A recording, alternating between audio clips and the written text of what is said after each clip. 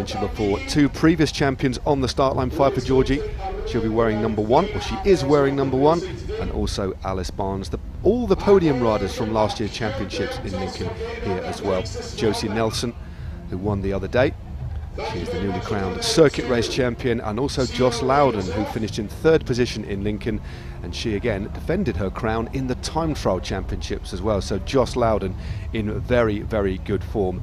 But as you said, Hannah, as we wait tentatively, riders almost, you can see them almost shivering on the start line here. There will be a slight headwind start. You can just see the Scottish flag on the right hand side, a block headwind to start. There'll be, I don't think there's going to be a neutralised rollout. I think they maybe get a kilometre or so, but we are actually on the start line here.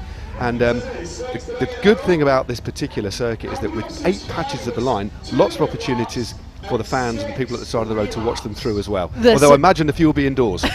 There certainly is, and especially finishing here on King Street, that you've got several cafes where you can keep yourselves warm throughout, come outside, watch the race come by, and support the men's and women's elite and under 23 championships today. And it is one of those where some riders, they will almost be licking their lips at the prospect of the weather conditions today. There is a few riders that I take a look at this start list and they really thrive in these terrible conditions. And you think back to sort of spring classic type weather where it is terrible, it is cold, it's wet and windy, and for this championship it'll certainly suit some riders more than others. It certainly will. These sorts of weather conditions, as you say, there will be a couple of riders that perhaps have opened up the curtains of their bed and breakfast or their hotel room and have thought, it certainly suits some riders more than others. But remember, up for grabs is that iconic national champions jersey. It's what everybody wants. 10 of those will have been awarded by the end of the day today. We've got another 2 this afternoon in the men's championships, but it is such an important stepping stone in a rider's career, and quite often the pinnacle of a rider's career as well. So we've got a couple of minutes to go now. Just going to look back at last year's championships. We'll look back at the result. Pfeiffer Georgie took the title and 3 seconds ahead of Josie Nelson. Jocelyn Loudon was in 3rd. Then we had Anna Henderson, she's also here as well for Team Jumbo-Visma. Watch out for her in the yellow and black.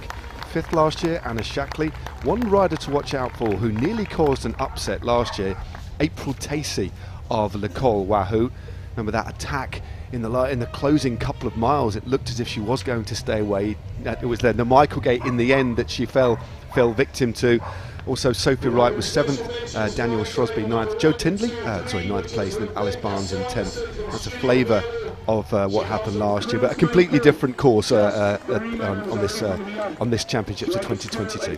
Very, very different. Weather conditions different, the type of terrain very, very different as well. Of course, Michael Gate, we know that famous cobbled climb up to the centre in Lincoln, and so iconic year after year.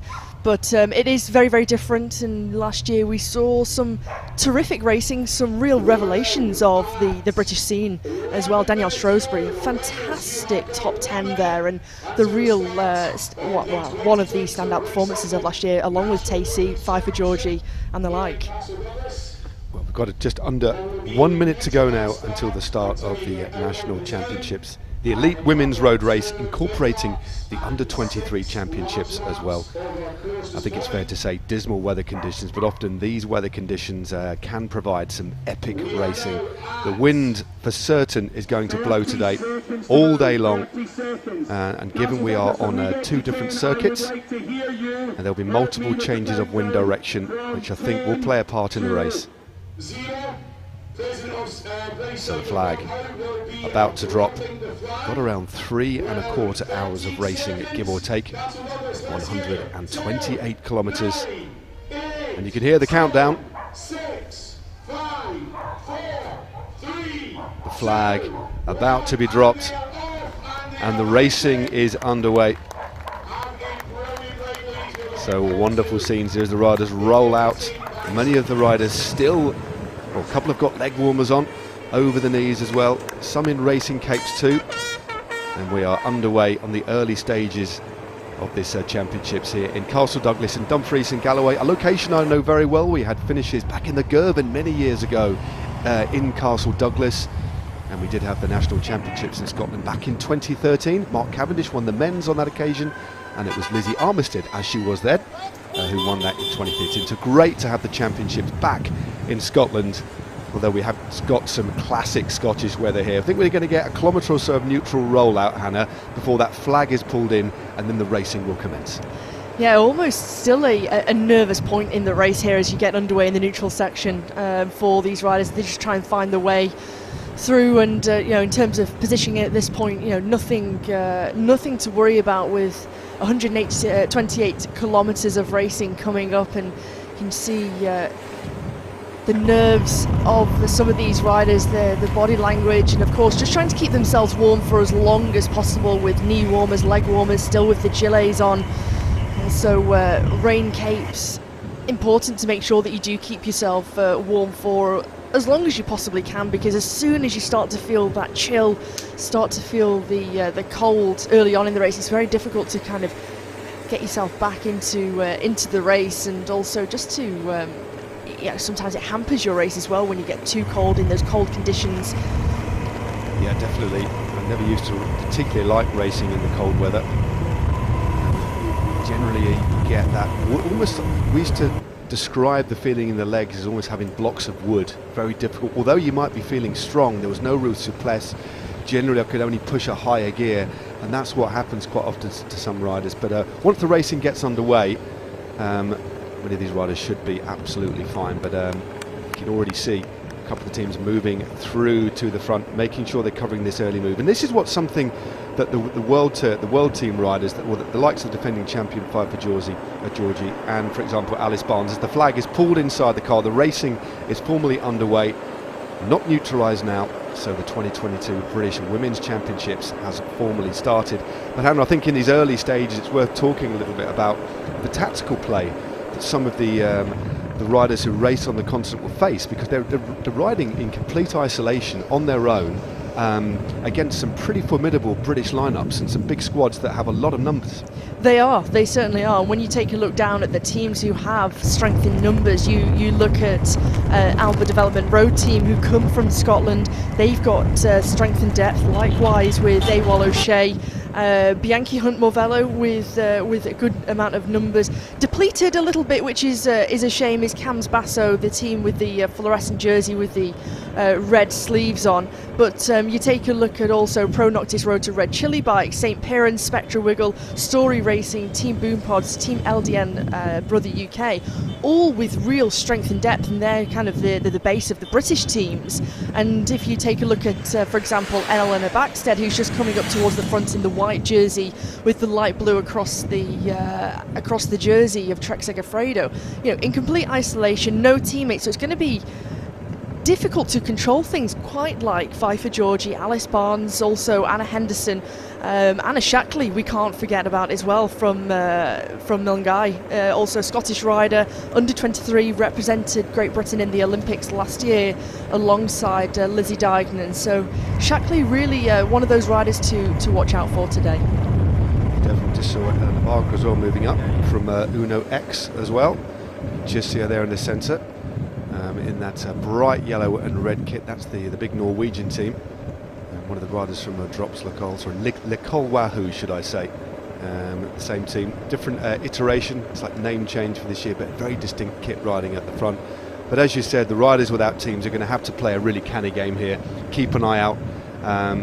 They have to be attentive because there's nobody else to rely on. They can't cover every single move. This is where racecraft and patience is going to play into it. They can't chase everything down. They're just going to have to measure their resources as best they can.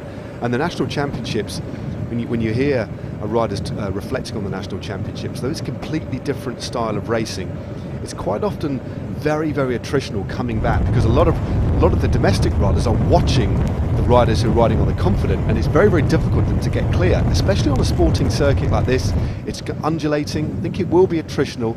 I don't think there's anything super severe in terms of climbs. There's a couple of long drags, so I think this will be more of a wearing down circuit than a super selective circuit. So that's where tactics come into play more. Those riders who race for a UCI Continental team or a UCI World Tour team in the Women's World Tour, they really have a target on the back, and everybody is looking to those riders that they are seeing race on the continent like week after week, and they know the strength of these riders. You can just see Alice Barnes coming up towards the fore in that brilliant Canyon SRAM jersey, former British national champion, and one of those riders who will be really relishing these conditions. But tactically, and likewise with the defending champion Pfeiffer Georgie, tactically very, very astute and almost know sort of the right moves that you need to go on, the riders that you really need to be watching out for. But it's not out of the realms of what is possible. You take a look at the Olympic road race last year when everyone kind of underestimated that breakaway. Wasn't it? That was incredible, and yeah. The British peloton, you cannot underestimate any of these riders. There's some real strength and depth. Yeah, there certainly is. In these early stages. At the moment, they're on the top part of the circuit, and the circuit is a clockwise one with a little bit of a loop. It's almost like a slight kidney shape, I'd say. That's the large circuit. We do 2 full circuits of 22.9 kilometres. And then we move on to 6 laps of 13.7 kilometres. And as you can see, very, very blustery indeed. You can just see the trees on the left-hand side. It almost looks like we have a helicopter nearby. We don't. That is literally the wind. They are riding at the moment into pretty much a block headwind. The wind itself is coming from the south. It's a south to north wind, but blowing at around 40 miles an hour. So it's right in their face at the moment. And as you can see, no real point for anybody to try and attack at the moment. They're riding straight into a block headwind, and it's the riders behind in the centre of this peloton will almost be feathering the brakes at the moment. It's not the place you necessarily want to be riding. Unless you want to keep warm, sorry. Absolutely, Matt. And you can see, and it's apparent from the body language of these riders and the pedalling style as well, just how difficult and just how strong these weather conditions are, and the wind, just with the trees in the background, just how blustery it is, and sort of upwards in the forecast today, upwards of 50 miles per hour winds today. Yeah, that's very, very blowy indeed. So we're in a well, they've got actually, the wind is coming from the side actually. It's coming over their right shoulders at the moment. So it's a cross headwind, as you can see by the shape. Actually, one of the riders from St Piran there, the Cornish-based team, the men's team riding in black kit, the women's team riding a nice pale blue. It's putting the riders into the left-hand side. Once they get to the far end of the circuit, so in about 12.5 kilometres time, well, less than that, in about 10 kilometres time, they'll hit a cross tailwind. And then it'll be a cross tailwind all the way to the start-finish area. Then you will see, I think, or potentially, depending on the way they race this, a very, very active second part of the circuit. So given the wind conditions, not so much the terrain, although as you can see it is undulating, we'll see the possibilities of ripping this race apart on the back straight, although we are in the very, very early stages. But the wind direction could be crucial today, or will be crucial. It will, yeah, it certainly will be crucial, and I think that's a point where those riders who really relish riding in the windy conditions will try and split things up, and I think we could see some riders potentially caught out with that cross tailwind, especially when they make that turn, sort of make that right-hand turn onto that open, fast, large road. And there's also plenty of rural parts of the course today where there's some narrow sections, there's a few tricky descents as well that the riders have to navigate, so that all accumulates and could cause splits within the peloton. And this wind is so difficult to ride in, almost impossible to ride in at the moment. It's horrible. Look at that long straight road. We're just, as I say, heading just in the early opening few kilometres of this race. Very early stages, a couple of riders at the back, and right now, given the direction of the wind, we quite often say that it's not the best place to be riding at the back, but at the back at the moment you're out of trouble, aren't you, to be perfectly honest with you, and given there's no real change of direction. Well, we've got our first lone attacker of the day just on the left hand side of the road, and you can just see how difficult it is to make headway on this particular section because we are riding essentially into a headwind. So the first attack has come. Forgive us for not identifying the riders just yet. But there you go, that is actually number 13. So the early attacker is Corinne Hayes, an under 23 rider from AWOL O'Shea. a team that were very active in the Circuit Race Championships the other night. So good to see the first attack coming now. Yeah, brilliant from Connie Hayes, and wanting to try and draw things out in this peloton, and just try and, if she can, just draw the sting. And oh dear, there's a crash already. Well, very, very early on in this race, we've seen several riders come down. A lot of riders are caped up. A bit of rain on the screen there, but nervous times here. Hopefully everybody is okay. A couple of change have become unshipped. Well, that just happens quite often when you're riding into a headwind. It can be quite slow towards the back of the bunch and very, very easy to touch the wheels. And one would imagine that is what has happened there. So never good to see. As you can see, there's a big split. Several riders are off the back there. So unfortunate, but that occasionally, from time to time, Hannah, is what happens in road racing. Huge shame for the riders caught up there. In one of the riders from AWOL O'Shea of Francesca Morgan Slater, number 17, was caught up trying to get herself and her bike fixed at that point. And yeah, really unfortunate for the handful of riders that were involved in that crash there. But I think with the acceleration and injection of pace there, just a touch of wheels bringing the riders down, everyone looked to be okay at this point. And fortunately, sort of early on in the race, and the fact that ever so slightly the pace has just come off, that the move from Connie Hayes didn't stay away, and you can just see some of those riders who were caught on the wrong side of that split just working well together in the background to try and get herself back on. One of the riders, Amy Gornall, who was very, very active and tentative in that circuit race on Friday evening, again caught on the wrong side of the split. Well, this rider from St Piran has been riding on the front here, brought back that move from Hayes, and has now gone. The Joe Tindley is just sat there in that red jersey, ever present at the front, an exceptionally vigilant rider, and one or two of her teammates are out the back here. So this St Piran rider, will identify them as soon as we can.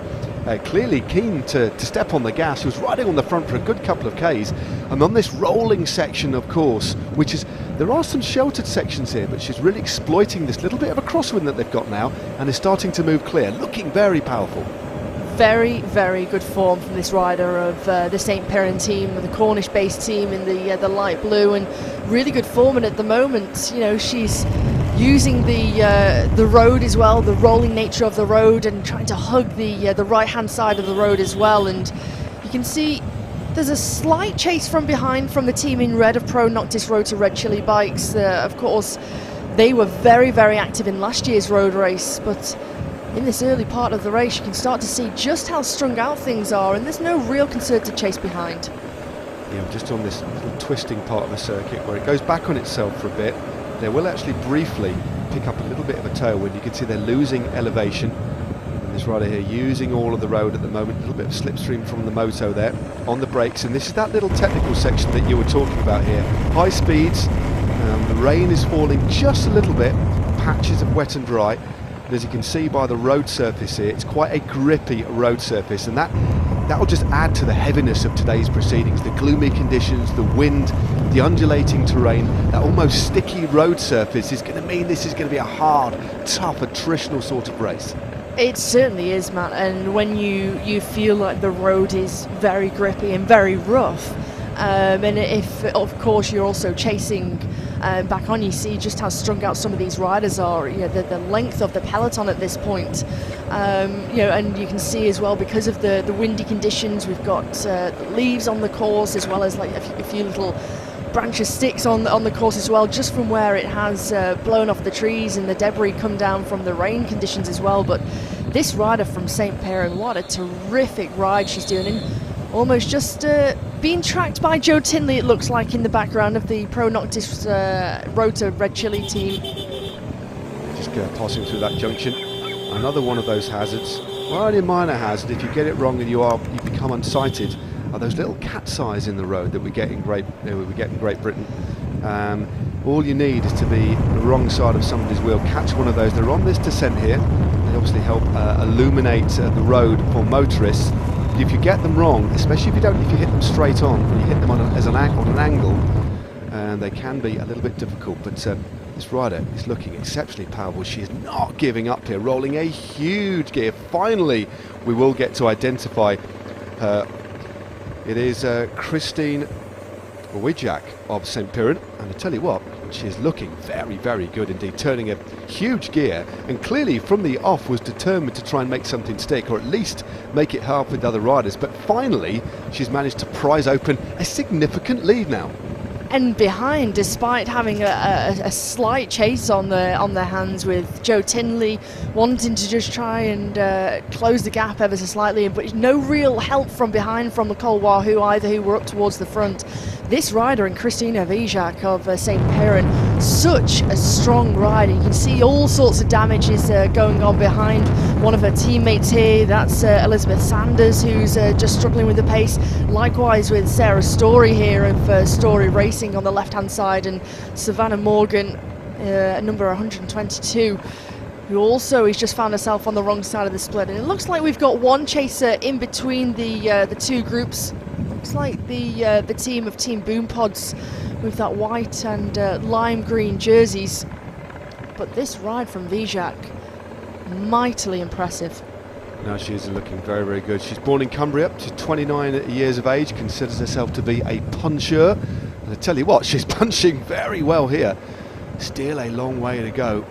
But on this sort of circuit, getting in the early move, although I don't think this is the most selective sort of circuit, what I think it does, on a course like this, I think it opens it up to more riders to think they've got a bit of a chance. These sorts of races, I think, can be harder because there's a lot more riders that think they can actually go for it. So getting in an early move on a course like this might be a good tactic, to be honest with you. On a course like this, there's never any waiting, and as you say, Matt, this is a course that everybody can have an opportunity to do something. And although this might not be the move that stays away until the end, what it could be is once it starts to become very attritional, very selective, and a group comes across to Vijak here and the rider from Team Boom Pods, if you start to see 20 riders form and join across, that could be the move that stays away until the end, and then you've put yourself in the mix for the back end of the race. Well, this is some move, and she's not easing up either, Christina Vijak. She might be minded to wait, but I think she'll just continue pressing on because she's prizing open a good 30 seconds or so lead here. And when you look at the skill set of this rider, the experience, she's 29 years of age, she's been around, she's very, very experienced indeed. The Northwest Divisional Road Race Champion for 2018 and 2019. Now the Northwest, we know that Lancashire, Cumbria area, very, very hilly indeed, so will revel in this sort of terrain. 4th overall in the Tour of the Reservoir in 2019, which is over in the Cumbria area. And then she won the Three Peaks Cyclocross in 2017 and 2018. And that is a really hard attritional race, so she's certainly got the endurance and the pedigree to go long here. That just gives you some indication of the strength of this rider, and a rider who cannot be underestimated. You know, 4th as well at the National Cyclocross Championships earlier on this season. So for Vijak, that she is a rider who has that strength, she has that pedigree and the strength to go long and to be able to sustain this type of effort. And I think that's the key part, especially on a day like today with the weather conditions. She's certainly not afraid of the weather conditions, because we've seen in previous years just how bad the weather conditions can be in the Three Peaks cyclocross. Well, this is Monica Greenwood trying gamely to try and get across this gap here. But if anything, Vijak is opening up this lead. Now it's easy to say, isn't it, us sat in the comfort of our commentary booth here on a nice leather chair with a cup of tea at hand, that she should wait, but quite often that isn't the case. 2 certainly better than 1, but if Vijak is that strong, she just needs to do her own thing. And just reading a little bit about Vijak, she's she likes riding up mountains, and the more attritional races the better, because these are her words, I sadistically enjoy the mental and physical battle with myself. And she's certainly doing that, going long in the British Championships in these sorts of conditions. It's a bold move, but the way we saw her riding at the start really suggested this was a plan. This wasn't something she thought of on a whim. She clearly had this in mind to go long, because this style of racing suits her. A rider who would have been on the start line in Castle Douglas, licking her lips, relishing at the chance of today's course, today's weather conditions, just what she was capable of. And also being up towards the front, you saw that she was on the front of the peloton for a long period of time. And then once we started to see Connie Hayes make that attack, the counter-attack from Christina Vijak was so strong. No one really sensed that danger at that point. No one could stay on the back wheel of Vijak, and Monica Green, one of Team Boopods here, chasing things down at the moment, trying to bridge across. She's doing a good job here. Two very different styles of pedaling as well. You can just see Greenwood turning a lower gear, or a higher cadence should I say, and then we've got Christina Vijak turning quite a large gear, but very effective. Good shot here on her Bianchi on the drops. So we're just talking about the debris in the roads. That's something the riders are going to have to be very aware of today. As you can see, densely wooded as well. It's a beautiful countryside here, it really is. As Monica Greenwood takes a look over her shoulder, she's got around 10 seconds on the peloton. The peloton's still moving at a pretty decent lick as we head towards the back end of the circuit now, and soon we'll be looping round and picking up that tailwind. So we'll visibly see the pace increase as they pick up that raging tailwind. You can see from the pace that Monica Greenwood has and the gear selection that she's in, you can see that the wind direction has changed ever so slightly, and just from the trees there, slight tailwind for the peloton now. And Monica Greenwood's a really interesting rider to go away. She's the women's endurance podium coach for Great Britain cycling team, so really interesting move here from Monica Greenwood, that she's got herself into this move again. Another team of Team Boopods in this white and almost lime green jerseys that have strength and depth. They've also got Louise Hart, Sian Marsh, Mary Wilkinson, who's an incredibly strong rider. So you can just see one of the teammates just patrolling things at the front of the peloton at this moment in time. But for Greenwood, a great moment to try and bridge across to Christina Bijak. Yeah, certainly a very good move. Two experienced women who can know how to measure that effort, and that is vitally important.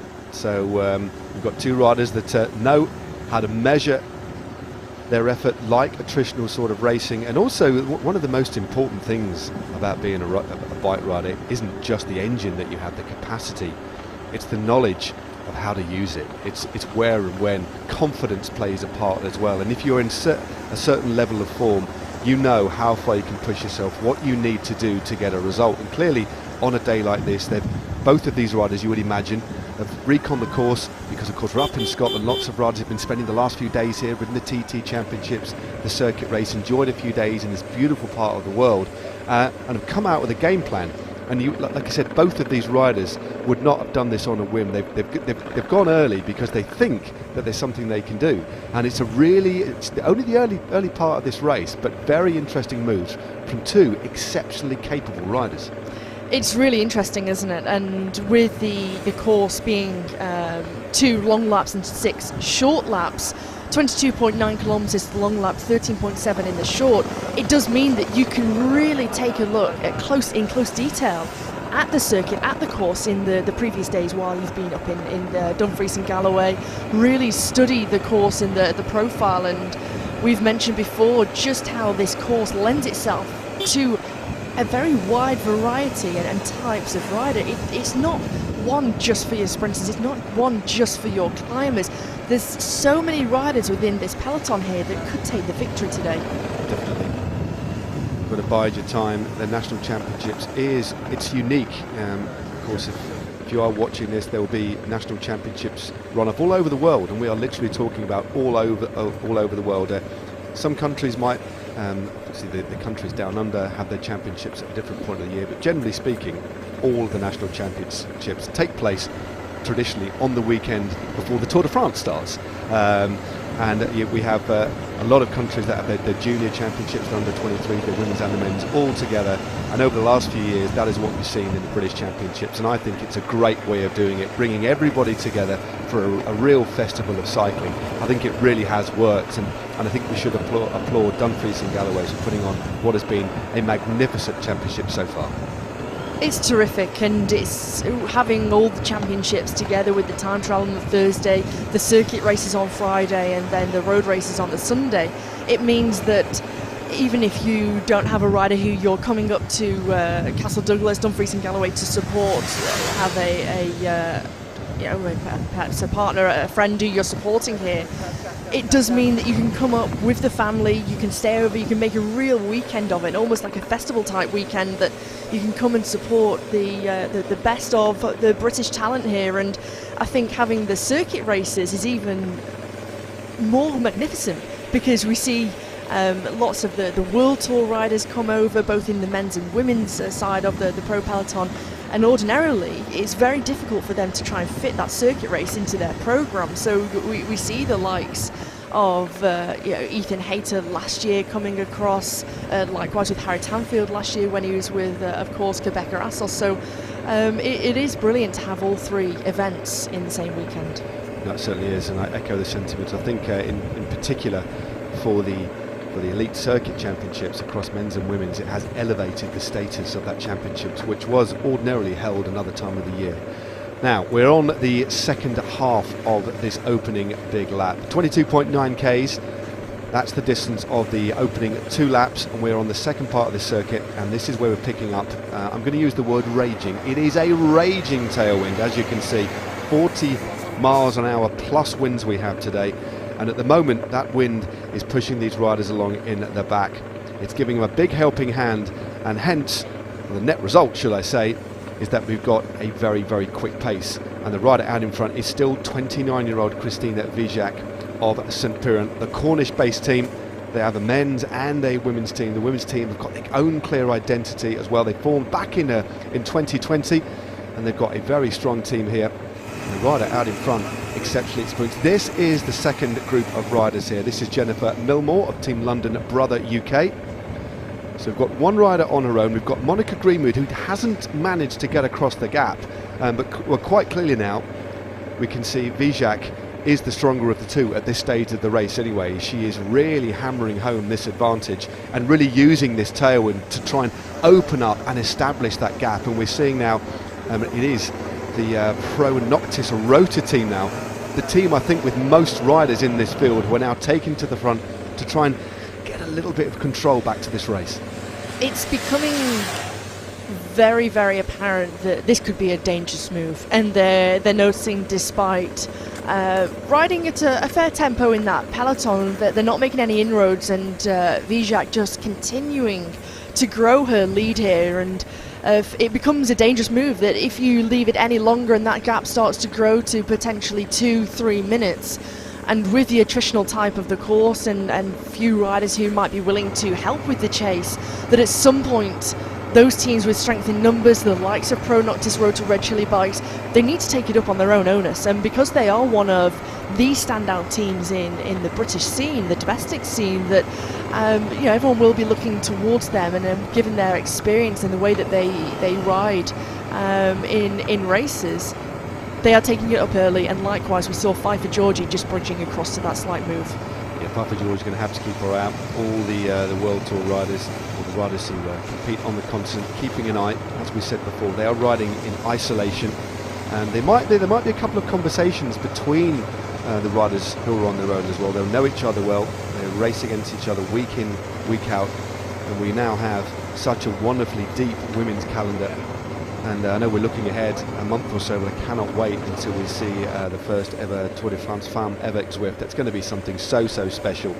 And maybe one of the riders here will win this championships and carry the stripes into the first Tour de France. And that's what, traditionally in the men's, that's what we saw. The riders would win their national championships on the TT or the road and take that into the Tour. And now we can see that in the women's game. It's just been too long, hasn't it? It has. It's such a hugely exciting prospect of what's to come in the next month. And just less than a month to go. sort of 4 weeks today that we will be in Paris, starting at the Tour de Eiffel and finishing on the Champs-Élysées for stage 1 of the women's of the Tour de France Femmes avec Swift. And it will be very exciting. There's several riders that potentially will be chosen and picked on for their rosters, their team rosters in Pfeiffer Georgie, Anna Henderson, Alice Barnes as well. Abby Smith will be a hugely exciting prospect as well. So it will be very prestigious. It'll be a proud moment should one of these riders win it, but they're up against such strong opposition here for the British Stripes. They certainly are. And one of those riders is the rider out in front representing St Piran, Christina Vijak. Takes a look behind and all she will see is empty space. Well, not empty space, she'll see the following car with a flashing light coming up behind her. We're still on this opening lap, still with this tailwind. As you can see, the road gently meanders, undulates. As you can see, there's no singular big climb, although there's around, I think in the women's race, it's not far off 1,000 metres of elevation in the women's race and about 1,800 metres in the men's. So it's just that accumulation of that rising and falling. And I think as these laps progress and we move on to the smaller circuits, these little rises, at the moment they won't feel too much at all, but later on, once we've got 2 hours of racing in the legs, these little rises will start to make a little bit of a difference, and they will turn to opportunities and potential launch pads and a catalyst for attacks as well. But the riders will be really minded of the wind direction too, so I do think that the back part of the circuit would be the place to go. This rider did use that little bit of a tailwind. As soon as it went into a tailwind, that was where she managed to open up that gap, and even Joe Tindley couldn't close the gap on this flying rider.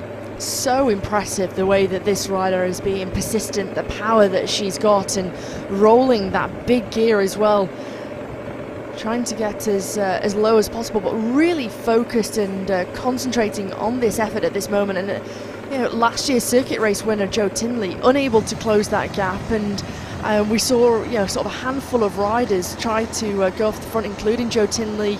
Pfeiffer Georgie coming across to that move that only had a few bike lengths off the front of this peloton, but as soon as any move went, the other riders are straight onto it. So hugely admirable move here from Christina Vijak.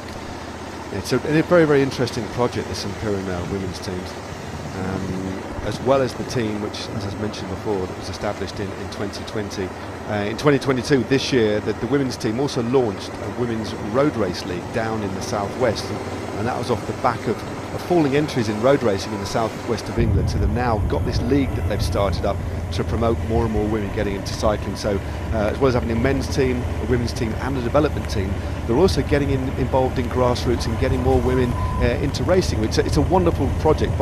It's set up by a chap that I know very well, Richard Pascoe, who used to run Ricky Bikes down in Newquay, where he used to spend a lot of time as a kid. He's the man behind that team, so I think it's a big thumbs up to the St Piran project as a whole. It is, and it's going from that grassroots level all the way up to the elite, and helping everyone sort of progress from the grassroots, from the foundations of where everybody starts as a keen amateur cyclist competing in time trials, circuit races, road races, and giving them that platform down in the southwest to have races, to show themselves, and especially for the young aspiring riders who have dreams on turning professional. They've all got to start somewhere, and providing that platform to have that race league, to then also potentially have that opportunity to go onto their development team, then onto either their elite men's or elite women's team, and then progress through the ranks. It is terrific what they're doing for the sport. Yep, particular important shout out. My dad is from the southwest of England, from Cornwall, so my first ever time trial on the open road actually was in Cornwall. Wow. And I did a 31-minute 10-mile time trial. Brilliant. I think 31:30, which was about 19 miles an hour. Brilliant. So there we go. I wore my dad's braces to hold my shorts up. Anyway, back to the racing. Less of the old war stories from me. This is the chasing rider. This is Monica Greenwood, who's still persisting with this effort. She's still looking good. Again, real fluidity in her pedalling style. And given we've got this rolling road closure here, no worries about her using the other side of the road, just taking that racing line, cutting the apexes and shortening the distance that she has to go. She's got a neutral service just in behind her as well. And that indicates that she is at least 30 seconds in front of the bunch. but she's around 30 to 40 seconds behind our leader, who's absolutely flying, Christina Vijak, as we look back to the bunch. This is Joe Tindley having a conversation just on the front of the bunch here. Interesting to see some conversations, perhaps starting to plan what they want to do. Danielle Khan in the black jersey there on the right hand side with the white helmet, just having a chat to the former circuit race national champion Joe Tindley. Danielle Khan starting out her young career as a sprinter on the track, a former junior world champion when the Junior World Championships were actually held at the Sir Chris Hoy Velodrome in Glasgow.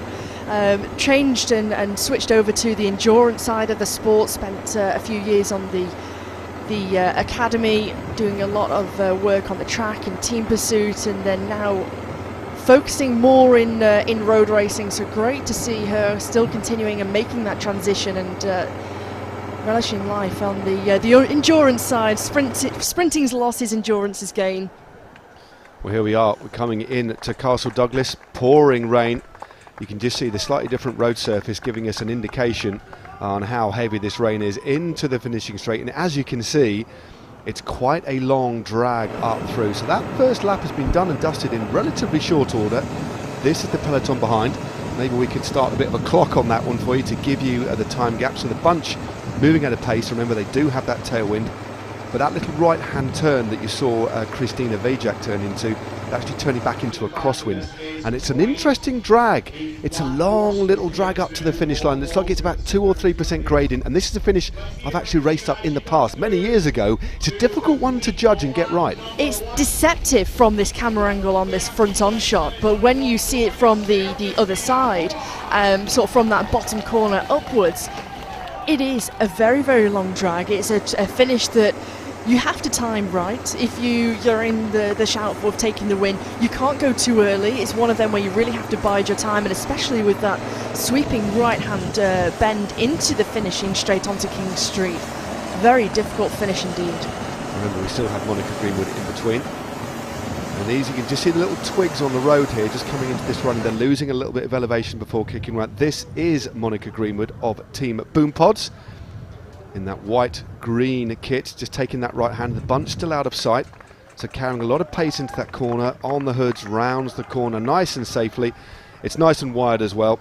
Lovely bit of barrier placement there as well, just funneling the riders in up that drag. So there'll be a crosswind in this finish, but given the buildings and the high sides we've got there, it should be relatively sheltered from the wind here. But this rider here, it's ploughing her own furrow now, so and the clock continues to tick. It's well over a minute, Hannah, isn't it, between our leader Christina Vijak, and here she is, clear daylight between her and Monica Greenwood, and a big gap between her and the peloton. So that's the first of what the opening 2 large laps completed, and for Greenwood now she has 105 kilometres to go. So the gap, 1 minute and 27 seconds to Greenwood. So a nice solid gap there for our sole leader from St Piran. And the bunch rounding that corner here. Most of the riders that were sadly detached due to that crash earlier on are now safely ensconced back in the peloton as they gingerly pick their way around this corner. Nobody taking any chances. No risk being taken. You can just see that marshal there in that fluorescent jacket. Another indication of how windy it is today. And there is confirmation, 1 minute and 27 seconds from Christina Vijak to Monica Greenwood. And Hannah has diligently got a clock ticking for the peloton behind as well. A small split in the bunch there. They should sew that back together as we get through the finishing line here. A couple of very hardy supporters wrapped up against the elements, bashing the boards as the peloton takes in their first lap. And we've stopped the clock at 2 minutes and 18 seconds from our leader Vijak to the peloton. And I tell you what, Hannah, that is a substantial lead for a classy bike rider who was looking good. Lap 1 of the 2 large laps here is complete, and Christina Vijak with that 2 minute and 18 lead over the peloton. And although they're still riding up towards the front with numerous teams, it's predominantly the Pro Noctis Road to Red Chili team who are always up towards the front in the red jerseys. There is no real worry about this rider. Sooner or later, this is going to come a very dangerous move, and even 1 minute 27 to the chaser that's in between these two groups in Monica Greenwood. This is such a terrific effort here from Christina Vijak, and the way that she's so persistent with this move, and the form looking good. You know, she carrying that power, turning that gear nicely. Great cadence, great position on the bike as well as she goes into this headwind section. So this is going to be, after having that cross tail and then that tailwind section, a difficult moment, but a good opportunity to take some nutrition on board, just to refuel the body with some solid foods, perhaps a gel as well, and hydration despite the weather conditions. Really important that you keep taking on the fluids. Totally. But if you look at the sorts of clearly this is a rider who knows herself very well, as we've mentioned on a couple of occasions, more than happy to take it up. This, if anything, is a bold, brave move, but this isn't by a rider that's just taking her chances here. This is by a rider that knows how to win at the highest level in endurance sport. The Three Peaks Cyclocross, if you've never heard of it, many of you will who are listening, look it up. It's a very well established cyclocross race. Well, it's not really a cyclocross race, it's a cyclocross event. Some people, you can run it as well, can't you? But there's lots of climbing, lots of carrying the bike. But importantly, it takes around 3 or 4 hours to complete, so it's a real feat of endurance. But clearly, Bijak is more than happy to take things up, and this would be something very, very special indeed. She's the double divisional champion as well, so I don't think there's going to be any alarm bells ringing just yet, but if she manages to get to 3-4 minutes, that's going to be a concern, especially looking at how capable this woman is in really difficult conditions. The concern starts to come when you see, because of the attritional nature of the course, when you start to see depleted numbers within teams, and really that fatigue starts to set in for the riders, and that's when they don't have any cohesion at that point in the chase, and when it's only kind of one team or two teams who are wanting to try and assist with the chase, and then you start to see that begin to lapse. This is when it really plays into the favour of the Cornish-based team in Christina Vijak of Cumbria. Well, that did look suspiciously to me as if that was Dame Sarah Story just moving to the front to try and bring things back, or at least trying to wrestle some control and mitigate this big gap that's being opened up. It is indeed a Dame Sarah Story. The pleasure of speaking to her the other day. So strong, and this is the sort of effort that she can do so well. She'd happily spend 10, 15, 20 Ks on the front. This is the most decorated Paralympian of all time in this country. She is such a strong rider, and she's on the front there, and this is for a reason. This is to limit the losses that they're making, and hopefully try and eat into the lead, perhaps for her younger teammates, because she's a real inspirational figure, isn't she, amongst and really an inspiration to the younger riders. They've got another attack straight over the top, so that little move on the front by Dame Sarah Story. It's one of the riders from L'école Wahoo who is now attacked.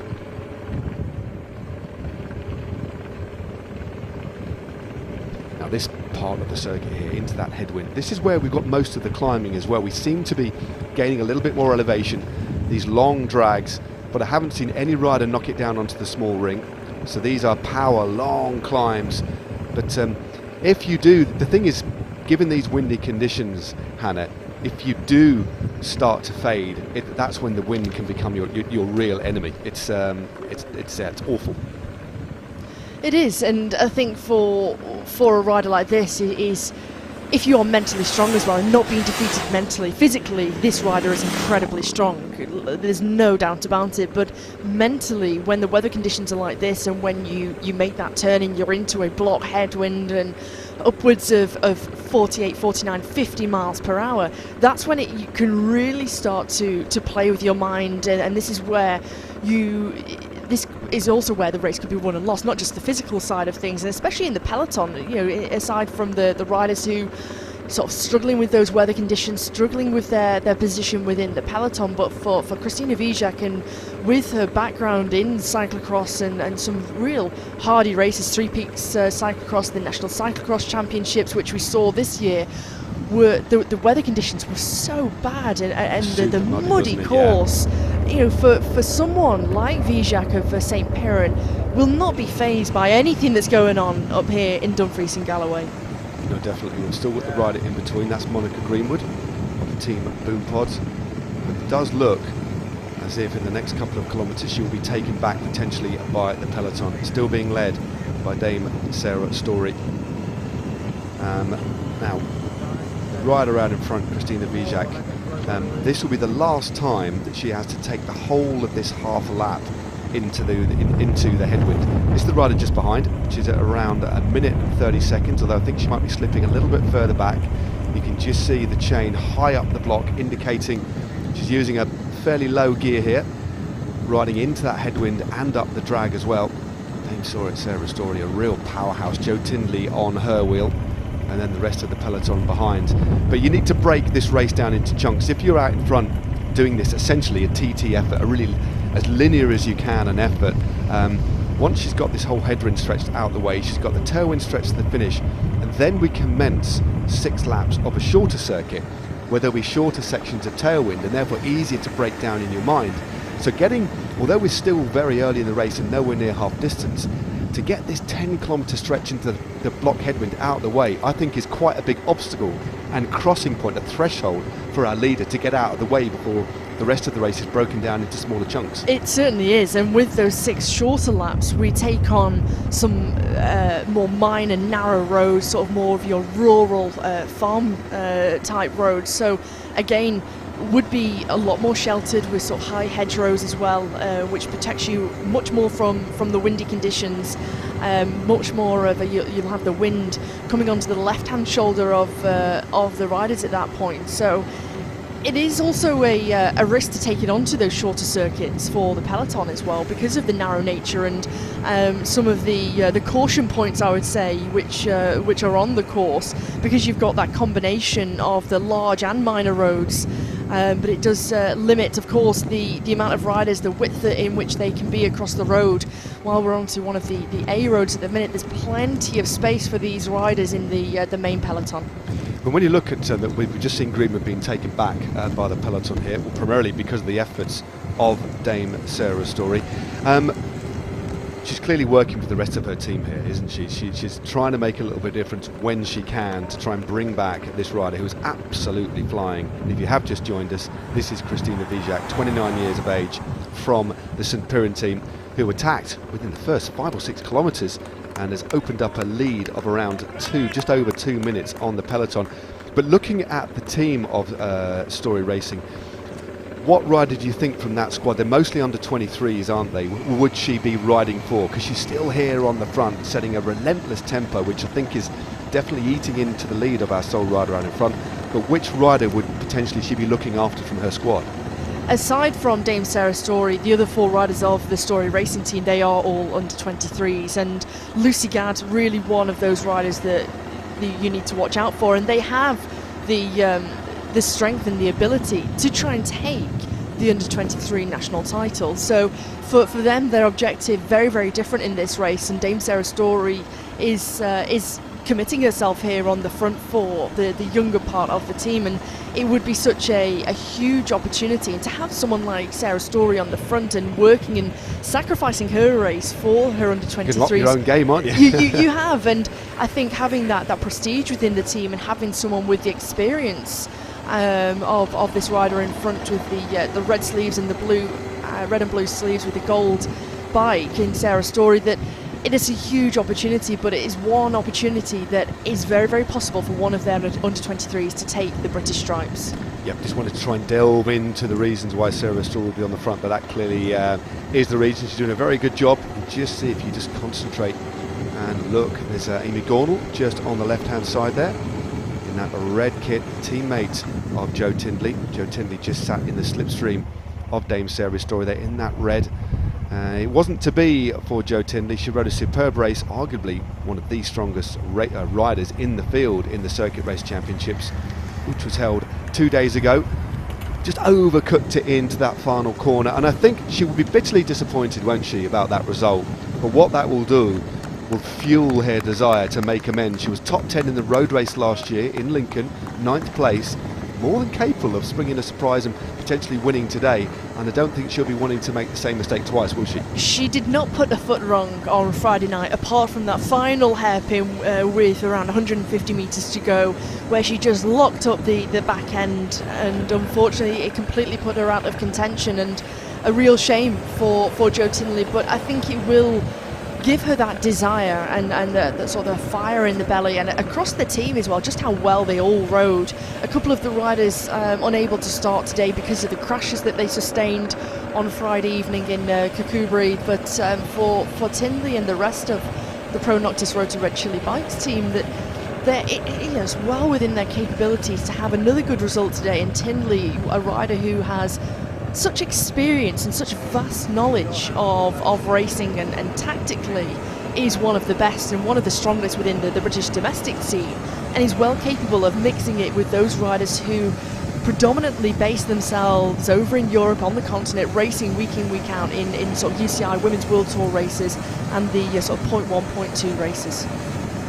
Yeah, fascinating stuff, and this is a very, very strong ride from Christina Vijak of St Piran. Dominated the day so far. She's been out in front for the best part of 27 kilometres, so we're still in the early stages of the race. We did have one chaser behind, that was Monica Greenwood of Team Boompod. She has now been taken back by the peloton, which has been legged by Dame Sarah Story. It looks like the rain hasn't fully abated, there's still that fine drizzle. The hardest thing today, as you can see by the foliage blowing on the left-hand side, is this wind blowing in excess of 40 to 50 miles an hour, and it's set to be with us for the entire day. And you can just see the way that Christina Vijak is having to fight this wind, but in the next couple of kilometres time, mercifully for her, she will turn gradually right and pick up that tailwind, shift through the sprockets onto her biggest gear, and start welling it all the way through back again to our start and finishing area in Castle Douglas, and then we will commence 6 short laps of 13.7 k's, but still a very fast pace being set. It looks like somebody else has taken things up now at the chase behind. Charlotte Broughton of the AWOL O'Shea team driving things on this descent. Again, Jo Tinley never too far away from the front in the standout red jersey. Also Eleanor Barker is up there for the Uno X team. So mightily impressive to see Eleanor Barker back into racing so soon after having a child only a few months ago, and to be back racing, and also selected to represent Wales at the upcoming Commonwealth Games, which will be held in Birmingham. Great to see her back in the peloton. And this descent, because of its technical nature, because of the weather conditions, and especially with that pinch point at the bottom of the descent with that chicane, riders wanting to take things up on the descent really push to their limits, and those riders who really feel comfortable in these conditions are able to do so, and that's where the damage comes from behind, from those riders who perhaps aren't quite willing to do much work in terms of the chasing in this group. So the gap there, you could see 1 minute 48 seconds. So that work on the front by Dame Sarah Story has reduced the lead of our sole rider out in front, Christina Vijak. And we've got the AWOL O'Shea. You can just see how much damage has been caused by that technical descent in the wet. In the dry it would have been a completely different story, but the riders just letting a bigger gap going between the wheels in front on a descent like this. You can just see the defending champion, Pfeiffer Georgie of Team DSM. She's been in white all year, the red, white and blue of national champion, but she's now back into her team colours, but she'd dearly want to win again. You can just see Anna Henderson also moving up there. The first time we've got to see Anna Henderson. You can just see her with the yellow arm warmers, just tucked in behind Jo Tinley, and then just tucked in behind her, as Hannah has just described, it is Eleanor Barker, MBE of the Uno X team. 5 times the world champion on the track, as well as Olympic champion as well. Now this is the devastation. The bunch has been torn to pieces behind. This isn't because of the climb, this was because of the gaps left on the descent. That really technical descent, some wet corners, has meant that riders have let the wheel go, and they've continued that momentum over the top, and we've seen a lot of riders dropped on the descent. We're seeing the likes of Nicole Coates of the Torella Cayman Islands team. Also up there was Savannah Morgan, number 122, just caught on the wrong side of that split. So lots of damage being done from these riders. Also Alderney Baker, who's in that under 23 classification, who can go for that under-23 British champion title. But the devastation being done from that descent, it's apparent just how key and vital that your positioning is within this peloton and the chase behind. Totally, and I think what it also indicates as well, on a descent, if you let the gap go, and then you hit the fast section, with that headwind, it's even harder to shut the gap at that slower speed, and you're hitting the wind. It's so easy on the wheel, but in the front, if the gap opens, it becomes very, very difficult to close, and then the gaps will get bigger once we hit very, very shortly the tailwind section as well. So those riders need to get organised. It's now or never to get back on, I think. As we know, you almost start the day with, I always say, a sugar cube, and every time you're making an effort, you're chipping away at that sugar cube. Or and a jelly baby. Or a jelly baby. Could be a jelly baby. That's a good one. Wine gum. But you are always chipping away at the energy that you start at the start of the race, and every time you're making an acceleration, every time you're making a move, making an effort, you're taking away of what you want to have left at the back end of the race. And so that efficiency within the peloton is so vital, so crucial if you want to be in with a shout of taking the victory at the end of this race in Castle Douglas. No, totally. I'll tell you who is eating into her energy. It's this rider on front, Dame Sarah Story, trying to get a gel down. And this is a little group just off the back here. There's about 8 to 10 riders here trying to get themselves back into contention. They're doing a reasonable job. The gap certainly hasn't opened out too much. I would estimate that's around 15 or 20 seconds, but they'll want to try and get on as quickly as they can. And get in a better position maybe next time round on the descent. Although this part of the descent, this will be the last time we actually take that descent. As we said before, once we've finished the second of the 22.9 kilometre laps, we start a shorter circuit. So we go through the start and finish area exactly the same, but halfway down the back straight, shall we call it, when we're heading in essentially a southerly direction, as Hannah was just described, we take a very, very sharp right turn off the main road and head into some smaller lanes, far more technical, up and down as well.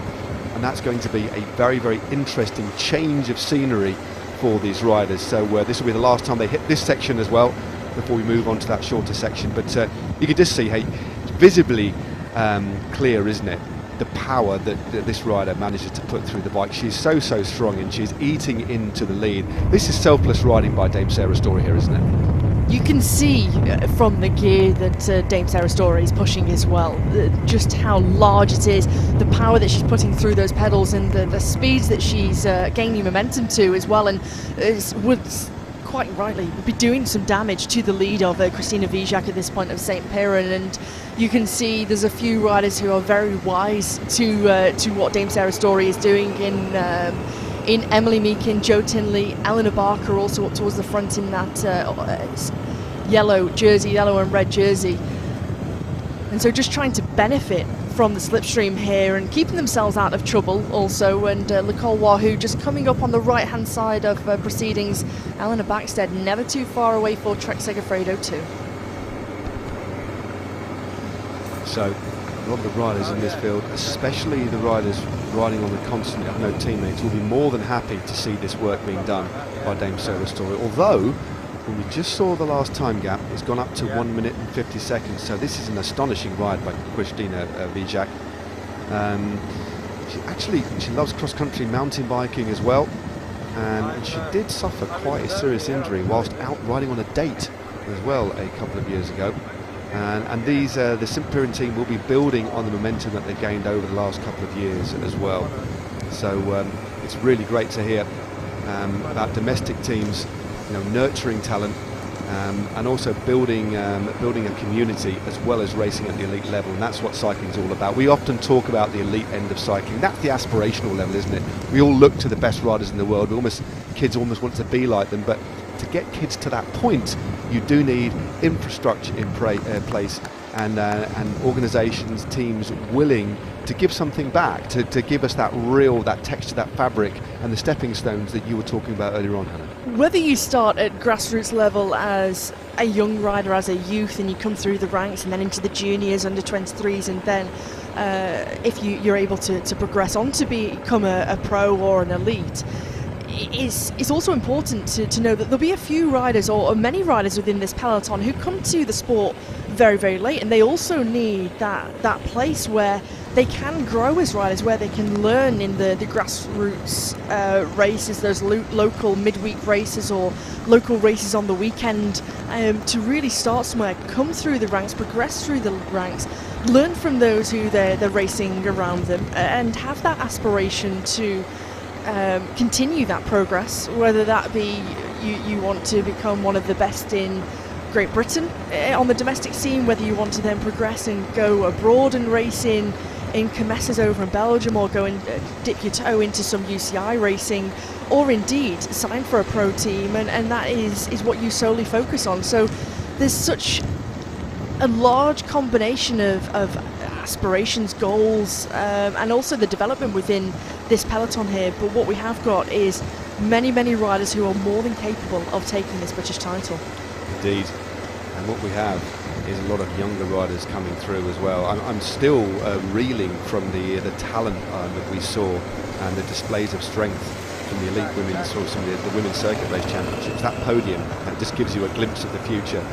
But we've still got a lot of established riders who've been around that are still riding exceptionally well. But we've because of what we've talked about, because of the things that have been in place for a few years now, and the willingness of organisations to continue with that ideology, that ethos, we are seeing riders continuing to come through the ranks, but developing seemingly at a fair younger age. As we look at Vijak here into that tailwind section, she no doubt would have breathed a rather big sigh of relief that long headwind stretch of about 10 k's, pretty much into block headwind, is out of the way, and now she can stick it into the big gear, enjoy gravity's help as well as the tailwind too, and now she'll start rocketing through to finish lap number 2 and start those small circuits here.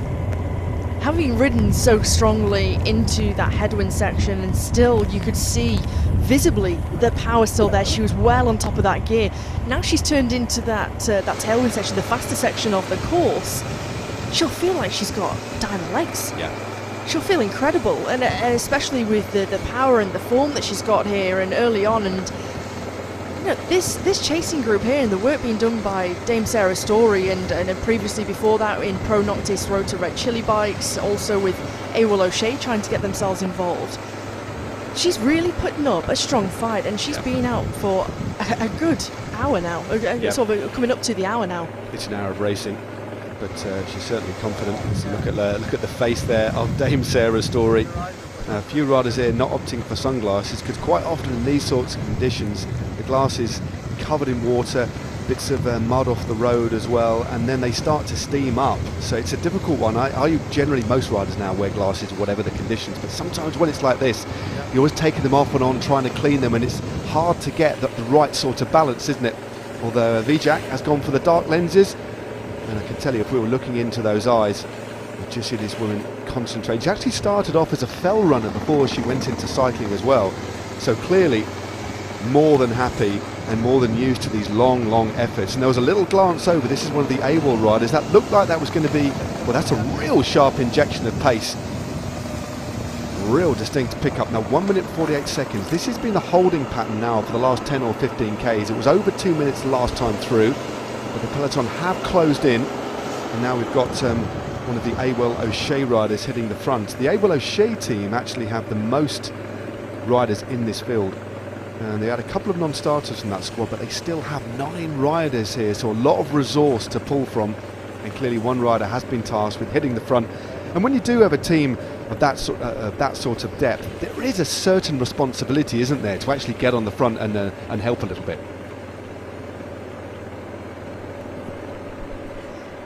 There certainly is, and for Emily Meakin, an incredibly strong time trialist as well. She finished just off the podium on Thursday in the individual time trial, and really her real strength, her bread and butter of time trialing really, and for her to try and assist with that injection of pace for Awol O'Shea, and to help Dame Sarah Story in this chase, and knowing that soon we'll be coming up to those 6 short laps, and for Meakin knows that it's despite the work that's being done, we've gone from 2 minutes 18, we've taken roughly around 30 seconds off that gap, and despite a number of riders trying to help within this chase and in the peloton, Meakin knows that it's now or never, and take a look at this shot here from the back of the peloton and just how long this line is of the peloton as things are strung out, and really the damage being done by Meakin and Story. Yeah, Meakin is absolutely flying here. Great style. That was horrible. You could almost sense the extra lactic that would have gone through the course through the legs of Dame Sarah Story. When you've been on the front for 5, 10, 15 minutes and then somebody goes through, quite often it's fine, but if they inject too much pace, you have to really dig a little bit deeper to get back on the wheel. And you could just see that was quite a sharp injection. I could almost feel the pain that Sarah Story had to go through to get back onto the wheel of that rider. And it's almost causing a disruption if a rider does have too much injection of pace and too much of an acceleration, and it causes riders unable to come through and assist just because of the sheer strength of some riders. But it's important that you are quite controlled with your efforts as things.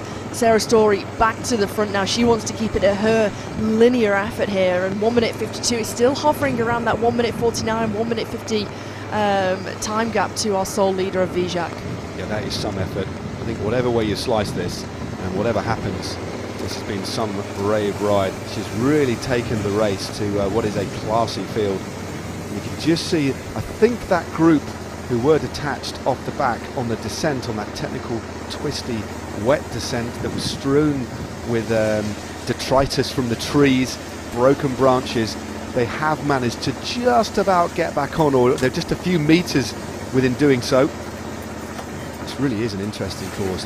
Again, the classic word I would call for this course is sporting. Up and down, no significant climbs, although there's going to be some new undulations when we sew these two straights together, because once we go through the finish line, it's only about 5 or 6 kilometres before we turn right onto that new road, and positioning into that section is going to be critical, because that's where I think we could see this peloton stretch out even more. But this is some ride here. Christina Vijak, 29 years of age, 4th in the National Cyclocross Championships, as we were talking about earlier on a real, it's a quagmire of a course, wasn't it? I remember commentating on it. It was a great race. Brilliant again, race. Attritional, but some of the muddiest conditions. It did suit a particular sort of rider.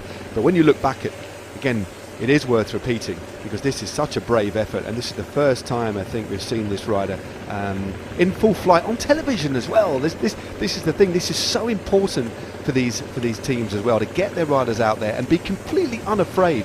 To win, you have to be unafraid to lose. That's the key here, isn't it? You do, and you have to be audacious and bold from the beginning of the race, and really come with a goal, a target of what you want to achieve from this, and how you're going to play it as well in terms of a tactic. And with St. Piran, again, another team that came with such a strong lineup and a strong contingent of riders in Hannah Bayes. You've also got Madeline Gammons, Gwenno Hughes, Elizabeth Sanders, Gemma Sargent, who's incredibly experienced, and then Christina Vijak. So within the team, you're coming in with a strong game plan is so important, and really playing to a rider's strengths. And for Vijak, going after only 4-5 kilometres into the race, and I think we've just about reached that sort of 1 hour marker, that she has been solo, and despite the will and work from the group behind, still not been able to do anything and make any inroads. Yeah, she's just taken a right turn here.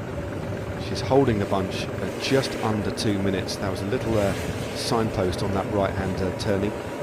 Direction Castle Douglas, and that is where she is heading. And when she passes through the start and finish area this time, she will commence 6 finishing circuits, each one 13.7 kilometres in length. So with that shorter section into the headwind, then there'll be this crosswind section.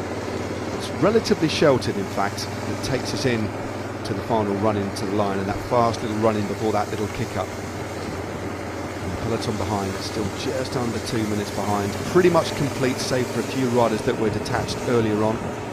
Dame Sarah Story, well, the gap has come down significantly. The last check was 1 minute and 48 seconds.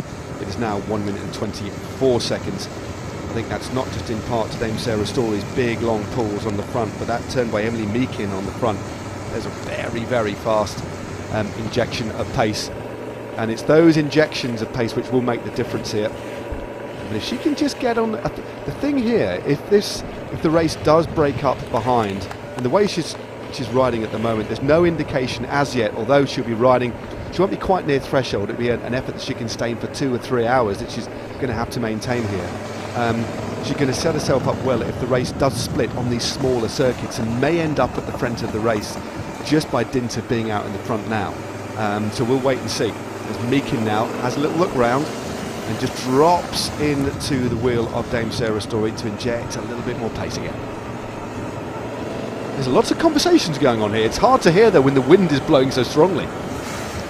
But you can see that immediate acceleration, that immediate injection of pace from Emily Meakin. You can see the position that she gets herself into on the bike as well, trying to get as low as possible, and almost doing those shorter, harder, faster turns here in terms of trying to bring back the gap. And you saw the flick of the elbow to signal to Sarah Story to come through, and at the moment I think it's again one of them. You're coming through doing such a hard turn of pace, it's almost a little bit too much to keep things consistent, keep that cohesion with that chase, and I think it'd be almost better to have a bit of an agreement whether you get the first 6 riders doing a little bit of through and off to really share that workload, because you've got Sarah Story who's doing long pulls on the front in trying to bring the gap back, which is more of a linear, steady effort in order to make an indent into this lead of Vijak, which has come down to 1 minute and 15 now. Hasn't it? It's not often you see that in summer. Vijak there just squeezing, just clenching her fist, and you could see the water just pouring out of her gloves. It's absolutely awful conditions here, it really is. But boy, is she putting on a show.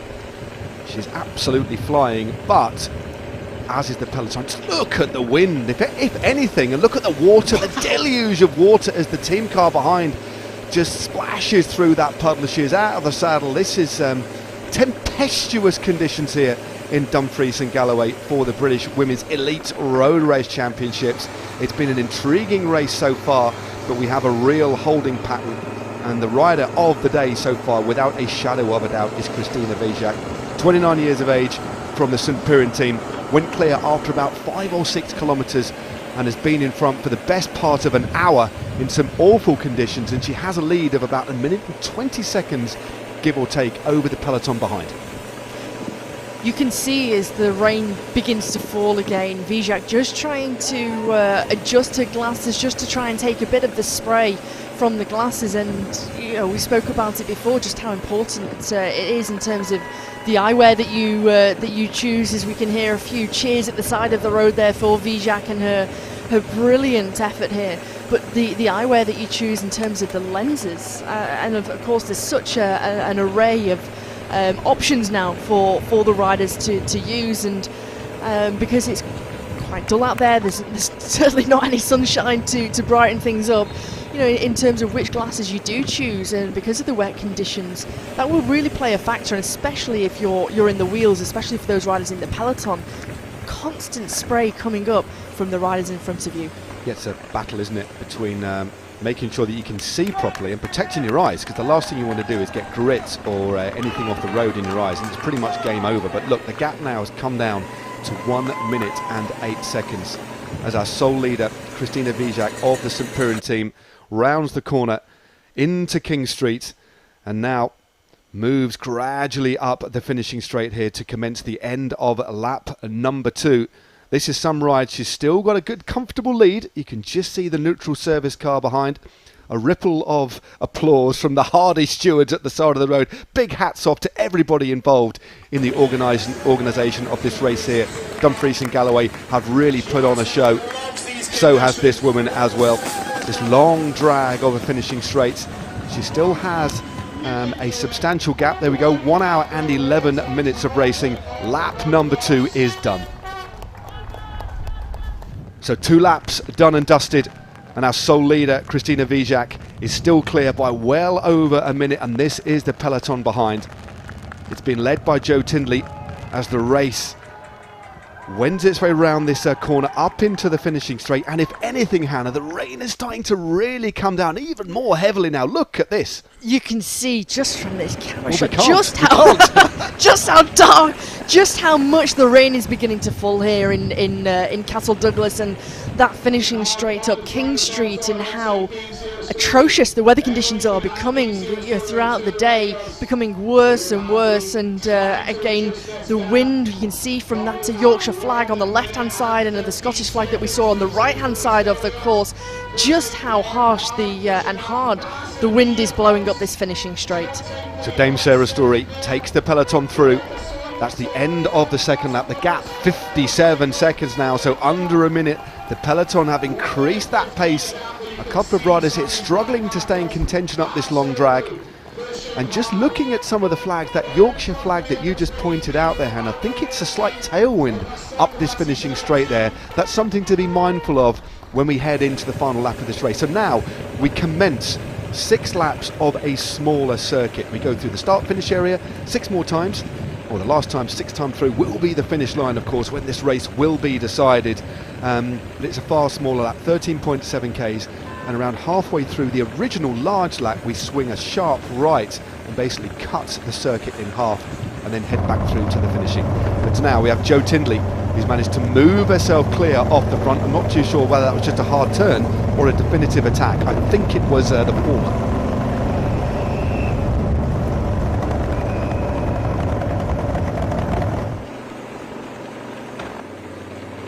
So our sole leader, Christina Vijak, I wonder how she's feeling now. She's certainly looking good. Her form on the bike, the position on the bike certainly hasn't changed.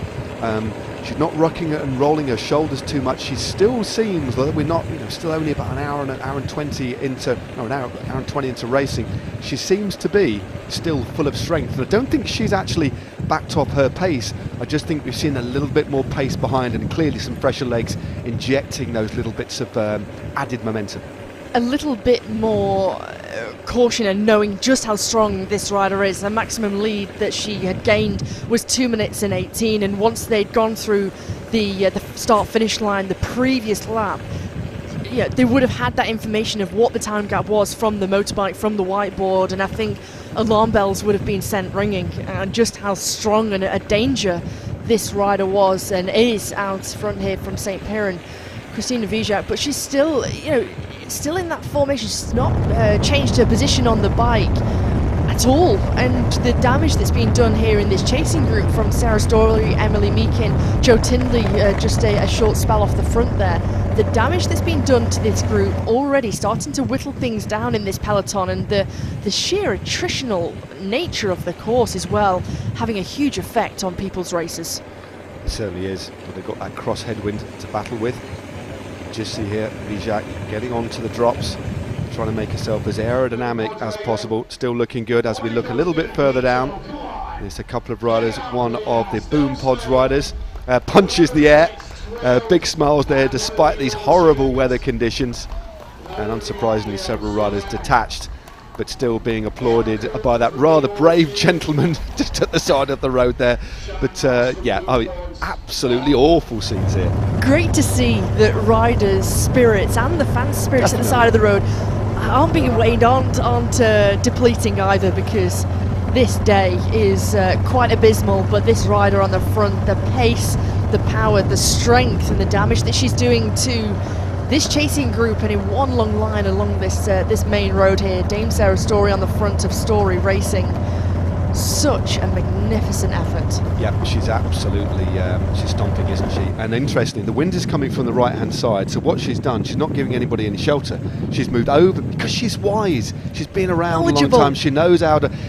She's okay, I'm going to be on the front, but I'm not going to make it easy for anybody else. So I'm going to move over to the left-hand side, and if anybody wants to move around or come to the front, they've got to do it the hard way. So wise riding there. She knows how to ride in a position. And positioning on the road, especially with this rolling road closure and this sort of wind, is vital. Otherwise, you're just giving too many people too much shelter and too much free rest, basically.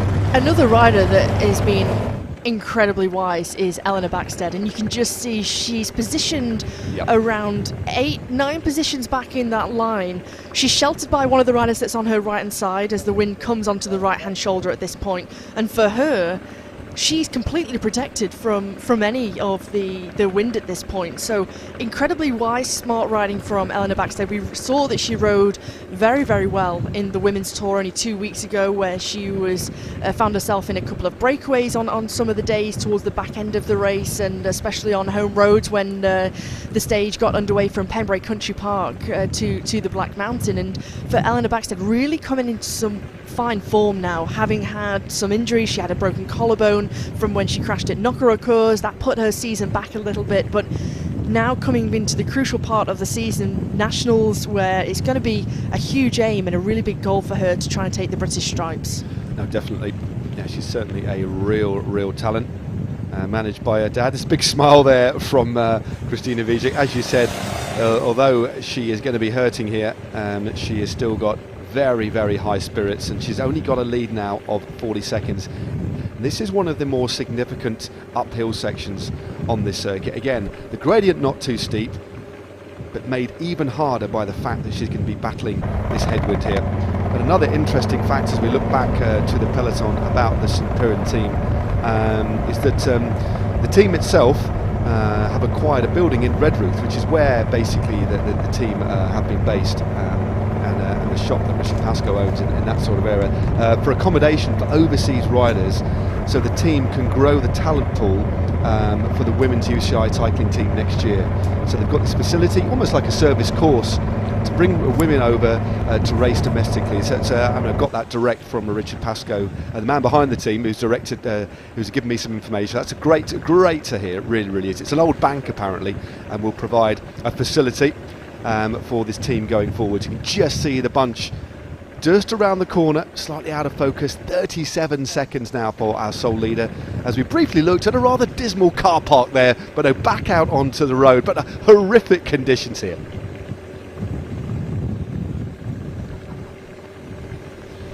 So still battling into the headwinds. Now very shortly, in fact in the next 2 or 3 kilometres, this is where we'll see this shift. We've got this shorter circuit that we're on now. There'll be a right turn, and it'll be our first opportunity.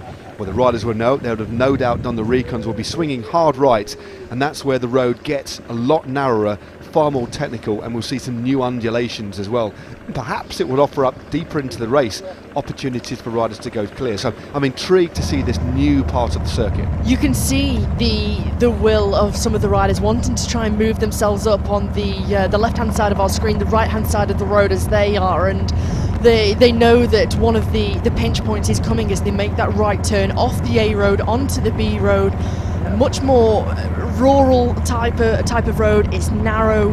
There's not as much space for a large peloton as you see them spread right across the road, across the 2 lanes here, and so they'll know that positioning is going to be crucial at this point, and you don't want to be caught off on the wrong side of one of those splits, especially on one of those narrow sections. And if we see on even one of the A roads just how long the peloton has been stretched out by a number of key riders who've been really willing to push things on. If the same thing happens on one of the B roads, the narrower sections of the course, you could find yourself almost race over, or you're doing a lot of chasing, you're eating into your resources, and really there's no kind of coming back from that.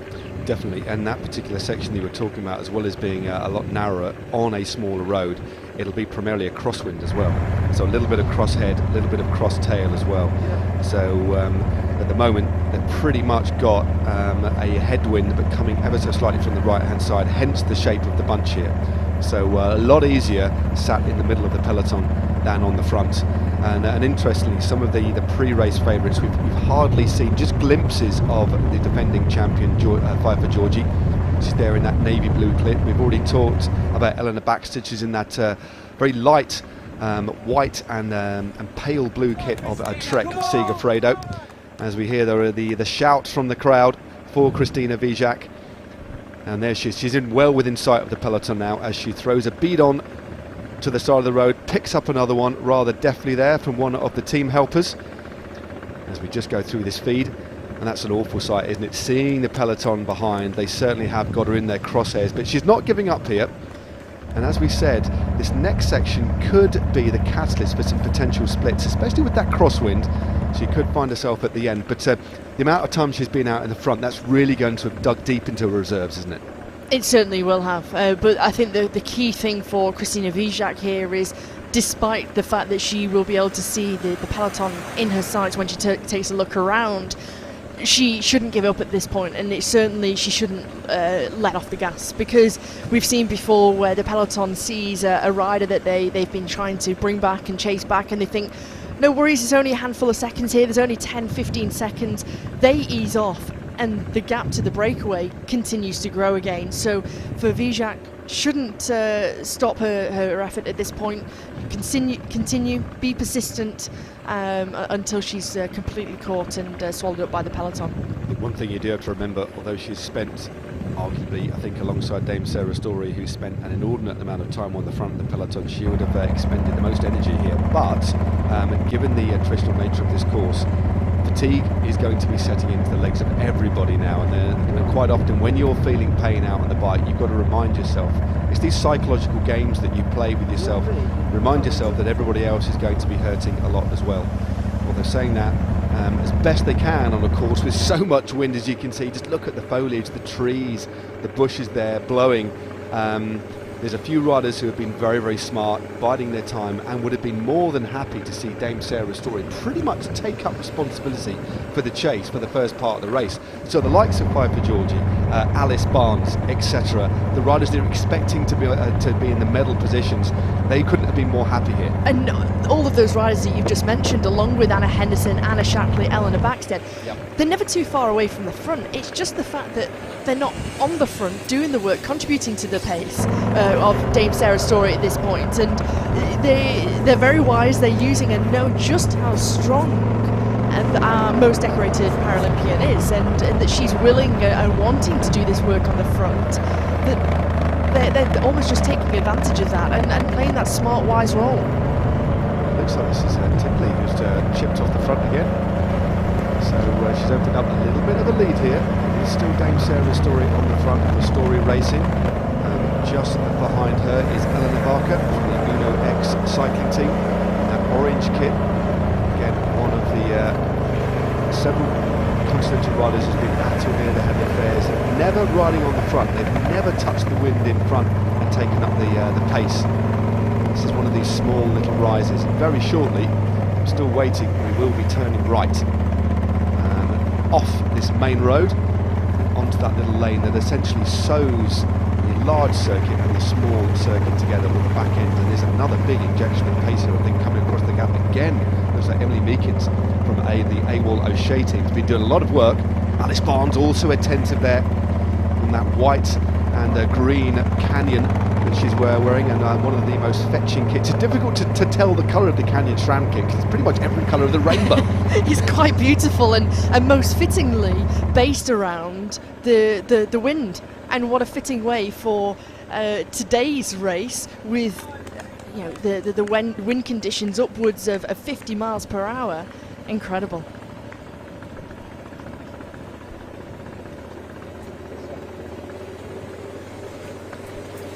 So another one of these small kickers out of the way for our sole leader, Christina Vijak.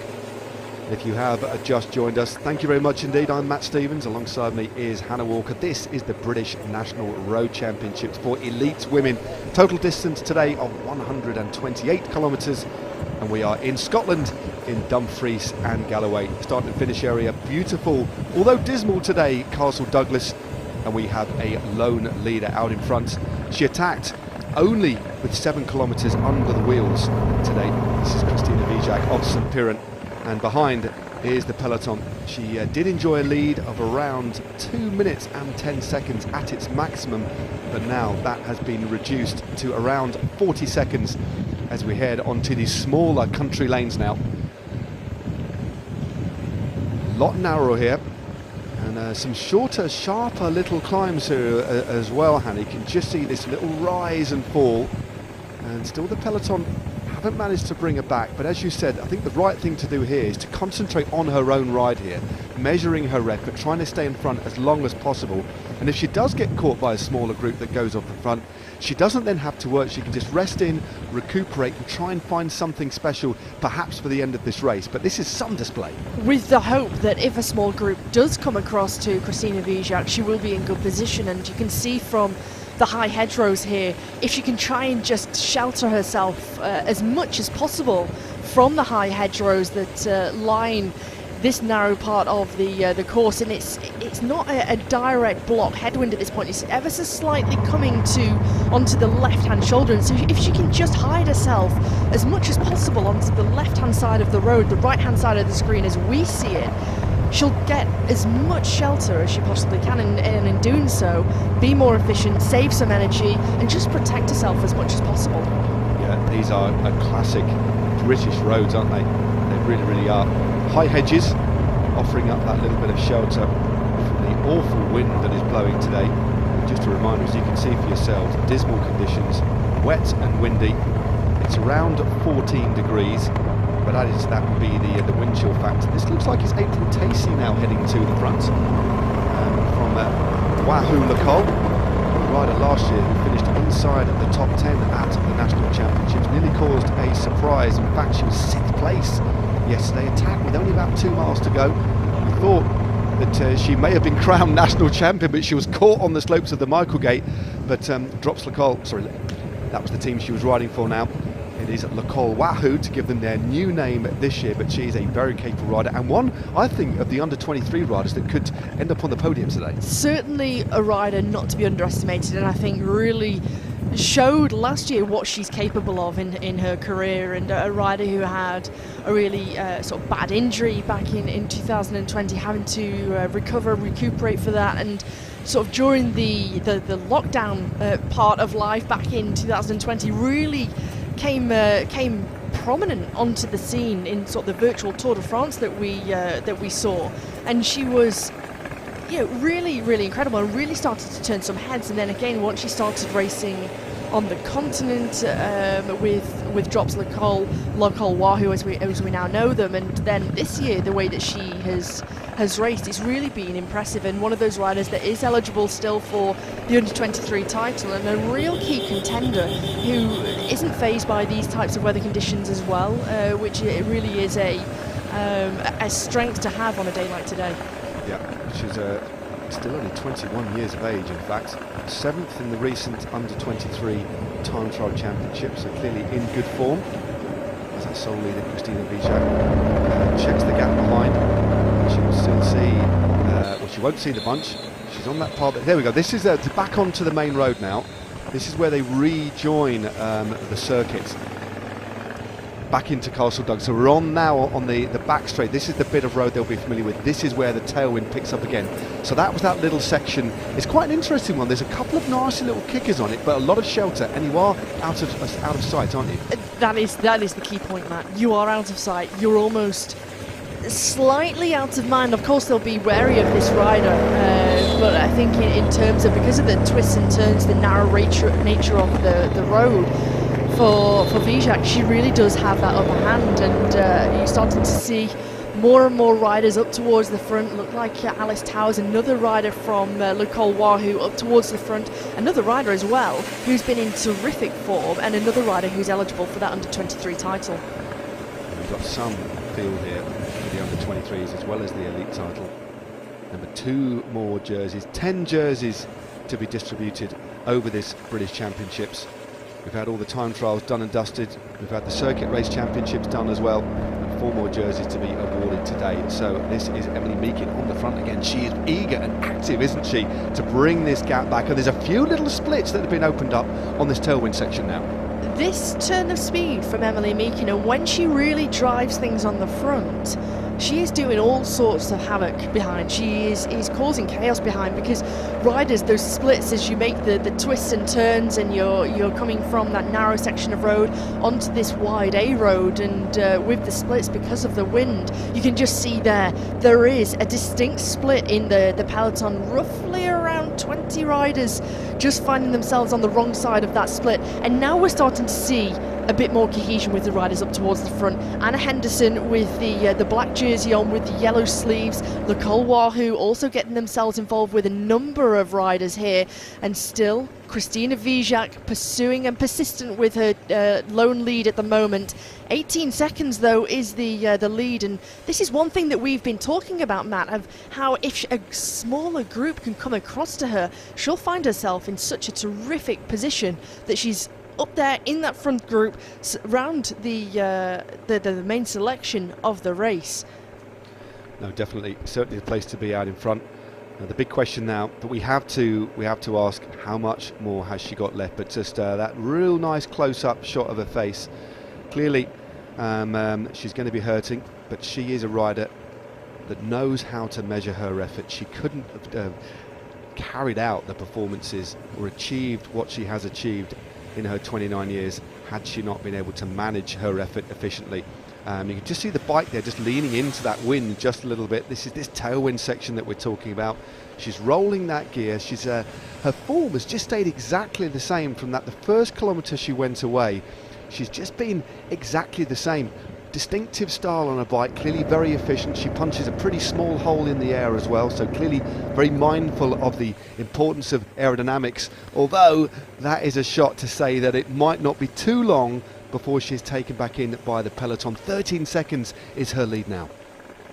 The position on the bike of Christina Vijak, I think, is just some indication of the training that she's doing, not just work on the bike and the training that she does on the bike, but also off the bike as well in terms of strength and conditioning, and really focusing on her position and posture on the bike and being able to hold that strong form. I mean, the majority of the race she's always been in the drops as well, you know, holding that same form, and only ever so slightly now, every now and then we see a little rocking and rolling of the shoulders, and then she's straight back into that strong form.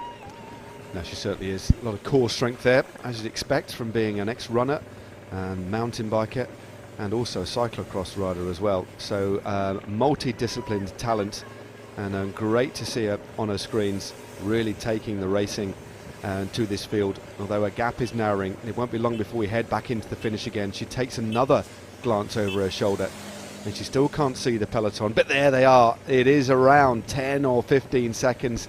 Still a considerable bunch there. One or two riders just off the back. Still a sizable field.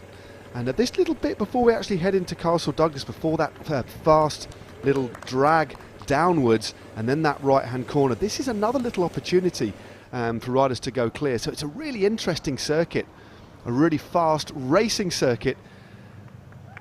You can just see the gentle, the Scottish flag on the left-hand side just outside that building, indicating they've got a little bit of a tailwind, and that tailwind continues into the finishing straight. There's that Yorkshire flag just on the left-hand side of your screen, indicating that the wind is favourable in this finishing straight. And there are the peloton just coming around the corner here.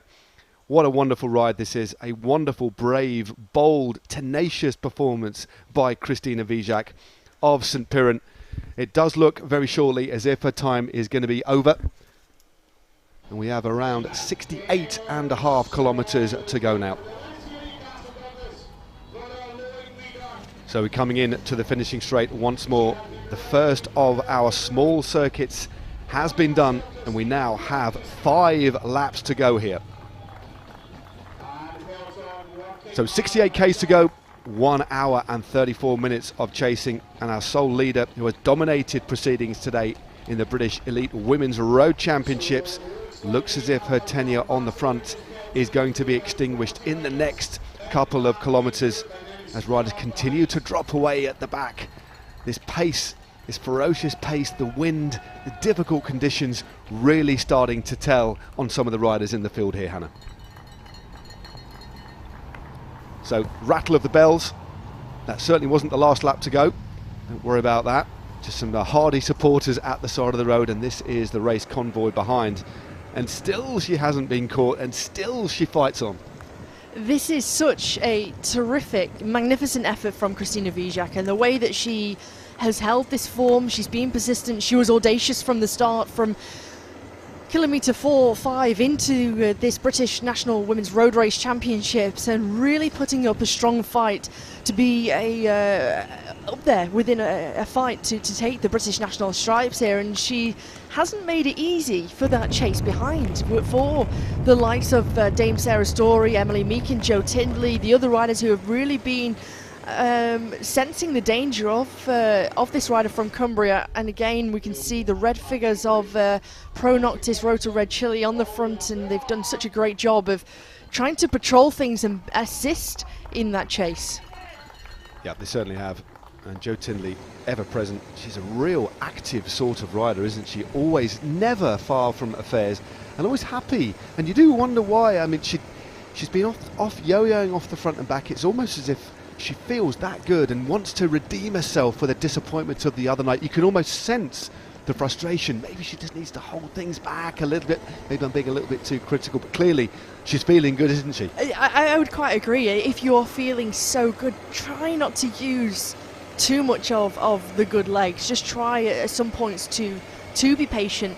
However, that being said, I think it is quite wise of her and the team just ever occasionally to put a rider up there, help with that chase, and you almost form an allegiance with some of the teams and a bit of an alliance that you are willing to put some riders up there to help. And I think you might gain a few more friends towards the back end of the race when it could be quite crucial. No, I think you are right. Joe Tindley more than capable of managing her effort, as is this rider. She's still out in front. Christina Vijak, 29 years of age. Number 82, got a great shot of the St. Piran kit there, riding that Lapierre bike. On the hoods there, has another little bit of a glance round. And she is, believe it or not, although the road is dropping ever so slightly, she is headed into a block headwind. So this rider has managed her effort absolutely superbly. She can have no real impact on what happens behind. She just needs to focus on her own race, and she has certainly given us lots to talk about in the opening stages of the British Road Championships today. The 2022 edition of this race, the defending champion back safely in the field at Pfeiffer Georgie, but what a tenacious display this has been, and she has opened up a little bit more of a gap. The big question is, what is she going to do now? She certainly won't put up the white flag just yet. She's got around 3 or 4 kilometres into this headwind on this big main road that we've become very, very accustomed to. And wisely there, just moving to the right hand side just to see if those trees on the right can offer up that little bit of extra shelter. Using the whole of the road. Wonderful road management here by the organisers of the British Championships in Dumfries and Galloway. And I think it is worth giving a really big shout out to the organisers here. And the race has been put on, the National Championships has been put on, of course, with British Cycling, but courtesy of and with the support of Events Scotland, who are part of Visit Scotland's Events Directorate. So hats off, chapeau to all of the organisers, all of the stakeholders involved in the British Championships, especially today given these very difficult conditions. But we have had some wonderful racing, completely different conditions the other day for the time trials. It was a little bit dismal, but it didn't rain. It was at the wet roads for the Circuit Race Championships a couple of days ago that were held in the wonderful town of Kirkcudbright. And now we move a little bit further up and we are in Castle Douglas, in roads that I know very well. Raced here extensively back in the 90s on the domestic scene. We have had races. The Tour of Britain has been up here on a couple of occasions. We've had Tour Series rounds up here too.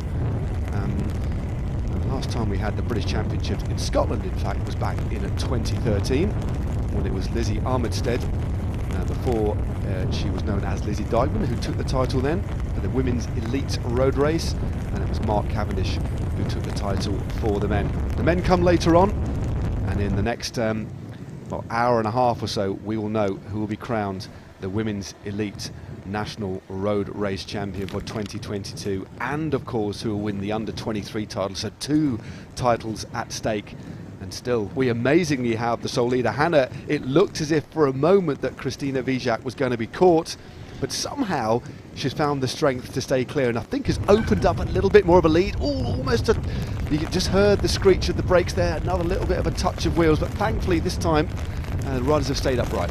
And you can hear from the ambient sound just how much this wind is blowing, and they're riding into a headwind at the moment, and I think just from that turn into that wind at that point, that causing the a few screeches on the brakes and a few riders almost coming to grief. Luckily, all holding that one, and Sophie Langford just there of the Alba Development Road team, just wanting some assistance, potentially wanting to go back to her team car. As you can see, the team cars in the background all lining in behind the peloton in that convoy, wanting to go and speak to her team manager, her sports director, potentially get a few bottles, a little bit more food, nutrition, some gels for the remainder of her team.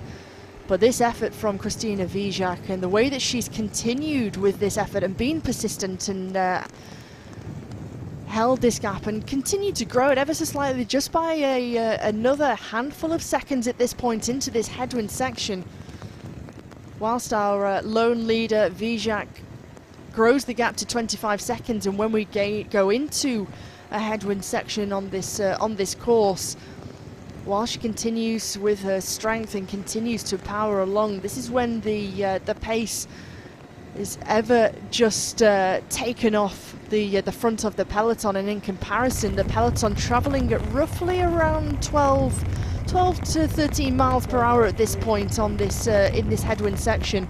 And you can see the difference in the body language of these riders, especially at the back of the peloton. They're nowhere near on the gas, keeping the chain tight as much as our lone leader Christina Vijak is.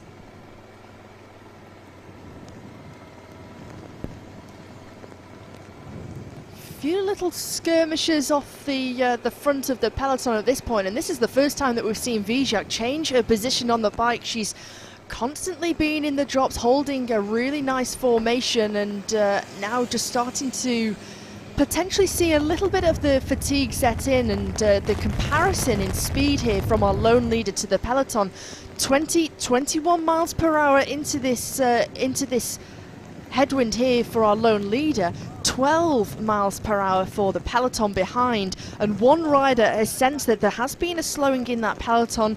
They know that it's a great opportunity, a great moment to try and bridge across to Vijak. Well, it's certainly happening right now. You can just see that rider coming across the gap through the gloom.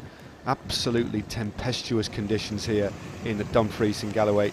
It's really a dramatic setting for the British Women's Elite Road Race Championships. It's one of the riders from Cams Basso that appears to be coming across the gap at the moment. They've opened up a little bit of a lead on the peloton, which incredibly still appears to be led by Dame Sarah Story of the Story Racing team. The two riders of the day so far, clearly Sarah Story has been driving the peloton, setting that tempo that has eaten into the lead of our sole leader. But chapeau to Christina Vijak of St Piran. She has really dominated the day so far, but we are now moving into the second phase of this race.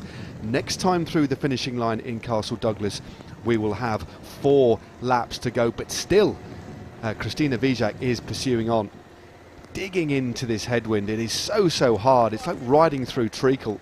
I mean, we are sat here with a cup of tea and in relative comfort, but I tell you what, these are absolutely awful conditions, and the rain is absolutely bucketing down as well now.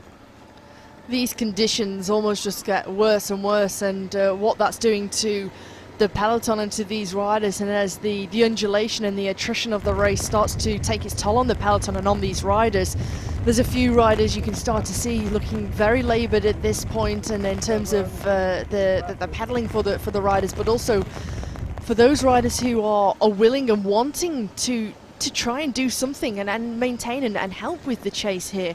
Looks like the figure of Danielle Shrewsbury of the Cams Basso team, who is in between, sandwiched between the peloton and our lone leader and Christina Vijak, and well, that time gap is plummeting at the moment as they go through the feed zone one more time, try to take on some more fluids, take a gel as well from their soigneurs, their helpers at the side of the road.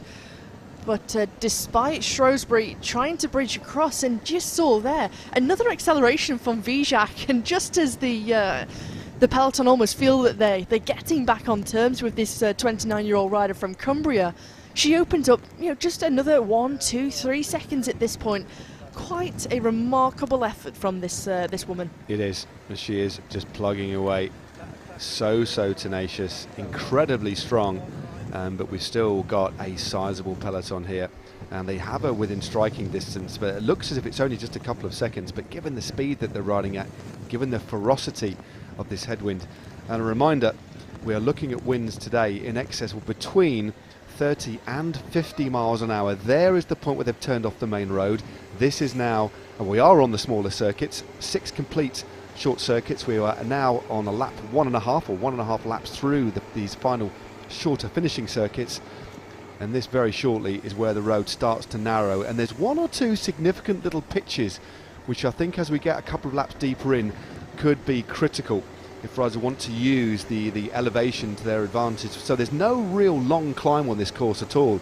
This course is characterised by rolling, undulating, sticky roads.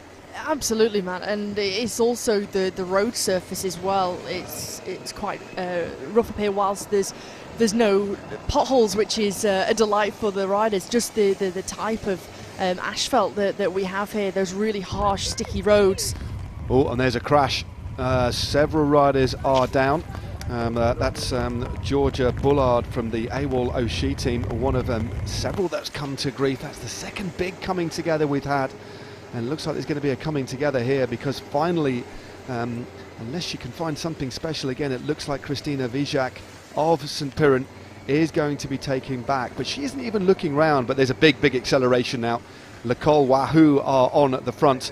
Also, the ever-present figure of Emily Meakin of AWOL O'Shea on the right-hand side there. So it's now been taken back. For our lone leader, the junction has been made. The catch is done for Christina Vijak, and just then you saw the ferocious pace that Alice Towers came through from Nicole Wahoo, who's driving the pace here on the front. Anna Shackley of Team SD Works with that black rain jacket on with the purple helmet, securely in the wheel of Towers, and likewise Anna Henderson up there for Jumbo Visma. And for Vijak, almost taken a little bit by surprise, hadn't looked behind, hadn't quite seen just how ferocious the pace was coming up from behind in that chase. Well, this is one of these shorter climbs. You can see the rider's still on the big ring here, so it's certainly not super steep. This is a little crosswind section, number 9 just being dropped out the back. That's Olivia Bent of AWOL O'Shea. But this is a good little move. You can just see Eleanor Baxter as well there in the white kit with that long plaited ponytail dangling down. And on the left-hand side of the road, on her right, in the navy blue with the light blue stripes down the centre, that is the defending champion and still under 23 rider as well, remember, from Team BSM. That is Pfeiffer Georgie. She's already got a championships to her name this week. She won the under 23 TT championships, so we'll be looking to double up. So she's collecting those jerseys quite nicely early on in her career.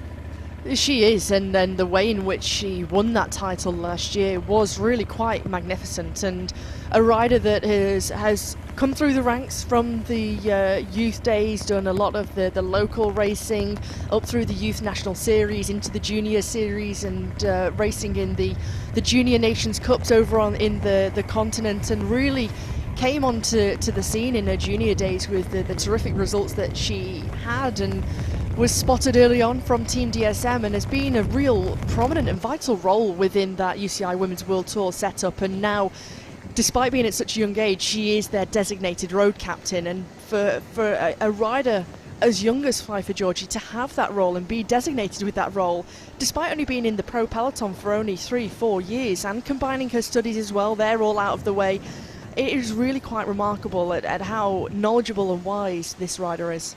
Yep, she's certainly got a very mature head on her shoulders. Well, this is April Tacey now on the offensive on the left-hand side. She's got that rain jacket, or that Gabba jacket, just over the top. The rider from Nicole Wahoo injecting a little bit of pace. Joe Tindley in 3rd position there as well. Eleanor Baxter looking rock steady, very comfortable there in 4th position as the bunch continues to get whittled down. There's still several riders fighting to get back into contention, get back into the safety of the relative safety of the peloton after that crash. But this particular section of road is becoming to be quite telling, isn't it? This bunch has reduced dramatically already on this undulating crosswind section, although they are relatively sheltered from the wind. And this is a good bit of riding here by the rider that was caught in that, as Olivia Bent.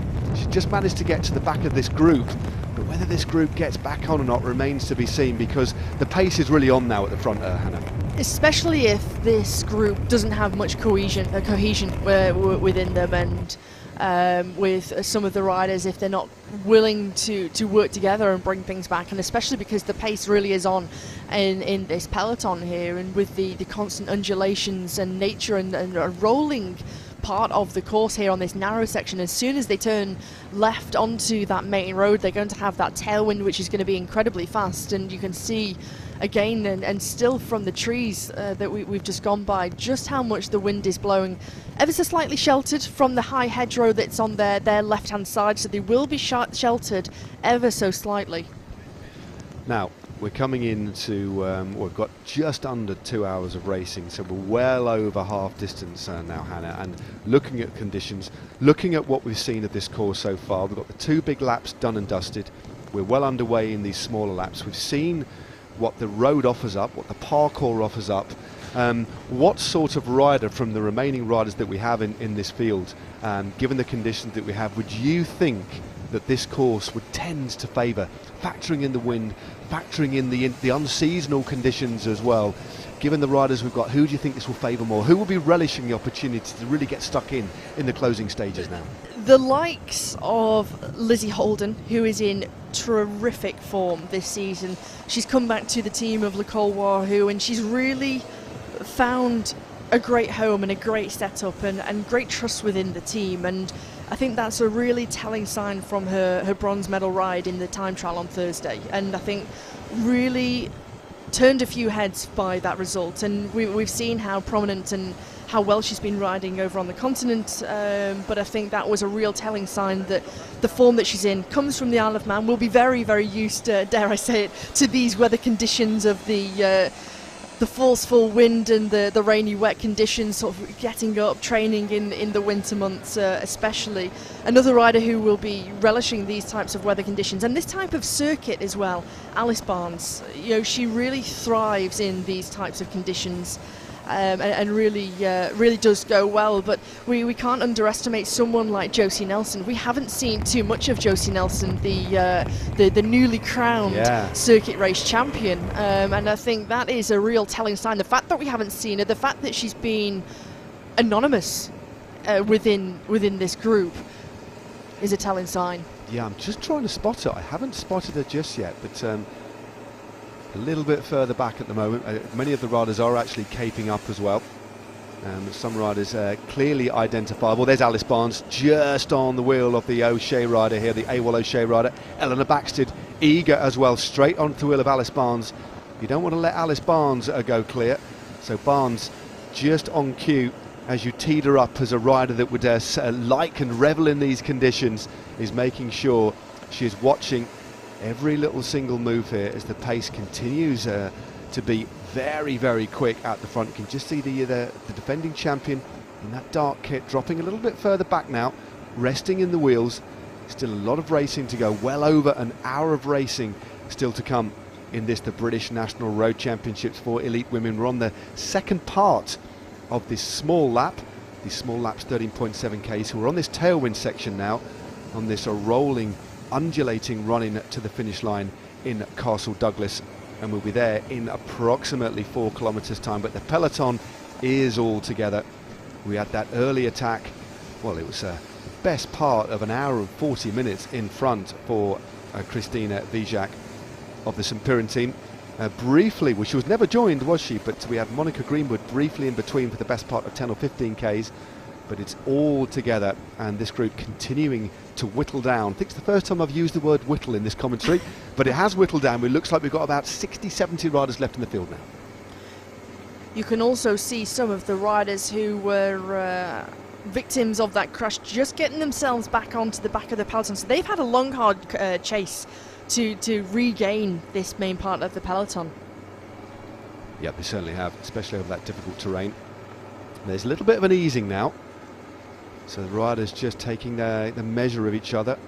The rider from the Pro Noctis team rolls through to the front. Joe Tindley just sat there in 4th position, just in front of Eleanor Baxted in that white jersey. And then we have Alice Barnes, one of 2 former national champions in this field, in that multicoloured top of Canyon SRAM. She's now hidden from us. And also moving up around the outside is one of the most decorated riders in this field, in the red and orange of the Uno X cycling team. The 5-times world champion and the Olympic champion on the track in the team pursuit. That's Eleanor Barker, who's got a real turn of speed at the end of a race as well. So watch out for her. And again, she's all been there or thereabouts, but riding a very shrewd, measured race so far. She is, and she's come into this race actually saying herself she's not expecting to finish this national road race, but the way that she's riding and how wise she is riding, following the wheels, being as efficient as she possibly can. Of course, only just given birth to her son only a few months ago, and then since then, you know, had a really great period of training to get back to this part of the season, coming into this National Road Championships, her first race back. And I think, you know, it's someone with the talent of Eleanor Barker, who can never be underestimated, despite her saying before that, I'm not expecting to finish, I'm not expecting to do anything. Taking the pressure off though, isn't she? That's the thing. Very much so. And I think very, very different when you get a sniff of the finish line, and when you are a pure competitive racer. Very, very different once you get a number on your back. Yeah, I think she is so wily as well. She will know herself really well, but that she genuinely will not be coming into this race with a lot of pressure, so that she can, as much as you can in these awful racing conditions, you can enjoy the race and just see how far you can go. So she's going to be, without a shadow of a doubt, you would imagine, a completely different mindset, but she's still there. But as are all of the other favourites. We haven't had any real proper selection just yet, and this race, looking at the course we've got, it could become very tactical in the last couple of laps. But I do think there are enough little rises and enough sections in that crosswind, and that even that headwind section offers up an opportunity for riders to attack into the headwind, because ordinarily riders wouldn't attack into the headwind. So riders can ride counterintuitively, I think, on this course. As we round the corner, we are now in the centre of Castle Douglas, and we are on to King Street. Slight downhill at first, and then as we've become very familiar with, the road starts to rise all the way to the line as our camera operator gets out the chamois cloth, wipes the lens to give us some nice clear vision of these riders heading up the finishing straight. Next time through, they will see 4 laps to go. 4 laps to go and 54.8 kilometres until we get to the finish line on King Street, and we will know who will be crowned our British Cycling and Women's National Road Race Champion for 2022.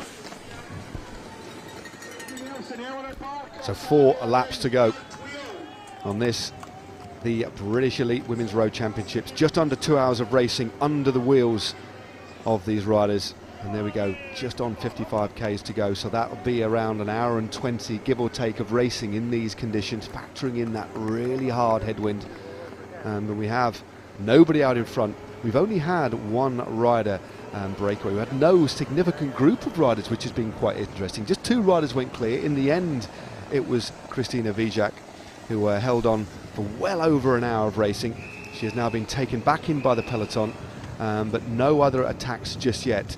It clearly, riders have looked at this course and thought, well, we're just going to wait. So it's clearly, I think, going to be a tactical game. So tactical from the front, wearing down from the back. I do think we'll see a reduction, but it's not a super selective course. I think riders are really going to have to think about how they attack and how they ride the closing stages. This course is such a hard wearing, undulating course that it does whittle it down more from riders going out the back as opposed to going off the front and forming a group out front.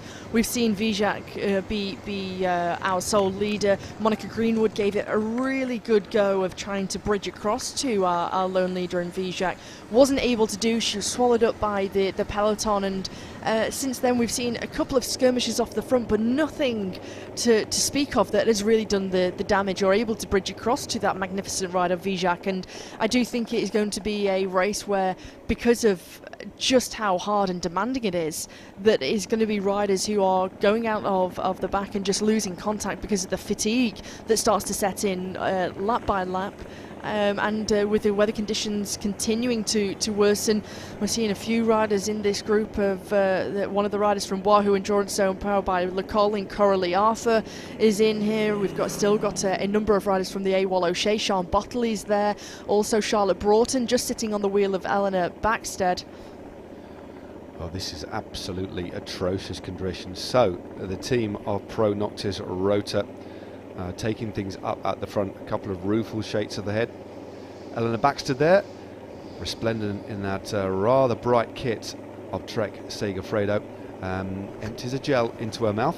Best of luck trying to get that jersey white again. I think that might be just either training kit now. That is never going to be white again. I do love the kit, but as you say, it's not a kit for the bad weather, that is for sure. So I think that might be resigned to several washes, and maybe just some kit she rides on the turbo, or maybe gives to a mate or something like that. But we can get a real lovely close-up, real high-fidelity images we're seeing here of the British National Road Championships in Dumfries and Galloway. Atrocious weather conditions, but I just think that it really does add to the sense of occasion. Of course, we all like riding in the sunny conditions, but road racing is literally what it says on the tin. You ride in pretty much any conditions.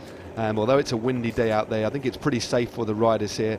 There's quite a lot of shelter offered up, I think, by the high hedges, by the trees, but it's not made it any easier, especially in this particular section here. You've got this spray that kicks up off the wheel of the rider behind.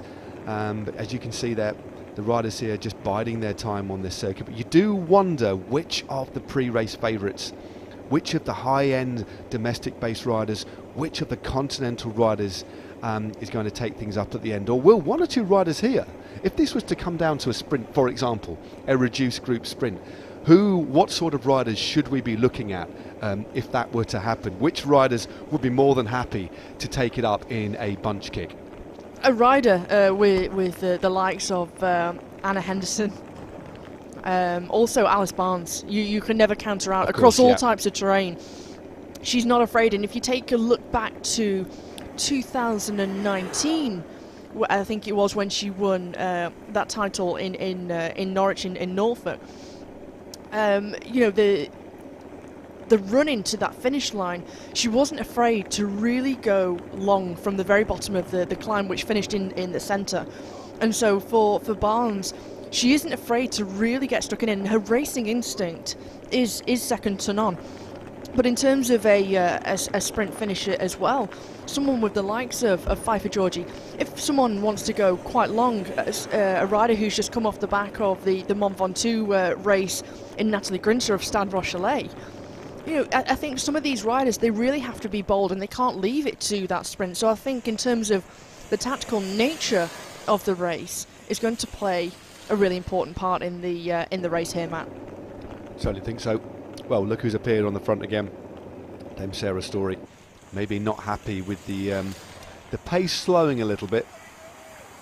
She prefers, personally, I know, a far attritional race, some more attritional race, should I say. So she's on the front again. She's already spent the best part of an hour essentially towing the bunch along, and she gets to ride a golden bike as well, unsurprisingly. Multiple Olympic gold medals, world championships. She is so talented and is a true inspiration for the young riders in the team that bears her name. Joe Tindley on the wheel there. You can just see Tindley, I wouldn't say she's struggling, but really having to make an effort just to stay on the wheel here. And riders trying to find that little bit of protection, which is slightly easier on this section because they are riding bang into the headwind. The wind today coming from the south to north, and on this particular section of road, primarily a headwind. And again, another conversation taking place. That's Emily Meakin again from AWOL O'Shea. She's been very animated in her conversations there. Looks like she's having a chat with Joe Tindley there in the red jersey. She has, and there's a number of chats just starting to happen within the peloton. You just see Danielle Shrewsbury there and Gemma Sargent.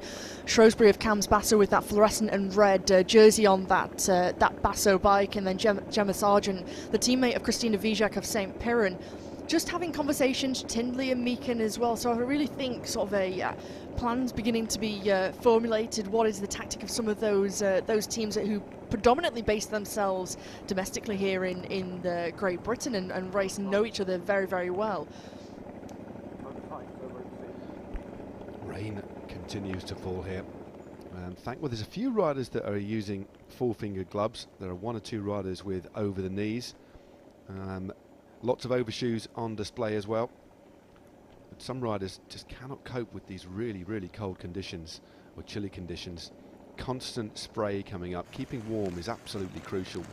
Although, by the amount of riders that are using short-fingered gloves, it is relatively mild, isn't it, shall we say? Yeah, in terms of the temperature here, roughly around 11, 12, 13 degrees. Of course, in certain parts of the course, might feel a little bit colder than that, sort of 9, 10 degrees because of the wind chill. But despite the weather conditions, 12 degrees, it's not too bad. It's more the wind and the rain that is really affecting and doing the damage here. And you can just see from this camera shot just how abysmal the weather is. You do wonder what the men are thinking, looking at these conditions, thinking, oh no, we've got to go and race in it in a couple of hours' time. We'll, of course, have all the action for you later. But no, I mean, very, very attritional conditions. And this is where you need to be not just physically strong and have the physiology to cope with these sorts of conditions, but you need to be mentally on it as well, because there will be a lot of riders that just will be broken by these conditions, by the wind, by the rain, and also by the additional stress that these conditions offer up from a psychological perspective. So I think there's going to be far less riders capable of winning in these conditions, because a lot are just mentally defeated and almost just want to get to the finish. The concentration and the energy used from the concentration, much more so than when the weather conditions are nice, when they're dry, when it's sunny, is going to use a lot of energy from these riders, and especially from that mental aspect.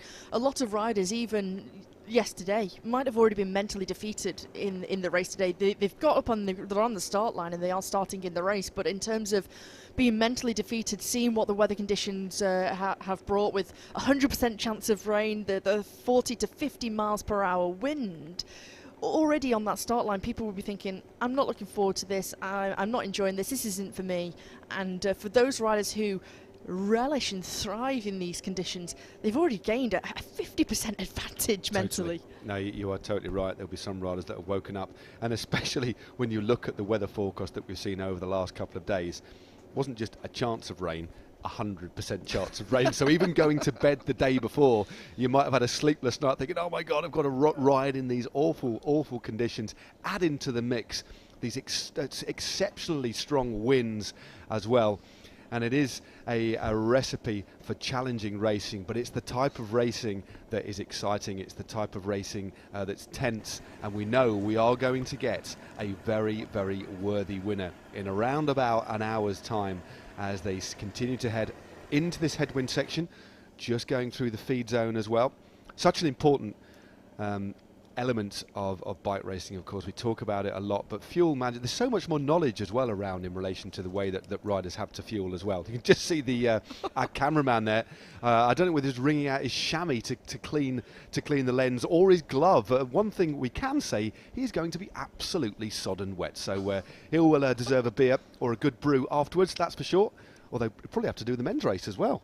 Double shift for the moto riders. Double shift for the motor riders, doing such a terrific job in bringing us some excellent pictures here from the roads of Dumfries and Galloway through our start and finish town of Castle Douglas, and likewise to the helpers at roadside as well, in the feed zones, supporting their teams, their riders, and as well a big shout out to the fans that are braving these weather conditions, because it's brilliant to see Britain's top road cyclists out on the roads, on your home roads, and to give them that support, and it is certainly appreciated from these riders. No, it certainly is. First real glimpse of Abby Smith, just with the pink helmet there with the yellow Cannondale, as the pace continues to be set on the front. Another rider has just moved through to the front now for Story Racing, as Anna Henderson moves into second position there. One of the riders that finished on just off the podium last year, but a rider that's had a good win this year as well on the road. Very, very capable rider indeed. A long-term contract. Actually, I was looking back through the contract that Five for Georgia has. It's through to 2025. It's incredible how some of these teams now are really looking to the future and making sure that these riders are comfortable within their teams. And they have long-term plans in place, and these contracts seemingly get longer and longer year on year because teams clearly know the physiological, the mental potential of these riders and are locking them into these long-term contracts. I think it's that security as well that the teams have and that sustainability that they now have. I mean, if you take a look at Elena Backstead, for example, when she signed her contract with Trek Segafredo out of the junior ranks, she signed a three-year contract straight up. And so we're seeing more and more often that the young up-and-coming talent especially, that these teams, they're already watching out for those riders who are coming through the junior ranks, sensing and seeing the talent that they have and the potential that they have, and signing them on a long-term plan to help them with that development of the riders and to help them really grow as athletes. And I think the development that Elena Backstead has had, despite having some really harsh sort of setbacks in terms of injury, the way that she's sprung back and learned from those experienced riders within her team, the likes of World Time Trial champion Ellen Van Dijk and now the current hour record holder, and Audrey Cordon-Ragot, Chloe Hoskin, the what she has learned from them at such a young age, and let's not forget she's 20 years of age, and her development and what the prospect of the future for these riders is brilliant. It certainly is. Well, this is the first big move here. Anna Henderson stamps on the pedals up this. This is arguably, I think, the steepest climb on the circuit. On this little finishing circuit we're on now. Next time through there'll be 3 laps to go, and Anna Henderson, one of the pre-race favourites, stamps on the gas. And unsurprisingly, we see several riders struggling to stay in contention. They've had the shelter of the peloton to sit in earlier, but now this little bits of elevation and the extreme power that is being put down by one or two of the pre-race favourites at the front is wreaking havoc behind. This is Coralie Arthur of the Wahoo Endurance Zone, powered by a Lecole team, and we have a selection. Little bit of a selection. Shackleton is there as well with a purple helmet and the black top. Henderson continues to ride on the front here. Also got Eleanor Baxter in this group. Fight for Georgie is here, and Alice Barnes. So the first little bit of daylight has started to open up here. 7 riders who we expected to see up towards the front in Anna Henderson, Anna Shackley, Alice Barnes is up there, Eleanor Baxter, who we've just been speaking about in the white jersey on the left-hand side with the ponytail just hanging down. Alice Towers is there from Lecole Wahoo, and you can just see the difficulty of this race and this section of the course, the damage that it's doing to the peloton, because small groups scattered all over this narrow road, the likes of Amy Gornall, Eleanor Barker just being distanced on the back end of this group here.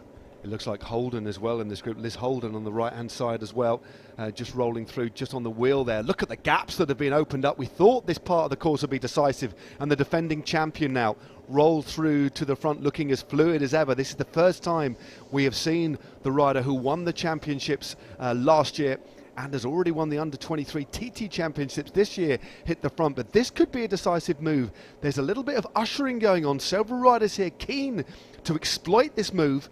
A couple of other riders have just got back into this group, so around 15 riders are now in this front group, and in the space of a kilometre this race has absolutely exploded. Yeah, it's been obliterated all over the road, hasn't it? And that move and that injection of pace and that attack from the rider who's coming through the front now from Jumbo-Visma in Anna Henderson, done all that damage and really made a select group. The riders who have managed to get back in terms and bridged across here. Abby Smith with that pink helmet and the fluorescent bike, the fluorescent Cannondale of VF Education Tibco Silicon Valley Bank, got herself back in. April Tacey, who is eligible for that under-23 category, quite like Abby Smith, has got herself back in as well. So there's several riders from the Lecole Wahoo team who have gotten themselves into this group. Looks around 4 of those riders, including Lizzie Holden, who's on the right hand side. She's got the black jersey, just covering up the traditional jersey that they have. Indeed, keeping herself warm. SD Works kit, another purple and orangey kit. And that she might, I think, as things start to hot up, I think we might see her remove that jacket as we head into the closing stages.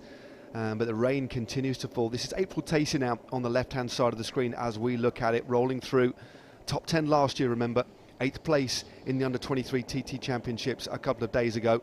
And we're talking about her prowess riding in on esports as well. That Tour de France that we were discussing, the Tour de France avec Zwift, on Zwift, sorry, the virtual one we had in 2020. She won 2 stages of that, didn't she? And she was only 18 years of age back then. But Le Col Wahoo have 4 riders in this front split. So well into the closing stages of the Elite Women's National Road Race Championships. We're on the closing finishing circuit, 6 laps of this small 13.7 finishing circuit here in Castle Douglas. And the champion from 2019 who has made this split is on the front now. Alice Barnes, the only representative in the field from Canyon SRAM, rolls through, swings off, has a little bit of a glance around, and we have a very, very good group. It is Anna Henderson who essentially caused the split here. On that steep little climb, a definitive split was made. So I think we have a proper natural selection. There's nothing really tactical about this move. That was just who had the strongest legs. That was just a show of pure power, pure strength on that part of the course, and on the steeper section of that narrow road, on that B road. Henderson doing all the damage and causing this split here, and I think it's an accumulation of the weather conditions that we've had, and we still continue to have the undulation and the attritional course that we've had that has really started to do that damage, and riders starting to feel that fatigue now. And I think a few riders with just less than 50 kilometres to go, around 45 kilometres to go, perhaps weren't expecting it on that lap to go quite so early, but Henderson knew that she needs to start somewhere to start to do some damage and really cause a select group to go clear. Indeed. Well, she hit the front, made a definitive move, and the riders she had pulled clear. Well, this is a stellar roster. Pretty much all of our pre-race favourites, and many observers, the pre-race favourites are represented in this group. So the cream of British elite women's cycling are in this lead group, including 2 former champions. Alice Barnes in the kit, just rolling through there on the left-hand side. And you can tell, we were talking about the riders that like these weather conditions. Look at that, no over the knees, no full finger gloves, no arm warmers for Alice Barnes as well. So she clearly is more than happy in these difficult conditions. And I noticed when we were on the start line in Castle Douglas at 10 minutes to 9 this morning, everyone else was wrapped up with rain jackets, keeping themselves warm with leg warmers, knee warmers, and for Barnes, it's incredible that I think that's again another psychological aspect of riders who look at Barnes and think, wow, a real hardy rider, and they're all wrapped up, and I think she's really ready to try and regain that national title today in Castle Douglas. I think she certainly is. Another rider who just rolled through there for the Planter Pura team. That's Anna Kay as well, just rolling through, so she's in the mix as well. We've also got Millie Cousins of the Planter Pura team as well in there. So Cousins in the mix, just rolling through. Eleanor Baxter there. Shackleton still with that jersey. Now the cape over the top. It's a short sleeved, it's more of a Gabba jersey. So we've got information that this race has shattered into 7 distinct groups on the road. But for me, this is the group that will not be caught. I mean, I can't predict the winner, but I can tell you, looking at the momentum that this group has gained, the sort of talent in this group, the power, the way that this group formed off the back of a real sharp acceleration by Anna Henderson, means that I think the title is going to go from one of these riders unless something exceptional happens. And the way that they're running as a cohesive unit, the fact we've got the team car behind, the race I think will come from, or the win should come from one of these riders in the front group now. With such strength and depth within this group, and the workload that they're doing and sharing that workload with all the riders wanting to try and force the pace and also force a gap to any of the chasing groups, is apparent that these riders in this group will go all the way to the finish, and because of the two joinings of the groups that had come together with the rider from EF Education, Tibco Silicon Valley Bank in Abby Smith, it also meant that Elan King, the under-23 rider from Lacole Wahoo, made it across here and bridged across along with Flora Perkins. So it means that Lacole Wahoo have all 5 riders within this group that they started with this morning. A really strong contingent here for the victory, not just for the elite title, but for the under-23 title as well. We've also got in the black jersey, just out of the saddle, taking that right-hand turn in Danielle Khan is here, as well as Danielle Shrewsbury of the Cams Basso team. But one of the main teams that has missed this group, unfortunately, despite being so active early on, is any of the riders from the AWOL O'Shea team, and as well as the Pro Noctis Rotor Red Chili bikes. Yep, that is a big surprise. We know the AWOL O'Shea team are the team with the most number. There's the group behind, so they're certainly not out of it. And look at the teams that are chasing. It is indeed the AWOL O'Shea team in that red and yellow kit, and also the team of the Pro Noctis squad, looking after the likes of Amy Gordon, but in particular Joe Tindley, the elite circuit race champion of last year. 41 kilometres to go. We now have 3 laps to go of the Elite Women's National Road Championships here in Dumfries and Galloway in Castle Douglas. This is the chase group behind. This race is shattered. A big attack by Anna Henderson of team at Jumbo-Visma has fractured this lead peloton.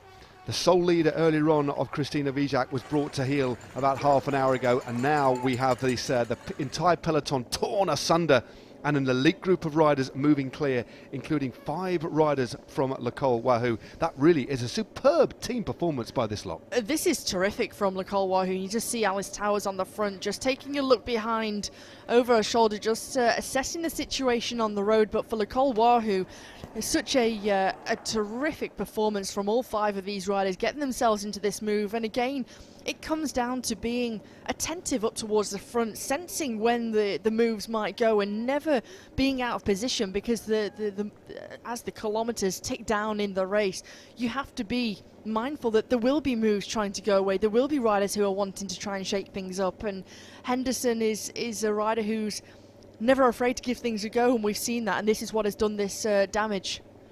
Well, there we go. Lacole Wahoo with 5 riders in the front.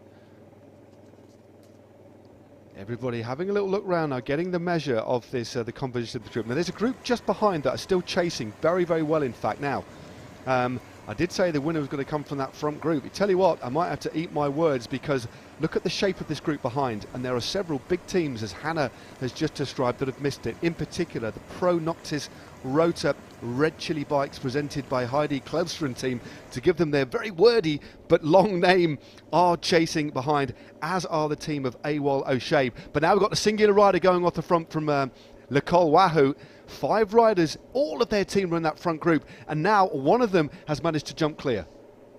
The under-23 rider in Alice Towers has decided she wants to try and gain some time, go off the front, and she has the strength to be able to do so. Having 4 teammates in that group, they can patrol things. They're of course not going to work with the other riders within that group, so it means that Lacole Wahoo putting themselves in a really, really strong position here, and Alice Towers has been going from strength to strength ever since she signed her pro contract with the British UCI Continental team. And for Towers, a really nice position on the bike, a nice pedalling, fluid pedalling style, and for those behind, they'll know the strength of Towers. And it looks as if, well, I can't quite tell if this is a group that's further down the road or they've actually got in contact with the front of the race. No, they have. So this group has now swelled. So that little group that went clear under the impetus of that big move, or that big increase in pace by Henderson, has been caught. So I just think it was maybe a little bit too big. I do think we might see another selection as we get through to the second part of the circuit. But Alice Towers, as you said, with 5 riders in the front group, sensed there was a little bit of a lack of cohesion, so she has now gone clear, and she is, as you just described, a real star. Only 19 years of age as well. It really plays into the benefit of Alice Towers at this point, the fact that those 2 groups have come together, because as they've come together, the likes of Joe Tinley, Bexy Jew getting themselves back into contention, several riders from AWOL O'Shea, they might not be aware that there's a sole rider out front. They might have thought that we've just caught the whole group that had gone away, with all the main favourites. And for those who have just caught, they might think that they might not know at this point in the race that we have a lone leader, and until they get that information from the whiteboard from the motorbikes. Quite possibly. It's the communication, especially in weather conditions like this, is quite difficult. But we do know for sure, 100%, that it's Alice Towers out in front for Nicole Wahoo. She's had a good race program this year so far.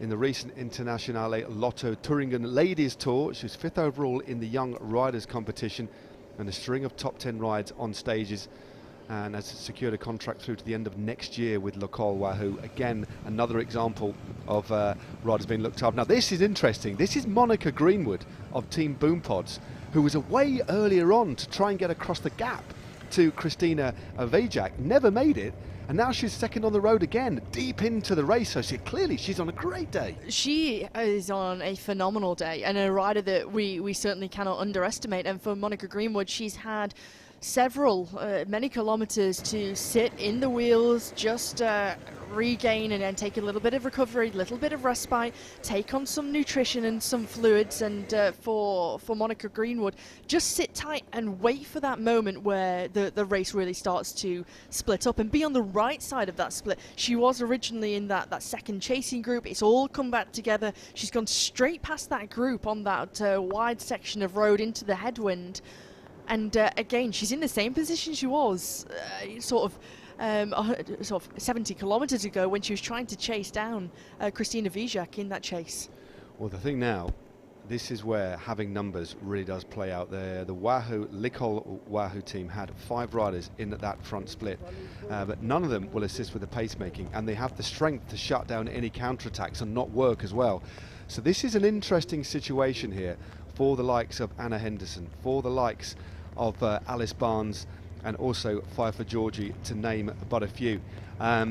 What do? They're going to have to combine. I think they might wait until they get after this headwind section. Clearly, that little steep section is the place to attack. It's the hardest part in terms of elevation on the circuit. I do think we'll see another attack there, and this is Greenwood, just trying to get across the gap, but she doesn't seem to be making inroads into Alice Towers, who is riding very, very strongly and opening up a decent lead. But she's certainly doing a good job here, certainly feeling good, but nobody decided to go with her, perhaps taking the initiative on that headwind section. So we have around 2.5 laps of this small finishing circuit to go in the British National Road Championships for elite women. 128 kilometres in total, and it has been run in atrocious conditions, 40 to 50 mile an hour winds and driving rain. It has been an epic race so far, and we have one rider out in front in the form of Alice Towers. On screen right now is Monica Greenwood, an early protagonist, went clear in the opening large lap of this race, and currently she is in hot pursuit, or damp pursuit, of the rider out in front, Alice Towers. So an interesting ride here, but I don't think Towers is going to be minded to wait at all. She is on her own here, isn't she? She is, and she can just see the focus on the face of Alice Towers, and riding to her own tempo, to her numbers, and riding well within herself, looking so comfortable. A really wonderful fluid pedalling style from Towers. You can see she really has a nice style on the bike, and a rock solid upper body as well. And for Towers, really impressed me this season when I saw her racing at the Tour of Flanders, and we know just how hard the Tour of Flanders was, and at such a young age, at 19 years of age, and to be up there mixing it with the world's best. I think Towers has such a bright, prosperous future ahead of her, and really paving her own way, and here not being afraid to go long, sort of into that 35 kilometres to go marker roughly at this point in the race. Yeah, so we have well under an hour of racing, probably around 45 minutes of racing still to go. And look at the composure on her face, the form she has on her bike. She certainly is nowhere near the end of her abilities. She's looking very calm, and again wisely looking round to see if this rider behind Monica Greenwood is making inroads. And if it gets to the point where she might actually get on, it might be a good idea for her to wait, because 2 is certainly better than 1. But until that point, and the gap foreshortened by this long drag, we're just heading into the beginning of this feed zone again, and in about a kilometre or so's time we'll turn right onto that back road, and that is where that initial split was made. But this gap, Hannah, is opening up, and it is considerable, so it's advantage L'École Wahoo right now. They are playing an absolute tactical blinder. They really, really are. Bronze medal last year with Joss Loudon on the podium. April Tacey up there as well. But they're using their strength in number, and the bunch is swelling now. You can see, because of the pace in the that chasing group, the larger group, which contains Alice Towers' teammates, along with Pfeiffer Georgie, Anna Henderson, a large group has just got themselves back into contention. You just saw there Jenny Hull, who's just taken the European title in the Paracycling Championships, along with her teammate in Sophie Unwin, get herself back into this group, along with one of the riders from St. Piran. That's Gweno Hughes, who's made it back into contention. So the group again has swelled to roughly around 40 riders here. Yep, definitely 40, 45 riders, give or take. Still our sole leader, Alice Towers, and she's holding steady on her gap with Monica Greenwood. And shortly after this long drag, where she'll be in sight of the peloton, but she must have opened up. There it is. It's saying 14 seconds, and then 1 minute. So 14 seconds to the chaser, and then a minute to the peloton. So Alice Towers, 19 years of age, is riding exceptionally well here. But I do think that we will see some attacks come. We know that this terrain that essentially sews together these two straights, they'll be turning right very, very shortly, and then they'll be approaching that steep hill. It looks as if, to me now, Monica Greenwood, if anything, is falling away. I don't know whether she's going to be able to get back in contact, and I'm wondering whether we'll see some attacks this time through, because the next time after that will be in the last lap. So this is quite a critical point of the race. But again, because of the difficult nature of the course, because of that headwind on this sector, it certainly doesn't favour a solo rider, does it?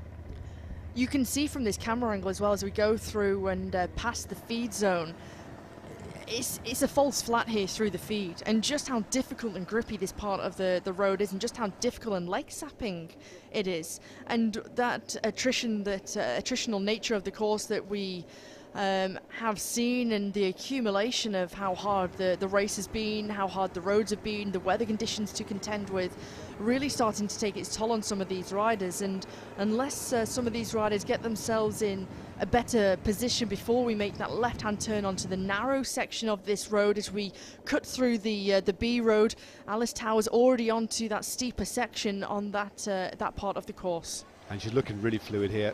Rather than hauling a big gear out of the saddle, mauling a big gear, she's got really fluid on the pedals, just gearing, sat down, pedaling nicely, measuring her effort very, very well indeed. And this is Pfeiffer Georgie now, just in second position, the defending champion, wearing number 1.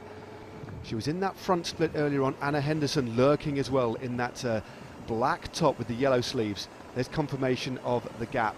Alice Towers has taken another 2 seconds out of the bunch. Still 14 seconds to Monica Greenwood of Team Boom Pods. And very shortly, we're on it right now, and the bunch will be about a minute behind on this time. This is the place where Anna Henderson set the race alight. But Alice Towers looking good, and she's got great form on the bike here. She's looking exceptionally fluid, beautiful souplesse. So the rider on the right hand side has been very, very active all day. They missed that early split. This is Emily Meakin again of Awell O'Shea, but on the left hand side we've got another attack. It looks like it's not too sure who that is, but it's a big attack. That is a strong move, and the rider that's shutting her down is actually Anna Henderson. So Anna Henderson shuts the gap down. Pfeiffer Georgie in third position here, so another big acceleration on this short climb. A huge acceleration, and as ever, Henderson, Pfeiffer Georgie never too far away from the front. You can just see the young rider. Oh dear me, you see a problem here from one of the riders in that blue jersey. I'm not sure if she just had a problem with her gears. Successfully managed to hold that one up, but certainly on this part of the course where he's starting to lose some headway here. Well, that was a little bit sketchy, wasn't it? Well, there's a big attack on the left-hand side of the road there by the defending champion, Pfeiffer Georgie. Big acceleration. I can tell you what, this is going to rip this group apart. Out of the saddle, Henderson on to the wheel. Shackleton with the purple helmet there, trying to get across the gap. Eleanor Baxter on the wheel of Shackleton there. Straight over the top, Henderson eager and willing to work with the defending champion, Pfeiffer Georgie.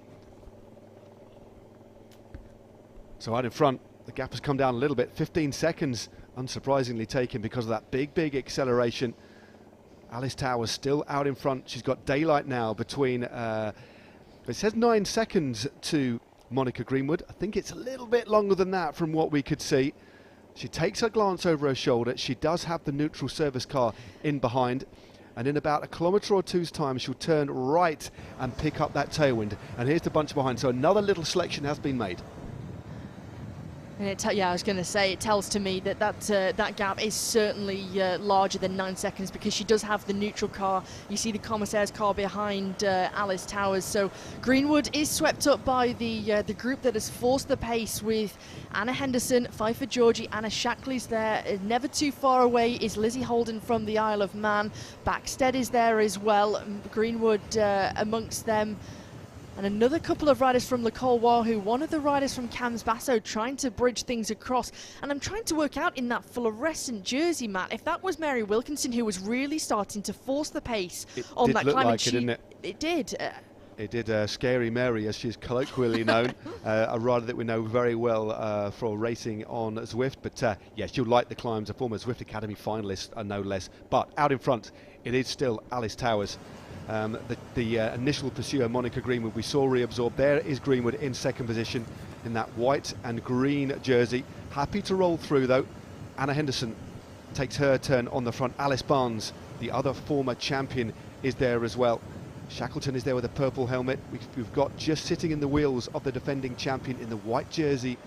There is Backstead, Eleanor Backstead in this group as well. So it's a very similar composition to what the one we saw on the previous lap.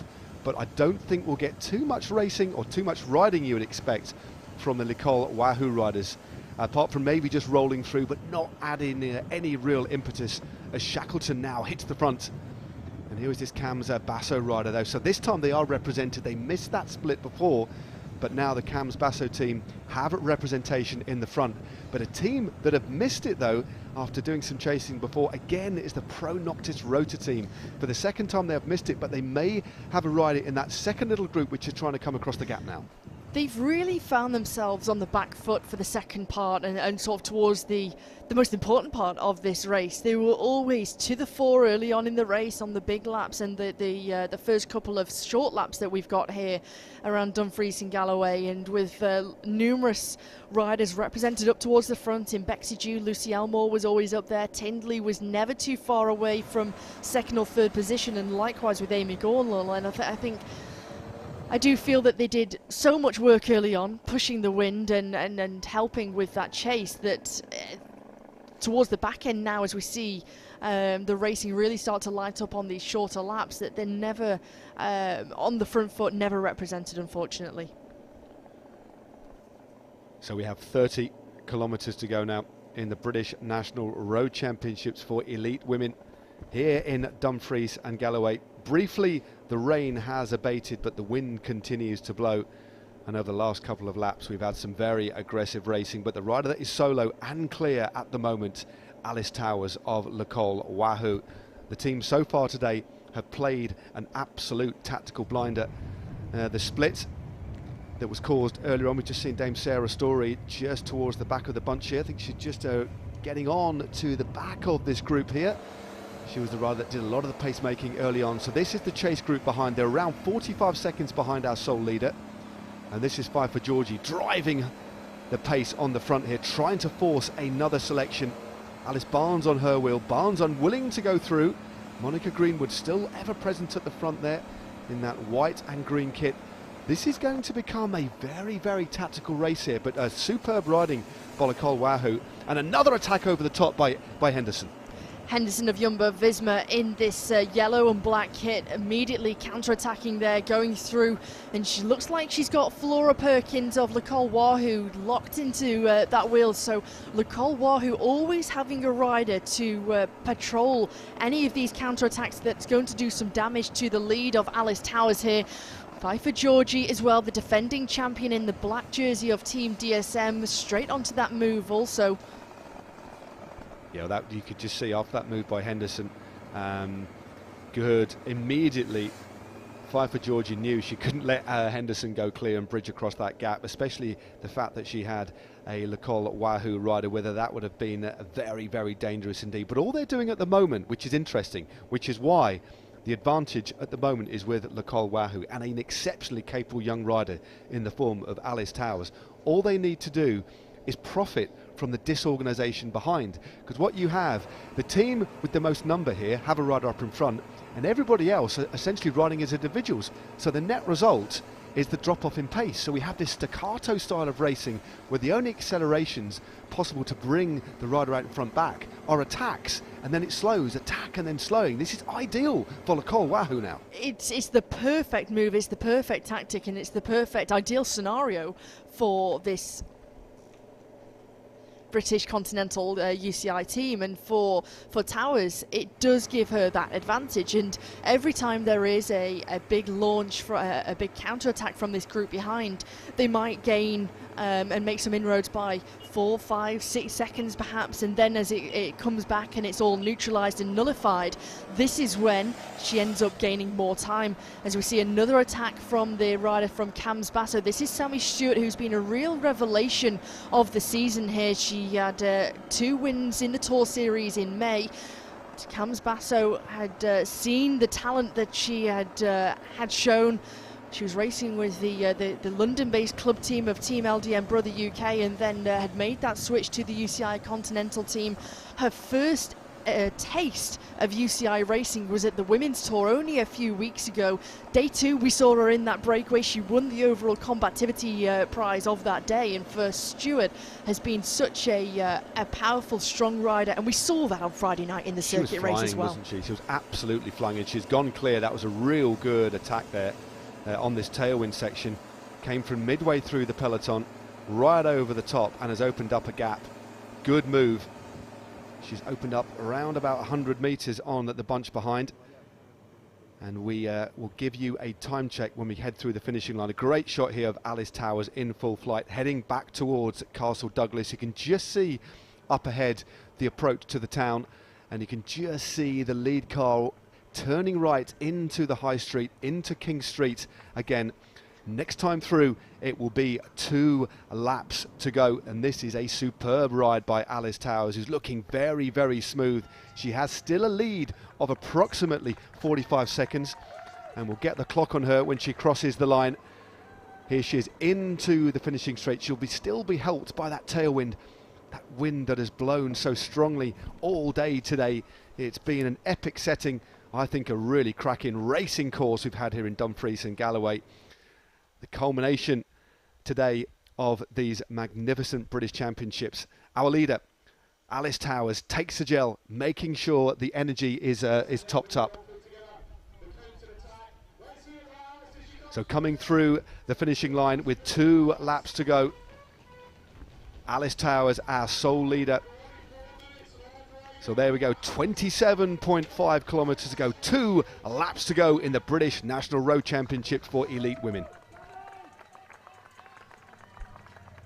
Our sole pursuer from Cams Basso rounding into the finishing straight. We've got the clock, well, we'll get a time check in a minute, but it's around about 45 seconds, and there is the peloton behind, which has swelled again. It keeps fracturing and coming back together, but each time it comes back together, it's a smaller group of riders. So we've got that whittling down process, that attritional nature. More than anything, riders falling away. 2 hours and 43 minutes of racing, and still 2 full laps of this intriguing, technical, fast circuit to go.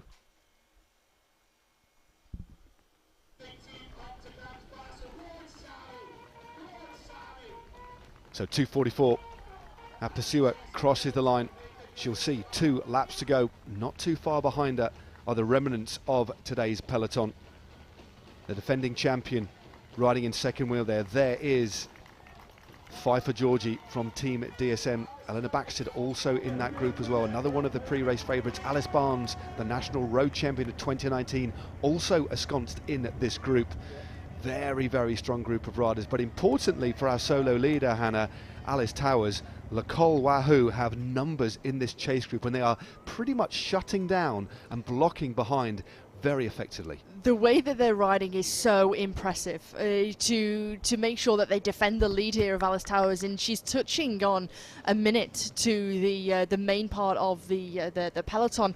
Around 45 seconds lead over our sole chaser in Sammy Stewart of Cams Basso at this point, and for Towers to maintain this lead, and with the help and the workload from her team behind, and ensuring that any attacks, counter-attacks that go away, and real danger moves like we've seen from Pfeiffer Georgie, Anna Henderson, who have attempted to try and make some inroads to our lone leader in Alice Towers, are nullified, are neutralised, are stopped from trying to bridge across to this. And the main part of the course where riders can do that damage is on that narrow section of the course, on the narrow rural road, which joins the 2A roads together when they make that right-hand turn.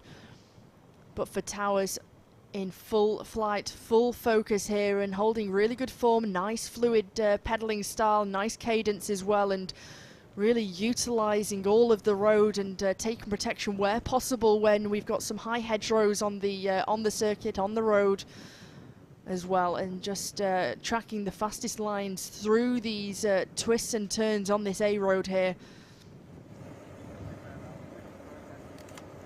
This is our sole pursuer in Sammy Stewart, and a nice smile come grimace on the face of this revelation of the season. Stewart, who had 2 victories in the Tour Series this season, consequently being able to and being picked up because of her talents by Cams Basso, the UCI Continental Women's Team, signing that professional contract. And for Sammy Stewart, who is a firefighter up in Lancashire, I'm sure when she started this season, when she was doing her winter training, she did not expect what was to come to her for her this season, and has been such a strong asset to the team of Cams Basso in that fluorescent and red jersey.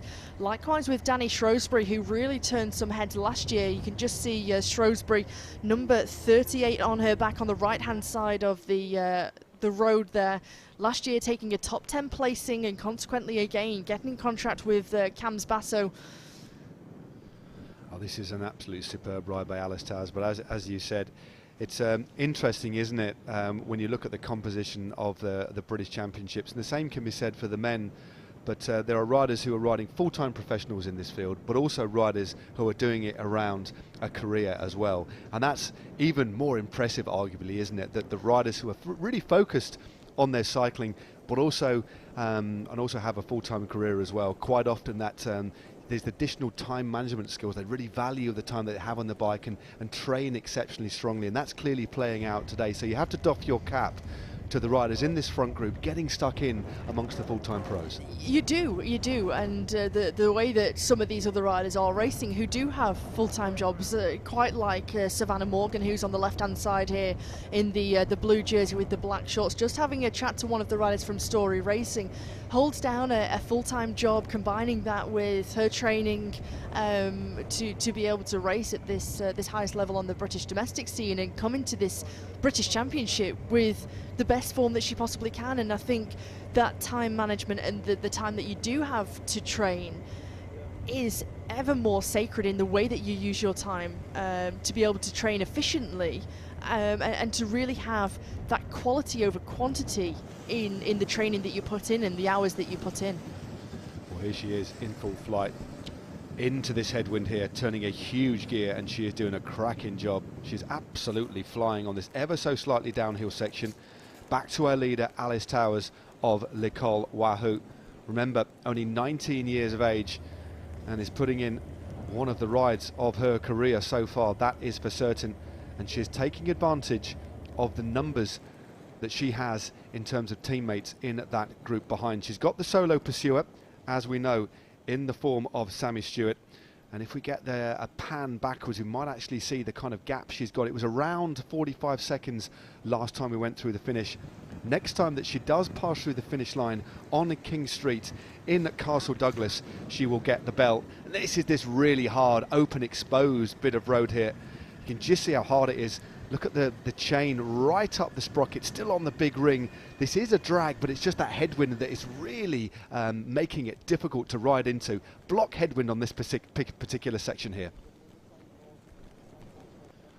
And that was the gap there. We've got 1 minute, so 1 minute for Alice Towers. And next time through the finish line, there'll be 13.7 k's to go. So she's got around 23, 24 k's to go, give or take at the moment. And we will, at the next point, try and get you another time check. But this is the pursuit behind. And she's looking good, isn't she? Turning a big gear here on the drops, trying to get as low as she can. And that was a really well-timed attack and opened up daylight. Nobody at all even could get on her wheel. It's just a wonderful bit of positioning play.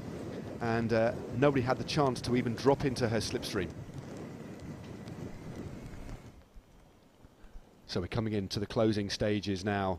The last half an hour or so of racing of the British National Road Championships for elite women, and we have one rider out in front. It is Alice Towers, 19 years of age, from L'école Wahoo.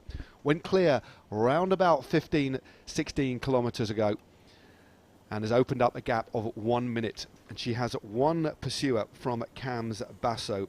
That is Sammy Stewart, and then the remnants, a rather depleted peloton. And there we go, it's actually saying it's 2 minutes back to the peloton now, so 1 minute to the chaser and 2 minutes to the peloton.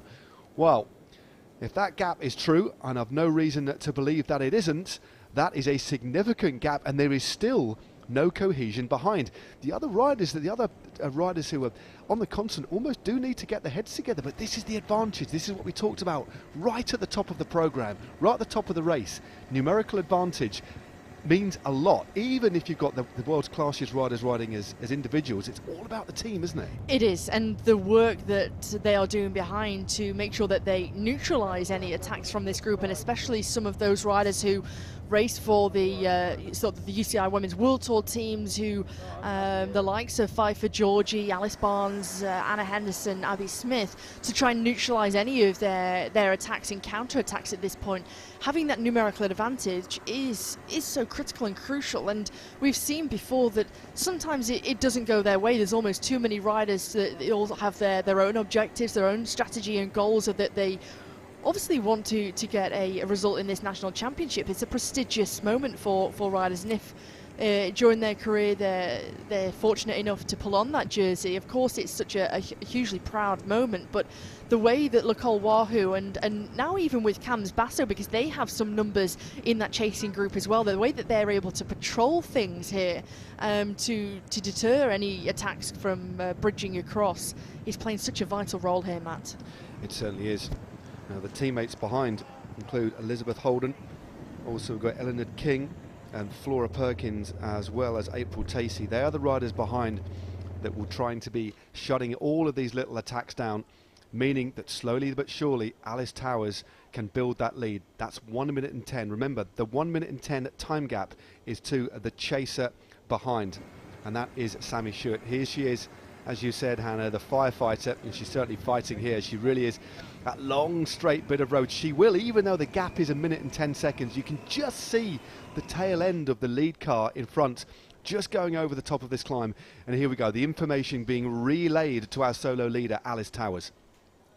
Tom Varney, the one of the co-team owners of L'école Wahoo and the sports director today, just giving that information through to Alice Towers, and also just giving her that encouragement as well. Just keep your focus, keep your head down, keep doing what you're doing, because at the moment you're in an extremely strong position. This is the time gap that we've got, and just because the team car is up towards Alice Towers, that shows you just the gap of the rider from Yorkshire has. Well, if they keep on riding at this pace behind, there's a couple of riders just rolling through there. Again, we could see the rider from AWOL O'Shea, Emily Meakin, who's done a lot of riding on the front, rolling through to the front, but there's no real cohesion at all behind. So there's the 1 minute and 10 second gap indicated to rider number 2 on the road, Sammy Stewart, who in turn, there's the team car coming up to Stewart. And it'll be a similar conversation, won't it? You've got about a minute on the peloton in the silver medal position. It's all about encouragement and also composure as well, and reminding her to keep on fueling even this late into the race. We've got around half an hour of racing to go. You just see Simon Howes, the sports director and team manager of Cams Basso, giving her that encouragement, giving her some information, telling her as well those time gaps, those real key things that she needs to know, and at the same time giving her some nutrition, because at 20 kilometres to go, feeding will stop. There will not be possible to take any more bottles from any of team assistants from the car or from the roadside, and that goes for gels and any food as well. So important that Sammy Stewart takes on any fuel that she possibly can, Matt. 2 minutes and 25 seconds now for Alice Towers. This is an incredible lead, and the way that the peloton are riding, this lead is only going to go out. I do think will shut down. This is the key section where we've seen the attacking riding, but I think they are playing a dangerous game here. There is zero cohesion between everybody else in this field, but you have to take your hat off to the way that Nicole Wahoo have ridden this race so far. They've got their young rider out in front, solo, with 1 minute and 10 seconds over the chaser behind. That's 31-year-old Sammy Stewart, and still no real cohesion behind. This is quite a remarkable effort from both of these riders here, in Alice Towers and Sammy Stewart, who we can see on our screen of Cam's Basso, and terrific that they both will have some young fans at the roadside supporting, cheering these riders on and willing them on as they take on this climb, the penultimate time they will take this climb on. I mean, the gap is certainly bridgeable, that is for sure. One rider, should I say, out in front on these very grippy roads, this undulating section here. But I tell you what, Alice Towers there, very different style to Sammy Stewart, who here is just churning a big gear. It's no criticism, it's more of an observation. Some riders like to use high torque, low cadence techniques, but there's a real fluidity to the way that Alice Towers is riding her bike over this undulating terrain. She still has a lead of 1:10 over this solo pursuer, who in turn has over a minute to the peloton behind, who are still riding at a relatively steady pace, but I'm expecting fireworks. If they want to bring back the two riders out in front and try and win this jersey, they need to do something serious, because if she has a 2.5 minute gap going into the finish, that's a big buffer. As the kilometres begin to tick down and we near ever closer to that finish line, and who will be crowned the British Elite Women's Road Race Champion, there has to be some movement from behind at some point, because the longer they leave it, and here we go now, this is a big injection of pace, a big attack from Pfeiffer Georgie in defence of her national title. The rider from Team DSM going through the dark patch under the trees there, and immediately tracked down there by Ellen Backstead, it looked like, and also Anna Henderson, never too far away. They need to do something special. They certainly cannot wait to do this next time through. She has a 2.5 minute gap with only 8Ks to go. That is going to be unbridgeable, so they have to do it now, and then over the top they have to continue this effort. We are looking at Sammy Stewart back to the fracturing group behind. It is still Pfeiffer Georgie on the front. As you said, that big attack on this undulation is continuing to pile on the pressure, and she has some real class behind. It's Holden on the back of the group for Nicole Wahoo. Great riding by the rider from the Isle of Man. Henderson is there, and now Backstead presses on in front, grimacing with the effort. She glances over her shoulder to see another grimace from Henderson out of the saddle. Great riding by Holden here. Holden, remember, will not do any pacemaking at all. She'll just sit as comfortably as she can in this group. This is a big counter-attack, and they are opening up a gap on the chasing group behind. This is important if they want to try and bring back this move of Towers and Sammy Stewart, let's not forget, because I think that group behind was so large that there was no chase, there was no cohesion, there was no almost allegiance between any of the riders there. But with it only being 4 riders, and I do think at some point Holden, she'll also want to be in with a shout of taking a medal here. Whether she'll give a few turns to keep that cohesion going and rolling through at this point, just to stay away from the group behind, because there's a number of high-profile riders who've missed this move. In Alice Barnes, in Abby Smith, Millie Cousins of Planta Pura has missed this move, as well as Pro Noctis Red Chili Bikes. Yeah, Shackleton has missed it as well. As you say, that is a very interesting split, but still, this is rider number 2 on the road. Currently, she is in the silver medal position, riding for Cam's Basso, 31 years of age. Sammy Stewart recently finished just inside, finished the safely inside the top 50 in the women's tour. But remember, she's a full-time firefighter and is putting some of the best riders in the world to the sword today. This is group number 3 on the road. 18 Ks to go now in the British Elite Women's Road Championships. Just on What 3 hours of racing under their wheels in absolutely atrocious conditions. The back end of this race has been absolutely scintillating, and Alice Towers still has around 2 minutes on that chase group containing Baxted and the defending champion Georgie and Henderson too. This is such a wonderful, remarkable effort here from Alice Towers, and really the way she's ridden and the way that she made her move, that she got away, really audacious, and for the amount of kilometres that she's been away in such a threat and danger to the other riders around her. And I think in turn the teamwork that Nicole Wahoo have done to make sure that they nullify and neutralise any of the counter-attacks that have previously gone away, and now only with 18 kilometres to go we've seen something that could be and prove as a potential danger to the lead of Towers. This is a great group we've got here. We can just see turning into that tailwind now Alice Towers. She'll be very grateful for that, but around 2 minutes further back, this is Five for Georgie battling to try and salvage her national jersey. She is wearing number 1. She won the race in Lincoln last year. Anna Henderson rolls through to the front herself, an exceptionally powerful rider indeed. And just behind her is Eleanor Baxter, who's clearly back in scintillating form.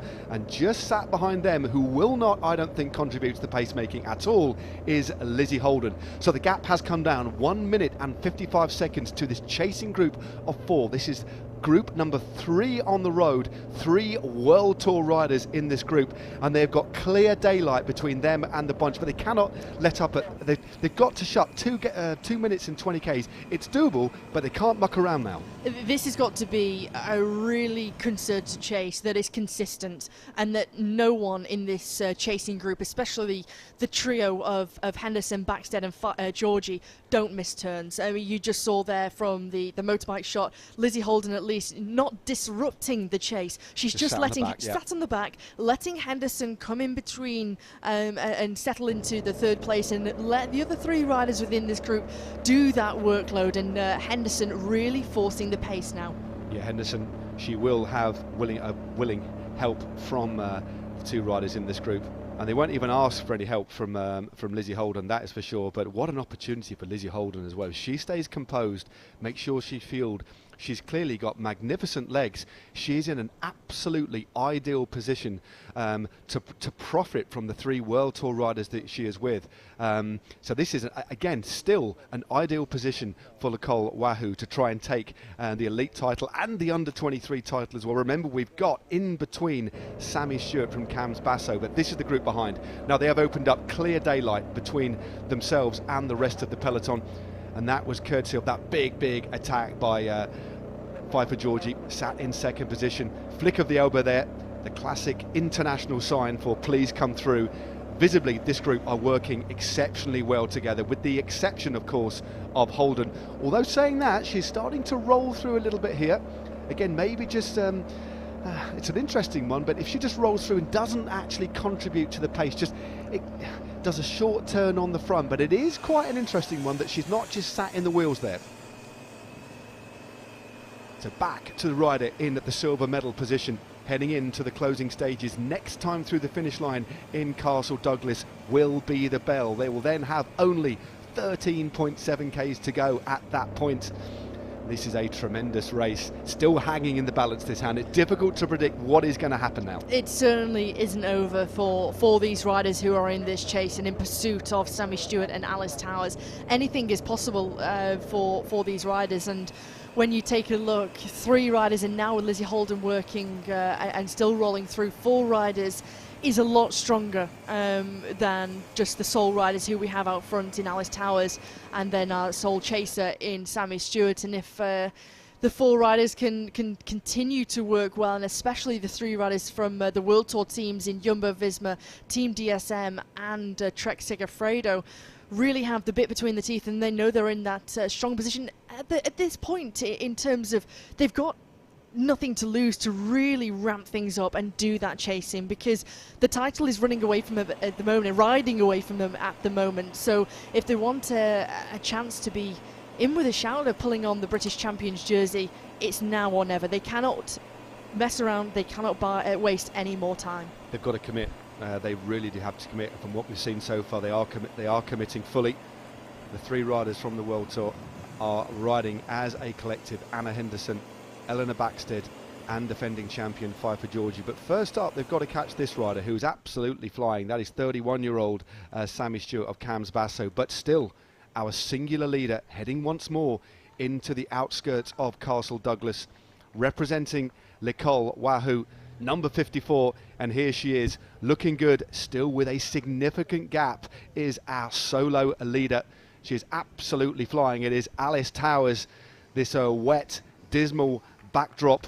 Will it bring joy? There's the gap. It is coming down, so she has 1:18. So basically, in between, Sammy Stewart is going back towards the chasing group, but our solo leader, Alice Towers, is moving away from her, but the chase group have stolen back the best part of 45 seconds. You're going to set the clock on this to get an up-to-date time here, Hannah. I certainly am. As soon as she crosses that line, the time will be running, just to get an accurate time on what the difference is between our Soul Chaser and Sammy Stewart and those 4 riders behind of Alice Towers at the moment, with 1 lap remaining, 13.7 kilometres to go for Alice Towers, and this is a terrific ride.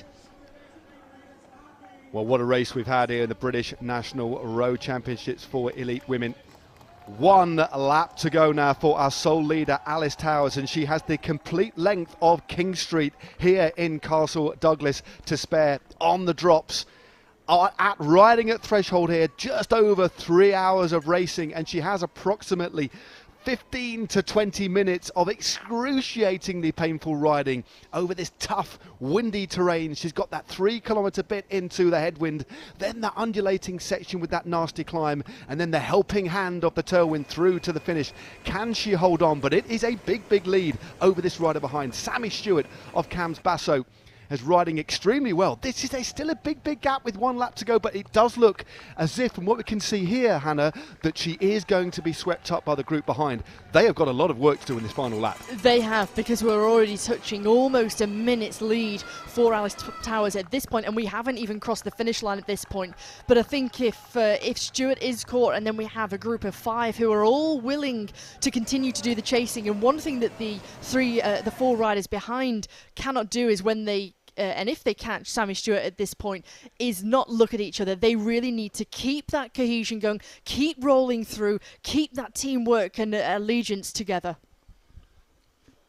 Well, here is the group being led by Eleanor Baxter. This is Sammy Stewart. Sammy Stewart doing a superb performance here, but I do think she's going to be caught by this straight chase group. So 1 lap to go for Sammy Stewart of Cams Basso, closely pursued by the group containing Elizabeth Holden. Gently flicks the elbow, not contributing too much to the pacemaking. Anna Henderson drives through, and there is the remnants of the peloton. So the peloton aren't certainly out of it yet. This group still have to continue on. So what was the gap? 1 minute and 38 seconds. 1 minute 38 to these 4 riders here. 1 minute 28 to our solo chaser in Sammy Stewart. So the 4 riders behind, only 10 seconds between them and Sammy Stewart. As you see, Anna Henderson, she was taking off her gilet, getting ready for this final lap, and as Anna Shackley of Team SD Works crosses the line in that black jersey, doing that chase. So that larger group behind also still not out of proceedings here. Yeah, they certainly haven't dropped away too much. Still a lot of fight there. Emily Meakin was also there, but look at that. 1 minute and 47 seconds is the gap now, approximately. I think that time gap was a little bit older, so 1:38 is the gap that we have. A little bit of encouragement as well there for Alice Towers. She has around about 12 kilometres to go. The gap she's got at the moment on this sort of terrain will equate to round about 1 kilometre in distance. So just about to be caught is Sammy Stewart there of Cams Basso. So now this group has swelled to 5. Anna Henderson doesn't even look across to her left-hand side. She knows if she's going to stand any chance of pulling on that iconic red, white and blue jersey, she needs to continue to press on, and will need the assistance of the 2 riders who are with her here as well. In half a lap, the time gap has gone from 2 minutes 25 to 1 minute 38 because of the workload that these 4 riders have been doing into the gap and the lead of Alice Towers. They still are within a shout of taking this British title to try and bring back Alice Towers. It's not all over yet, but they really do need to keep this rolling through, and And then hope that, of course, that Lizzie Holden doesn't get involved here, start to disrupt that chase. But for Towers, this is a mightily impressive job that the young rider from Yorkshire is doing for Nicole Wahoo. We said before that she's had such a brilliant season on the road and in big races, the likes of Liège-Bastogne-Liège, Tour of Flanders, where she's really shown what she's capable of at such a young age. Well, she's looking great as well.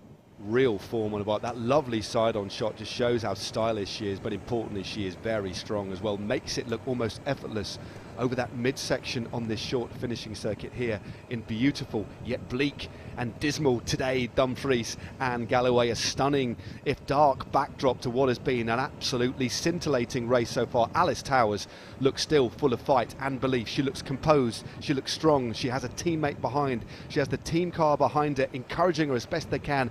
This will be her first win of the season if she were to stay away, and what a win it would be, defining her young career so far.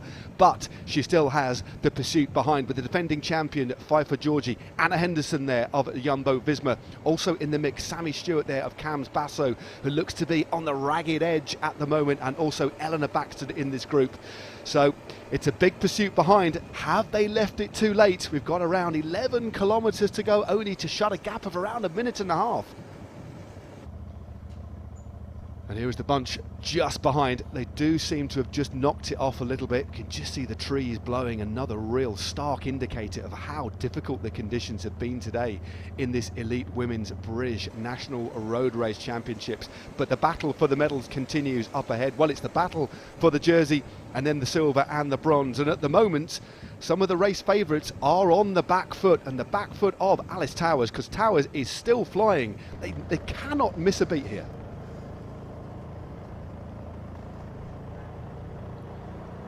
Well into the final lap of the British National Road Championships for elite women. This is the chasing group. They are pursuing Alice Towers of Nicole Wahoo. The rider just rolling through on the front is Eleanor Baxter of Trek Segafredo. Just coming through there, it was Sammy Stewart.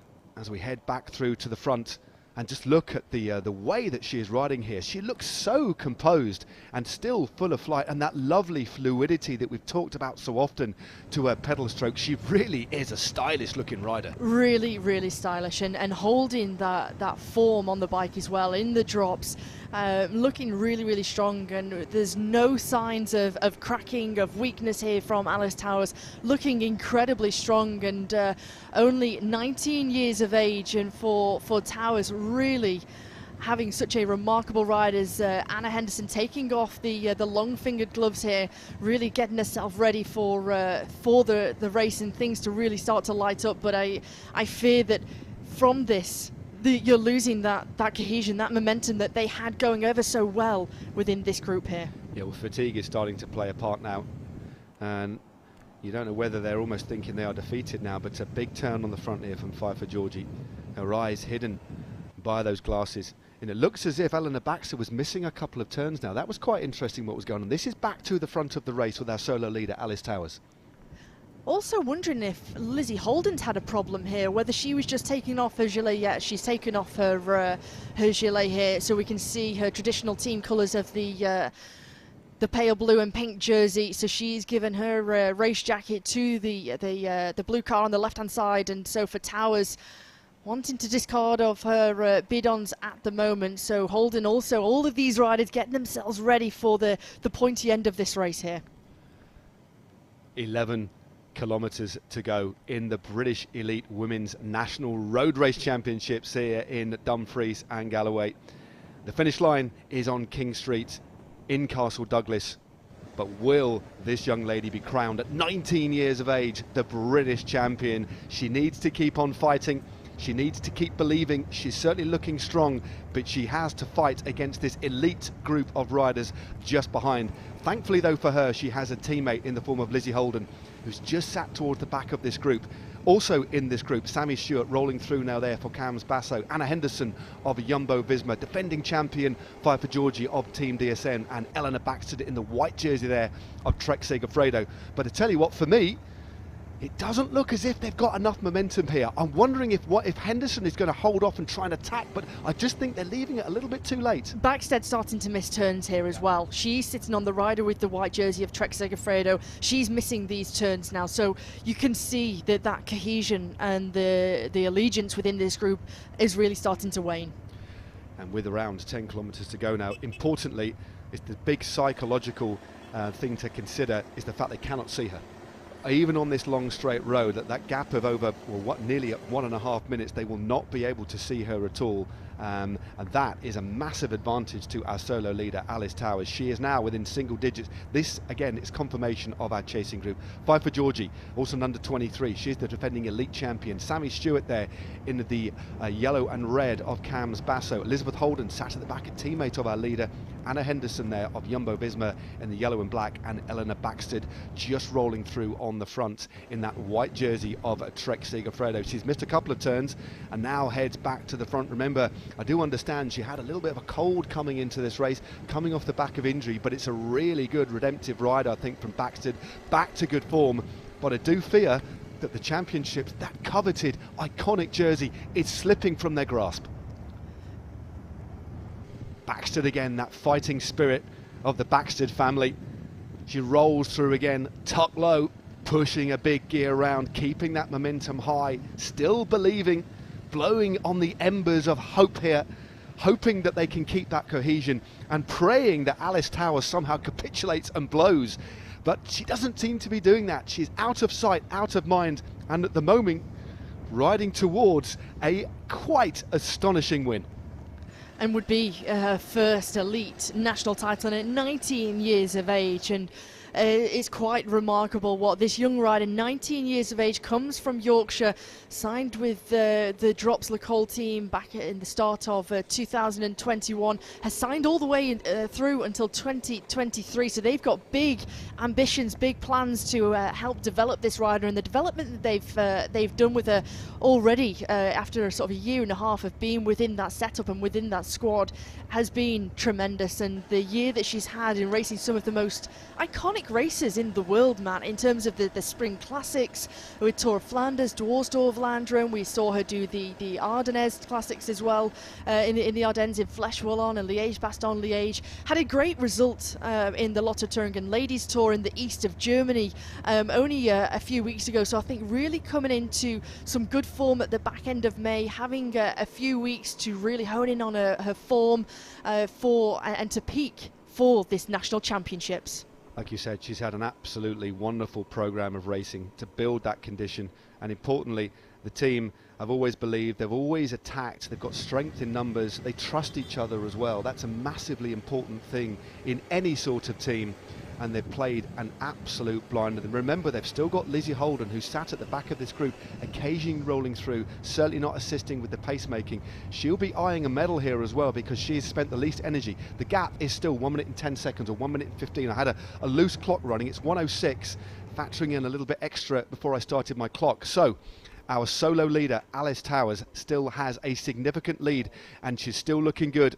For the first time, though, she gears up on this climb just to sense, well, of course, a sense that the legs are starting to hurt. This is the British Championships, the most prestigious single-day race of the year for these women.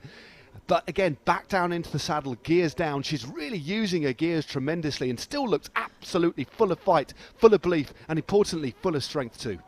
Despite being on this really steep section of the course for the very final time, still pushing that gear, still in the big ring as she gets some terrific support from the young fans at the side of the road. And for Towers, this is such a brilliant effort here, and you can only just now start to see the shoulders rock and roll as we see a big move from Anna Henderson. This is not the first time that we've seen her make a big move on this steep section. It certainly isn't. We've seen this several times already. This is the hardest part of the course in terms of climbs. It's still not particularly steep, but this deep into a race, it's enough to open up a few gaps. And they've opened up a gap here on Sammy Stewart, just off the back. Also, Eleanor Backstead has let a few little bit of a gaps go, but look how strong Lizzie Holden is there, just on the back of this group. 5 for Georgie, back in the saddle as well, has a little bit of a look round. It looks like Backstead is going to claw herself back into contention. as the pace continues to be set on the front by the defending champion. But meanwhile, the other side of that climb and flying towards that right turn where she'll pick up that tailwind is our solo race leader from Nicole Wahoo, 19 years of age, Alice Towers. Absolutely flying. There's only about 7 or 8 minutes of racing still to go. What a performance by her. I don't know, unless something catastrophic happens now, is if she can be caught. There's just not enough tarmac, and she looks still so strong. She looks in such fine form, and with only around 6 kilometres to go until she'll reach that finish line on King Street, and Alice Towers having such a terrific ride in a second attack on this climb from Anna Henderson. She's really trying to break the legs here of Eleanor Backstead and Sammy Stewart and really nail this one on, and to try and really shed them off from this group here, because she knows that in this run-in to the finish and in these final 6 kilometres, as the fatigue really starts to set in for these two riders, she doesn't want them to be sitting on, missing turns. She really wants a hard, concerted chase to try and bring back Towers. She certainly does. Well, a little bit of riding here by Lizzie Holden, because it's going to put herself in with a big chance of getting a silver medal. Something special is going to have to happen here, I think, for these three riders to get back in contact with Alice Towers, who is still well in front. The best part still of around about 900 metres to a kilometre, as we see Sammy Stewart, there we go, 26 k's an hour just behind here. Oh, miles an hour, should I say. I'm back on continental time, but so nearly 30 miles an hour here for our solo leader, Alice Towers. The elevation just dropping. You can see the chain quite a long way down. They're probably riding on about 52 or 53, 14 or something down here. Couple of little more undulations to go before that tailwind, and there's still a couple of real nasty kickers on the run into the line. It's certainly not an easy run into Castle Douglas, but what she will have the benefit of, as we've talked about so often today, is the helping hand of that tailwind. A lot of the time the wind is your enemy, but on that run into line, the wind is going to be her true ally. It will be right in her favour in that run into the finish line, into Castle Douglas, as she makes that right turn onto King Street, and it really will be in her favour. And that 40 to 50 mile an hour winds that has been wreaking havoc on the roads of Dumfries and Galloway will be with her in that run into the finish. Well, this is some performance. I bet Bob Varney, wherever he is, I don't think that was his son in the team car, wasn't it, earlier on? But Bob Varney will be pulling his hair out. I don't know if he's got any left, to be perfectly honest with you, but what a performance. The thing is, when you look at this team, the way they've progressed over the last few years, they've kept on building the team. You know, there's a real wonderful sense of community within that squad over the last few years, and they've had glimpses, they've had success, but nothing to this level if she were to stay away. 5 kilometres to go now, Hannah. The beauty of the team here with Nicole Wahoo is it's always been a step-by-step, building upon building, year upon year, getting the talent, nurturing that talent, developing the talent that's come through the ranks. And if you see the riders that have come from that team and gone on to World Tour teams, the likes of Alice Barnes, started in this team, really developed her way through, paved her way through. And for Nicole Wahoo and the work that Bob and Tom Varney have done to develop this team and to get it to where it is today, as Towers comes off the narrow section of road, she turns and makes this right-hand turn. 4.5 kilometres to go until she'll reach King Street and that finish line in Castle Douglas. Just over 4 kilometres to go now in the British National Road Championships for elite women. We have one solo leader out in front. She's been out in front for a long time now, representing Nicole Wahoo. Here she is out in front, 1 minute and 2 seconds on the chasing group behind. So they have taken back around about half a minute, but this is where she really will pick up the pace. This is where it's going to be difficult to bring things back because of the sheer speed that she is moving at. She'll have the sorts of speed she's riding at now, around about 900 metre advantage over the chasing group behind. She's got that tailwind. She'll soon be able to see the outskirts of Castle Douglas, and through the gloom she will be able to sense now that she will become the British elite national champion at only 19 years of age. This has been a wonderful individual performance and also a team performance. They had numbers at the front when it mattered. They exploited the situation, and she's backed it up with some immense power, immense prowess for the first time again in a while. Tom Varney leans out the window and will be urging her on to the finish now. So Tom Varney urges on young Alice Towers She's got around 5 minutes of riding still to go before she potentially will be crowned the British champion, but the gap is coming down, and this is the chasing group. It is Anna Henderson of the Jumbo-Visma on her wheel from DSM, is the defending champion, wearing number 1, Five for Georgie, and dangerously sat on the wheel as well. It really is advantage Nicole Wahoo is Lizzie Holden from the Isle of Man. They are bearing down. Another couple of seconds have been taken away. 1 minute, Hannah, is the gap. Well, between Anna Henderson and Five for Georgie, they're fighting tooth and nail to try and bring back our sole leader of Alice Towers here, of Nicole Wahoo. And this ride from young Alice Towers, only 19 years of age, it is quite a remarkable, tremendous effort here, and really keeping that form. There's showing no signs of weakness at the moment. Really, that fluid pedalling style that she's had and maintained as she goes up this false flat into that run into the finish, and still with the wind in her favour as she goes and is still in that tailwind. Well, this arrow straight bit of road that takes them in to the finish, save for that right turn on to King Street, is almost cruel. The group pursuing behind will now have her in sight. It's a long stretch of road, but thankfully, mercifully for our solo rider around in front, Alice Towers, the wind is in her back. 30, 40, even 50 miles an hour winds we've seen today. We've had so much rain. It's been an epic day of racing so far, and it looks as if Alice Towers is going to pull on the jersey, but she cannot afford to relent, because this pursuit behind continues to slowly but surely eat into her lead. The way that they're working well together and cooperating with each other at this point in the race, it is a danger. It means that Alice Towers, she can't let off the gas. She can't let that chain slack at any point on this run into the finish line. She really has to keep this pace, keep this effort going, and although she's showing no signs of it, she will be hurting inside. Those legs will be hurting, the lungs will be burning from the effort that she's done in the last few laps, and to go away solo with such a long period of time to go, over 30 kilometres of the race remaining for Towers. She's kept this form well, and for me, what an astonishing ride from a young up-and-coming talent. Well, she's not up-and-coming, she is here. Oh, she's the real deal. She's got around 2 kilometres to go, if that now, until the finish. And she's just rounded that left-hand corner. This is the pursuit behind. Lizzie Holden, her teammate, will be just glass cranking through. She'll be thinking now about getting a 1-2, an incredible 1-2. That would be absolutely amazing. But still, Anna Henderson believes they can maybe catch her. They're riding their own race here, but onto the outskirts, or into the outskirts of Castle Douglas in Dumfries and Galloway, who have hosted a magnificent national championships. Just up ahead is the right turn. We are well into the final kilometre here of the British National Road Championships, and solo and looking like she's going to take this one is Alice Towers. She's just got to round this corner safely for Nicole Wahoo. As Alice Towers makes that right turn into King Street, it will be Alice Towers who will be crowned the Queen of the British Cycling Elite Women's Road Race Championships for 2022 for Nicole Wahoo at 19 years of age. A terrific performance. Well, behind, they are vying for the silver and bronze positions. Five for Georgie, the defending champion, I think will have to settle for a different colour medal. But look at this. Alice Towers, a monumental performance by a rider with the brightest of future.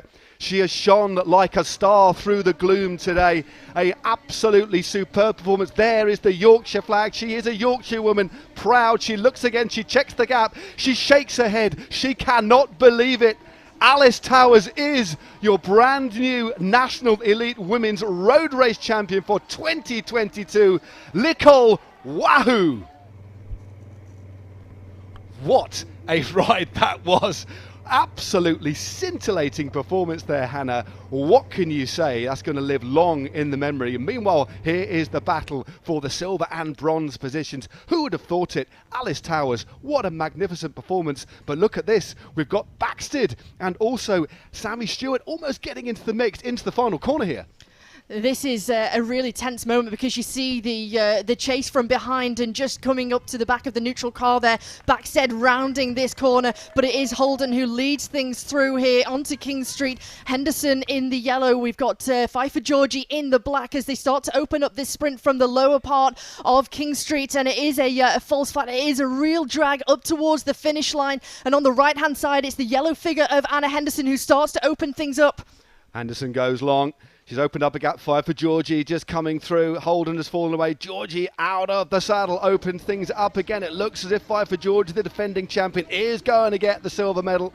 Turning a huge gear as she crosses the line here on King Street. Second place, silver medal for the defending champion, 5 for Georgie. Third place there for Anna Henderson of Jumbo Visma. Fourth place for Lizzie Holden with a big smile on her face. Fifth place for Eleanor Baxted, coming back from injury, and a fine sixth place there for Sammy Stewart of Cams Basso. Well, take a deep breath, Hannah Walker. What a performance. It's been an amazing championship so far. Looking back at the women's podium in the elite circuit race, we're looking at the stars of the future, and another absolutely wonderful ride. Of course, team tactics played an enormous part, but again, she is an absolutely scintillating athlete, isn't she? So strong. She is incredibly strong. She's come into this race with such terrific form, and we've seen and we've said before that the prospect of the young talent that's coming through the ranks in Great Britain is tremendous to see.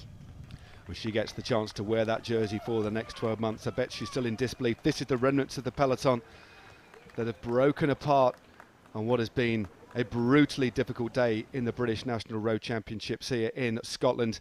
This is the sprint for 6th place. It looks like Alice Barnes, 6th place on the day. Alice Barnes looks like she's moving well clear, so strong. Tacey also there as well. That'll be another rider inside the top 10 for a dominant Nicole Wahoo. As Alice Barnes gone a little bit too early, she continues to press home her advantage.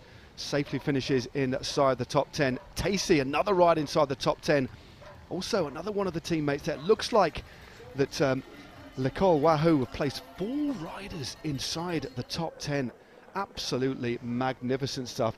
But there is our race winner.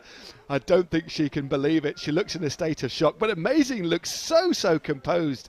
There is Alice Towers, your new British national champion. I think she is quite shocked, speechless at what she's just achieved there. At 19 years of age, to take the elite women's British National Road Race title, which she will wear on the continent in all the UCI races that she does this year, and in any race that she does for the next 12 months. It's such a special moment, and you can just see the delight of Flora Perkins there, her teammate. Yep. Still 19, Flora Perkins, of course, on the podium the other day in the Elite Circuit Race Championships. What a championships that team have had. And as I said, this is, I think, the crowning glory of this team and their progression, as we talked about over the last few years. This really is the pinnacle of what they've managed to achieve. Here is that moment again, the shake of the head, but we can confirm, almost there, lost it on the line, but punches the sky in disbelief and joy. She is the national champion.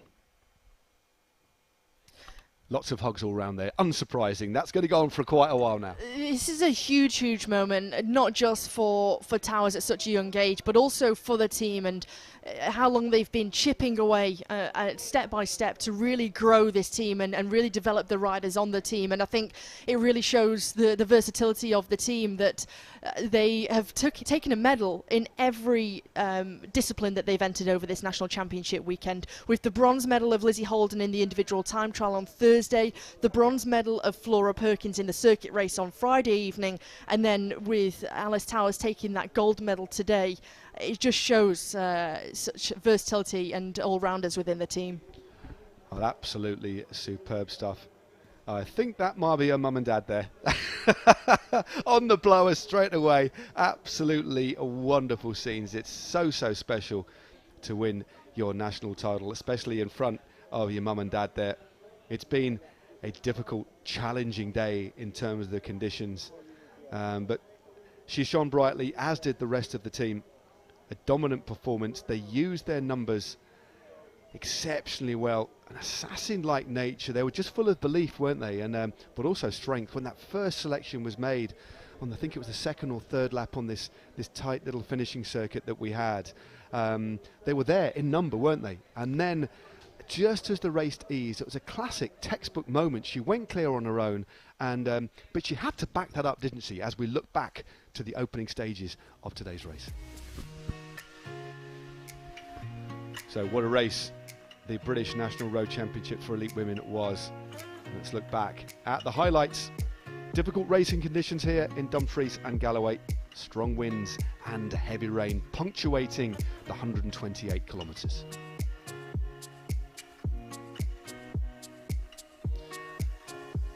So the opening circuit with 2 laps of 22.9 kilometres, followed by 13.7 kilometres to be covered on 6 occasions.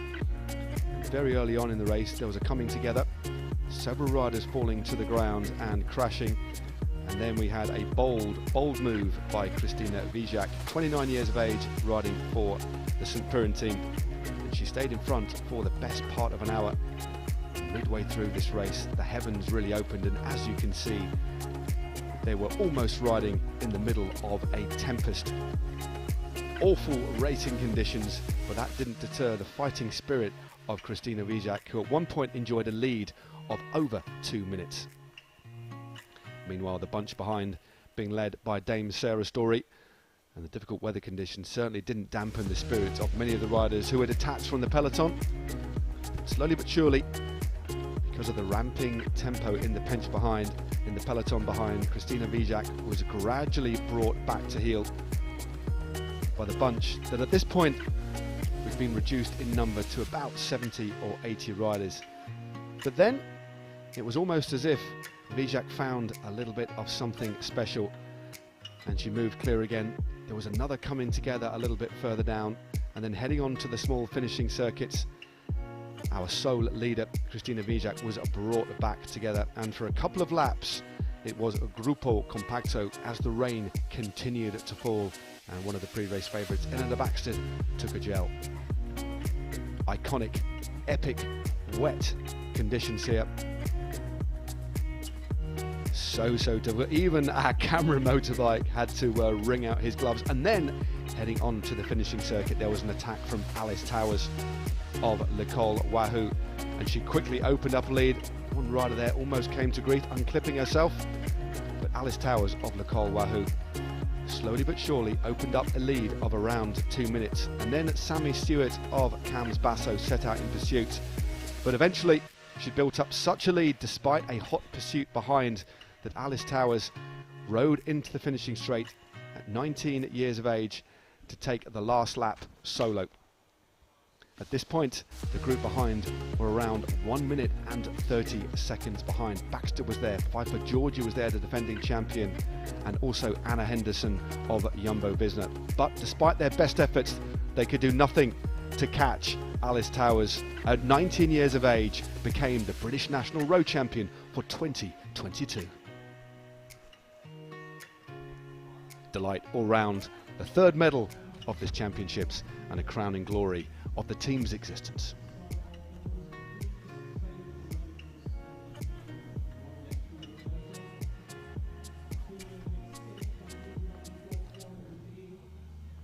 So next couple of minutes we shall be getting some podium action, as you would expect.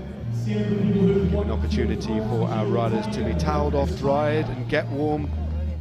There will be a lot of shivering out there today. And that was a magnificent ride by Alice Towers, and what a bright future she has. She has a contract through to the end of 2023 with L'école Wahoo. Shows that she will be wearing the colours of British champion. And they always do a lovely kit design, this team, don't they, Hannah? So I'll be intrigued to see how quickly they turn around the Nationals kit as we see that moment one more time. Almost came to grief, given I think how windy the conditions were, but thankfully held it up to cross the line. And just look at her face here. A cathartic moment for the youngster, a crowning moment in her young career.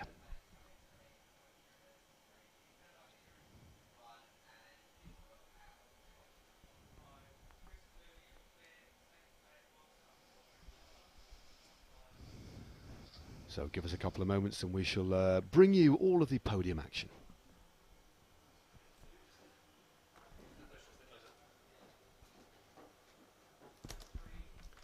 So confirmation of the result of the National Championships Elite Women's Road Race. Alice Towers takes the title for Nicole Wahoo ahead of last year's champion Pfeiffer Georgie of Team DSM, with the bronze medal going to Anna Henderson of Jumbo Visma.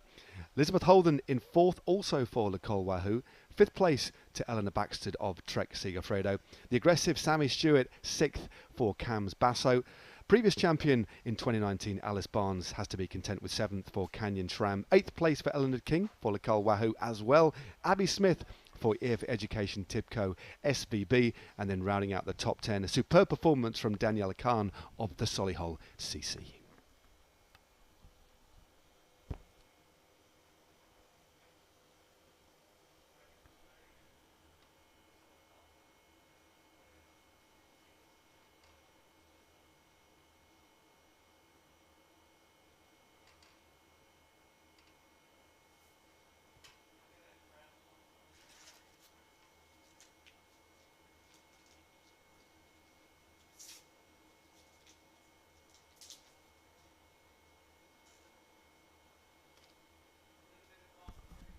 So podium time very, very shortly, as the rain continues to fall here in the Dumfries and Galloway area. Just give an opportunity for our riders to towel themselves down and get presentable for the podium. They want to look good because this is going to be important photo opportunity. It certainly is, and a photo I'm sure will go onto the mantelpiece of Alice Towers and her family. Is such a huge, prestigious moment, and of course, just to try and also get themselves warm out of that wet kit that they've been rain-soaked in for the last three and a bit hours. So for these riders, important that they do put some dry kit on, that they get themselves warm, ready for this podium presentation, because after that there's plenty of media and interviews and photographs to do as well. So important, get out of the rain-soaked kit, get into some fresh kit for the podium celebrations. Well, that's the thing, because Alice Towers will be continuing to race throughout the year, but in a new kit now. The next race she will be wearing that beautiful white jersey with the red, white and blue bands upon it for the next 12 months. And then from that moment onwards, even if she were to never win the championships again, she can wear the red, white and blue tipping on a collar and on her sleeves the rest of her career. And that's one of the cool things about being a world champion or a national champion. And in less than a month's time, with the Tour de France Femmes avec Zwift coming up and the team selected as one of the wildcard entrants to this this prestigious event, surely Alice Towers, now being the British champion, has to be one of the top contenders of the six-rider roster that can be selected. Yeah, definitely. We were talking about that beforehand, weren't we? The traditional placing of the national championships across the world, generally ahead of the Tour de France, and now, thank goodness, after way too long a wait, we have the Tour de France Femmes avec Zwift, and I've no doubt 99% to the final kilometre here of the British National Road Champ, that Tom and Bob Varney will be selecting this young lady for the Tour de France Femmes avec Zwift. But it was a magnificent performance, despite that chase as well. I mean, we talk about team tactics, and then that was she had to. There was a lot of pressure on her young shoulders to deliver that win as well, wasn't it? It was such a difficult circuit, multiple times into that headwind, that horrible hilly section, and they just couldn't bring her back. To keep her calm, to keep her cool, to keep that focus in all parts of the circuit, and never really start to fatigue from the effort that she'd been putting out, and to hold the form that she did from Alice Towers, and keep that fluidity in her pedaling style, in the cadence that she was pushing. Always really never missed a beat. Where possible, she was taking shelter from the hedgerows in the crosswind, and when it was headwind as well. And for Towers, I think it's going to take some days, some time for it to settle in, for her to realise what she's just achieved at 19 years of age, taking the elite British Women's National Road Race title. Yep, it will take a while to sink in. And she did look, as we look at the replays of the sprint for the silver medal, almost in a state of disbelief. She certainly believed it when she crossed the line. And there was a real tussle, wasn't there, for the silver medal position. Coming very late to the scene, Eleanor Baxter in the white jersey, just to the top of your picture there with Sammy Stewart. And taking this group into the final corner was the teammate of the winner, Lizzie Holden. who opened things up quite early, in fact. And the other two didn't quite get back in contact. So an early sprint there from Holden. And Pfeiffer Georgie, the defending champion in the slipstream here of Anna Henderson in the yellow. The two riders from the World Tour sprinting here for the silver medal. Henderson going very, very long indeed, but then Pfeiffer Georgie just coming around the rider from Jumbo-Visma and bringing home a silver medal. So there was your podium. A rueful shake of the head for Pfeiffer Georgie, second for her. And here is the podium presentation. Are you live? Should be. So this is for the under-23 podium. And the bronze medal goes to Eleanor Baxter here. And the silver medal in the under-23 goes to Pfeiffer Georgie. Of course, the elite champion last year. So we are looking at the presentation for the under-23 jersey here. So two separate championships for the price of one today. And a big round of applause here for the under-23 champion, Alice Towers. So two jerseys for the Nicole Wahoo rider today. And what a magnificent performance it was. Individual from her perspective, and then the way she rode as a team. And she couldn't have done it without the team. That's the thing. The way they rode, whoever it was off the front, they had to back it up with that strength, but she couldn't have won it without the squad. It just shows the importance of the teamwork and riding collectively as a unit, and the workload that they did behind to really neutralise any of those dangerous moves. And here we have it. Towers crowned the under-23 national champion. Yep, Alice Towers, the winner of the under-23 championships. Silver medal for Pfeiffer Georgie of Team DSM, and the bronze goes to Eleanor Baxter of Trek Segafredo as they step away briefly from the rain. It's time for a little bit of champagne as well, some flowers and champagne.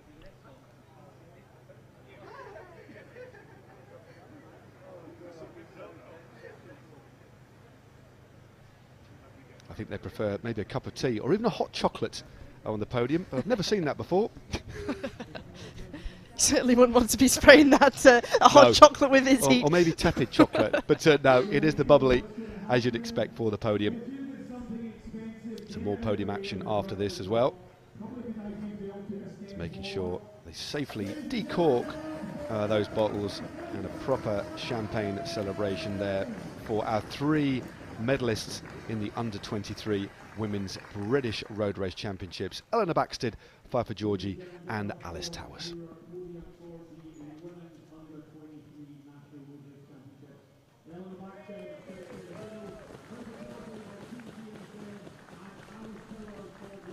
Smiles all round, as you'd expect. A big moment. There'll be a little bit of disappointment, I think, for Pfeiffer Georgie there. But I think the smile on the face of Towers and Baxter is a genuine one. Great to see Eleanor Baxter back into form after a difficult couple of seasons with injury. As soon as she got through an injury, there were other setbacks, but it's great to see her on the podium. And she was a real integral part of the racing today and looked good and responded to a lot of those strong moves. So that certainly augurs well for the rest of the season for Eleanor Baxter. It does. It really bodes well for her form, and I really hope for her she has a long period of time which isn't marred by illness and injury, because it has been such an unfortunate start to her pro career, and time again she's come back stronger. And the mental fortitude of Baxter is astronomical, because to be able to deal with the amount of injuries and come back into form and really go through that rehabilitation period and still to perform how she has, and you saw that today, is incredible. But the talking point really is on this young woman, Alice Towers, who took the elite and under-23 British national road title. Alice Towers of Nicole Wahoo, winning solo into a rain-soaked Castle Douglas on King Street. Really quite remarkable as we wait for the elite podium to be presented. Yep, shouldn't be too long as the rain continues to fall here. The championships to live long in the memory, that is for sure. Well, each one does. Each one is unique in the way the races were won. And I think despite the atrocious weather conditions today, That was a very, very exciting race. It was several distinct parts to the race, wasn't it? There was the time, of course, when Christina Vijak, a really bold move by the rider from St Piran, dominated proceedings. About the first, almost up to halfway. Then we had that section in the middle, about 2 laps or so in the bunch were essentially together, just riding tempo. And then in the final third of the race, we had that series of attacks that ultimately determined the shape of the race. And the first one that really started to set things alight was the move on the steep section on the narrow part of the course from Anna Henderson. And that really started to cause a selection. And that's where we saw Alice Towers was a part of that move with 4 of her teammates. Then consequently, when the 2 groups came together, it meant that Perkins got herself back into the fold. Well, here's the podium presentation for the Elite Women's National Road Race Championships for 2022. The bronze medal goes to Anna Henderson, a shivering Anna Henderson of Team Jumbo-Visma. Back to the podium for the second time today, the defending Elite Women's Road Race Champion, and this year in 2022, Pfeiffer Georgie of Team DSM will have to settle for the silver medal. But the national champion for 2022 is Alice Towers of L'École Wahoo. She's the under-23 champion, but this is the big one, isn't it? The elite champion. This is the jersey she will wear for the next 12 months, representing L'École Wahoo. A crowning achievement of her career so far, and emphatically the biggest moment in the history of the L'École Wahoo team in their various iterations over the years, run by Bob Varney and his son Tom.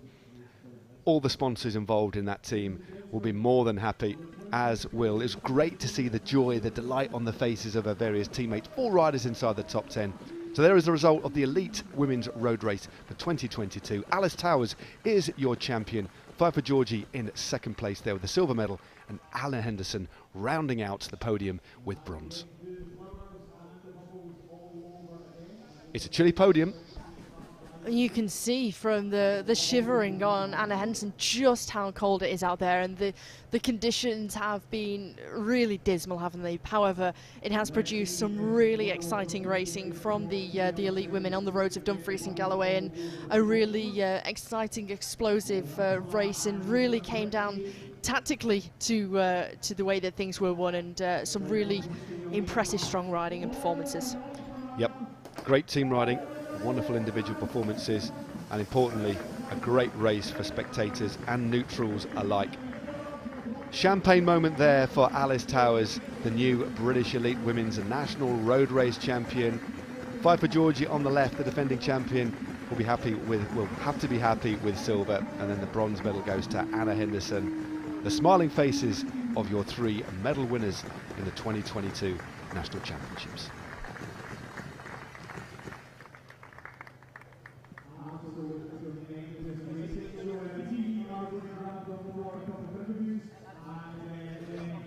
They'll be all off for a hot shower or a hot bath and some grub, and then they can sit back and watch the men's championships, which will be starting in around 35 minutes time.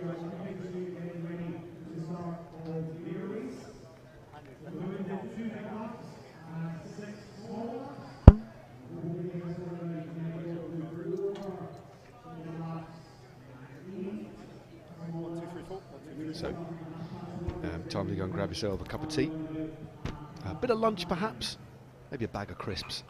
Come back in 35 minutes time for the British men's. Well, we actually start coverage at 1:20 British time, wherever you are in the world watching the championships. Oh, here's an interview with Anna Henderson. Talk us through the winning move and how the group reacted. Yeah, it was an unreal ride from Alice, to be honest, like super strong. I didn't actually see her, I was kind of faffing around at the back of the group, and yeah, she said she just rolled off the front. Yeah, and then I saw her go and I thought, oh, it's pretty far to go, and yeah, really strong headwind out there. But yeah, she was just too strong today, and yeah, we made a move to go across to her, but yeah, we just mistimed it, and yeah. But I'm really happy with today because yeah, I've not been feeling the best since Ride London, so yeah, it's a nice step towards next few races. And you were super animated all race, weren't you? Always using that little climb just to try and force the selection. So the legs are good. Yeah, I mean, I was also quite cold as well, so yeah, just we knew that Alice had over 2 minutes, we needed to move and yeah, try and animate it, try and get a group working and just make it a hard race because yeah, I wanted to test the legs and yeah, I was really pleased that they were back on me. All right, Anna, I'll let you go and get warm. Sorry, Thanks I'm very not much. making sense, I'm too cold. Unsurprising there. Pfeiffer's literally shivering. We'll keep this very, very brief. Yeah. Silver medal. Obviously, you were the winner last year. Frustrated? Yeah, disappointed actually. I felt good during the race. But yeah, Alice did a really strong ride. We did what we could to kind of try and bring it back. Yeah, making a move in the last few laps, but I think yeah, we waited a bit too long and the gap got too big to close. So yeah, a bit disappointed, but yeah, fully fair play to Alice. It was a really strong ride. It was indeed. Was that group a little bit too big ultimately? Too many people looking at each other? If maybe you'd had a group of 5 or 6, it might have been easier to get everyone together. Yeah, definitely. The group was, yeah, it was started off about 20, but then more came back. So then you kind of lose the momentum, and yeah, it really, there's no one really riding. I think if it was smaller, that's why we tried to, yeah, me and Anna tried to attack a few times to try and yeah reduce it, and then you get more cohesion. And yeah, in the end we rode like full gas for like the last lap and a half, but yeah, it just wasn't enough. Too late. All right, Pfeiffer, go and get warm. Thank you very much. Just waiting for the winner now to come. Well, some interesting chats there. Clearly disappointment there, understandable disappointment there from Pfeiffer Georgie, and a slightly different view and here she is, on Alice, the race. many Here's our national congratulations. What a champion. bold move. Was it spontaneous? Did you think it through? Did you know what you were doing? Very spontaneous. I really didn't plan it. I mean, probably was the best thing to do at the time with the conditions. To be out front was definitely better than it was in the bunch, and I didn't really think it was possible until, like, you know, the time just kept going out and then the kilometres kept coming down, and I just thought, like, all I could do was just keep plugging at it. So yeah, I can't really believe that, you know, it happened, sort of thing. I didn't ever think that either I could win or in that way, or that's how the race was going to go. But yeah, you just can never expect stuff like that, can you? I mean, it goes without saying, that's the biggest ride of your career to date, isn't it? And pulling on that famous jersey, what a feeling that must be. I know. I mean, it's actually the first time I've ever won a road race, so to win the national championships is pretty special. So yeah, I'm really happy. And that group that you rode away from contained some world tour riders, some real hitters, some of the best in the world, didn't they? So that the future is very, very bright for you indeed if you carry on like this. Yeah, well, we'll see. Yeah, it's nice to race in the UK, slightly different, like, sort of field and stuff. So yeah, really enjoyed the race. All right, you're shivering. Go and get warm. Cheers, Alice. Well done.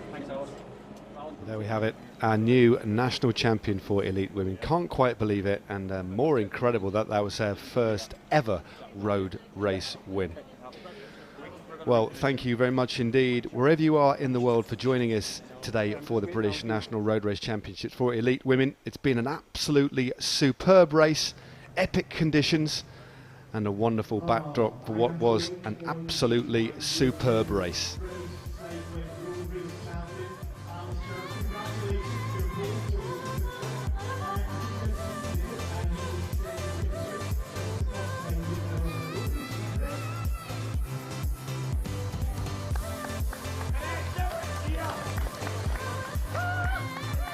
Alice Towers is your brand new National Elite Women's Road Race Champion for 2022. Nicole Wahoo!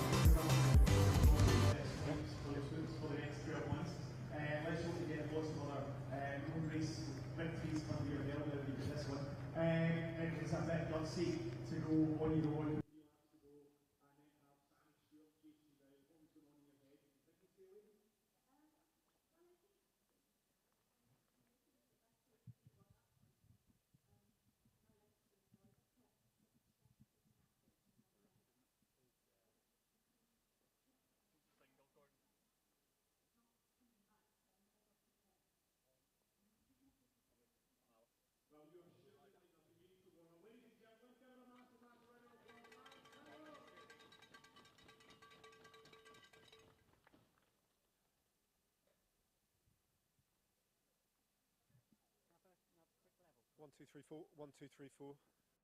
1, 2, 3, 4. It's probably best if I just lollipop this, isn't it? No, I'll stick. Are you going to stick? Yeah. Okay. All right. They like it split. Do they? Okay. Fine.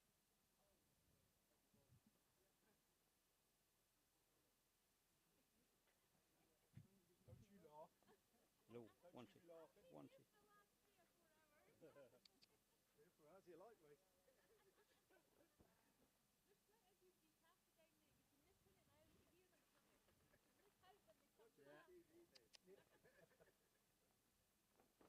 Right. Come in.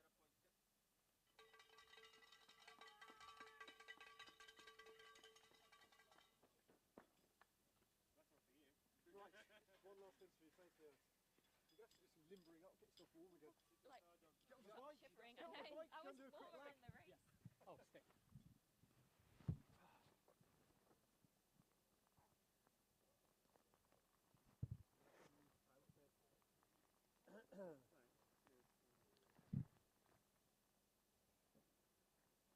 Whereabouts are you based, then? What, sorry? Whereabouts are you based? Where do you live? Derbyshire. Derbyshire. Yeah, Is that where you're born and bred? Burton-on-Trent. Yeah, I One, know two, that place. one. So peaks in the peaks. Yeah, South Yeah. Peaks. Yeah. Well, that's where your training rides are. Yeah. Yeah. How would you Yeah. describe yourself? Are you climb? I mean, Yeah. 1, 2, 1, 2. I was hoping the course could be a bit hillier. yeah, but because there wasn't much there yeah, for work, was when it? I initially 1, 2, saw it, I 1, was 2. like, Hello. Yeah. Hello. Hello. there's not much climbing, but Okay. it turned like, all right. Turned out right. Thank you, thank you, thank you, thank you, thank you, thank you. Okay. Just count to 10 for him so he can hear, if that's all 1, right. 2, 3, 4, 5, 6, 7. Okay. All right. Well, it's not warm here. I think it's safe to say that in Castle Douglas, and we've got a champion here who is shivering. So we're going to have to keep this really brief, Alice. What a ride! What a moment you chose to attack. Was it just a rush of blood to the head, an impulsive move? I didn't really attack. It was just we had numbers in the front, and my teammate just kind of let the wheel go, and I just rode off. And I thought, I looked back, and I was like, oh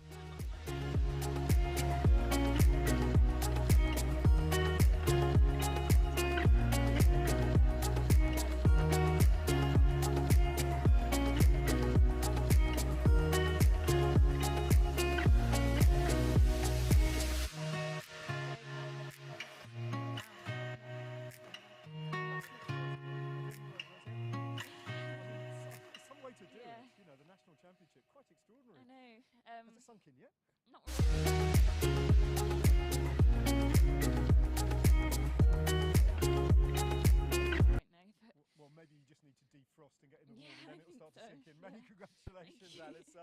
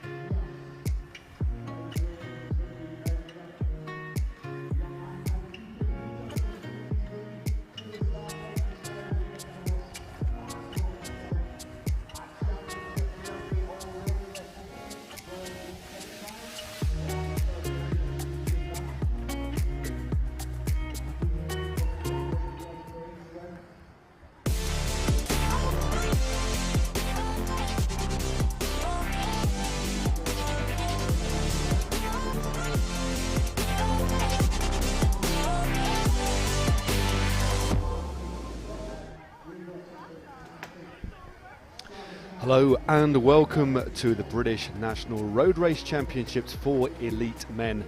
201.2 kilometres from Castle Douglas in Dumfries and Galloway in Scotland. I'll be honest with you, it's a gloomy day. The rain has been falling. We've got strong winds, but that certainly hasn't dampened the spirits of our riders earlier today in the women's race. And next up, in around 10 minutes time, the men will battle it out for the final red, white and blue banded jersey denoting the British champion. This is the course the riders will be facing today. We have 4 large laps of 22.9 rolling kilometres in and around the lovely, beautiful green hills of the Castle Douglas area. After those first 4 laps have been completed, we'll do 8 smaller laps of 13.7 kilometres, totalling a distance of just over 201 kilometres. So no major climbs, no big significant obstacles. I think the biggest obstacle today will be the weather conditions. You can just see the riders riding up and down the finish here in Castle Street in Castle Douglas. The location for a lot of bike racing over the years. This is the second time since 2013 that Scotland have hosted the championships, and this is what happened earlier on in the Women's Elite Road Race Championships. It was an absolutely superb performance from Alice Towers. Riding for Nicole Wahoo, she soloed to victory by just over a minute to take both the under-23 and the Elite Women's Road Race title. And as you can see, she was stunned, disbelief, but it was an amazing solo performance. She beat the defending champion, Five for Georgia there from Team BSM in the process, but it was a wonderful team performance. And you can see the young woman from Yorkshire was shocked, but it was a strong performance, a team performance, but she held on. She rode around 25 kilometres alone and was crowned the National Road Race Champion on King Street here. An attritional race, the race blown apart by the aggressive racing in the last half. But there is your brand new national champion for 2022, Alice Towers, and look at what it meant to her. So we have another jersey on offer. 10 jerseys have been on offer over the last 3 or 4 days here, and some of the riders to look out for today. Ben Swift, the defending champion from Ineos Grenadiers. Ethan Hayter, his teammate, the time trial champion, Scott Thwaites, an exceptionally good rider from Albertson Phoenix. Fred Wright from Bahrain Victorious. Matt Walls, the Olympic Omnium champion, riding for Bora Hansgrohe.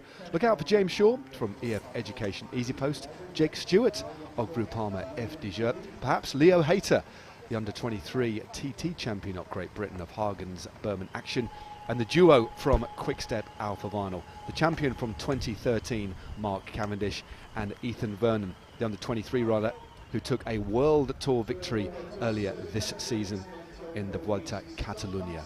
So just 10 riders to watch, but it is a star-studded field. Multiple riders riding at World Tour level are here. Plus we have some very strong teams from the domestic scene here in the United Kingdom.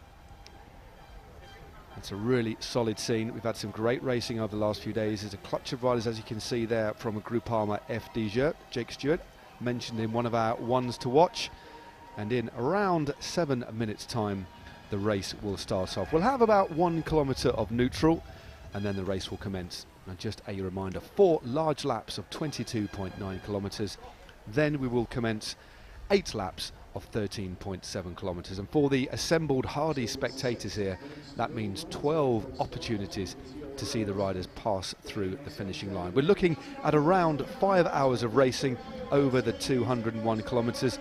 But let's have a little look back and look at last year's finish. A completely different course, and that was in Lincoln when it was Ben Swift who took the title. He's been in that British Champions jersey for the last few years. Twice a winner, and there he was beating Fred Wright to the line at the top of the Michaelgate in Lincoln to keep that crown. And just look at what it meant to Ben Swift. A very, very popular win, and that was last year's podium. Ben Swift defending his title. Ethan Hayter, the TT champion, and also Fred Wright. Unfortunately, though, Fred Wright is not going to be riding today, but we have Stephen Williams, his teammate of Bahrain Victorious, who is here. So there's a lot of smiling faces on the start line now. As we said, the spirit's certainly not dampened, and a few riders will certainly like these conditions here. And alongside me for another epic 5 hours of racing. It's certainly a big day for us too in the comms booth, but it is an absolute pleasure to commentate on these exceptionally special races. Hannah, are you recovered? I see you've just had a hoisin wrap to fuel yourself up for the next championship. But great to have you alongside me, and this should be a brilliant race. Going for part of my staple diet, hoist and duck wrap, but if the women's race is anything to go by, then this men's race is going to be enthralling and such an electric, exciting race in the women's. And I think for this men's championship, when you take a look at the course, it's very wide open. There's not one rider who you can really pinpoint and point a finger at and think they're an out-and-out favourite. They're going to completely dominate, because with so much strength and depth from those riders from the world teams, those pro tour teams, mixing it up with the home domestic teams, we're in for an absolute treat. Yeah, we certainly are. So the Innes Grenadiers are here with Ben Swift, Ethan Hayter and Ben Turner. Ben Tullett unfortunately not making the start line. Also look out for a few riders here from the Action Hagen's Berman's Conti team. The Pro Conti team, Joe Laverick, watch out for him. Stephen Williams is here for Bahrain Victorious. Matt Walls, very fast sprinter from Bora Hansgrohe. Callum Johnson, another rider to talk about from Caja Rural Seguros. A couple of riders from development team at DSM, Oscar Onley and Max Paul. We have a few riders here as well from EF Education Easy Post. They've got a really strong lineup actually, the men in pink and green. James Shaw, Owen Dahl, MBE, Olympic champion of course on the track, and Simon Carr. So 3 Brits riding here for the American World Tour team. You could just see a lot of red, white and blue knocking about, and that's the Groupama FDJ squad. Lewis Askey, Finley Pickering, Joe Pidcock and Jake Stewart. Askey and Stewart riding at the World Tour level, and the others for the under-23 team. Look out for Leo Hayter as well, the brother of Ethan Hayter, the newly crowned under-23 time trial champion. And there's the 2 riders from Quick Step Alpha Vinyl just at the back there. Mark Cavendish, the former world road champion, 34 stage wins in the Tour de France as well. And with him, Ethan Vernon. Watch out for Ethan Vernon. He's had an exceptionally good debut World Tour season. Matt Gibson from Human Powered Health, certainly one to watch out for. Packs a good punch in the sprint. James Knox is also here. No, James Knox unfortunately won't be starting, shall I say. And looking at the domestic teams, Ribble Weldtight have a very strong team here as well. Look out for Ross Lamb, Ollie Peckover, Alex Peters, Harry and Charlie Tanfield, Cameron Jeffers as well. There is the face of James Shaw, the bearded James Shaw, wrapped up against the elements. No, looks like to me, Hannah, we've got a pretty good, well-spirited peloton on the start line here, despite these absolutely awful conditions. Isn't it good that the clothing technology has come on leaps and bounds in the last sort of 10 years or so, and these riders wrapped up nice and warm with their rain jackets, their gilets, keeping warm. And I think, yeah, the spirits are high amongst these riders and really ready to fight for the British stripes today. You see the defending champion Ben Swift in the centre of your screen, looking incredibly focused, wanting to try and make it a hat-trick of wins, having taken the victory in 2019 in Norwich. Of course, 2020 we did not have a British Championships due to COVID, and then last year defending that title in Lincoln atop of the Michael Gate, and this year wanting to try and make it a 3 in a row. Yeah, that would be something, wouldn't it, for the Yorkshireman? Very popular rider, just seems to be maturing like a fine wine. Another rider to watch out for just on the front there's Ben Turner, one of 2 Bens in the team, and they call Ben Turner the Clock. Big Ben. Yeah, Big Ben. He's known as the Clock. If we had Ben Tullett here, it's Little Ben, Ben the Clock and Swifty. That's the way they determine who they're called in the team car. So, but only 2 Bens on the start line for the Ineos Grenadiers. Just see the smiling face there of Scott Thwaites, the only representative from Alpecin Phoenix. When you look at some of the names here, there's Jake Stewart on the left-hand side there in the blue top of Groupama. It really is a stellar field, isn't it? And haven't really talked about too many riders at all. That's just a smattering of the talent we have. So it really is a field that is deep in talent, World Tour talent, pro team talent and also some wonderfully talented and gifted riders from the domestic continental scene as well as the young talent team as well there in the green, Team Inspire. So this should be a corking race. It certainly should, and with so much strength and depth across the board from those who are also in those continental teams. They base themselves in the British domestic scene. You know, occasionally when their program allows, they're racing over in France, the Netherlands, to really mix up their racing program. And let's not forget about the under 23 riders racing for the various development teams as well. The likes of Oscar Onley of the Team DSM development team, also Max Poole, 2 under 23s who have got a really bright, prosperous. So they just go past the big department store on the left-hand side. Other supermarkets are, of course, available. We've got a couple of kilometres rollout as we head out of town here in Castle Douglas. And as you can see, it is a very, very windy day indeed. Absolutely tempestuous conditions for the women's race. The rain, from what I can see here, has abated just a little bit, but the wind again expected to blow very, very strong. You can just see the trees on either side of the road here as we head out of town, being blown around by winds in excess of 50 miles an hour at points. The wind today for the women's, especially midway through, really did pick up. It was a real deluge. It was wet all the way through, but there's a particularly hard and heavy downpour midway through the race. But we are expecting throughout the afternoon, the next 4 or 5 hours of racing here for the men, some heavy downpours, between 70 and 100% chance of rain and some wind. And for this first part of the circuit, they will have a cross headwind, a headwind for the first part, a little bit of a crosswind, and they'll be doing 4 laps of this large circuit first. And what do you make of the circuit? There's no real big obstacles in terms of climate. It's just the repetitive nature of these small little kickers that will really wear them down. It's the constant undulation, the attritional aspect and nature of the course that is really a wearing down process. When you combine that with the weather conditions today, as racing gets underway, the flag is pulled into that commissaire's car and action already at the head of affairs here. Yep, big acceleration straight away. For a lot of riders, they'll be more than happy with that.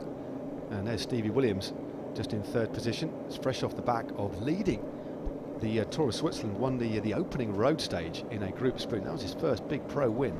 So Stevie Williams, one of the riders to definitely watch out for today.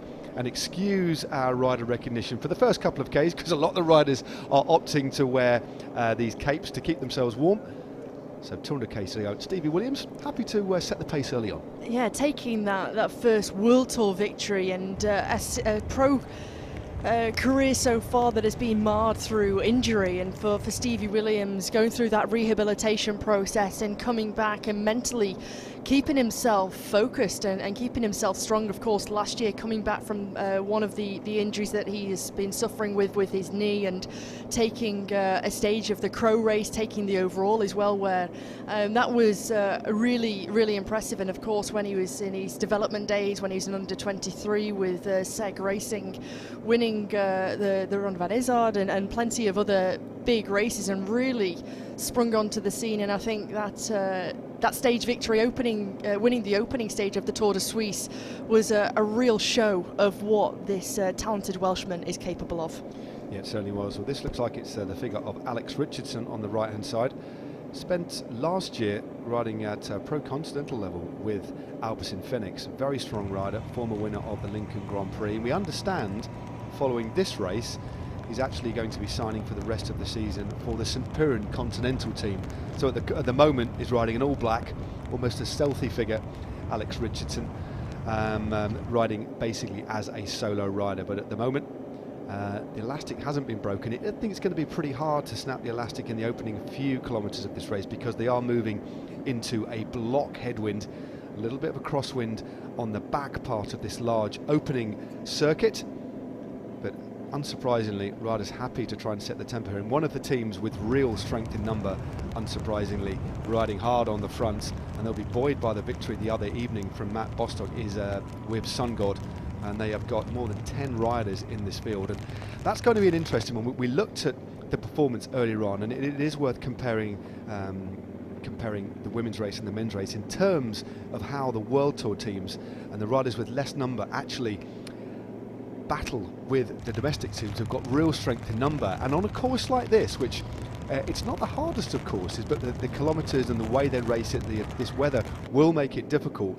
But they're going to have to play a tactically very, very canny game and really watch the domestic teams, because that strength in number could be quite problematic, couldn't it? It is a case of always being present up towards the front as well. It's making sure that you're being efficient, following the moves, sitting in and following, but equally picking the moves that you feel are going to be the most dangerous. And of course, it's with a crystal ball, easier said than done, but with the strength in numbers of the domestic teams, and with Sungard, also Ribble Well-Type, team inspired of course, with Trinity Racing, who've got a really strong contingent here, along with Wales Racing Academy, Richardson Trek, St Piran. All of these teams have so many riders here that they have that capability to play many very different cards. And for those teams and those riders who are maybe isolated, the sole representatives of the world teams, the pro continental teams, or just have one or two or three of the riders here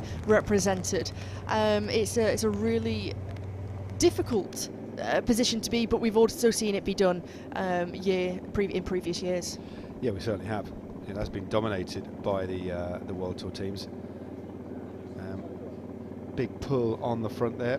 Another team that have a lot of strength in number, the Ribble Well-Type Pro Cycling Team, the team managed by Colin Sturgis himself, way back, I won't mind me saying this, back in 1989, he was the professional road race champion as well as being world pursuit champion. And Colin Sturgis, a lovely, lovely fellow and a real shining beacon of just lovely humanness really. But he runs the Ribble Well-Type Pro Cycling Team. But they've got real distinctive kit. You can certainly see them from an absolute mile off, but they've got some really strong riders to watch out for. Charlie and Harry Tanfield, Alex Peters, Ollie Peckover, Ross Lamb, Zab Kiffin, Matt King, Cam Jeffers, Finn Crockett and Stuart Balfour. So they'll be one of the teams that, if there are any big breakaways, will want to certainly be represented, that is for sure. Another team to look out for, Richardson Trek DAS as well. Sam Asker, Peter Cocker, Conor McGoldrick, Stephen Parsonage and Will Scott. And the aforementioned St Piran, they've got a really strong team here as well. Will Bradbury, Crossley, Gabs Cullegg, Michael Gill, Tom and Leon Mazzone as well. So a couple of little speculative attacks, but it's always going to be very difficult, I think, on the opening stage of this race to snap the elastic. We saw that in the women's race, but there is a big move on the left-hand side here. Big sharp acceleration, but it is, I mean, we've both raced, and it's so hard in the early stages of a race riding into a block headwind to snap the elastic, because it's so difficult in front, yet so easy when you're in the wheel. But it's different in a crosswind or a tailwind, then it's far easier, shall I say, to chase. And especially with all these fresh legs within the peloton as well, that everyone is fresh, everyone's willing to try and chase things down, and everyone wants to be in and a part of the action. And of course, they're not just going to let a small group go, they all want to be within that select group that might potentially form. And especially on this wide road here, on this A road, as they're riding into this headwind, plenty of riders willing to try and take it up, try and split things, but at this moment in time, just too difficult, unfortunately. Yeah, and there are a lot of teams who won't want to let a too big a group get clear, that is for sure. So we are seeing the With Sungod team riding hard on the front. This is Gruff Lewis, a rider that's been on the scene for a very long time. The Welshman, exceptionally strong. He's dropping in to second wheeled here. And they've got a good team here. Reese Wood, Ollie Wood, Rob Scott, Jacob Scott, Thomas Mean, who's an exceptionally good cyclocross rider as well. Gruff Lewis, the aforementioned Damien Clayton, a former Zwift Academy finalist, and then Matt Bostock. And that team will have great morale as well. Matt Bostock, after finally winning that championships the other night. That was a great display, but they have a very, very strong team here.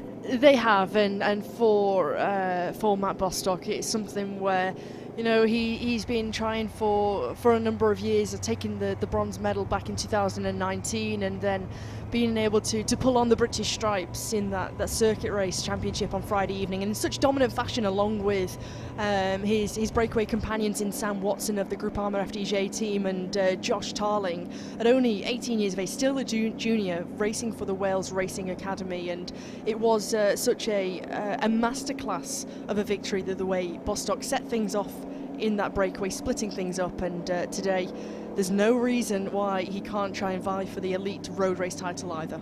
No, definitely not. You just see this is one of the slightly more technical sections. This first opening 4 laps are essentially on big, wide main roads. It's when we get onto the smaller finishing circuits, although there are a lot of them. This is a long race, 201 kilometres. That's when there is a couple of narrower roads. There's quite a lot of foliage, twigs on the road as well. There'll be some stones and rubbish that's been washed off because of these deluges. But this is this little technical section. We're still essentially moving into the headwind here. But I have a feeling, I'm wondering if Wib Songod want to do something a little bit special here and maybe try and force some sort of selection earlier on in the race, because they've really taken this up, but they've got the resource that's able to do so as well. Because once we get to the bottom part, once we get 8-9 kilometres into this opening lap, and then we start to swing round to the right hand side before swinging back in a northerly direction towards Castle Douglas, the lower part of this course is essentially going to be in a crosswind, and they might want to try and do something early on just to force a little bit of a selection early, just to see what happens. If a team does have that strength in numbers, and in which case with Sungod do, with 2 of their riders trying to go clear here and as a duo, it benefits them to try and get in that early move. And then if things do start to split and riders come to join them, and you find yourself with a real selection as we go through that little pinch point, the little chicane at the bottom of that technical descent, it really plays into their hands. And especially if things really do start to break up when you turn into that crosswind,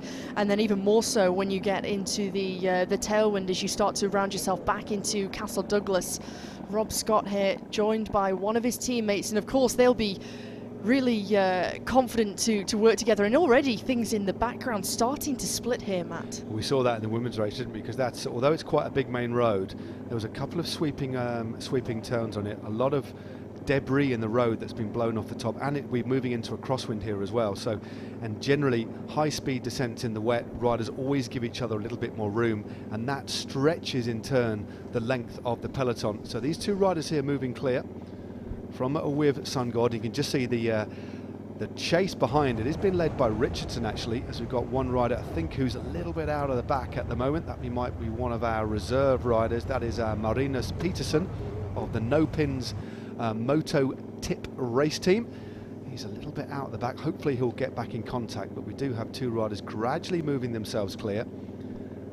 So this is what you can do when you have 12 riders in your team in the national championships. You certainly can, and use the strength in numbers that you have within the team to your advantage. I mean, why wait for the race to go away from you and you have to chase? Let the race come to you. You force the pace, you force that selection, you force and drive things along, and put the other riders who are perhaps depleted in numbers really on the back foot. It looks like it is Bostock, actually, on the right hand side. Just got a different pair of shades on than the other night, but the familiar figure of Matt Bostock.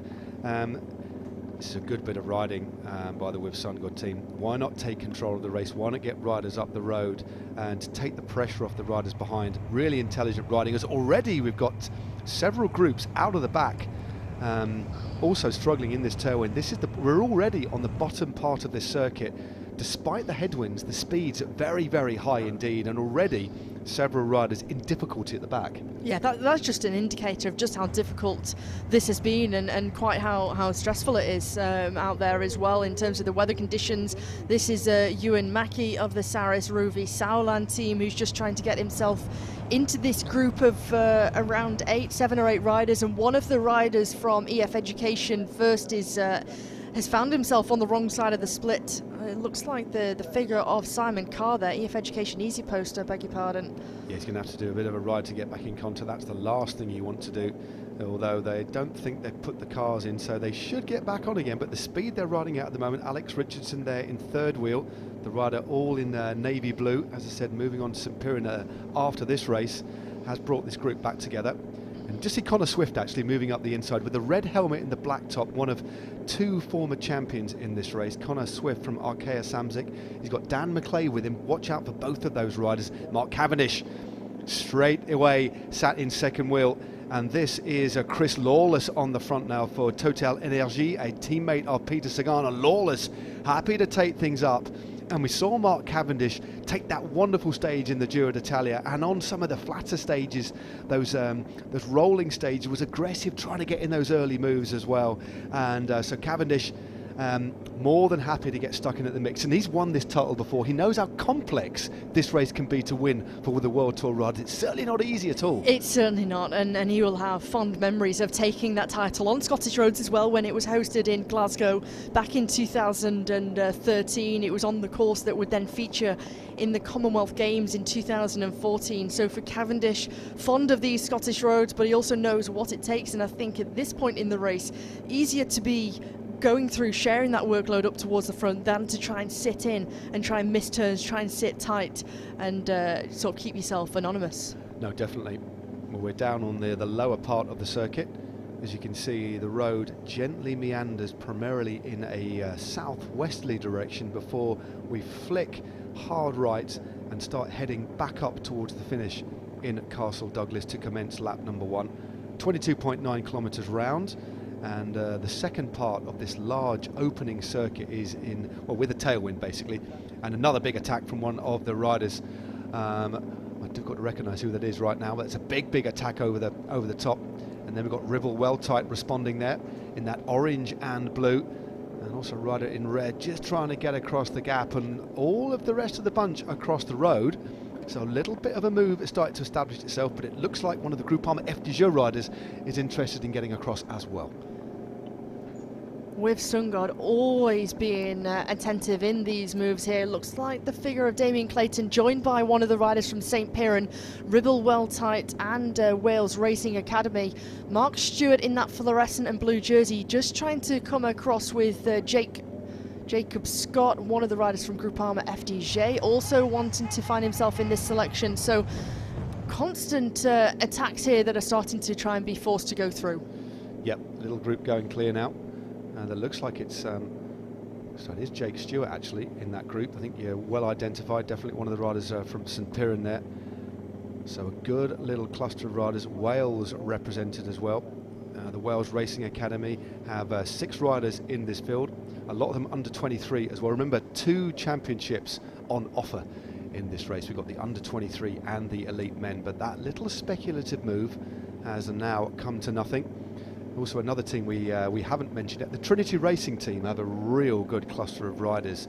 Sam Culverwell, Thomas Gloag, Aidan Lawrence, Cam Mason, a great mountain biker, Lucas Nuraka and Oliver Rees, as well as Max Walker. All of that entire team under 23. As we see Clayton again on the offensive here. Cavendish is Mark Cavendish, looking very good, isn't he? Happy to float around. He knows, like we said before, how complicated this can be, and with only a couple of riders in his team, they cannot afford to sit at the back and miss these splits, because then everybody will look to them. And it's a really different style of racing. You have to be on the offensive in the British National Championships, as this man knows. This is Owen Doull in second position, and this is Connor Swift, who's absolutely rampaging up this little drag. Look at how much he's making Owen Doull hurt here. Wonderful riding by Connor Swift, the champion a couple of years ago. Lovely, likeable fellow, and boy has he developed into a superb rider. Gone from strength to strength, hasn't he, since he took that national title up in Northumberland in 2018, and he knows what it takes as well to be on the offensive, be aggressive up towards the front, and how you can win this championship. And Swift, of course, the last couple of seasons ridden in the Tour de France for Arkea Samsic, in the black jersey with the red helmet, and really keen and eager to try and drive things along here. Also Mark Donovan up there for Team DSM, the sole representation from the World Tour part of the team, and of course with the two riders from the development team of Team DSM here in Oscar Onley and Max Poole, both eligible for the under-23 title. So we've got an elite title and under-23 title combined in this race.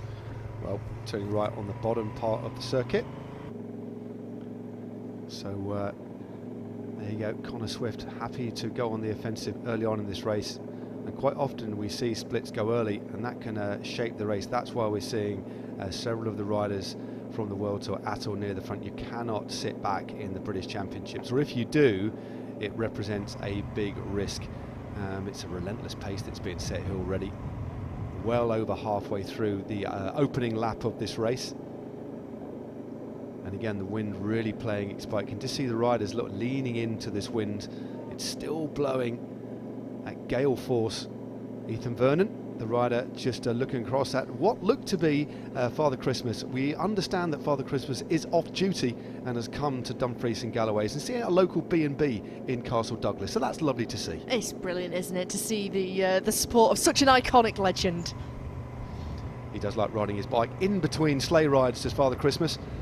And of course, it's not actually too far from where he lives in the Northern Hemisphere. And that's Ethan Hayter just towards the back of the bunch here. Ethan Hayter's had a magnificent season so far and defended his national TT champions. And there is St Nicholas just again on the left-hand side with a snowman there as well. But it is pretty chilly here, but maybe not that cold. So, peloton all still together. Numerous attacks have already gone, and every single one of them have been neutralised, but you do get the sense that everybody is totally focused here, don't you? Waiting, watching, making sure that the big teams are all representative. This is a race that you have to be very, very attentive. It's a hard race to win, but you've got to make sure you put yourself in with a chance by riding intelligently and looking at what goes on. It's a completely different style of racing to what you get on the continent. It really, really is, and can often, for riders often riding the British Championships for the first time after riding on the continent, can be a bit of a baptism of fire. It's brutally difficult, but in a different way. Tactically very strange quite often. Tactically, like you say, very, very strange. It's always a very active start, like what we've seen with many teams wanting to try and get themselves in the action, try and get perhaps into that early move, that early breakaway. But to me, because of the conditions, the nature of the course, because of the weather conditions and just how active it has been, there's a lot of riders who are eagerly waiting with anticipation for the next move to go and to really be attentive of what's to come. Oh, definitely. Well, that was Ethan Hayter. Defended his TT championships, just a couple of, or his TT titles, should I say. Won that in fine fashion by just over a minute. And we do have a rider who was just managed to surge clear. I think it is an individual rider.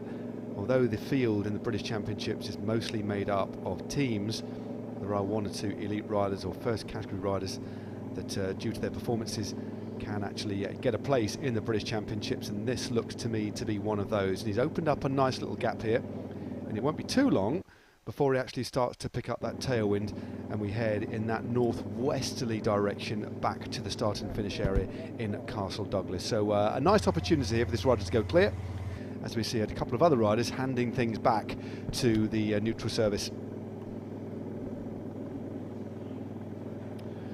So a little bit of low signal area, so apologies for the picture breakup here.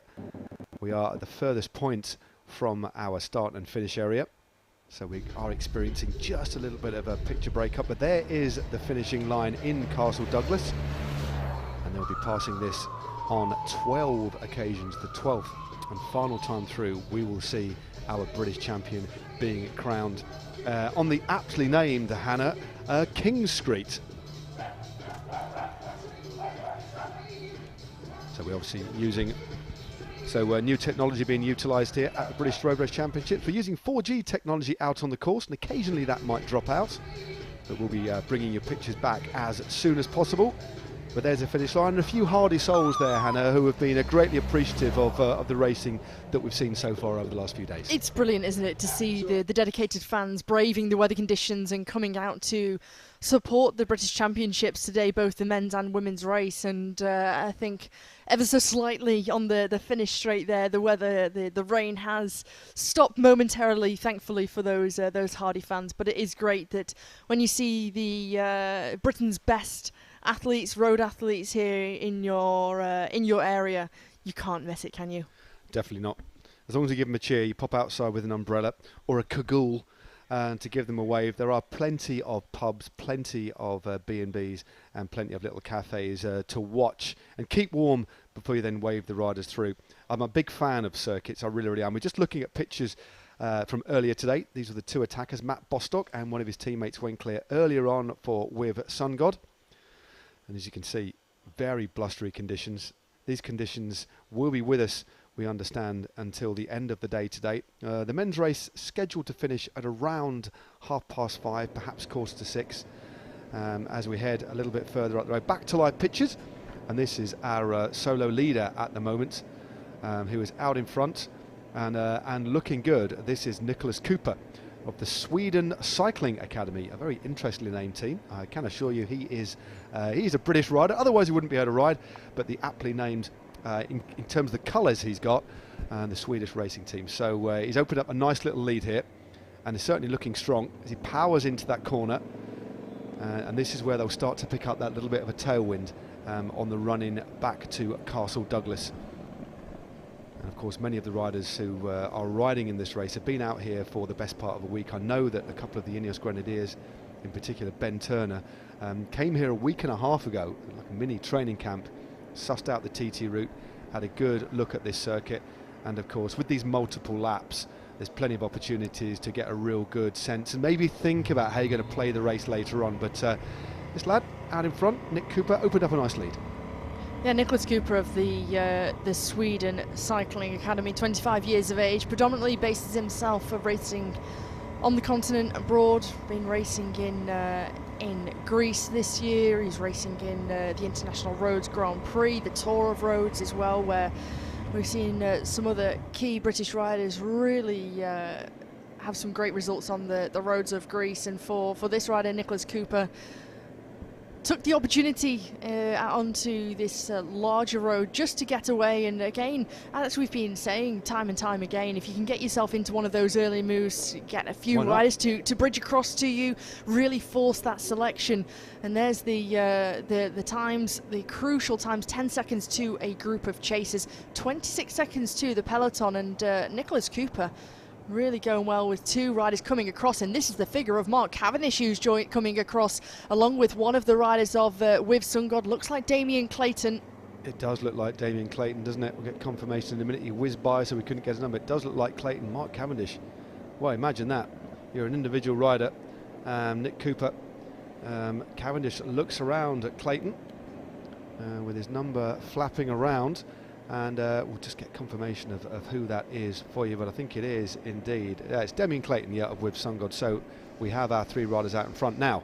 We are now on this tailwind section. Just look at the sprockets that these riders are in now, pretty much right the way across down the block, probably riding in, depending on the equipment that they're using, something like 53.11, well in excess, you can just see here, of 60 k's an hour. So this circuit, of course, is too hard. You've got that headwind grippy part and then this rapid section on the run into Castle Douglas. And it won't be too long, Hannah, before we passing through the finish line for the first time. These riders really utilising their equipment, utilising the weather conditions in their favour, as you just said, in the large chain right at the bottom of the block as well. And really, you can just see the speeds of this trio of riders and the speed in which Cavendish and Clayton joined our sole leader and Cooper at that point in the full navy blue kit of the Sweden Cycling Academy. This is an impressive trio, and also for with Sun God, they've been active. Ideal. It's ideal. I mean, this is the thing that I was wrong. They don't have 12 riders. They've got 11 riders, so not far off. But they've got 11 riders. They've got 10 riders back to cover any moves. And there we go. Who's going to win the sprint the first time through the town sun? So Mark Cavendish adds the town sign of Castle Douglas to his glittering Palmares.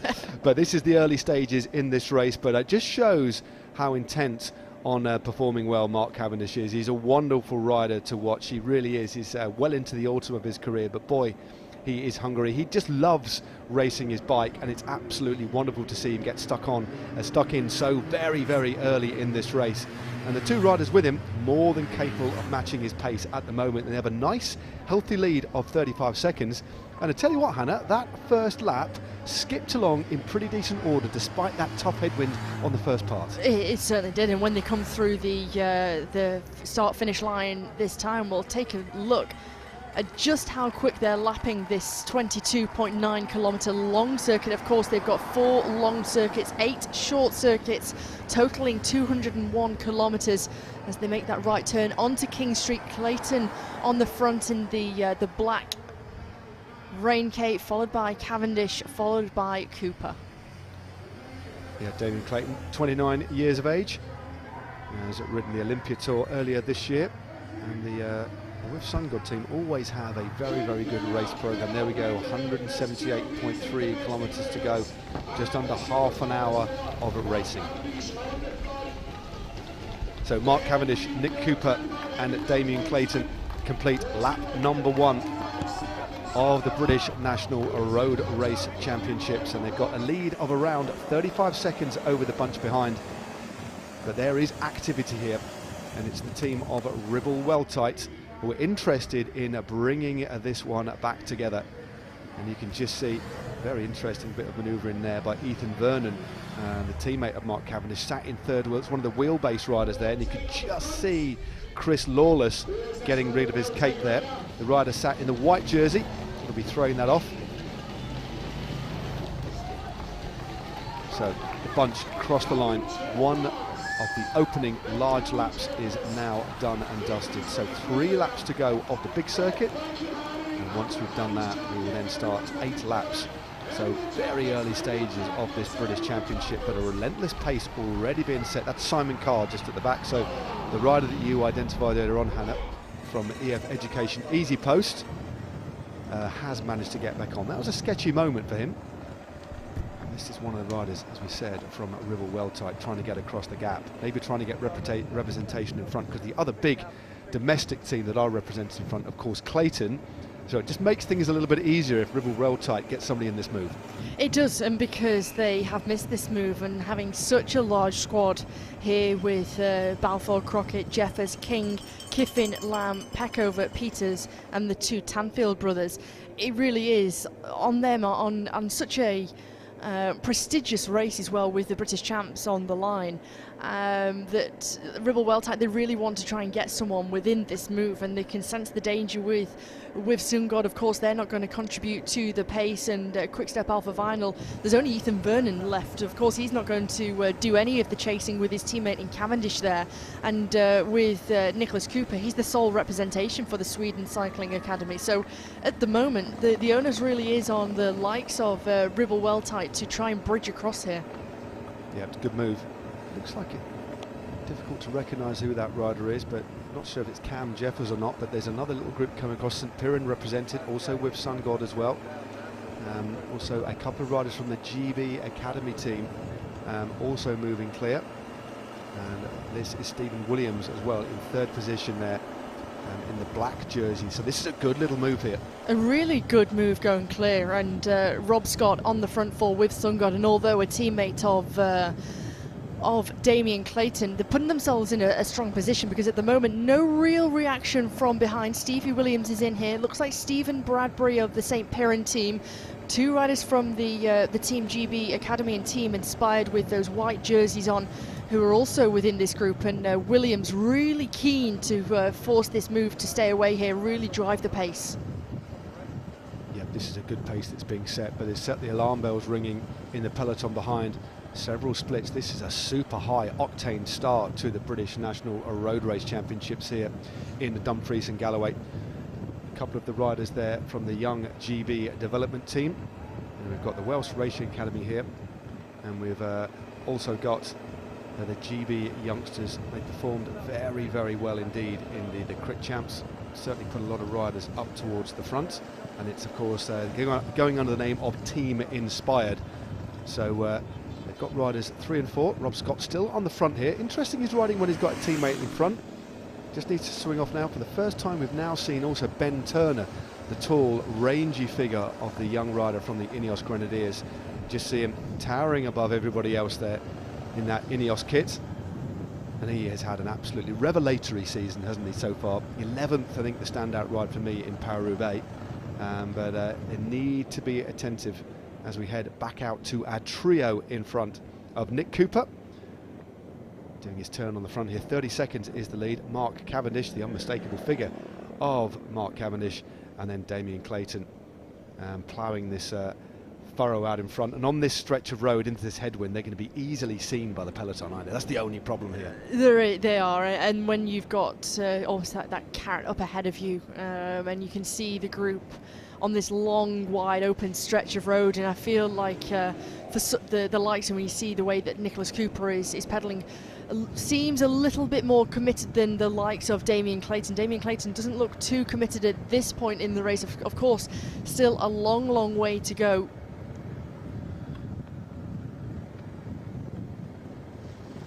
Bunch weaving across the road, lots of glancing around. Alex Richardson again has a little look at the situation behind, and you'll just see the peloton just drifting across the road in this very exposed open headwind section.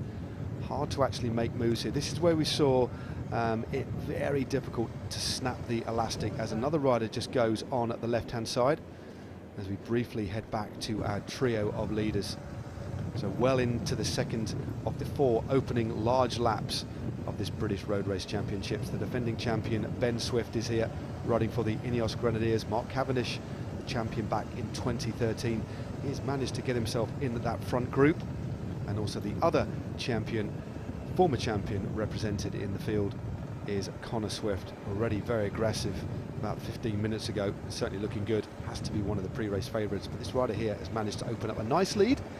I do think it's one of the potentially one of the St. Piran riders just trying to get across the gap. A lot of dark kit in there in the British peloton at the moment.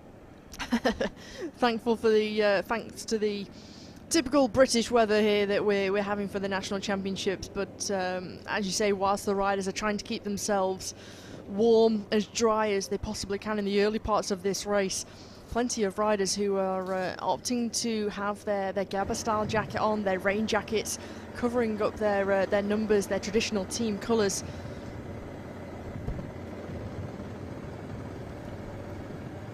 So just passed through up this drag. They just look closely through the foliage. They'd have seen a cluster of cows. I don't know what you call a group of cows, just sheltering from the breeze. But this style of racing at the moment, this is where it potentially gets dangerous, and this is where you need to be really, really attentive. As riders fire off in 1s and 2s, you can start to get a break that starts to coalesce. We've got 3 riders, 4, 5, 6 up the road, and this is where you've really got to rely on your teammates. In a team with number, this is where discipline is really important, making sure you're at least represented, because a situation like this, and Mark Cavendish can read a race so well. We often think about him as a rider that just gets taken to the finish, but if you look at his record coming over and doing the British Championships, he understands how differently the race here, and knows that you've got to be on the front foot. And this is a dangerous moment here. It won't take long, if you don't follow the moves, to get 8, 9, 10 riders up the road, and they start to build a bit of a gap. Although they're not being given too much leeway here, but that's not because of any concerted and organised chase behind. This is just the constant attacking and the relatively fresh legs, combined with the knowledge of being on the front foot that we just talked about. And just how dangerous the move up ahead can potentially be. And as we've seen on this course, if you give somebody a minute, 2 minutes, 3 minutes, it's incredibly difficult to try and bring things back. And this is the one of the riders of John Archibald, who of course last year riding with the Pro Tour team, Yolo Cometa rider from Scotland. Archibald, who is bridging his way across here, so in that traditional style, a terrific pursuiter, brilliant time trialist, who has made his way through this feed zone on this false flat and bridged across to our leading trio. Yeah, John Archibald, a very, very good rider. Just see that fluidity with the way that he pedalled across. It's a real measured effort, wasn't it? It was a flat-out effort, but there was a real fluidity, whizzing those pedal rounds, clearly on top of the power. And as you said, a rider that's medalled at the World Championships in the mixed relay, wasn't it, a few years ago? Was it the inaugural event in Yorkshire that he managed to get the bronze medal? Yeah, it was terrific, wasn't it? And a hugely proud moment for John Archibald. And of course, last year racing on the continent with that pro-continental team, as it were, in Yolo Commenter, of course, managed by Alberto Contador and Ivan Basso. And for Archibald, getting that experience within the various races in the UCI races. Oh, here we go. This is why you need to be at the front. As we saw in the women's race, there's been a coming together, and several riders have laid it down on the tarmac here. Looks like that was definitely a couple. One rider from With Sungold, also one of the riders from Groupama FDJ.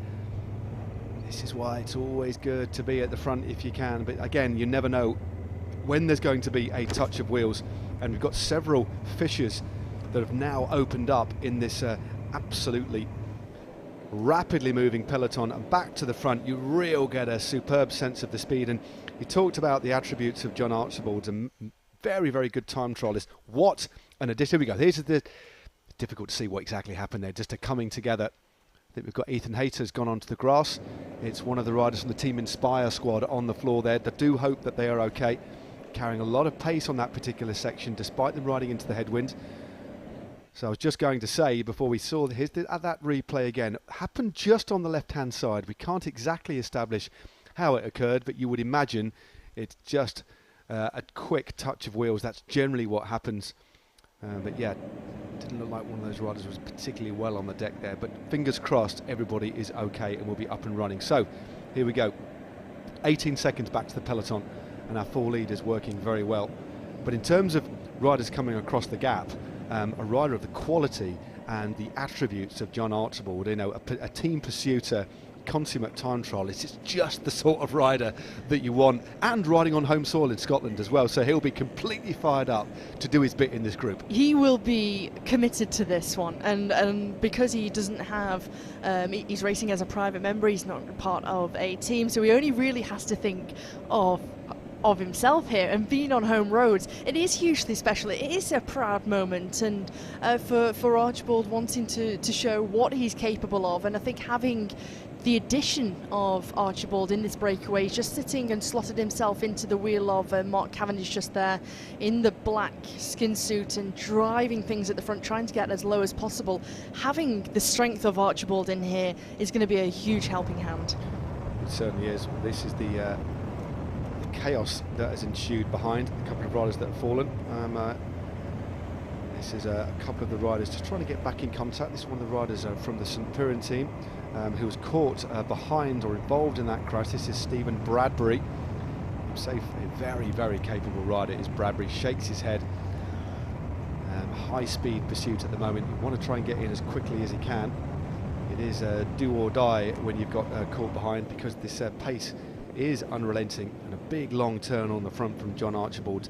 He's a big, powerful rider, but he gets low, doesn't he? And that's no real surprise considering what his speciality is, and that is riding quickly against the clock. Swings over and allows Nick Cooper to go through. So this is a really interesting, well, I say it's not Nick Cooper. I think Nick Cooper possibly suffering from those early efforts of being the first man up the road, and with the greatest of respect to Cooper, he is in some really esteemed company here.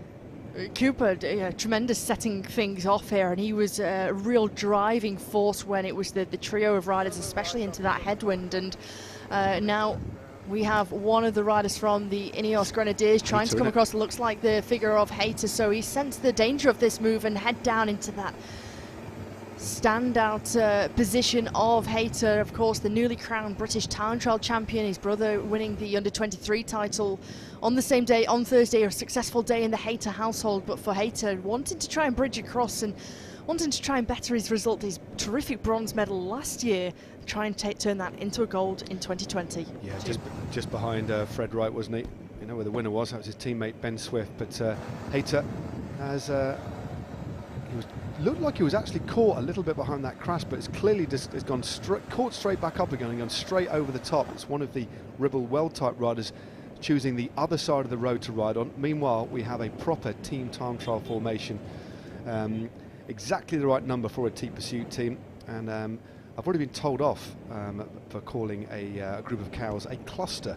Apparently it is a herd. Of course I know that, but it was more a little cluster when they're sheltering from the weather. But there we go, from groups of cows to groups of riders.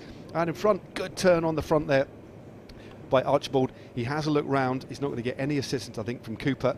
And looking at the way that Cooper's body language on the bike there, he is really on the edge. He's not just sitting on and sandbagging there, he is clearly suffering. But look at the way that Hayter, metronomic, riding across this gap.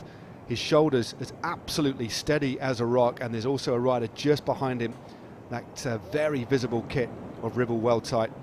And Hayter that getting as low as he can. He is going to get across the gap, and I tell you what, this is going to be a very, very strong group of riders.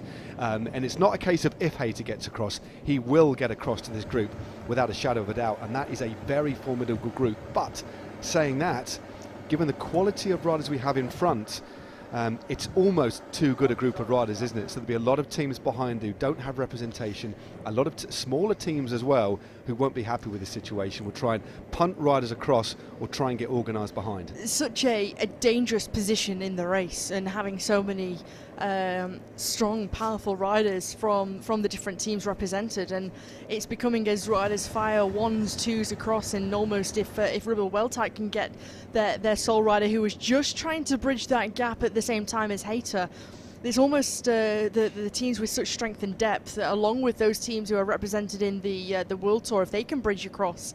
This move from Ethan Hayter, as you say, it's not a case of if he gets across, it's just when he will bridge this gap.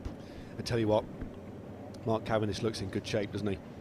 Look at how I know there's often a lot of talk about how lean riders are, how cut they are, but just look at the definition and how good he looks. Aggressive, willing to get stuck in. Already multiple wins this year, same as this man as well. This man is so versatile, Ethan Hayter, isn't he? He can sprint, he can climb, was performing really well in the Tour de Suisse, wasn't he? Okay, fell away a little bit towards the back end of the race, but I think there were signs there that he's not only a fast rider at TTs and can sprint, but you could also start to look at his climbing as well. So he is the real deal, and there he is. As I said, it wasn't a matter of if, it was just when. I know that he might miss a couple of turns, but we now have a very, very decent group out in front of 5 riders. Nick Cooper, who was just rolling through on the front. Fair play to Nick Cooper. Little did he know that he would be having the company of the likes of Ethan Hayter and Mark Cavendish for company. Also there from With Sun God, riding in position number 3 at the moment, is Damien Clayton, the unmistakable figure of the Manx missile on the front, rocketing this little group along at the moment. Mark Cavendish, and also in the mix, the real powerhouse of John Archibald, the Scot, riding as an unsponsored rider, and now adding even more gunpowder to this explosive keg of riders is Ethan Hayter at the back. Some group, and we've got a long way to go yet. This has been a sensational start, hasn't it? It has, and we're seeing 2, 3 key figures of who we might have expected as the real favourites for the title today, in Hayter, in Cavendish. And for Hayter, despite being in the very early parts of his career, only 23 years of age, and you see Hayter coming across there, little bit of shimmying around, but for Hayter, already the amount of professional victories he's taken in his career, and you think back to how he won a couple of stages in the Tour of Norway last year, which consequently he went on to take the overall victory. He must be pushing sort of 15, 16 professional victories already, and still only 23 years of age. Yeah, he's had 5 wins this year, including the National Championships and the TT. I got the sense that little bit of a manoeuvre there from Mark Cavendish and from Ethan Hayter was to try and get rid of Nick Cooper there, to almost like take him out of the back. Pretty cruel, but that is the nature of bike racing. You want to get rid of a little bit of dead wood, but I think just the attritional and ridiculously fast nature of the opening stage of this race are going to prove difficult. Now we've got another little counter-attack of at least, well, it looks like 5 riders coming across the gap here. and that is Alexander Richardson on the front there, powerfully built figure. Came from the city, he's a city trader, and then loved his bike racing. And Bostock is also in this group as well, the national elite circuit race champion, one of the riders from Wales in there, and also Ribble Weltite. So, and they've got a big gap. This is an interesting manoeuvre. This is a really interesting group of riders that's going away here. Joe Holt, the rider from the Wales Racing Academy, sandwiched in the middle of the riders in the red jersey, with Alex Richardson of Lecole, also one of the riders from Ribble Weltite. Trying to take a look, it looks like a tall, rangy figure from Ribble Weltite, sorry, in that blue jersey with the orange helmet on. And Bostock finding himself in this move again. We saw him very active with his teammate in Rob Scott earlier on, and of course Bostock on terrific form, having taken that national circuit championship on Friday evening in Kirkcudbright.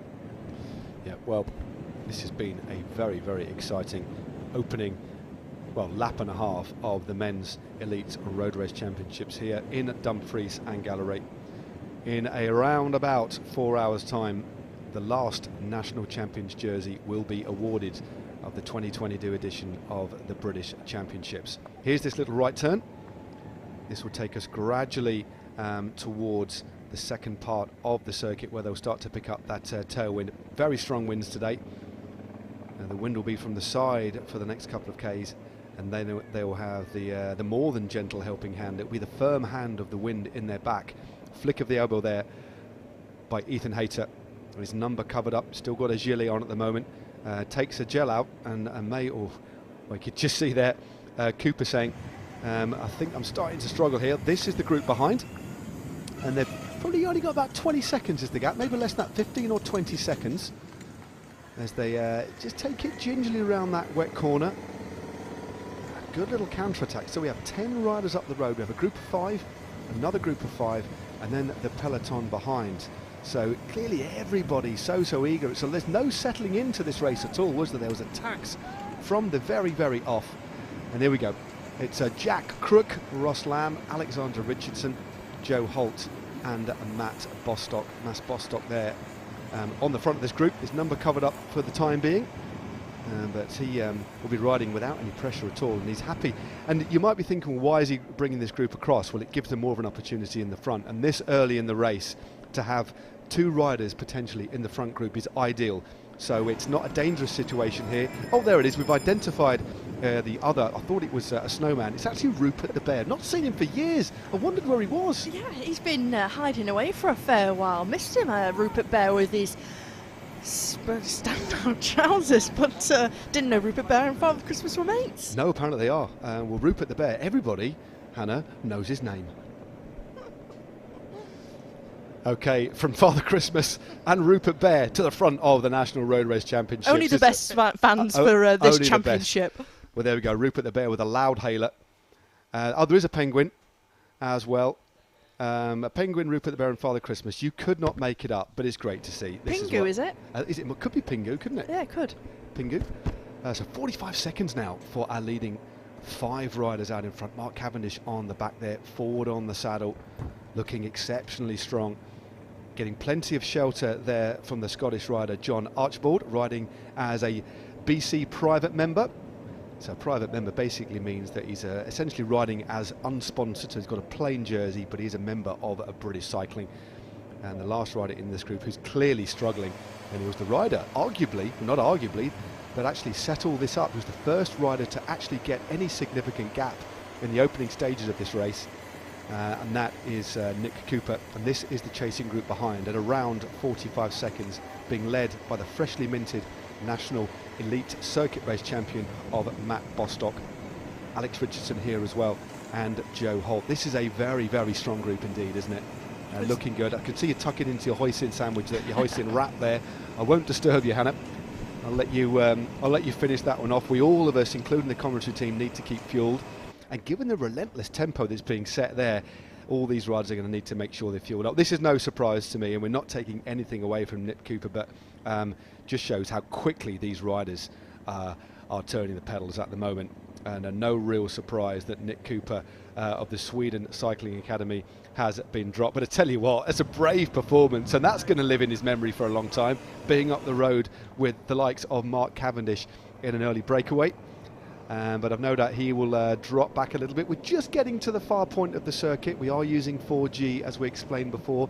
There might be a little bit of picture breakup, a little bit of pixelation. But as soon as we get the full coverage back, we'll bring you the live pictures, and here they are, almost in 4K there. Look at that. Well, this is earlier today. This is the moment actually when Ethan Hayter thundered his way across to that lead group. He is such a stylish rider. He makes putting power through the bike look effortless. He really is an absolute sensation.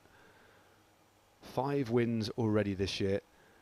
Took a couple of stages. Well, he took his first win at World Tour level in the Tour of Romandie, which I had the pleasure of commentating on. Took the prologue there, and then proceeded to take stage 2, and then was second on stage 3. Ended up winning the points classification, and that was where this rider latched on, making 5 riders out in front. But importantly, not just any 5 riders, 5 very powerful riders, although for the time being that group in front has now been reduced to 4, because Nick Cooper, there from the Sweden Cycling Academy, couldn't hold on to that pace much longer. And just showing the real discrepancy or the disparity in ability in that front group. Meanwhile, we're heading back to the peloton. This is Ben Turner, the tall figure of Ben Turner. Maybe trying to get involved in some sort of chase. He certainly won't be driving the bunch along because he has Ethan Hayter in the front group. A couple of riders there from Groupama FDJ, happy to assist with the pacemaking, should I say. Jake Stewart, Sam Watson. So that second group on the road have actually been caught by the peloton now. So we have 4 riders out in front, and I don't think it'll be long before Nick Cooper is reabsorbed by the rampaging bunch. And we're now on the second part of this course. Given the wind that is blowing today, and there he is, there's Nick Cooper, just has been caught as Alexander Richardson tries again. And this time on his wheel is the former British champion Connor Swift, the 2018 victor, as Hannah was saying, won that title up in the northeast. A solo victory when riding for Madison Genesis, and that result got him a contract on the continent with Arkea Samsic, and he's had some big wins since then, and is actually one of the team leaders. He is a very important rider, and I think he might be heading to the Tour de France next week. I don't know if they've actually put their roster. He's on the cusp of, he's already ridden two editions of the Tour de France. And now the neutral service is actually moving past this group out in front, so that suggests that the lead has been diminished ever so slightly, Hannah, who now you've finally finished your hoisin wrap. First up, was it any good? It was. Brilliant. Delicious. Good It's always a staple here in the commentary. But no, it's for these 4 riders having lost Nicholas Cooper, and that just showed just how tough and how hard they were riding here, and so much action behind. Connor Swift just trying to get on terms from a big attack that had gone from Ben Turner there, riding on the front, and look at the damage that Turner is doing on this this undulation here on the back end of the course as the sun finally starts to shine in Dumfries and Galloway. Well, there we go. We didn't expect to see the sunshine, but we did expect to see action. But this has been non-stop today. It really has. The British National Road Championships for 2022.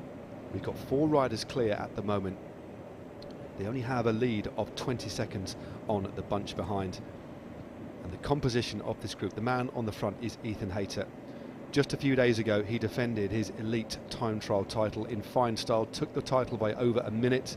Also in this group as well, Damien Clayton of With Sun God, an exceptionally capable rider. He needs no introduction, but there he is, sat wheel number 3. That is Mark Cavendish, the British road race champion from 2013, and also in the mix, who is a formidable key part of the engine room of this breakaway, is John Archibald, a private member from Scotland, and the gap has gone down now to just 17 seconds. So they're going to keep on trying here, but if they do get caught, they're just going to have to reset and go again. But that's the very nature of the British Championships or any championships. There's a completely different race dynamic, isn't there? Team tactics do play a part, but you cannot race this from the back. You have to be on the offensive. The way things are being so active in the peloton, with so many moves and so many riders trying to split things up here. Chris Lawless on the front from Total Energy. He's got one of the riders from EF Education Easy Post, and look at Stevie Williams of Bahrain Victorious just closing things at the moment. And all it's going to take at some point in the race is that elastics to snap on one of the undulations. And this race being so attritional on this course, it's not a course that you look at and you think this is one for the sprinters, this is one for the climbers. This championship is wide open. It's one for the racer. It's simple as that. It's just a bike racing course. I know that might sound a little bit glib, a little bit overly simplified, but it isn't. It is the sort of course that having ridden around it, many of these riders in good teams, solid, might think, do you know what, we've got a real chance here, because there's no real specific obstacle that you would fear, and therefore I think what it promotes and what it offers up is a real broad palette, and the opportunity for a lot of riders to believe that they have a chance, and that in turn promotes aggressive, exciting racing. And this race is, we're not even a quarter of the way through yet, but it's been attack after attack, and we've got an established move. They're only just dangling off the front, but this will start to just wear down. Once we get to half distance, there'll be a lot of sore legs. Then we move on to those smaller finishing circuits. It's only a small climb on it, and it's big ring, but it's I do think there'll be splits made on that one, potentially. And with 8 times up that short steep climb, exactly, it is the perfect platform to do some damage and to really split things up. And I think what the event organisers have done between themselves, Event Scotland, Dumfries and Galloway, and British Cycling, is create a really, really interesting circuit that it doesn't promote stale racing. It keeps things exciting, it keeps things electric, it keeps those who want to have a chance of taking the victory being with a shout off. Yep, it keeps your hopes alive. That's what it is. Well, there's the bunch. This is our lead group, still being led by John Archibald, who's driving hard. Just the ideal rider to get in a breakaway like this. Ethan Hayter just dropping off the back there, and he's got his cape in his hand. Just under 1 hour of racing has gone by, and it's gone by very, very quickly. So 2 laps down, 155.4 kilometres to go in the British Elite Men's Road Race Championships. A bunch in one long line here, moving very, very quickly. That's quite interesting with Sungod, or the team that is on the front there, despite the fact they've got Damien Clayton in the move. It says pretty strongly to me, Damien Clayton isn't a protected rider. That is very interesting indeed. The fact you've got other teams like Ribble, Weld type big squads, they've got representation in the front. I'm puzzled as to why they are deciding to ride. I really am. I guess if they take a look at who is in this breakaway, because you take a look at Damien Clayton, he's riding through, he's still doing the workload here, sharing that workload with Mark Cavendish, Ethan Hayter and John Archibald, and it maybe tells to me that the call has come that, well, Clayton, not the fastest rider within this group, not the fastest rider from with Sungod, and they feel that in a group of 4 he's not got that opportunity to take the victory, or at least be in a shout with a podium finish. So it really puzzling. I can understand it. I mean, especially when you're up against one of the world's greatest sprinters, but even if it came down to a big bunch sprint, you always put your money onto Cavendish in this point. Yeah, I just found it a little bit puzzling that you've still got Clayton is still riding in this group. Yeah, clearly out of all the riders here, he wouldn't be favoured to win, and we've still got a long, long way to go. The best part of 100 miles, still 155 Ks, but so early on in the race, you leave it up to other teams, or rather than tow the whole bunch along, wasting a resource, you put other riders. Absolutely. You try and send riders across the gap, or at least get Clayton to sit on. It just doesn't look very good. Anyway, that's one of the beauties and one of the complexities of tactics in bike racing when there's a lot at stake. A little bit unorthodox, maybe. We'll see how things play out. But yeah, you certainly wouldn't necessarily want Clayton to go all the way to the finish here. But there's other ways of using a resource to bring him back. And there's several teams who have missed out on this move at this point, namely Ribble Weldtite, despite them trying time and time again, haven't managed to bridge across or send a rider across. Likewise with Wales Racing Academy, Team Inspired come with a very large squad of riders. So for with Sungod to be using their resources and their riders so early, it is such a puzzling. Tell you one of the things, Hannah, about the British Championships that I like so much is it's just relentless. Every championship that I rode in the past is hard from the gun. There's a race like it's, and I don't mean to use this word in a negative way, but there's an amateur style about the racing, and that's just chaos. It's so hard. There's hard to control. There's no real. It's so, as you quite rightly said, it's so difficult to control, and I love it. I love its unpredictable texture. The fact that we're seeing team tactics that confuse us, because at stake, and because of the nature of the course, there's a lot of riders that think they can win here. And there's also going to be, and we can't deny it, a little bit of inter-team rivalry as well. They won't openly admit it, but some of the bigger teams, there'll be 3 riders that think, I can win this. So there might be a little bit of difference of opinion in the way they play it. And that just adds to the tension and adds to this effervescent nature of racing. And especially when the course is so wide open that it's not favouring one type of rider, one style of rider or another. And so when you have several riders who feel that they're quite capable of taking a victory, taking a great result, you've also got to think about these riders who are perhaps in lower division teams, those who might not even be on a UCI Continental team, or those ones that are in a UCI Continental team, wanting to try and progress their career, to be noticed and get a good result, to show themselves to the UCI Pro Tour teams, the UCI World teams, of what they're possibly capable of in their career, and to try and get bigger contracts. Yep, certainly. It is. It's very interesting, and to see not just 2 of the biggest stars in British cycling, Mark Cavendish and Ethan Hayter, but 2 of the biggest stars in cycling in the world attacking with 120 miles to go. It's just brilliant. I love it. It's absolutely fantastic. That's why this race is so prestigious, so unpredictable. And I love the hard course with big climbs, but I do like these courses where it's a little bit more difficult to predict. They're raced hard. I'm all for these sporting courses that promote active races, and the more people that think they have a winning chance of getting a medal, getting in the top 10, or even winning that title, the better. And that creates massive amounts of momentum.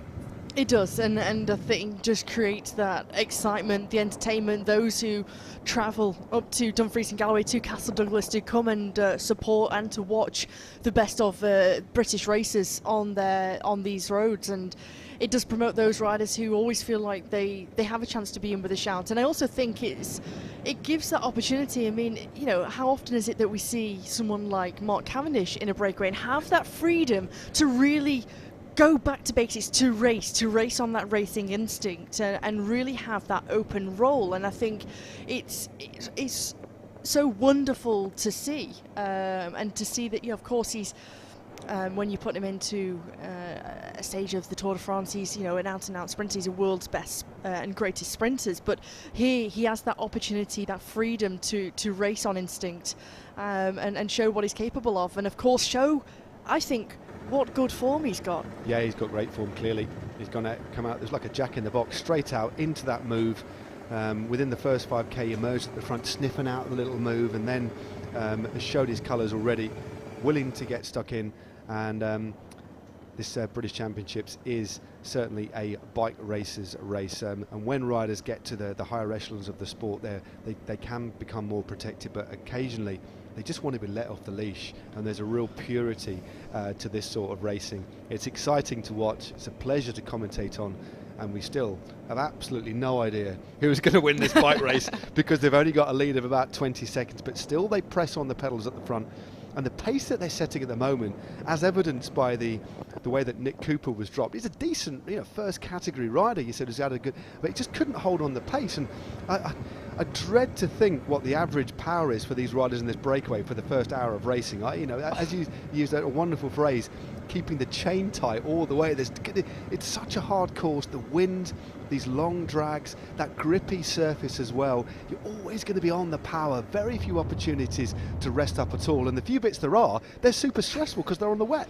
Absolutely. And just this pure nature of the course with the undulations, the weather conditions that are combined into the race, it just creates such an emphatic day of racing. But also, whoever comes out on top, whoever will be crowned the national champion here, will be a worthy winner, no doubt about it. Yep, they certainly will. It's a reminder of the 4 riders out in front. They don't have a particularly big lead. You can just see a couple of other riders starting to get across. This is the feed that we'll become very familiar with. And the bunch there certainly got these 4 riders in their crosshairs. Ethan Hayter is the rider on the front there for the Ineos Grenadiers. 5 wins this season for the 23-year-old. Freshly minted national TT champion. And this is John Archibald, the Scot, riding as a solo rider, but he is a very talented rider indeed. The brother of Katie Archibald, of course, and you can just see there a little bit of a nod to his past last year with his Eola Cometa gloves, which you quite often see. Riders just when they're out of contract might use a little bit of the kit. So got the track mitts on. Damien Clayton there from with Sun God, very talented rider indeed. And then on the front we have the figure of Mark Cavendish, and what a breakaway it is. They've been on the front now for the best part of 27 kilometres now. And so 2.5 laps of this big circuit done. Next time through the finish, they'll have one more large lap to go, and then we will commence the second phase of this race when we move on to the shorter circuits with a narrower lane and arguably the hardest climb of the circuit. It's only short, it's only about 400 or 500 metres long, but it does kick up relatively steep. But this is one of those courses where, unless you're having an absolutely torrid time, you won't need to drop it onto the small ring at all. This is a big ring bike race. And there we go. The lead, after all of their combined efforts, still so far, only 20 seconds.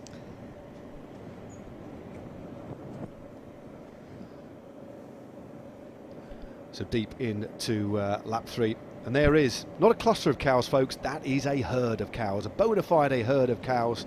If anybody wants to get in touch on Twitter in relation to the variety of cows, please do. I don't know if they were Frisian or not, but they were like a pale beige coloured cow in the collective form. Highland? Should be Highland. We are out, of course. Here's the cows again. Again, it's a proper little peloton. There's a little group of cows just being detached off the back of that group, probably dropped in the crosswind, back to the front. To our 4 riders. Sorry, we're having fun here. We're going a little bit delirious because we've been commentating for the best part of 5 hours already. So please forgive us. We will bring it back together for you. And wherever you are in the world, thank you very much indeed for joining us. This is the British Men's Road Race Championships, and it is being held in Dumfries and Galloway in Castle Douglas. I'm not going to tell you what my producers told me to do. It was such a bad pun, it would be offensive, and probably the channel we brought down. So anyway, there's the back of the bunch.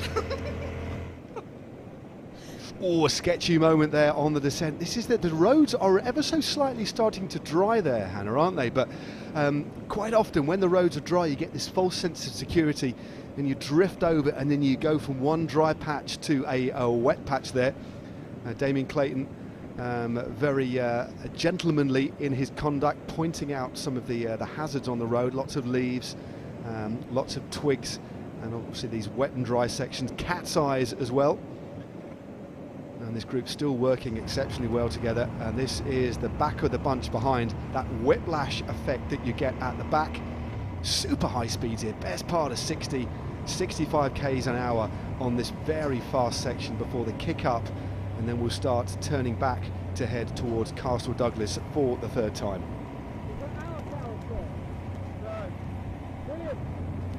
So some interesting picks from the back of the bunch here. The riders just buying themselves a brief little bit of respite.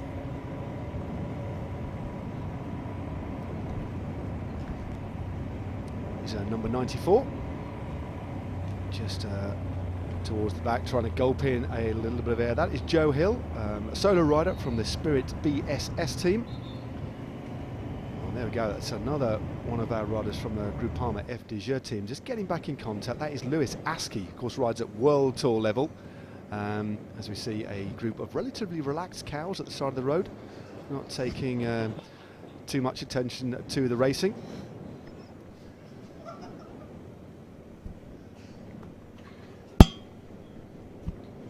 But they continue to relay in front. 4 riders rolling through. Mark Cavendish drops onto the back wheel. I think that's the best wheel to be on here, the wheel of John Archibald. They're a powerfully built rider, but look at the lead they have, Hannah. It's still only hovering at around 15 or 20 seconds, but this brisk wind that is blowing is drying these roads. And this could all effectively come to nothing. And that's the thing, we talk about being on the front foot in races like this, and that's the place to be, but quite often you could be in front for an hour and a half and ultimately the bunch comes back together. But you just have to take risks sometimes, and they don't always pay off. You have to.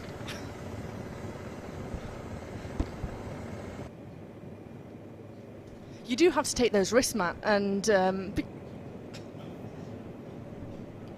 because of the nature of the course, and of course the selection that is being formed in the peloton behind, and with riders starting to struggle with just how active and aggressive the race has been, these 4 riders find themselves on that front foot, and despite only having 18 to 20 seconds at this point, and because of the action that we've seen already with Ben Turner trying to turn things up and riders trying to bridge across at this point, we saw also Simon Carr was up there, Stevie Williams, Joe Holt has been really active and aggressive, likewise with the teammate of Damien Clayton in the newly crowned National Circuit Race champion and Matt Bostock of With Sungod, really waiting for also the race that can come across to them.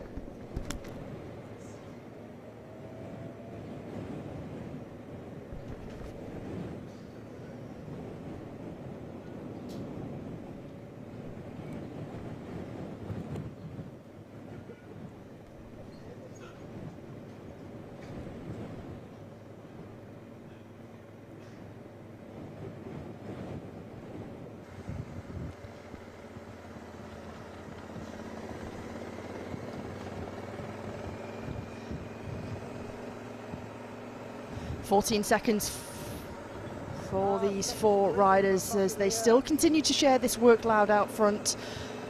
Cavendish just taking a look at to where and what is going on behind them, whilst they have that opportunity with the peloton just behind them in vision at this point. And as they take on another one of these little ramps in the course, Clayton, Hayter, Archibald and Cavendish still working well together. 14 seconds here.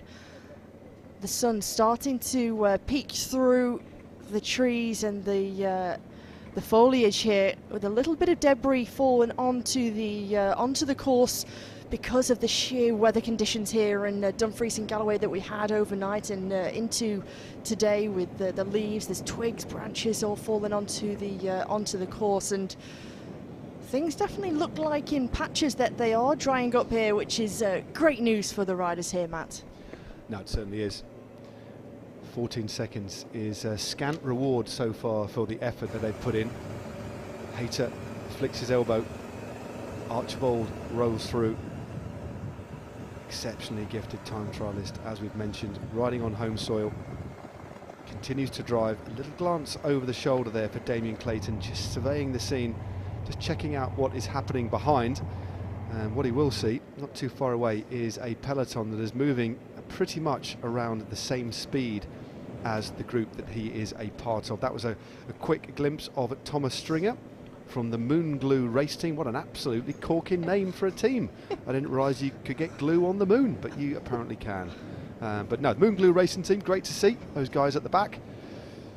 But several smaller teams here as well that obviously, of course, make up the domestic cycling scene. Not just the big teams. So still a very large field. We had a few non-starters, about 15 or 20 non-starters today, but we had 150 riders on the start list, and then we had 19 reserves. So a large field, several riders out at the back, but still only 16 seconds for this quartet out in front. Mark Cavendish swings right across the road, has another little look, and he will see the convoy that are just behind the peloton. Now the gap between our 4 leading riders out in front isn't as yet significant or large enough to put in a service car, but they're just going to have to pursue and just see if another group comes across. This is a very difficult situation for these riders because they are, let's be honest, they're burning a lot of matches now. Even the likes of Ethan Hayter and Mark Cavendish, they've won at the very highest level of the sport, but an hour riding at this level, in and out of threshold, there's this is hard. This is going to come at some sort of cost when we head into the denouement, the last part of this race. It will, and it's just that question of how much will it have affected their form, how much have they taken out of their reserves in doing this effort. I think one thing that it has done is taken them out of that chaos, that mental stress, that mental chaos of riding within the peloton because of the weather conditions, because of the nature of the course. You know, you're sort of out here keeping a more linear effort at this point, but in terms of these four riders, despite the time gap, almost yo-yoing ever so slightly as well. We're seeing it come down to 14 seconds, then it seems that they begin to grow as the peloton almost, I don't want to say become complacent, but when they can see them up ahead, they feel like the workload that they've been doing is starting to make some inroads, in which turn, because these four riders still continue to share the load at the front as this quartet, they begin to grow their lead again. No, definitely. And they're certainly working very well together. It's a formidable team time trial formation. They're doing these long turns on the front. As you can see, they're not riding in two lines. Quite often you get this, what we call a chain gang formation in a larger breakaway group of riders. Once you get to 7 or 8 riders, you'll essentially be, or 9 riders, you'll be in 2 lines, slowly rotating. But a group like this, given they need that little bit of extra rest, will be doing longer turns on the front. And also, given the point at which we are in the race, we're still in the very, very relative early stage of this race. So Hayter, completely cognizant of the fact that he needs to try and be as aero as possible. Every time he's not on the front, he needs to be saving energy, reducing the amount of watts he's putting out so he can be efficient when he's on the front. Even at this point, it's a real strange contradiction in a bike race like this. You're trying to go as fast as you can as a group for as little energy. That is basically what the game is at the moment. They want to keep the bunch at bay, hopefully maybe swirl the group. They ultimately want to stay away and be a part of the race at the sharp end, so they're trying to ride as quickly as they can, but conserving as much energy as they can at the same time. When you think about that, it seems absurd, but that is the very nature of racing, isn't it? It's almost a complete contrast, isn't it? But for these riders, try and be as efficient as possible while still maintaining a high speed. And the way that Tater was just riding there, just trying to get as aero as possible, as low as possible, just to try and save every bit of energy. It almost has sort of looks of Mata Mohoric where possible. He's always trying to be as low as possible, as aero as possible, trying, as you can see, getting as elbows low, in, elbows in, trying to lower that frontal position on the bike here, the rider from the Ineos Grenadiers. Here we go, Rupert the Bear, Pingu and Father Christmas. It looks like he might have had a bit too much Stollen there, to be perfectly honest with you. Maybe 1 or 2 too many mince pies early in the year. So I think tactically Father Christmas might have got that a little bit wrong. But we'll wait and see until we're December the 25th. He's still got time, come December to lose that, along with his flag bearer as well. I'm guessing the flag of his native Lapland. Hats off to those 3 at the side of the road. It really, I mean, that's the thing about bike racing, isn't it? It gives us those 4 people at the side of the road. It gives us something to talk about, and cycling wouldn't be cycling without the fans. It's really great that they've really entered into the spirit of the British Championships here. The fans, the cows, the sheep, that everybody, we've seen everybody who's been at the roadside motoring along. And of course today, in particular, Mother Nature, who's pretty much thrown everything at us, but thankfully the weather has eased slightly. The wind has certainly dropped a little bit, although it's still a very gusty, blowy day out there today in this lovely, green, lush, verdant landscape that typifies this part of the world. And there is now, okay, we've got a breakaway coming across the gap. This is the persistence of this group. 14 seconds, it could easily have cracked them. Oh, do you know what, let's go back to the bunch. This isn't going anywhere. But on a course like this, as we get deeper and deeper into the race, legs are going to start to hurt a little bit. Other teams, that dynamism, that spark that you get early on, the persistence paid off. So we've got a group coming across, and if we get like 9 or 10 riders who work well as a collective, they then could start to open up a more significant gap, which could start to determine, or at least early doors start to determine the shape and ultimately the outcome of the race. And especially the composition that is potentially coming across here, and the composition of the different teams, the different riders that are in this group, because you can see on the front the figures of one of the riders from Groupama FDJ in the standout blue colours of their team. Also Trinity Racing coming across with 2 riders. Also Alex Richardson is here in Ben Turner, so this is a really strong composition of riders here, Matt. Yeah, sorry, Hannah, to cut across you. That is a very, very strong move. It really, really is, and it does look like they're going to get across this gap, and this will be a formidable 9-man group. And I'd imagine, as you can just see, Ethan Hayter's just knocked it off a little bit. Once this group does get across, given the firepower here, that is a very, very strong move indeed, especially Ben Turner and Richardson. He is a muscular, powerful rider, as we said, moving across to a new team after the British Championships. We're getting a little bit of break up here. This is the far corner of the circuit. As you can see, a low signal area. We are running these British Championships from a production perspective on 4G, which has worked like an absolute treat, to be perfectly honest with you. But a little bit of break up now, just heading towards the back of the bunch. They've certainly opened up a little bit more of a lead, and as soon as we can, we'll get the clock on the gap between our 9 riders out in front now and the peloton behind. But they certainly have opened up a little bit of a lead as we head back to King Street, the location a couple of hours ago where we saw Alex Towers take that absolutely magnificent win in the elite women's road race. 19 years of age, taking both the under 23 title and the elite women's title. And in about 3 hours time we will see our men's title, well, about 2.5 hours time actually, 2 3/4. Pictures from earlier today. That's one for your cycling out of context Twitter account, isn't it? A herd of cows looking on interestedly. A few different shades of cow there on the right hand side. Again, lovely to see. Just grazing casually, completely oblivious to the sporting event going on immediately to their left. I think it's a combination of Jersey cows, is it? Could be Jersey cows, a couple of sheep as well. It's been a real treat for nature lovers today, hasn't it? As you'd expect, what a lovely part of the world there. Even a rogue bear and a penguin. I didn't think they came this far south. Okay, back to the serious nature of the bike race at hand. We have 9 riders out in front, and to tell you what, this is a very, very good group. And another little cluster of riders just coming across the gap. There were 2 or 3 riders trying to bring themselves across. And this clearly is the type of circuit, rather than being super selective, it's riders taking their chances, getting across the gap, and we're gradually seeing this group grow just by riders attacking off the peloton.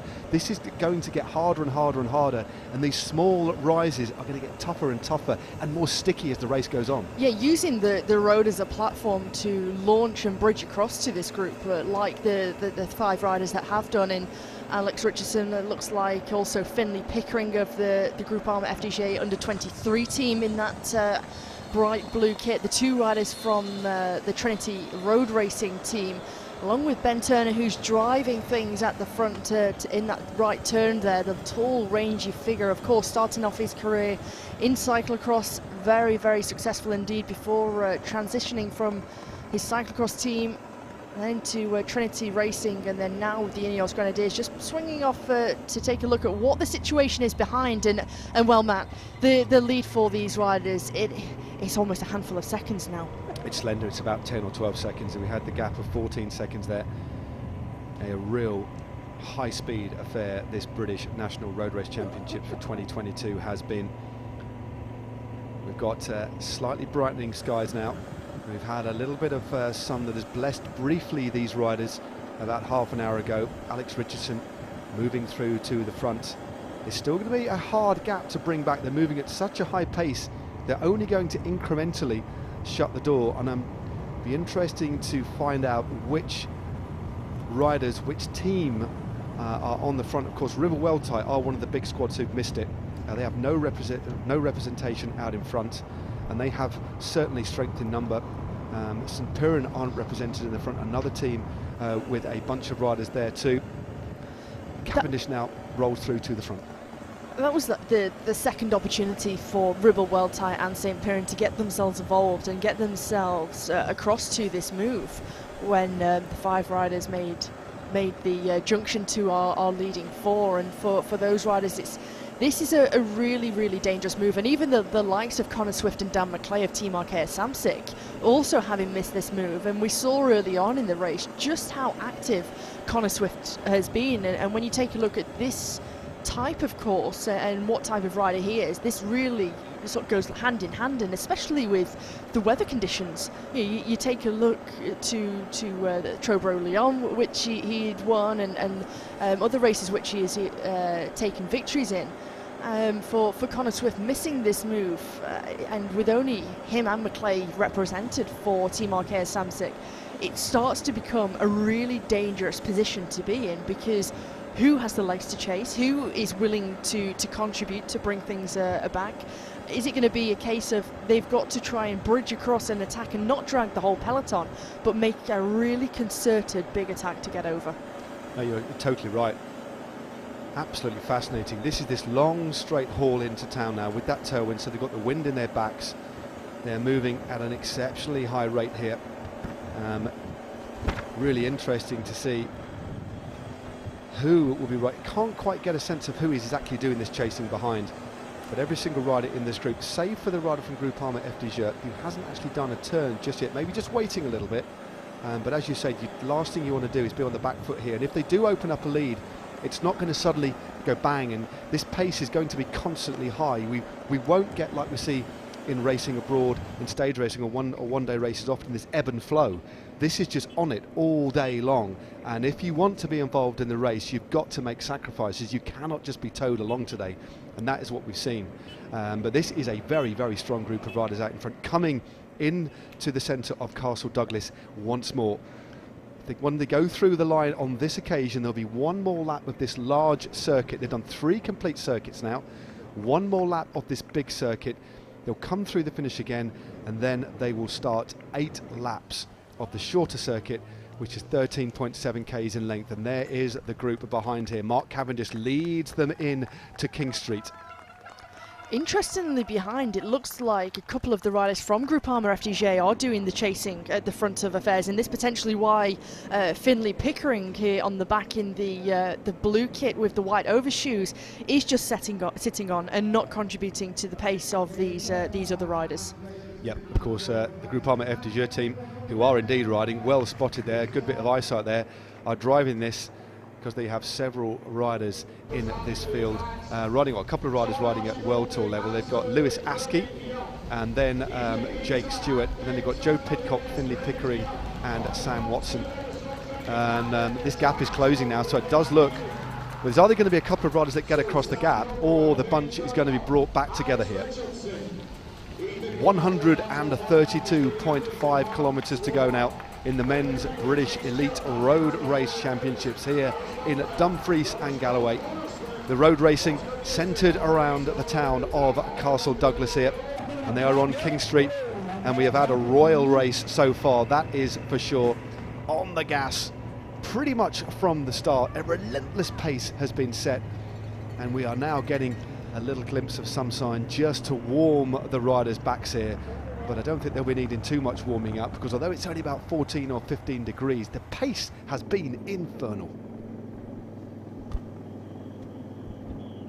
So, Hannah, are we going to see Gruppo Compacto, to coin the Italian phrase, or is this little group of a couple of riders from Groupama going to get across the gap and then the elastic's going to snap? It'll be really interesting if they make that junction, and you can just see as they round that bend, being driven by one of the riders from Groupama FDJ there with one other rider with him, and just in one long line the peloton behind being driven there by another rider from Groupama FDJ in the white jersey, trying to bridge across. Looks like the figure of one of the riders from Arkea Samsic and Connor Swift trying to bridge too. So, you know, there's several riders here who really have missed out here, and it's going to become sooner or later, as we see Finlay Pickering begin to share the workload, come through and do one of his first turns, I think it is, in this group since he's bridged across. Well, it's one of the riders, yeah, that's quite right, but it's an interesting time to do it when his teammates trying to get across the gap.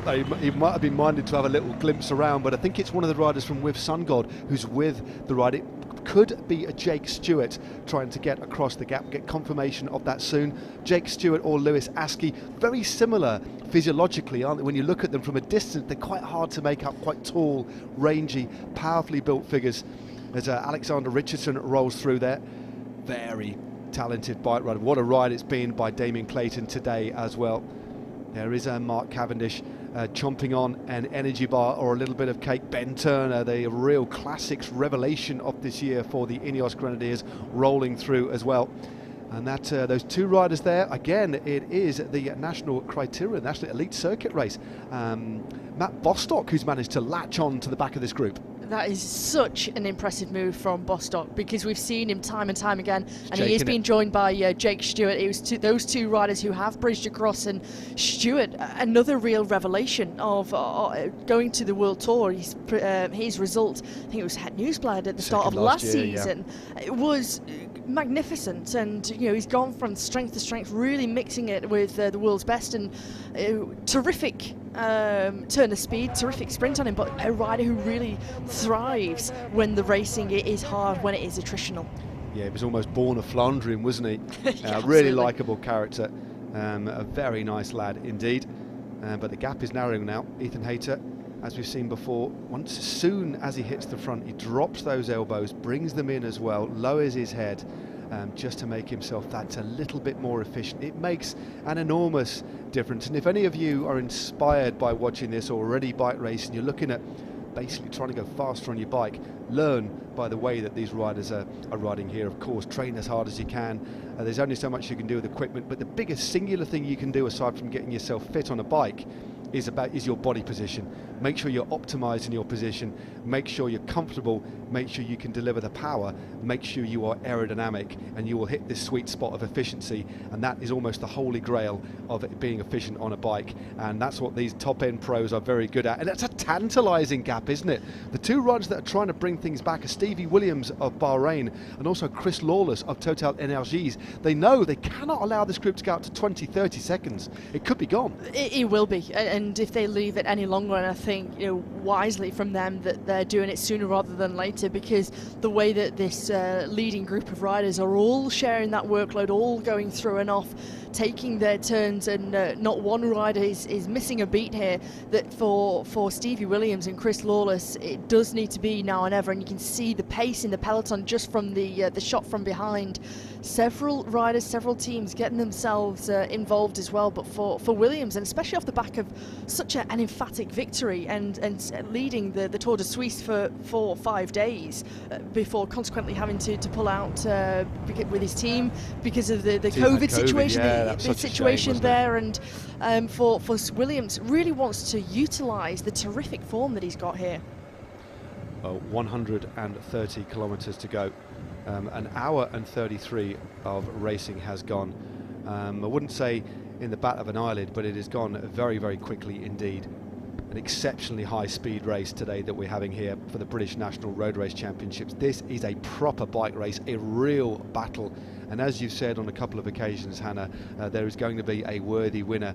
And then again, further analysing this course, we're yet to move on to the smaller finishing circuits. Next time through the finish in Castle Douglas, we will commence 8 shorter laps of 13.7k. So we are now on the last of the larger laps. Now I'm wondering here, Hannah, if not the elastic started to snap, but this gap is slowly starting to go out again. They could almost reach out and touch them, but what a move that was by Bostock and also Jake Stewart to get across just at the right time, because now they've got this collective and everybody's riding together, and the fact that there's not much more pace that anybody can find, they are starting, it looks to me as if they're moving a little bit further clear. Marginally moving clear, and I think just because of the constant pace and the constant effort and allegiance within this group, and I think also partly for Jake Stewart and Matt Bostock, the way that Finlay Pickering rode. He's part of the development team of Groupama FDJ, still an under-23, but to be so wise not to drive the pace, wait for Stewart to bridge across, and to have a teammate or semi-teammate in, of course, Stewart racing for the World Tour team, and then to allow him to bridge across at this point. And you can just see there, in the background, the peloton. There definitely isn't the chase that we had before because of the formation of the peloton. You can just see ever so slightly the pace has come off. Yep, and 3 riders that have missed it. Three riders all riding at the World Tour level. There's a lot of racing still to go in this race, as we know. We're not quite at half distance just yet, still about 134 kilometres to go of the total 201 kilometre distance. Believe you me, this race could still change, but what I mean is it's just a constantly high pace that is making this very, very difficult to make any differences as Ethan Hayter grabs his musette through the feed zone. And this could be an opportunity actually for the bunch to get back in contact, because these riders have to take feeds. The gap has never been big enough for these riders, should I say, to drop back to the team car.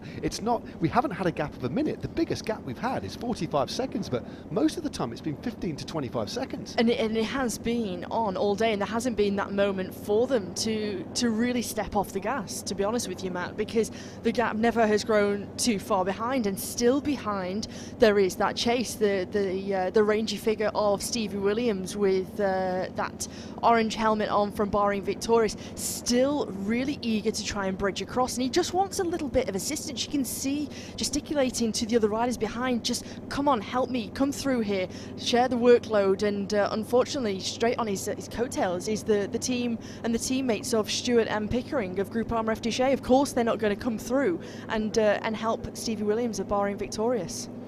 Well, Williams, as you just said, he's just on the front. You can just see they're only a matter of 150 metres behind. And they've relentlessly tried, but Williams is the sort of rider, especially on these little bits of kicking up terrain, these little kickers that we call them, little rollers, where you can really keep the power on. This is making it a very, very hard bike race for a lot of these riders here. I'd say around half the field here are just hanging on for grim death, just sitting in the wheels. Look, there's little gaps opening up, as you just said earlier on, keeping that chain nice and tight. Hardly any opportunities at all for any respite. That's Scott Thwaites for Alpecin Phoenix, a little bit further down than possibly you would expect, but he'll be a rider that knows how to manage his effort very, very well indeed. And they still have only 100 metres on the group behind. This is incredible racing, it really is.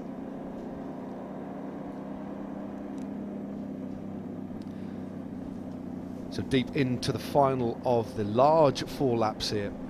We are still in the first half of this race. Still a long way to go, around 134 kilometres to go here in the Men's National Road Race Championships. And Ethan Hayter of the Ineos Grenadiers is on the front.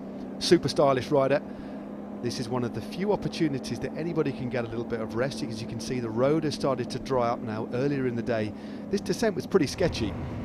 You've got a lot of detritus on the road, branches, twigs, leaves, but because of the wind the road has dried quite nicely now. But this is one of the fastest stretches of the whole course. As you say, Matt, as the road has begun to dry, there's patches where there still is a lot of standing water, parts of the course which you can just see there where it's sheltered from the tree cover, and of course normally we're seeing cars on the road, so any oil that might have spilt on the road's diesel, whatever have you, and with that combination of the wet nature, also the cat eyes in the centre of the road, you can just see them that the riders are trying to avoid. But with the course here, as it starts to dry out, this is where it becomes quite dangerous, because you feel like you can take some of the corners a lot faster than you potentially can. This is when we start to see some problems, and especially the pinch point that comes at the bottom of this descent with that little chicane, the right turn for these riders.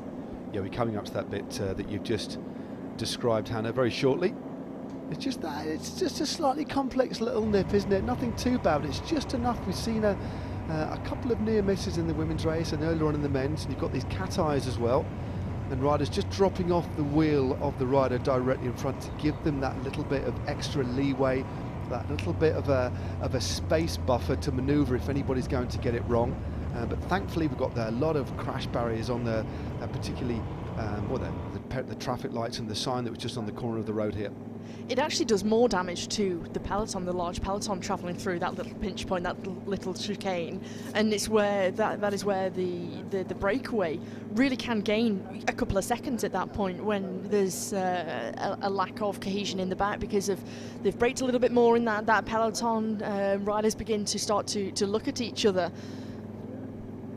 Well, it's another rider trying to get across this gap. It's the distinctive figure of one of the riders from EF Education Easy Post. They have 3 riders in this field, and they do not have any representation in this front group. Simon Carr, Owain Doole and James Shaw. And also Team DSM, they have a couple of riders from the under-23 team, as well as Mark Donovan, who rides at World Tour level as well. So there's still a lot of firepower, and maybe this is going to be the moment when it comes back together, but it's so hard given the speed that they are riding at. Cavendish again rolls through on the front. Matt Bostock, I think it is. No, it's not Matt Bostock. It's one of the youngsters from there, the Trinity Racing team, just having a chat with Mark Cavendish there. This is Bostock, should I say, just putting something back in his pocket. Again, gets as low as he can, drops his head a little bit just to punch that small hole in the air. And still the bunch are getting close, then they just drop back a little bit. It's like 2 steps forward, 2 steps back. There really needs to be, especially for those riders who are trying to bridge across, it's almost like they need to do one huge effort to really shake off the rest of the peloton and make one large concerted effort to try and bridge the gap. And you've seen before that Stevie Williams trying to G people up to try and help and assist with the chase at this point. But I think for Williams, it just has to be one big attack, try and just limit his losses here at this point, because at the moment, the way that these riders are working well together, the race going away from him, and 3 riders in the centre of these riders, looks like they're coming across with Ben Swift, Stevie Williams with Ben Swift of Ineos Grenadiers. So we've got one rider from the wheelbase team, looks like Team Inspired, as well as another rider from the St. Piran team. Yeah, Stevie Williams is coming across with Swifty. They're the second little group. A lot of shaking of the heads as well, but this definitely is one of the Team Inspired squad trying to get across this gap. And one of the wheelbase riders, as you said, just fighting with the bike to get across. You can just see how brutally hard it is, because the group in front are moving that quickly. And it's obvious, isn't it? It might sound, well, of course it's obvious, but to get across the gap, you've got to be going significantly faster than the group in front, and you can only sustain that for a certain amount of time. You have to make a relatively explosive, borderline anaerobic effort to try and get across the gap, and that's why it is so hard. But that little group on this little rise look as if they may actually add to the mix in the front here, as Ben Turner takes to the front. 2 riders, remember, on this front group from the Ineos Grenadiers. Jake Stewart now taking his turn up front, now rolling through. John Archibald, one of the first riders to go clear, and alongside him, or just behind him should I say, is the figure of Mark Cavendish. So it's a very strong group, but at the moment, and for the last hour and a half of racing, they haven't been moving that much quicker than the bunch. It's just enough. They've basically got that gap and just held it. This is, I don't think I've ever seen a race quite like this, you know. Held it always on the course. It's almost toying with the other riders, leaving them at such a length, at a distance that is manageable to bridge across, yet just dangling themselves there and toying with those riders who are trying to bridge across and making their lives incredibly difficult. There's some riders who must be starting to get quite frustrated with the situation on the road, and mentally how that affects you. You're starting to use a lot of energy because of that frustration, and not really having any effort. And despite the 3 chasers who are trying to bridge across, one of those riders being from wheelbase, they're not really making any inroads, and these riders out front really making those lives difficult as they still pursue into another headwind on this part of the course. Well, this is what's making it so hard. It's just this, if it was a stiller day, it's far easier to try and get across these gaps. So the gaps are opening again now. So those 3 riders are almost in no man's land, but they can almost reach out and touch at this group out in front. This course is very unforgiving indeed. Super high speeds. As you can just see Ethan Hayter just making sure they're taking the shortest line on this circuit. They were drifting over to the left-hand side of the road. So in terms of the wind direction, it was fine, but what they were doing is just adding a few more meters to the distance that they needed to travel. So as well as being aero, you need to, and given with the fact that we've clearly got a rolling road closure here, so the riders can use all of the road, which is wonderful. That's why we're seeing them moving from left to right to make sure they're shaving off those meters and essentially moving in as straight a line as possible.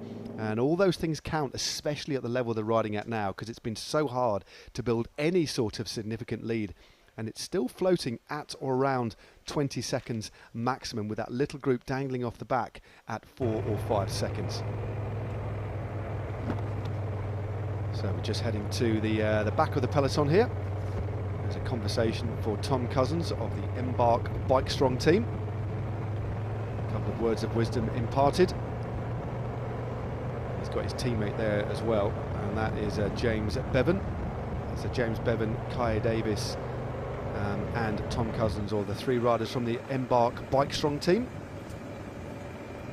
You certainly do have to bike strong today, that is for sure. But this group working well, and there's that little group again, Hannah, just 25 metres off the back. It's agonising, isn't it? isn't It's taken them 5 Ks, and they've only closed a couple of metres.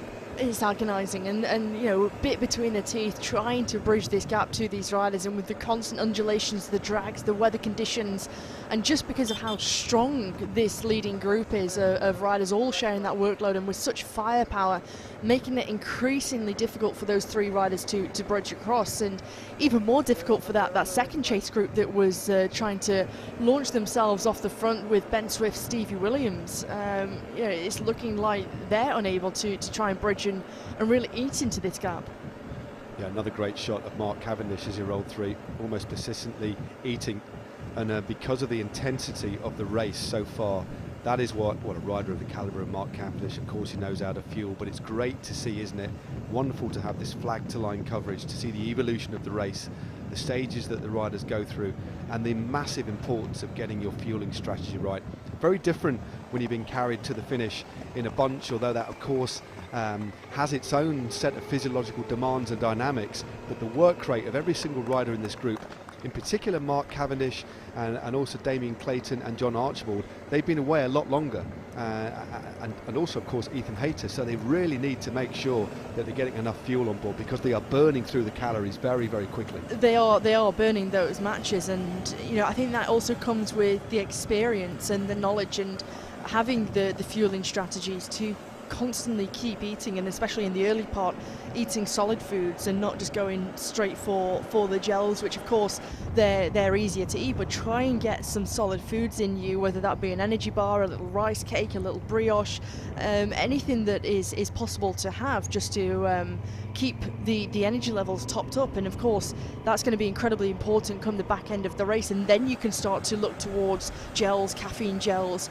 but also within your bottles that you've got on your bike that you start with at the start of the race, and then you pick up in the feed zone, having something like your electrolytes, something that has some carbohydrates to keep your fluids, keep yourself hydrated and keep yourself topped up that way.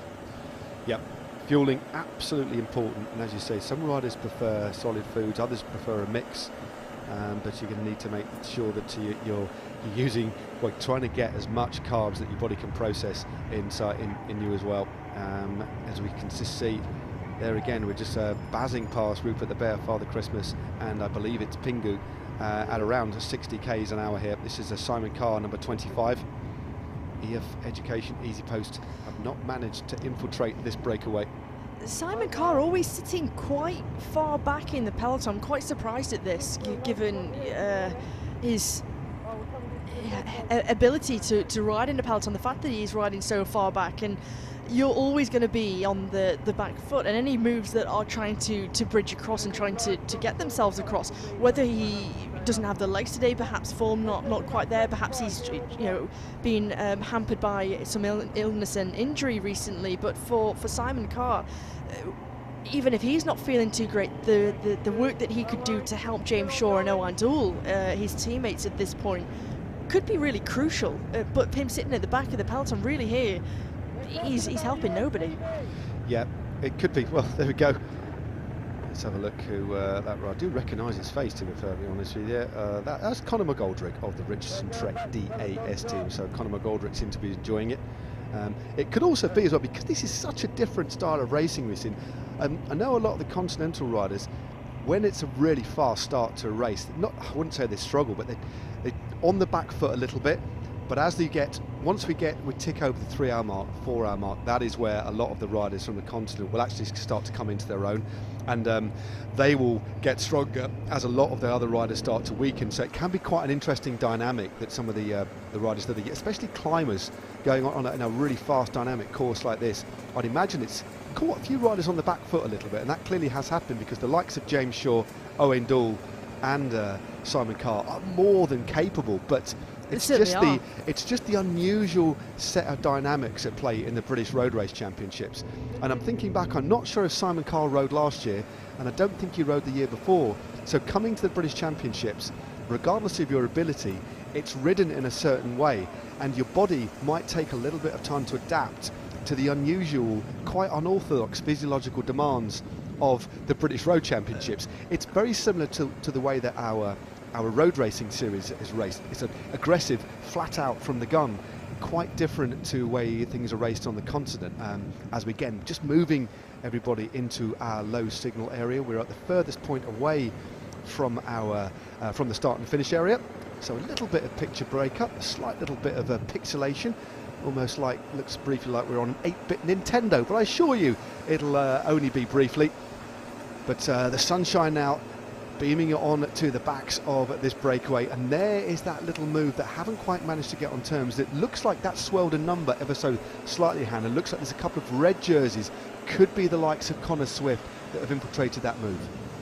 And having the more strength in numbers in that chasing group certainly will benefit them and put them in a good stead, in good chance of bridging this gap to these leaders here, because whilst they haven't missed a beat here in this front group, they've all been working so well together. That chasing group really does need that firepower to try and bridge across. And you're quite right, Matt, of what you were saying about Simon Carr. It's his first time racing here, and of course, although born in Hereford with Welsh heritage, he grew up in France, and based all of his racing and his amateur days in France, in the local French races, in those Nations Cups, and then of course getting that contract with EF, and of course got a couple of Grand Tours in his legs as well. So for Carr, very, very new style of racing, with it being so 201 kilometres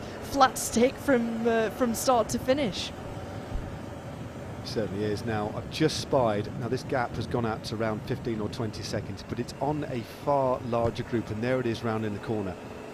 It looks to me, Hannah, as if we have maybe 8 to 10 riders who seem to be coming across the gap.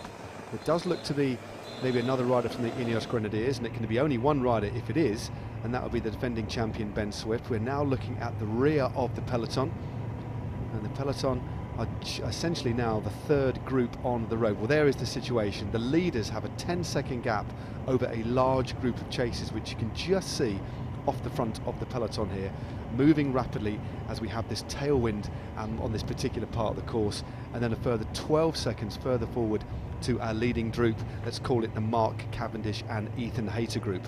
So still very densely packed.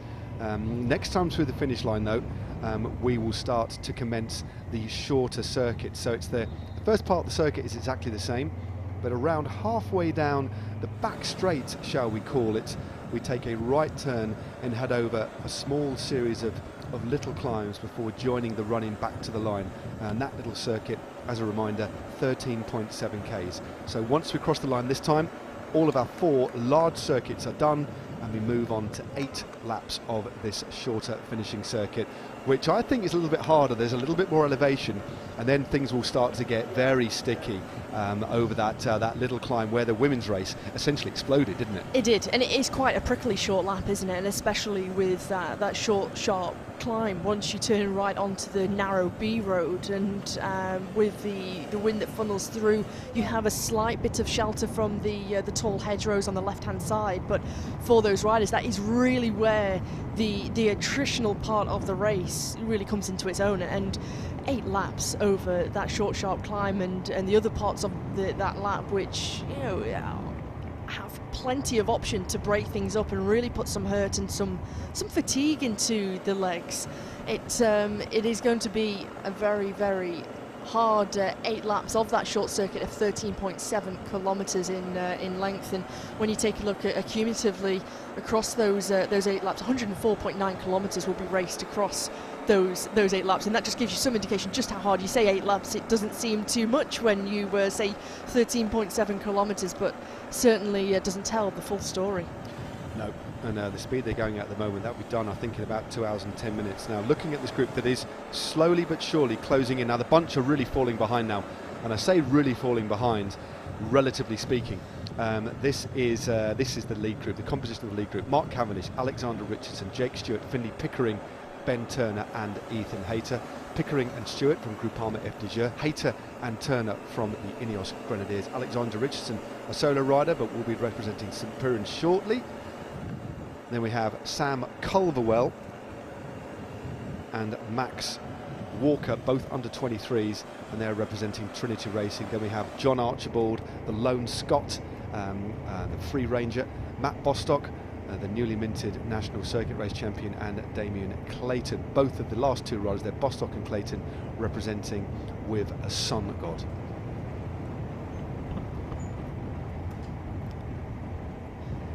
A strong ride from the 2 riders. Sorry, Matt, to cut across you I'm out there. of breath. Well, breathless race. We've had terrific racing so far here in Dumfries and Galloway for the British National Championships. But for Max Walker and Sam Culverwell to bridge across to this group, Max Walker from the Isle of Man, Sam Culverwell had a really strong start to the season, racing over in Belgium, in France. He had a really strong start in the mountains classification in Triptyque at Chateau. So for this duo, you see the talent that comes through the Trinity Road Racing squad, and the talent that they produce, and not just in their road racing squad, but also across the off-road squad as well, in mountain biking, cyclocross. Of course, Ben Turner was formerly a part of that team. Well, here we go. This is a big development. Just on the back of that group, that is Owain Doull. Now the group with Owain Doull is going to make contact with the front group, and look who is leading them through. That little flick of the elbow, great bit of riding there by the former champion Connor Swift of Arkea Samsic. He drops back through. We're heading up to up the finishing straight. The bunch is now starting to rupture. Also in this group, representing Alpecin Phoenix, is a Scott Thwaite. So Scott Thwaite's on the front there as well. So the bunch really starting to break up now. As group number 2 goes through, led by Chris Lawless, we now are commencing our 8 laps of the finishing circuit, 109.6 kilometres to go. So this is the British National Road Race Championships. We're entering phase 2 of the race now. Not quite at half distance, but it won't be too long. We're just seeing the bunch passing through now. They're only round about a minute behind the top, the front part of the lead group. Relentlessly high pace as Matt Wall's just rolling through on the left-hand side, the Olympic Omnium champion, the only representative from Bora Hansgrohe. And this is the back end of the peloton. Several riders really starting to struggle up here. And now we are into the first of our 8 laps. So essentially the same circuit, but cut in half. Halfway down the back straight, we swing a hard right, head into a smaller road. It isn't a tiny road, but it's certainly a B road. And there are a couple of smaller climbs there, nothing that will worry the riders on their own on a training ride, nothing you have to drop onto the big ring, but I do think they'll play a big part ultimately in the outcome of this race. But now we have a big group, around 20-25 riders leading now.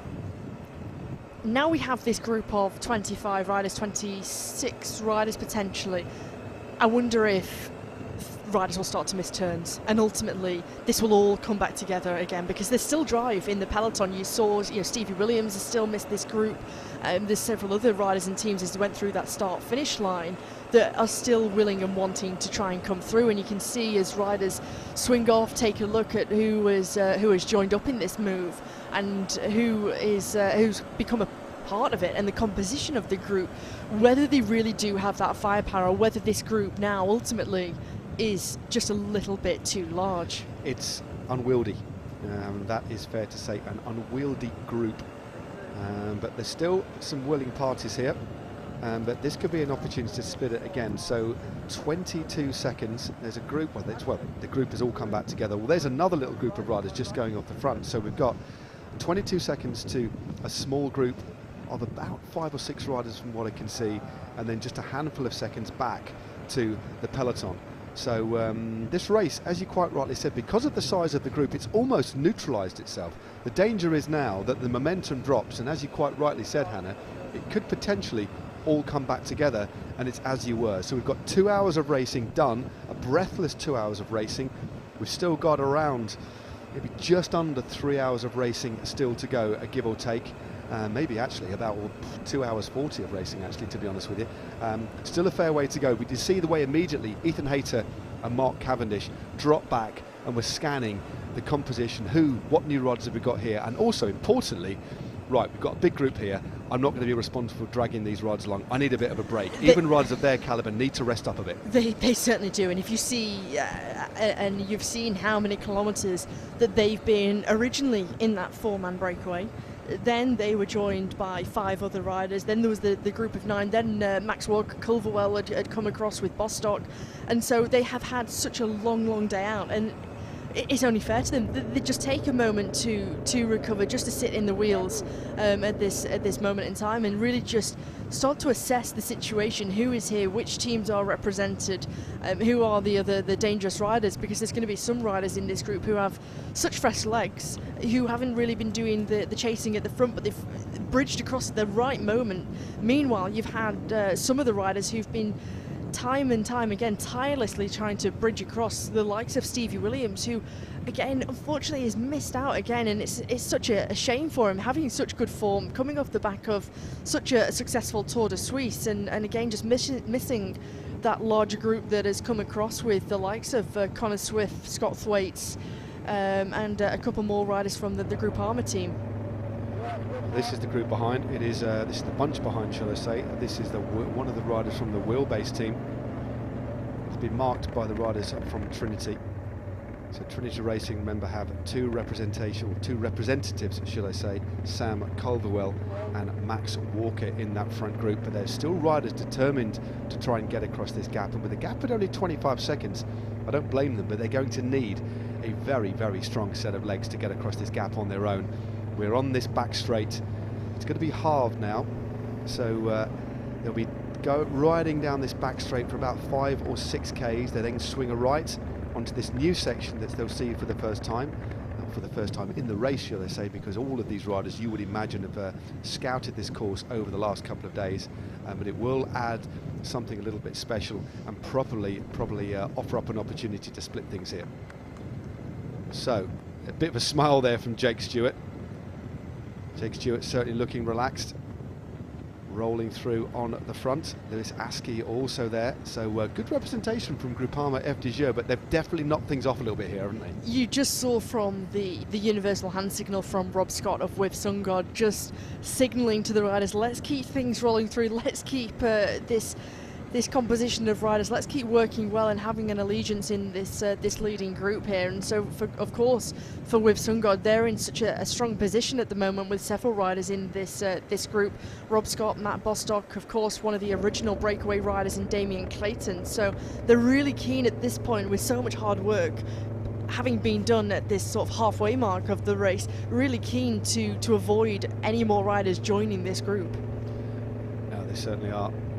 This is one rider that's managed to extricate himself from the clutches of the peloton to try and fire himself across the gap. I haven't quite managed to identify him just yet, but I think it's a rider that doesn't form the part of a team, but just you can see how hard it is, just constantly fighting. Just dropping in behind that motorbike briefly, and offers up a little bit of a slipstream. Just a brief respite from that relentlessly strong wind that he is currently battling against. Add to that this grippy road surface that we have on these roads up in Dumfries and Galloway, and then the gentle elevation, and also 2 hours of ridiculously tough racing.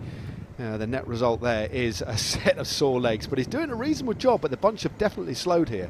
They've almost slowed at a similar time that this group have started to. There was a little bit of an easing, wasn't there? Almost like an assessment period before everybody started to ride together again. That's the rider just rolling through on the front there. That is Scott Thwaites. Real seasoned campaigner now. And this gap is starting to open up a little bit. Now this is number 94, Joe Hill of Spirit BSS. And this is going to be some ride if Joe Hill manages to get across this gap, but he's fully committed here on this long, straight, almost runway-esque bit of road, which takes us through to the feed zone. And once we pass through the feed zone on these newer laps, this slightly, well, significantly shorter circuit, after about 1 kilometre over the top of this drag, we'll then swing a right. And if you're only just joining us, we'll get the first glimpse of the shape and the form of this finishing circuit.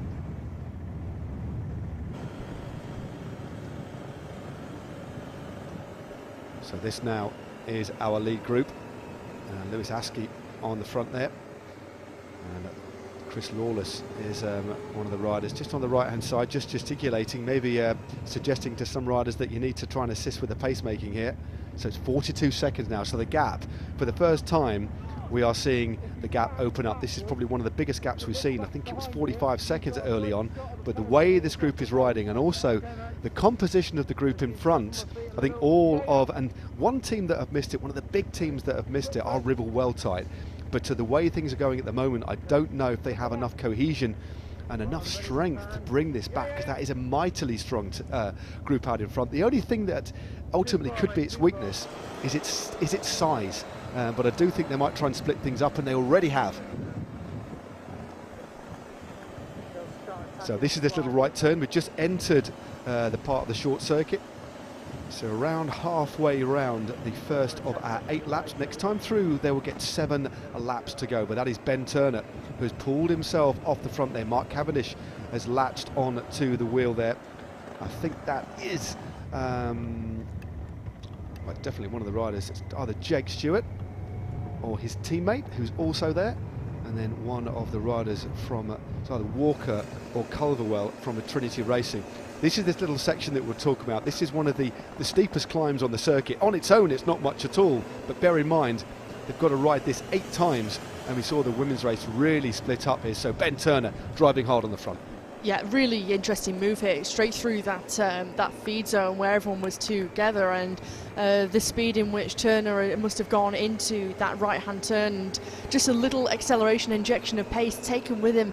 I'm trying to work out if that's the figure of Lewis Askey from Group Askey from Groupama FDJ there in second wheel at this point, and increasingly difficult for Joe Hill, our lone chaser at this moment from Spirit BSS, to try and bridge across here. But Askey really driving things along here, and I had thought, you know, that group of riders who was out front, it was such a large group with such a varied amount of riders and teams represented in that composition, just far too big to really have a strong cohesion and strong allegiance to remain and stay away.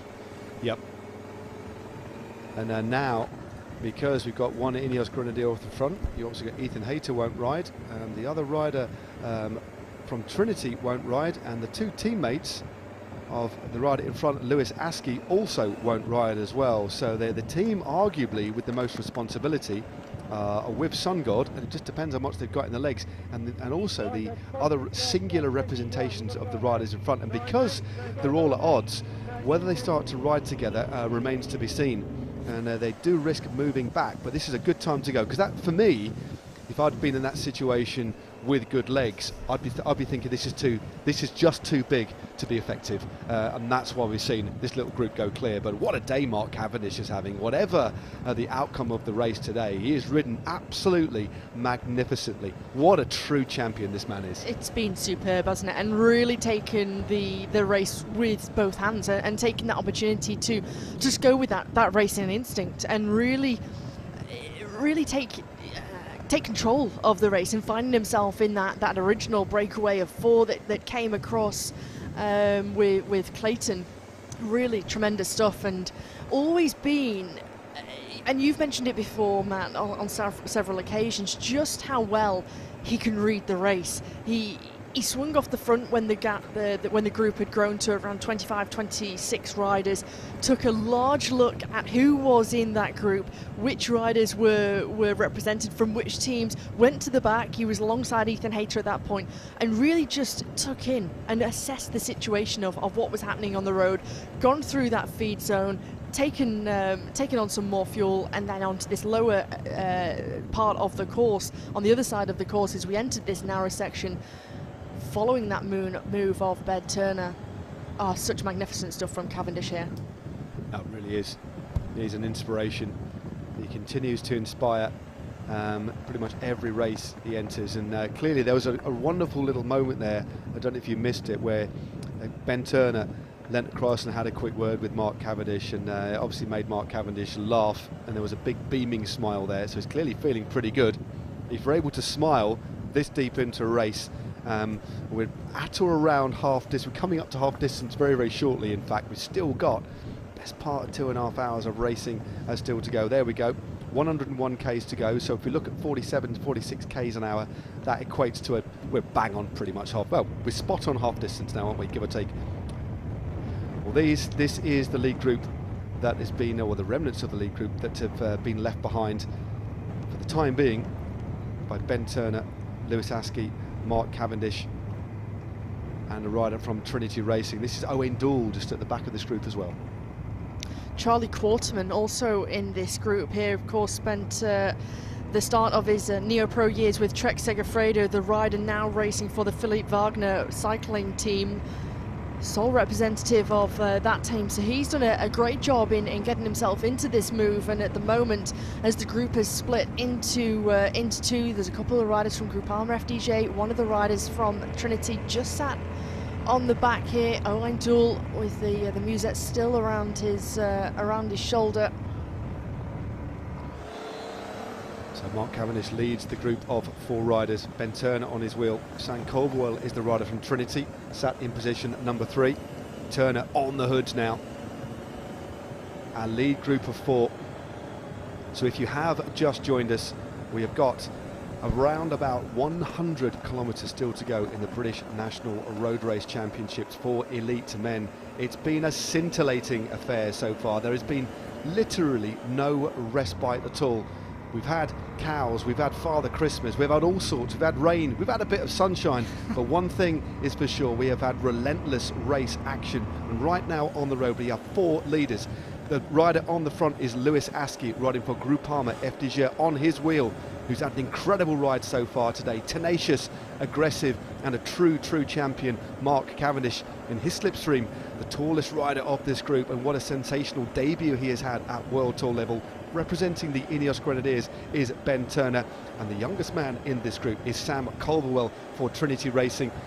And if you think about the little bit of synergy between Turner and Caldwell, it was the fact that Turner rode for Trinity Racing last year as well. So they have really, I mean, the Trinity Racing team are one of the most important continental teams out there, who continually give us some of the best riders in the World Tour, or the riders with the most potential. And so important that we have those teams that are there to develop the riders and that make them ready for the World Tour or the pro-continental scene, and for the riders of Trinity Road Racing, that they are given a really good road race program as well, and some of those riders combining their off-road racing with road racing, whether that be mountain bike or cyclocross. And I think being given that opportunity, as we get a confirmation of our leaders in Mark Cavendish, Sam Culverwell, Ben Turner and Lewis Askey, Culverwell and Askey both eligible for that under-23 title here. So yeah, it's important that we have those teams that are there to develop the young riders as they come out of the junior ranks, that they have a home to really learn and gain the experience when they're under 23s, and really make them ready for the World Tour racing. Yeah, you certainly are right. And they've prized open a significant gap. We didn't actually see the moment that they went, but it was really quick. It was just on the earlier part of the newer section of road. They're now on the running that we've become very familiar with, and just look at the gap that has opened up in the last couple of Ks. This is a significant move, and we have 4 exceptionally talented riders in here, 2 under 23s. Well, Ben Turner isn't far out of his under 23s either. This is the chasers, but there is a lot of talent just behind here. That is the rider on the front now, Chris Lawless, rolling through for Direct NLGs, just coming through on the front now as well. It's interesting, a teammate of the well, it's not, he's just doing a little bit of blocking there. That was quite interesting, just shutting the wheel go. Interesting there. Good bit of riding, good bit of blocking. There's Owen Dool, whose a name escaped me briefly, who's on the front there for the EF Easy Post squad. It's a really fast section of the course here as they're into that tailwind, and you can see from the flags that are out along the course, also the trees, just how much they're blowing, and the tailwind that is assisting these riders, these 4 riders here. And as they still continue to drive, it is the riders of Groupama FDJ who just get themselves almost in the way. They're not completely sitting on and avoiding turns at this point. Still all to play for here on the roads of Dumfries and Galloway. Yep, this is a tough finishing circuit. It's a fast one, but it's not without its difficulties, and the primary difficulty will be the pace that has been ridden here. Every single one of these riders, especially Mark Cavendish in this front group, has had a very hard race so far, that is for sure, as have the group behind. We had that group that were in a long pursuit. There was a lot of action behind. So even for the riders in the peloton, this has been a very, very hard day indeed. So the leaders have 25 seconds over the chasing group, and then they have a further 30, 40 seconds on the remnants of the peloton. This is the group that the Cavendish group have left behind. Just coming into the corner, canting his bike on the hoods into that little right-hander, Chris Lawless of Total Energies. Connor Swift in the red of Arcare Sanzik just behind. 95.5 kilometres to go, which equates to 7 laps of this finishing circuit here at the National Men's Road Race Championships. And behind is the group that's been led by the champion from 2018, Connor Swift. Ethan Hayter dropped towards the back of that group. That's no real surprise. He can just sit at the back now, relax, wait, bide his time, and importantly recuperate for what is going to be an exceptionally attritional last part of this race, Hannah. Leading through there into that right-hand turn onto King Street is Mark Stewart, the Commonwealth points race champion in that fluorescent jersey, just trying to drive things and put a little bit of emphasis on this group behind to try and close things and at least do something to the gap. Looks like we have Stevie Williams still in that group, one of the riders from EF Education Easy Post. Looks like the figure of James Shaw is there. Also with a couple more riders from the Trinity Road Racing team and St. Piran trying to get themselves involved here. Yep, Stevie Williams just swinging over, not happy to do too much. No, it wasn't Steve Williams, it was one of his teammates from the under-23 team. Stevie Williams a little bit further back. There's some more splits here. Thank goodness that the rain has eased. Of course for the riders, but more for the crowd out as well.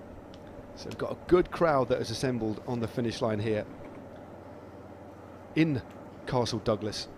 And meanwhile, our group out in front continue to relay. This is going to start to hurt now. We're in the second part of this race, the second phase of racing. A reminder, if you have just joined us, thank you very much indeed. I'm Matt Stevens, alongside me is Hannah Walker. This is the Men's Elite Road Championships of Great Britain. Mark Cavendish is in the front group with Sam Culverwell, Ben Turner and Lewis Askey. Quickstep Alpha Vinyl. The Ineos Grenadiers, Trinity Racing and Groupama FDJ are the 4 teams represented out in front. And by the looks of things, that team car on the left-hand side, Neutral Service, will be dropping in just behind to service this riders. And that is the first time we've seen it in this race because it's been so delicately balanced.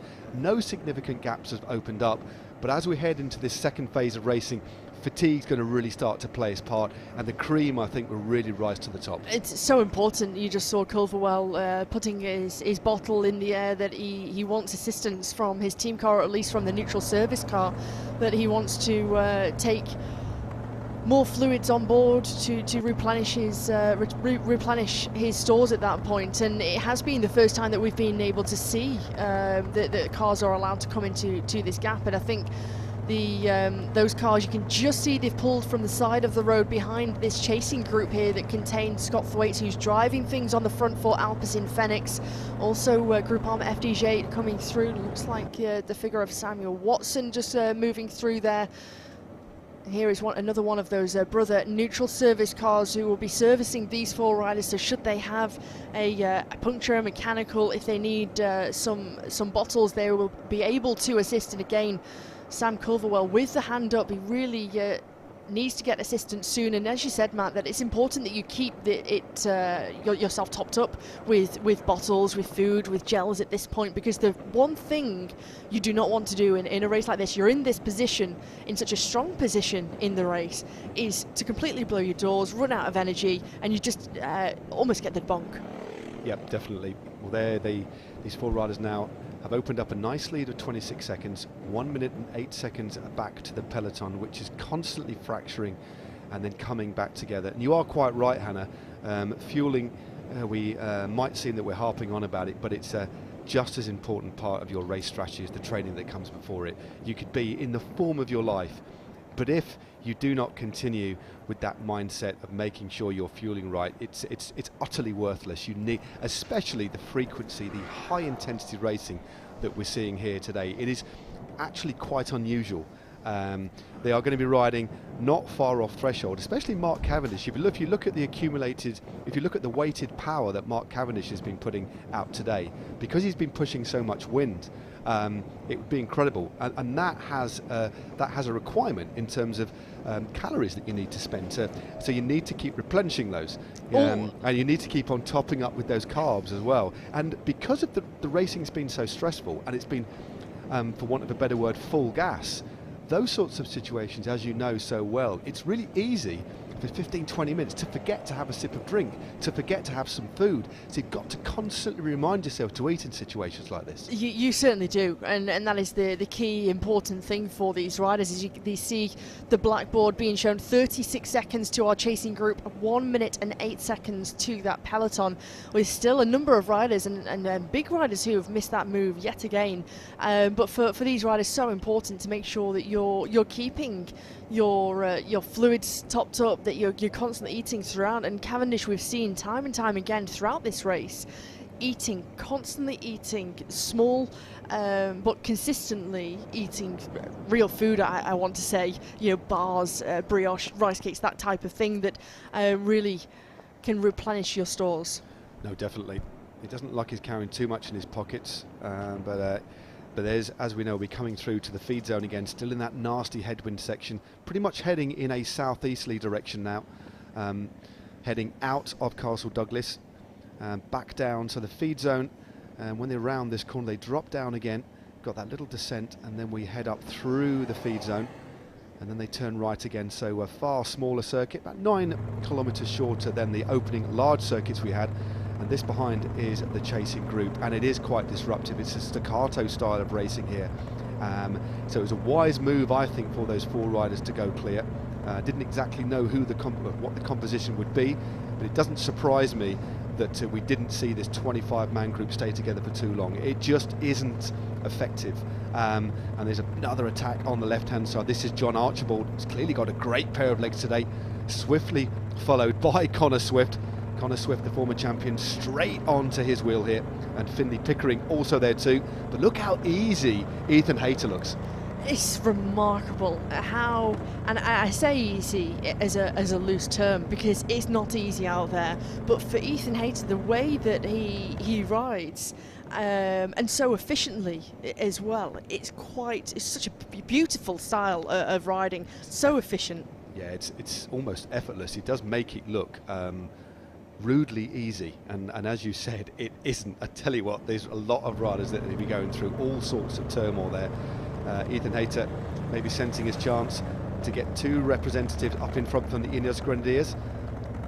Connor Swift looks over his shoulder, and he will see the figure again of Finley Pickering, or potentially Jake Stewart on this occasion. That's Pickering again, just trying to bring them back into contention.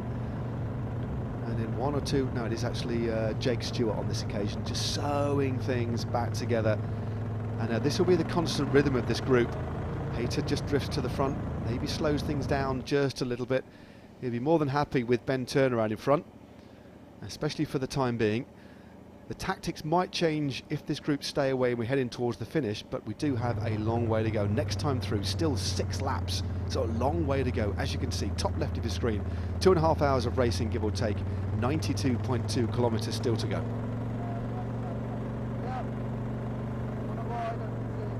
So a big move on the left-hand side here.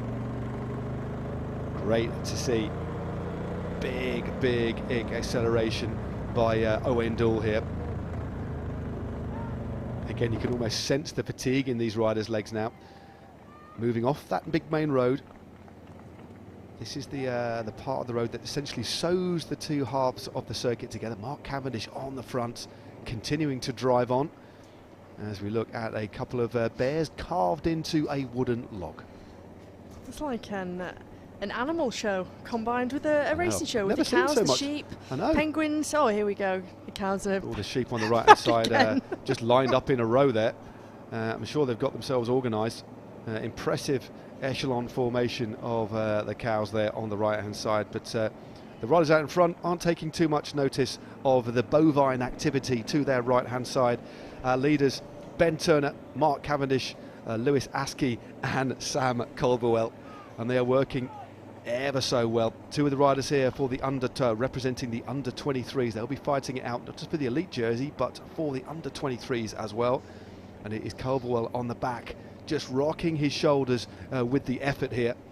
Sat on the wheel of Mark Cavendish, and that little flick of the elbow there from Ben Turner wasn't to say come through, that's just the international sign. Generally they'll flick both elbows at the same time just before they get out of the saddle, because quite often the bike can just nudge back a little bit and it gives a warning to the rider immediately behind just to drop off the wheel a bit. But most riders do that ever so smoothly and keep things weighted so the bike always moves forward. But it's a form of courtesy that we see all the riders do. absolutely, and just having that respect for your opponents and your rivals in this part, and they're so important at this point to you in that group, and just giving them that courtesy, that respect that they want. As you see Dan Gardner of Project 51 on the back here with the fluorescent overshoes.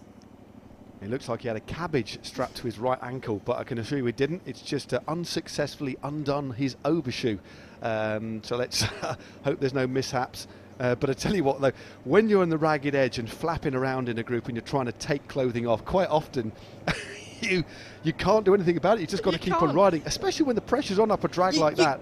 If it's on a slight downhill section, you can do it, but if he eased off now, he'd get dropped from that group. So there is the cabbage in question, but hopefully that won't get tangled up in his chainring. But a great ride there by the Project 51 rider. Looks like the American National Champs band. It does, combined doesn't with it? a Very Tuka much kit so. from the 1980s. Very much so. But I wonder if Dan Gardner was actually one of those riders in that the very early crash that got caught up, and his overshoe Could actually be torn. is torn, and this is the reason why it is flapping about as it is. But for some of those riders who did start in knee warmers, in lots of clothing to keep themselves warm, as you say, Matt, there comes a point where you might just be discarding of some of your wet weather gear, and next minute the pace is on as you see some more of your friends, Matt. Well, clearly our motorcyclists are either farmers or cow enthusiasts. But I tell you what, it's all part and parcel of this wonderful texture of Dumfries and Galloways. We're in the middle of the countryside. Why not look at the bovine activity to the left and to the right? Meanwhile, though, we've still got about 90 kilometres to go. Next time through the finishing line will be 6 more laps to go of this 13.7 kilometre circuit, as Mark Cavendish sticks a little bit of one of his gel wrappers underneath his saddle. There we go. No littering there for Mark Cavendish. And quite Good often man. we see the riders do that. He'll probably throw that through in the feed zone. But again, I haven't actually seen one rider littering here, which is absolutely wonderful to see, isn't it? Keeping this beautiful countryside in pristine condition. It's so important, isn't it? And there's been a huge emphasis on that. And on the course, they do have a green zone where all the riders can discard of all of their litter that will be then picked up by either their soigneurs, their helpers, also members of the organisation, to make sure that we keep this landscape, this beautiful countryside and nature, as pristine and litter-free as possible. We could just see the rider on the back there, just trying to actually, on this little bit of this particular section, offering up the opportunity for Tim finally to untangle that overshoe that's clearly torn for some reason. And as you say, it could be as a result of that crash. It can be. In joking aside, it can be a real frustrating nightmare when you need to continue that momentum and you cannot sort yourself out. Quite often it happens with torn handlebar tape, trying to unravel that, or one leg warmer that's halfway around your ankle. Absolutely. it looks quite comedic, but it can be very stressful when you're on the bike, can't it? It can, and especially when there's such a huge emphasis on aerodynamics, especially in road racing. You're doing everything you possibly can to try and save a few watts here, a few watts there, try and be as efficient as possible with the equipment you use and your overshoes, wearing a skin suit or a race suit with aero helmets, aero socks, and then you potentially have suffered a crash which has torn your clothing, your equipment, your overshoes, and it does become an annoyance for the rider. So for Dan Gardner, of course, we hope if he was suffered in that crash, he looks to be okay, fortunately. It certainly can be an annoyance as we make this right-hander and make this right turn here at this junction. Turner leading things in, and the time gap to the chase is 25 seconds, 38 seconds to the second chase group here. Wondering if we've had another group just clipped off the front of the peloton, whether that large group, the initial chasing group, has split into two. It's starting to fracture. I think this is group 2 on the road. You can just see at the back there, that's Chris Lawless. So this is the second group on the road, and you can just see a little bit of a frustration there, and that's Finley Pickering. Of course, he's got a teammate up the road in the form of Lewis Askey, and although he does ride for the under-23 teams, he's not going to try and take his or assist with the pacemaking there. So understandably, though, I guess there's always a little bit of frustration when the race is so delicately poised. So just taking the inside line there was Chris Lawless, a former winner, member of the Tour of Yorkshire a few years ago, and he literally tried to take him out the back there. Yeah. Tried to take him out the back there. That's it's a legal tactic. It's quite an unpopular one, but there we go. I mean, he's got a right not to work. There. He's not making any friends at all. Is Lawless. But again, I do understand sometimes the red mist descends. There's a lot at stake here. At stake is the national title for the under-23s and for the elite men. It is the coveted band of national champion that all of these riders would like to take home and then ride for the next 12 months. That is what the last few days here in Dumfries and Galloway has been all about. It is the British Road Championships. We've had the Circuit Race Championships. The time trials have been awarded. This morning we saw the elite women and the under-23 women's road title awarded, and these are the final 2 jerseys of what has been a magnificent championships organised by the Dumfries and Galloway area. And it's just worth giving a bit of a name check, I think, to the organising committee, courtesy of the support of Event Scotland, which in turn have been part of Visit Scotland's event directorate in conglomeration as well with British Cycling. It's been a great championship so far. And it's also worth noting that next year with the inaugural UCI World Championships, where you've got all of the events held together, the paracycling will take place in Dumfries and Galloway. So they play host to the paracycling road event at next year's World 2023. So really cycling etched in their nature here. Yeah. Cannot wait for next year's World Championships. That is going to be something to behold. And if anybody is wondering what we're talking about, every 4 years from next year, the World Road Championships will be held in conjunction with all the other World Championships in cycling. So the track cycling, mountain biking, BMX, cycling gymnastics, everything else, paracycling as well, will all be held together, and I think it's wonderful. But that will be something that happens every 4 years, and the first one is next year in Scotland. Should be absolutely fantastic. I cannot wait.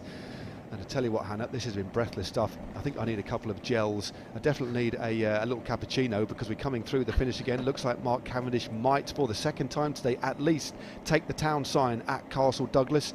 He rockets through. This is a very, very solid breakaway indeed. Everybody in this break has been working hard. Ben Turner just on the back there, number 4 from the Ineos Grenadiers. What a debut season he has had at World Tour level. What can you say about Mark Cavendish of Quick-Step Alpha Vinyl? Lewis Askey as well. First year for him riding at World Tour. He's the rider on the front in the red, white and blue.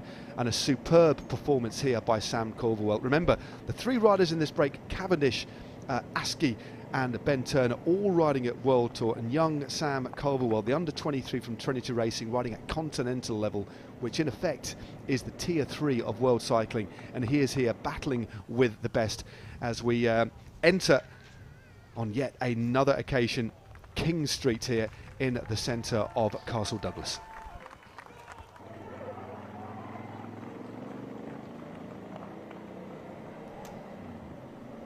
So our 4 breakaways will be rolling through the line and they will see 6 laps to go. And there is this little separate fraction, or separate fractured group, should I say, that's coming across this gap rapidly, led by the former champion Connor Swift from Arkea Samsic, our winner back in 2018, and the winner in 2013, whilst he was riding for the same team, Quick Step as they were known then. Flicking his elbow is Mark Cavendish, and there is confirmation. We have 6 laps to go.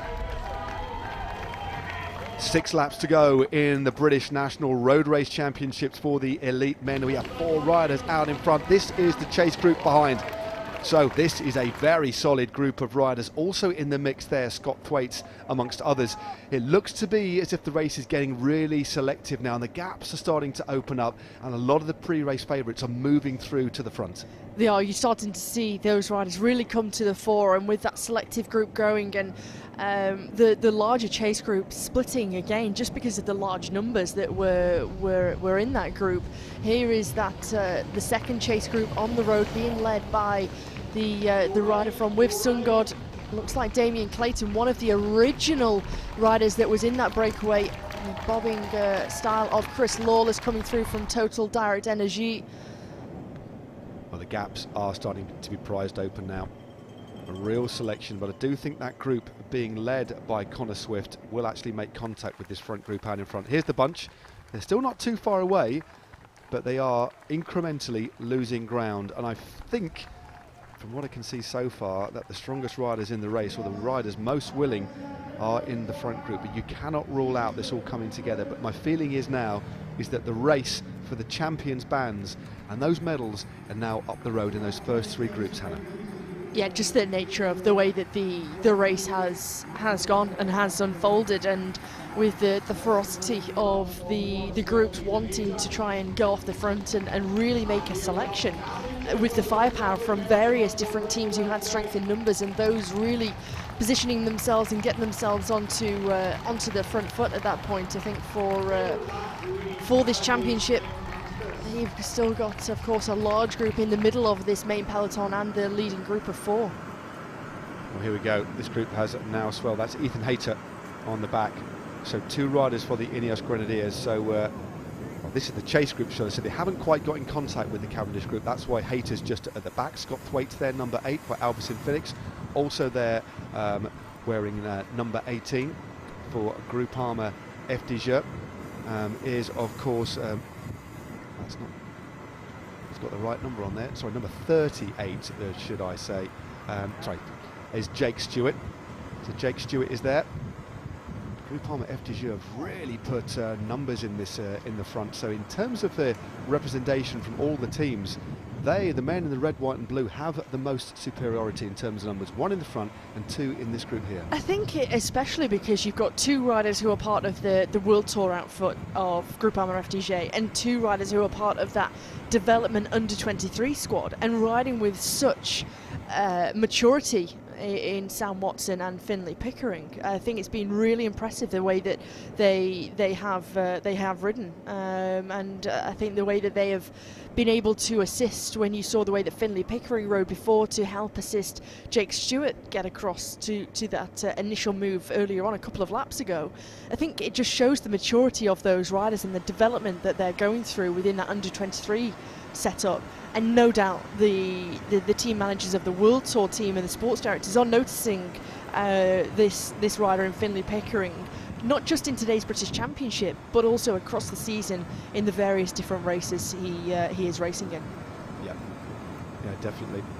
Alexander Richardson is also in this group. There is Jake Stewart from FDJ, Scott Thwaites of Albertson Phoenix, Matt Bostock of With Sun God, Alexander Richardson, good to see there with a Lacole just on his shorts there. And then we got Sam Watson of Groupama FDJ under 23, and Owain Doull is the rider on the front in the pink jersey with the cream shorts, the green shorts, should I say. Then we have Ethan Hayter on the back there for the Ineos Grenadiers, John Archibald in the dark kit riding as a solo rider, and then Connor Swift there, number 98 in the red jersey of Arkea Samsic, the winner back in 2018. So in this front group now, and they have just about made contact with our lead group containing Mark Cavendish, 2 former British champions. But I still don't think this race is just over yet. Now, is this group too big, or will they continue to ride together? It's certainly going to be easier to ride in a group this size than 25, 30 riders, but it's still a little bit on the large side for me.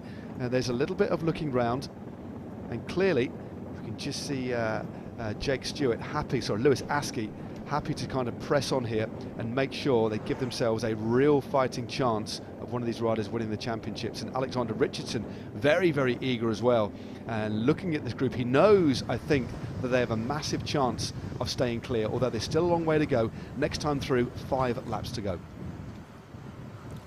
Richardson, who is leading things up towards the front.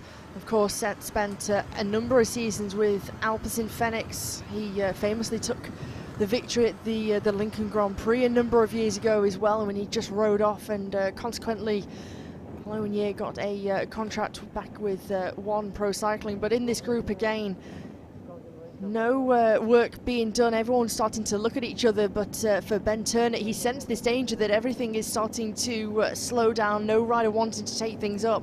Another turn of pace from Turner.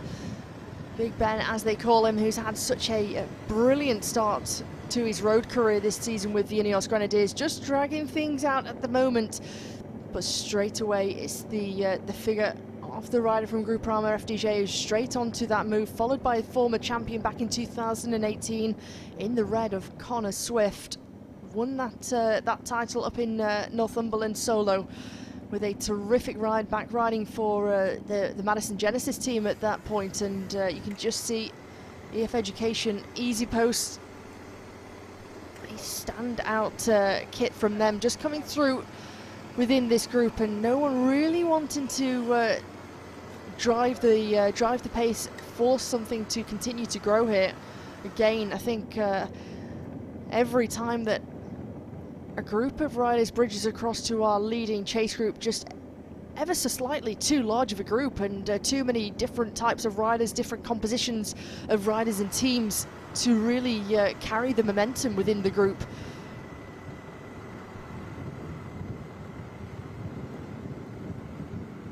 So in the group we have Owen Dool in the pink. You can just see of that standout kit of VF Education Easy Post. Also Matt Bostock, the newly crowned circuit race champion.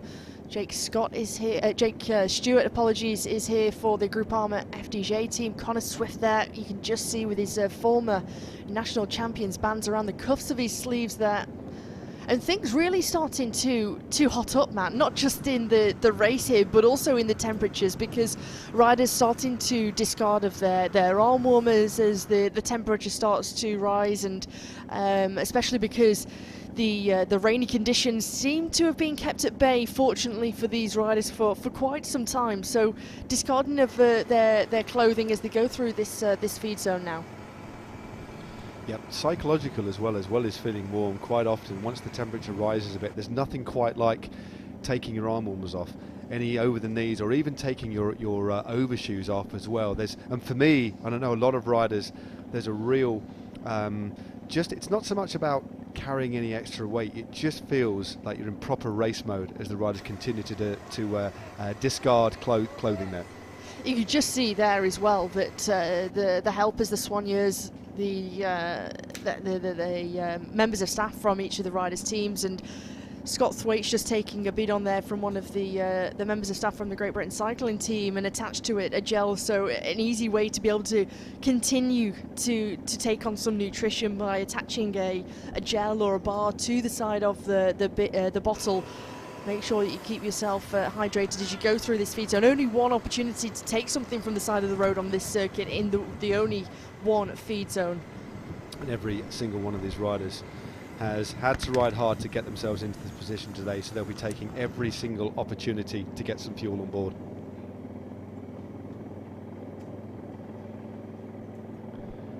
So our group continues to ride well.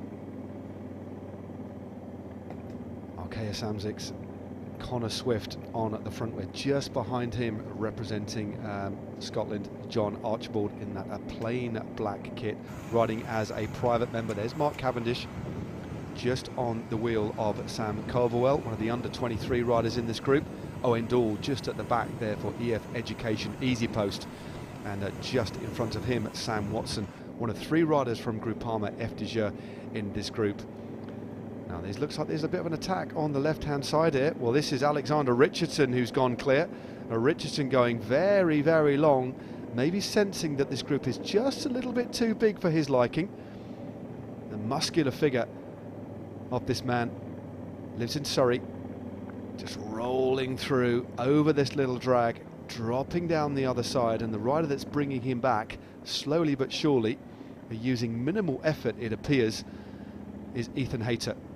And the thing is, this kind of move with so long to go in the race can actually disrupt the flow of the breakaway. There's no harm in it, you can attack when you want, there's no rules on when you can or can't attack, but a move like that can be quite disruptive and upset the rhythm of the breakaway. But clearly Richardson is feeling good. Lewis Askew on the front. Now Ben Turner goes on the left-hand side. This is a big move. Richardson tries to follow, but Ben Turner, the rangy figure of the man that had an outstanding classic season, starts to go clear. The clock moves over the top of this hill, and look who's trying to bring him back. It is a Jake Stewart of Groupama FDJ. Great bit of riding here by Ben Turner. Opened up a little bit of a gap here, but Jake Stewart is reeling in the big man from Yorkshire. Still got a long way to go in this race, but that big attack has seen one rider drop off the back, and that is John Archibald, struggling to keep with this pace. A real protagonist though, John Archibald, the private member here. Remember, a medalist several years ago in the mixed relay of World Championships. He is a very, very good time trialist. Rode up to pro team level in the 2nd division last year for Iola Cometa. And is still fighting to try and get back into contention here, but that does not augur well for the latter part of this race, that is for sure, because Ben Turner is really starting to turn the screw. But if he looks around, he'll see that Jake Stewart has brought things back together. Now this has sent a couple of riders off the back. Jake Stewart goes over the top, and then Alexander Richardson has wisely just slotted in behind. Here's an action replay of that big attack by Turner. He's had a sensational season so far. Remember, 11th in Paris-Roubaix, 4th place in Brabantse Pijl as well. And it was his a win by Magnus Sheffield on that occasion. Now Ethan Hayter take things up at the front, so Turner is now left behind. Connor Swift takes a glance. Good move here. It's Lewis Askew who's in the frame now, and Alexander Richardson has done very well to infiltrate this move. Also in the mix there as well is Sam Watson. So Watson is on the back in the red, white and blue. And this is what's happening behind now. Colberwell perhaps paying for the efforts of being out in front so long, but this is a brave, battling performance by the young rider from Trinity Racing. But he has got somebody for company in the form of John Archibald. So Ethan Hayter, the TT champion, took his title back again after winning it in the 2021. Moves through to the front. There's a little bit of frustration here. Not fully coordinated, just riders testing, but what they have done is thin this group out a little bit, so it's down to about 8 or 9 riders.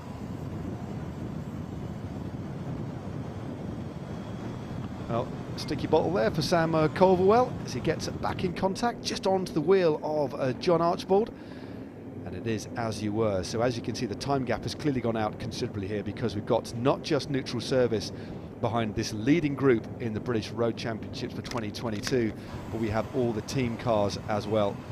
So a little bit of encouragement here for the Trinity Racing rider.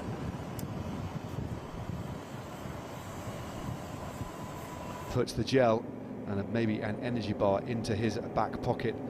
We're now picking up this tailwind section. Ben Turner on the front just drops the pace a little bit after that big acceleration.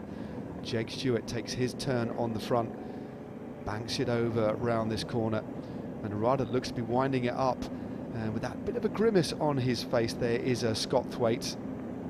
Owen Doole just on the wheel of the rider Bostock. Bostock, remember, took that wonderful title just a few days ago. Owen Doole moves through to the front, the sole representative of EF Education Easy Post. The other 2 riders back in the bunch, and that's James Shaw and Simon Carr. Just see the finger post on the left-hand side for Castle Douglas. We're now on that long home straight into the finish. So we've got about 3 Ks to go. Bit of a glance over the shoulder there by Mark Cavendish.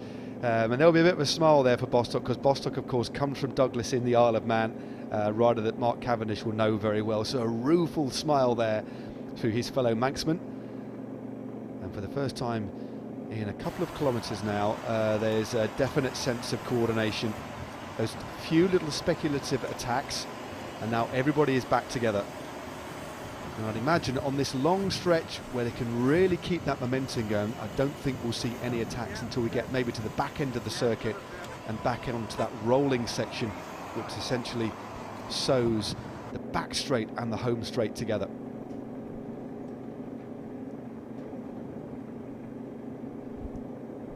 So we're coming in with, next time through the finish line, there'll be 5 laps to go of what has been a scintillating race here in Dumfries and Galloway for the 2022 edition of the Elite Men's Road Race Championships of Great Britain. This race isn't over. The bunch haven't dropped too far behind, but one would imagine now, if you were a betting person, you would probably suggest or be minded to put your money on one of these riders in the front group, but you just never know what might happen. But this group is rolling very well together. Everybody making sure they're keeping their fuel levels topped up, gels, bars, and even something a little bit more treat-like. Quite often you'll see riders just saving something to give them that little bit of a morale boost towards the back end of the race. Mark Cavendish puts another bead-on into his frame and then rolls through on the front. What a race it's been. He has been one of the men of the match so far today. The previous champion back in 2013, and of course the world road race champion back in 2011. 34 stage win in the Tour de France, equaling the record of Eddie Merckx. And if you ask me, he continues to get better and better. Some of his wins this year, and that win in the Giro d'Italia was nothing short of sensational. Not just the power that Cavendish has still, but it's the craft. He's absolutely magnificent, thrives under pressure, but importantly, absolutely loves riding his bike. He's been as aggressive as ever today. It's been a real shining example. You know, Hannah, sprinters can often be pigeonholed, can't they, as riders that are just looked after. They get this really comfy armchair ride to the finish. They open it up for 250 metres and then they're done and dusted. But I tell you what, although Mark Cavendish is one of the finest sprinters, if not the best sprinter of all time, the way he's got stuck in into this race, it's been absolutely amazing to watch, hasn't it? And he still is an inspiration to younger riders watching, regardless of the type of rider you are, a classic specialist, a sprinter. When you come to the British Championships, you get stuck in. It's proper old school racing, which I really love. That racing instinct, tactically, is so aware, one of the best. And when he comes into this British Championships with clearly such fine form as well, you can just see in his shape and his demeanour that how well he looks like he's going here, but also for Cavendish, and as you just say, his ability to inspire the younger generation and those who might have just started their young racing career in the youth categories, the junior categories, but not just the inspiration of the young riders, but also I think anybody from any background to see how he was able to bounce back last year and really prove everybody wrong and show everybody what he was capable of in taking those stage victories at the Tour de France, I think is an inspiration not just to the youth but for everybody. This is this group that we're looking at here are the group still trying to get across the bunch. That was the remnants of group that this group had actually left behind as we head in to Kinscreet once more in Castle Douglas. And for the first time we can take a collective, I wouldn't say a sigh of relief, because things are going to hot up in the next few laps, that is for sure, when this race will ultimately be decided, whether it's a sprint, a break, or rider going solo. But for the first time this group have taken a collective breath, haven't they? They're not resting, but they've just eased it back, dialed it back just a couple of notches so they can refuel, reconfigure, trying to get a measure of the riders around them, because this has been such an intense race so far. They need that moment to recuperate. 68.5 Ks to go, 5 laps of this finishing circuit here in Dumfries and Galloway. This is the British Men's Elite Road Championships, and I tell you what, with 3 hours of racing nearly done, we've got a proper race in our hands and a real select group of riders out in front. And those riders consist of Connor Swift, just on the front there, the champion a couple of years ago. Owain Doull is there in the pink for EF Easy Post. 2 riders from the Ineos Grenadiers, that's Ethan Hayter and Ben Turner. This is the group being led, or this is the group chasing behind. This is Damien Clayton for Wib Sungod. A couple of teammates with him for company. Also at the back of that group is Chris Lawless.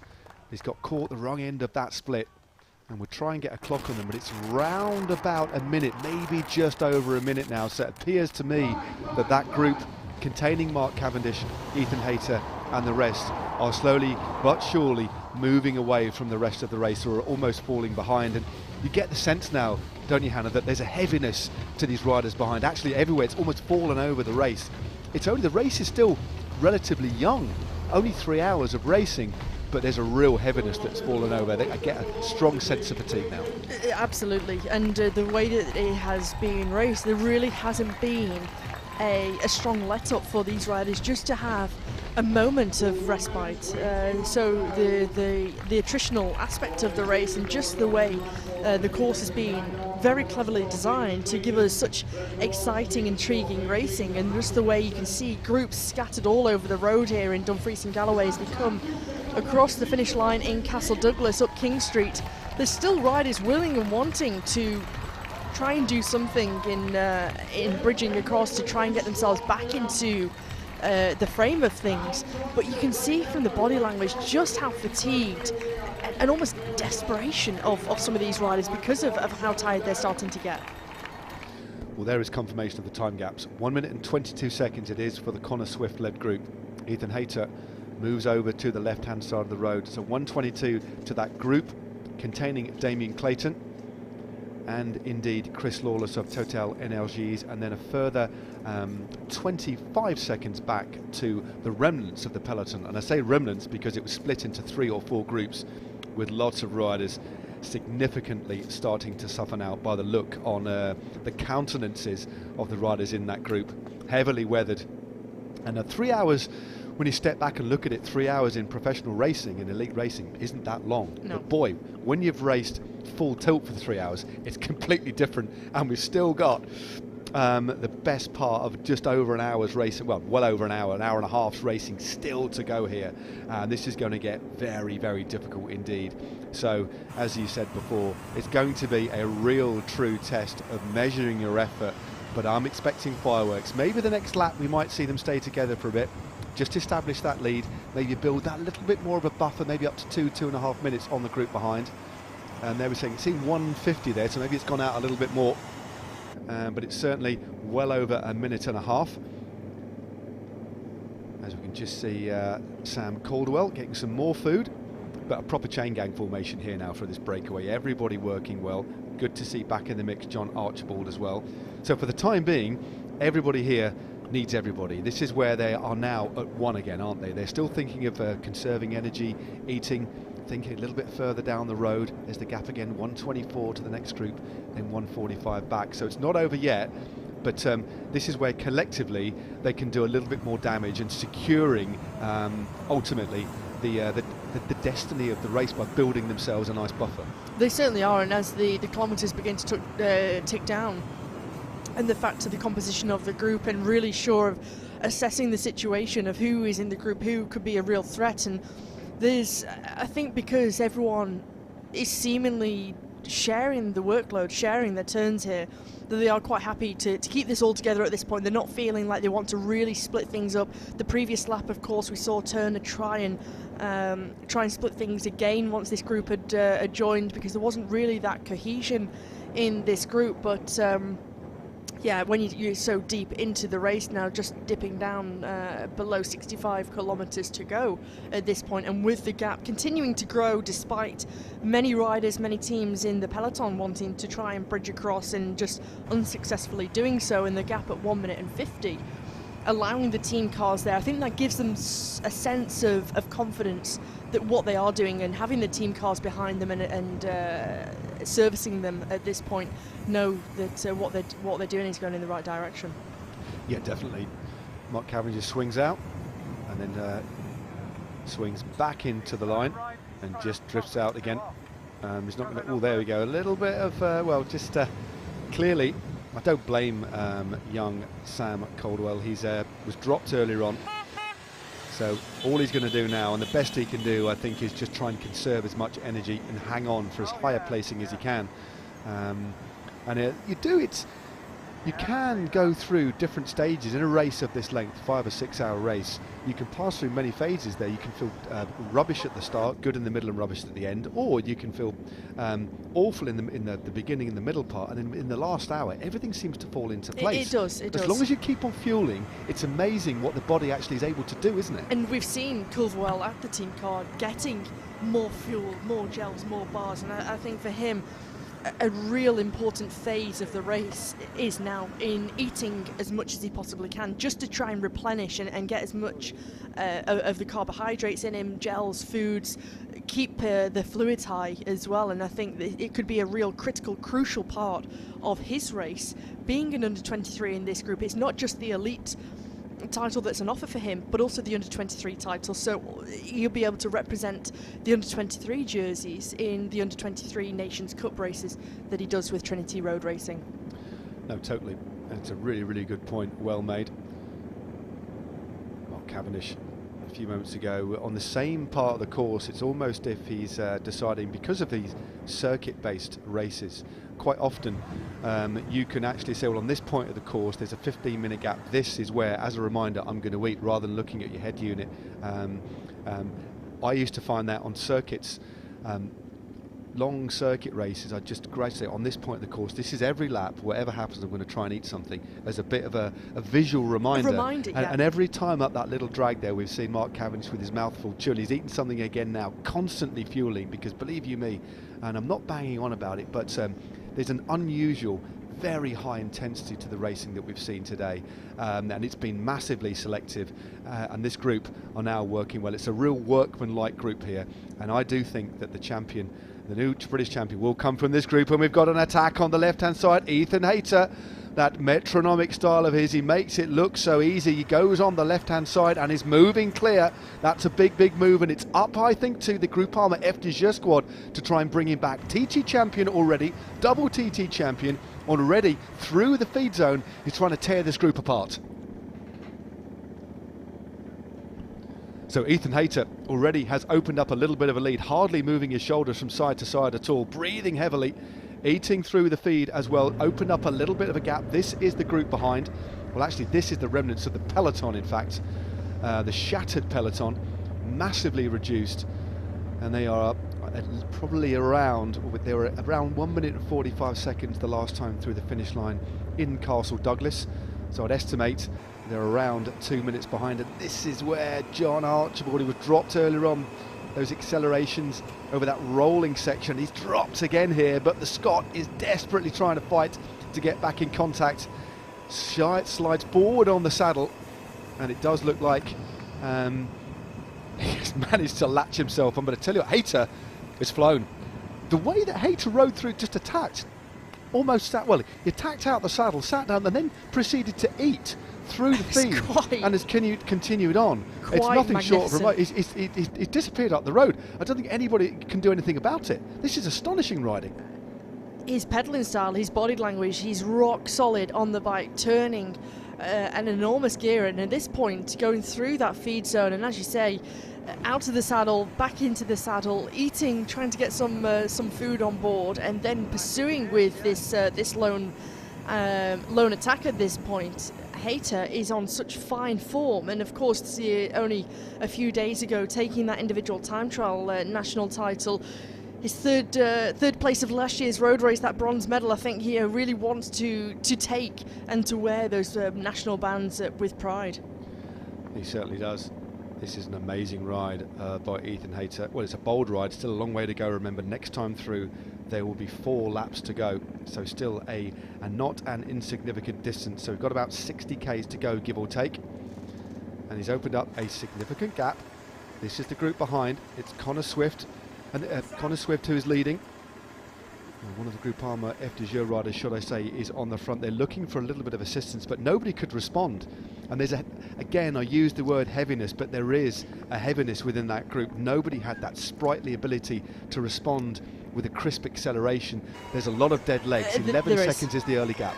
There is a lot of tired legs within this group, and there's only a handful of riders in this group who are, not that they're willing to chase, but who are able to help with the chase, to bring back Ethan Hayter at this point, because we've seen John Archibald on the back here in the black skin suit find himself in difficulty.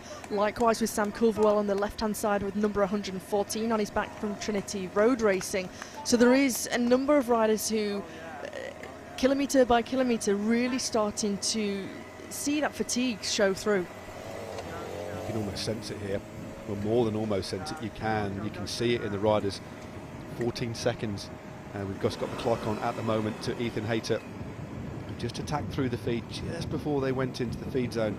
He attacked hard on the left-hand side, up a drag into that headwind, and on this twisting, meandering road linking the two parts of the circuit together, he is out of sight. He certainly won't be out of mind, but they cannot see him, and this means that Ben Turner behind won't need to work, and there are a few conversations being had. If they want to bring him back, they need to do something soon, because if he builds a lead of 30 or 40 seconds, I think this man, in the form that he's shown and the form that he is in, again, taking that title by the TT title by the best part of a minute, that's his 6th win this year, 2 TT wins and 4 wins on the road. He is going to be unstoppable, and he makes it look so easy, doesn't he? So fluid. Look at the shoulders there, such strong core strength, finds another gear, immense strength there, almost looks like he's out on a club run, but I tell you what, he is riding at such a speed here. This is so mightily impressive from Ethan Hayter as he snakes his way through and along this country road, tries to get as low as possible, try and protect himself with the tall hedgerows here, and just almost tracking that motorbike that sits sort of 50-75 metres in front of him. And you see now that Groupama FDJ taking things up here on the front in the chase. Alex Richardson on the back here for Le Col. So elbows in, head down, and Ethan Hayter is now in full flight as the sun starts to shine. We've had a real mixed bag of weather today. Tempestuous conditions in the early part of this race, and indeed for the women's elite road race earlier on this morning. Started off at 9 o'clock and they were, well, hellish conditions for the women. It has abated somewhat. There's still a stiff wind that's blowing. Headwind opening part of this small circuit. We're on a little crosswind section now, and then when he hits that right hand turn he'll pick up that tailwind, and by the way he's riding I think he's only going to open up this lead. They are riding behind, and as you would expect, it is Groupama FDJ, the team with 3 riders in this group, and this looks like there's a bit of a wind-up. Looks like Connor Swift was almost winding it up for an attack there, but it was more just to shut the gap. Got Scott Thwaites doing a long turn at the front, but this man has taken flight, rolling that big gear around. San on his back here. He's clearly feeling strong. You don't launch with nearly 5 laps to go if you're not feeling strong. And maybe certainly didn't want to take Mark Cavendish to the finish in the sprint, for example. Certainly didn't. And Hayter using every inch of the road there, and you can just see 60 kilometres to go, and he's being audacious here to try and take this all the way to the line. And I almost take a look at what happened in the women's race, that it wasn't through want of trying to try and bring back our eventual winner. I won't give any spoilers at this point if you haven't seen the result, but it was one of those where you started to see such tired legs within the chasing groups as well, and some riders beginning to sit on, not share the workload, not do their turn, and a little bit of dead wood perhaps starting to shine through. Yeah, definitely. And thing is, when Ethan Hayter went on the left-hand side, it's not as if, oh, that's some rider we don't know. They know the capacity that this rider has, but he's simply, Absolutely when he not. went, was stronger. And if you had the legs to go, you'd have gone, because it wasn't the fastest of news. It was a good attack. Then he settled down, even had the confidence and almost the insolence to fill his mouth with food midway through the attack. I thought he was going to slow down and take a beat on, but he didn't. He glances around and he will see empty road at the moment. He is completely locked and loaded here, using the centre of the road. 37 miles an hour here on this tailwind section, heading back into Castle Douglas. when he crosses the line, he will still see 4 laps to go. So a significant distance. I'm sure he's judged this right, but only time will tell. We've still got well over an hour of racing, probably the best part of an hour and 20 minutes of racing at this sort of speed, on this sort of terrain, given that long headwind section on the back straight. So it's a bold, audacious move, but meanwhile behind, they're certainly not panicking, are they? They're certainly still relatively organised, and everybody riding through. But they do know that the man out in front is very dangerous. They're going to have to hope. They can only do what they can do now and hope that he just blows. It's as simple as that. Absolutely, Matt. And they know the calibre of Ethan Hayter, and just how well he's performing across both disciplines on the track and the road, and how successful he's being at still such a young age, only 23 years of age. Of course, he's the World Omnium champion. He was a silver medalist in the Madison alongside Matt Walls at the Tokyo Olympics last year. So Hayter really is really such a special rider that has come through the ranks, and it's only sort of every so often you see a rider of the calibre of Ethan Hayter, what he's able to achieve both and across both of those disciplines, and to be able to mix both disciplines so successfully and so well, and to be so interchangeable, and across the various different terrains that he's able to perform over as well, whether that be climbing, time trials, a really good sprint on him as well, and tactically so astute. It's such an all-round rider, I want to say. You really can't pigeonhole Hayter into one discipline or one type or style of rider. Yeah, definitely. And as you touched upon, he's starting to get better on the big climbs as well, which certainly does augur well for the future for the 23-year-old. Lives around the Herne Hill area in London. On this occasion, he's going to take the signpost there for Castle Douglas. If there was an intermediate sprint point, that would be a good place to have it. But there, it's saying only 15 seconds. It's a solid 15 seconds, though. It certainly is a bold move. But there is a lot of tarmac still to go between this rider and, for him, hopefully pulling on the stripes of National Road Champion. But what he has done is made it relatively easy for this man on the back as well. So when you have a rider that pumps off the front, if you've got a teammate, it means, of course, that Ben Turner is one of the riders that can get a relatively easy ride in this group. Well, I say relatively easy, it's still going to be hard, but he can sit in the slipstream, just follow moves and neutralise any attack. So for the time being, heading into King Street yet again, it's advantage Ineos Grenadiers, but we still have a lot of racing still to go, and they've still got him in sight as well, so he'll be fully aware of that gap. Certainly hasn't opened up an enormous lead so far, but what he doesn't want to do is push himself into the red, so it's more keeping that linear effort going, and because it's been so hard earlier on, measuring his effort here. So this is a real calm attack, if you can say such a thing.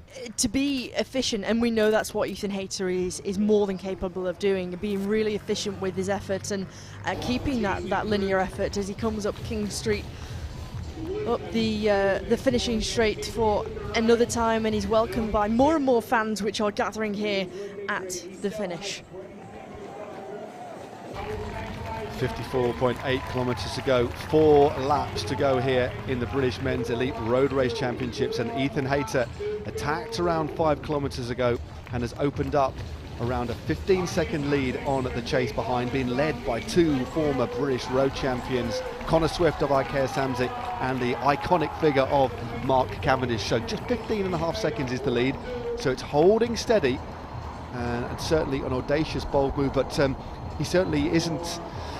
Just the way he's riding, it's so effortless and so calm. There's almost a serenity about the way that he manages to ride, and it's certainly suggestive that the fact, if they do start to close in, he's got a little bit more under the hood, so he can adjust his pacing strategy according to where they're riding behind. It does seem to me that he's not panicking, he just knows what he needs to do, and importantly as well, from a team perspective, he's affording Ben Turner a little bit of a rest as well. So there's a duality to the move here, isn't there? So he's in command, he's clearly looking good, smooth as ever, and Ben Turner, the gap isn't. Ben Turner could try and attack and chip across the gap to get a 1-2, you just don't know. You're certainly right, Matt, and I think also at this point, holding things at such a linear effort, but also forcing those who potentially are starting to feel that fatigue, starting to really feel the harshness of today's racing in the legs. Anyone who is feeling good, they will be able to bridge across to the move of Hayter at this point, and he will have some assistance. And those who we've seen already, once the road starts to rise on some of those false flats, and especially that short, sharp, steep kicker of a climb on the narrow road that bridges and sews the two main roads together, where we've seen some riders in real difficulty, it's still a possibility. Oh, there's a crash behind. Well, that was a nasty crash by one of the riders from Awir Sungod. Just got it wrong on that corner. Not too sure if there was a touch of wheels there, but he clattered to the ground. Thankfully, he seems to be okay. Has pulled himself upright, but that's the first off we've seen on that corner in the men's championships. We had a crash earlier on in the race. In fact, in the last few Ks. Let's have a little look at that again. Just lost the front wheel. Just the front wheel went away from him. As simple as that. Didn't touch the rider in front of him. But he bounced, has got straight back up again, but it's caused an unsurprising split in the field here, Anna. Well, that was just one of those things. He didn't seem to even lean his bike too far over. He certainly didn't come in hot, did he, by the looks of it? No, I really, whether that was just a little bit too much brake in that corner, really unsure of what happened there. Don't know if it looked like the figure of Ollie Wood of With Sungod who was involved in that. We'll try and get confirmation of that. Well, meanwhile, things have started to fracture behind. The lead of Ethan Hayter is starting to come down. It is now 14 seconds, and the possible reason for that, as we're doing the replay of the crash behind, is because there's been some attacks from the group that he previously left. He's just up the road, just out of sight as the road moves to left. Well, no, he's in sight. There he is, just in front. He's going to have a look round, and he will see several riders trying to bridge across the gap. I think one of those was Connor Swift, the man in red from Arkea Samsic, the former champion from back in 2018.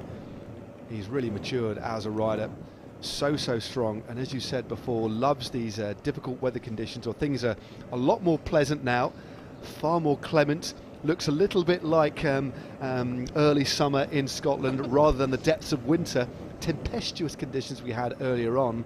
But Connor Swift certainly likes this style of racing. We've had a proper bike race on our hands. Super fast start to this race. We had a group that Ethan Hayter was a part of, including Mark Cavendish, that went away early on. That all came back together, and now we have this select group of riders out in front. 3 riders from Groupama FDJ are there. 13 seconds it is. Owen Dool is a rider in this frontal bit of a split. John Archibald is the rider just bringing this group back together. Scott Thwaites there for Alpecin Phoenix, number 8 also there, as Hayter just knocks it down a couple of gears into this headwind, up this a bit of a drag here, and there is the group behind. The gap foreshortened a bit, of course, by the speed that they're riding it and the camera angle, but again, he hasn't opened up too much of a lead here. This is pretty interesting, isn't it?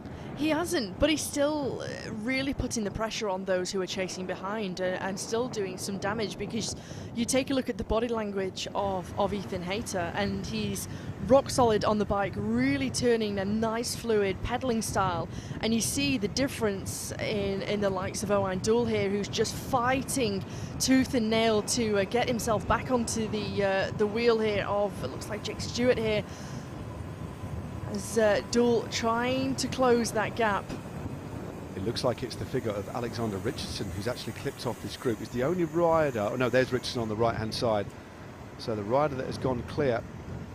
So Richardson drops back into the rear of that group, and actually that is Hayter. That's it's about Hayter. to be caught, sorry. Yeah, so Hayter about to be caught here. So an interesting lap off the front. It did have an emphatic feel about that move, as if there was nothing anybody could do about it, but Hayter looks to me as if he is about to be caught. So it is almost as you were, and he's easing up a little bit here. Fascinating stuff. It's Sam Watson who is doing the damage here, trying to bring him back. That being said, they're all snaking across the road here, just trying to bring back Hayter, and Watson on the front, the silver medalist of Friday night circuit race, doing the work for Groupama FDJ here, and the two groups, well, they're going to come back together here. Yeah, apologies, it's actually Jake Stewart on the front now. Sam Watson did a turn and has dropped back in the line, so Jake Stewart has brought him back. Mark Cavendish in a 4th position, looks across. Ben Turner, there's a rueful smile there. From, well, that didn't quite work, did it? So it is as you were. This fascinating, intriguing battle for the championships, the national champion stripes, continues on. It is all back together. So Ethan Hayter, despite his best efforts there, has been brought to heel. Now, what does this mean for the chances of the breakaway? Now, Owen Dool, another real track specialist, an Olympic champion. Owen Dool, MBE on the left-hand side of the road, starts to go clear here. Alexander Richardson on his wheel, and then Jake Stewart, I think it is, there. And Hayter senses the danger there, but no, Ben Turner is equal to it. Ineos Grenadiers have the responsibility now. There's 3 riders out in front to chase this one down. They didn't have any representation in that little move, but it is all back together. Now, are we going to see another attack? Yes, we are. And Mark Cavendish is on the wheel of Ben Turner. This is great stuff. We've still got around 50 Ks of racing still to go. This is absolutely brilliant stuff.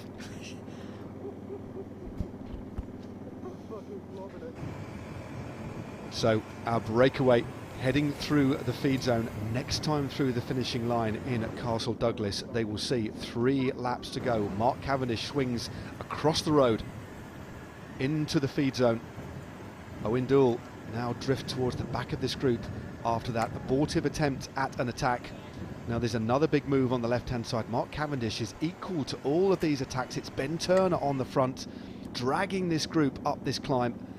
Well, this drag, should I say, because that's pretty much what it is. But Cavendish glued to the back wheel of the Yorkshireman, who looks over his shoulder, hasn't managed to break the elastic on this occasion.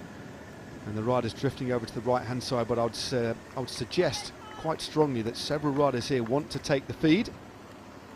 And generally you won't get riders attacking through a feed zone as such, and it is vitally important that these riders make sure that they're hydrated and fed coming into the closing stages of what has been a riveting race, a relentless one, and now tactically absolutely fascinating. Hayter goes again. Cavendish has glued himself onto the wheel. Cavendish sensing the danger this time, because this is the same situation, same point on the course where Hayter went last time, just through that feed zone, starting to really ramp things up, and a few smiles on the faces of Hayter, wanting to try and perhaps keep things rolling through at this point here, Matt. Yeah, it's all right saying that though, isn't it? You put an attack and then flick your elbow. The last thing someone's going to do is roll through when you've just won the TT Championships and you've just done a lap solo on your own. So, but it's a thing that riders do. They attack and then they almost say, well, I'm your friend now. Are you going to come through? And it's because, of course I'm not. I'm going to sit on your wheel and recuperate. I love it. It's recover respite from the effort that I've just done to try and bring you back, not to try and want to try and save as much as they possibly can. And I think Hayter just showing just how strong he is and in such good form, and really showing his card and what a potential candidate he is for this national title. Yeah, definitely. Well, he's on the back there. He's got sight of everybody, and this is that little small climb. This is arguably the hardest part. This is Jake Stewart on the front now for Groupama FDJ, one of 3 riders in this move. Connor Swift is on his wheel, the champion back in 2018 in the red of Arkea Samsic. Also there is Matt Bostock in the blue of with Sun God. Ben Turner in 4th position there, the tall rider in the red and navy blue of the Ineos Grenadiers. Then we have the figure of Mark Cavendish for Quick-Step Alpha Vinyl. But they are all back together again, so all of these riders marking each other out on this particularly tough section, as Ethan Hayter just knocks it down a couple of sprockets just to give his legs a little bit of a respite, because whatever the calibre of rider that you are, and we know how an amazing a season Hayter has had, this deep into the race, that lap solo is going to have taken its toll a little bit, so it's important that he tries to recuperate a bit from that, reconfigures, takes some food, has an opportunity just to lower that heart rate, clear a little bit of the lactate from his legs before he has a little bit of a conversation with himself and thinks about what the tactic's going to be next. Because it did look, for a few moments, when he went clear, the way he went clear there, Hannah, looked to be if the race was done and dusted, but it certainly wasn't. But there's a big attack now. This is Lewis Askey going on the right-hand side.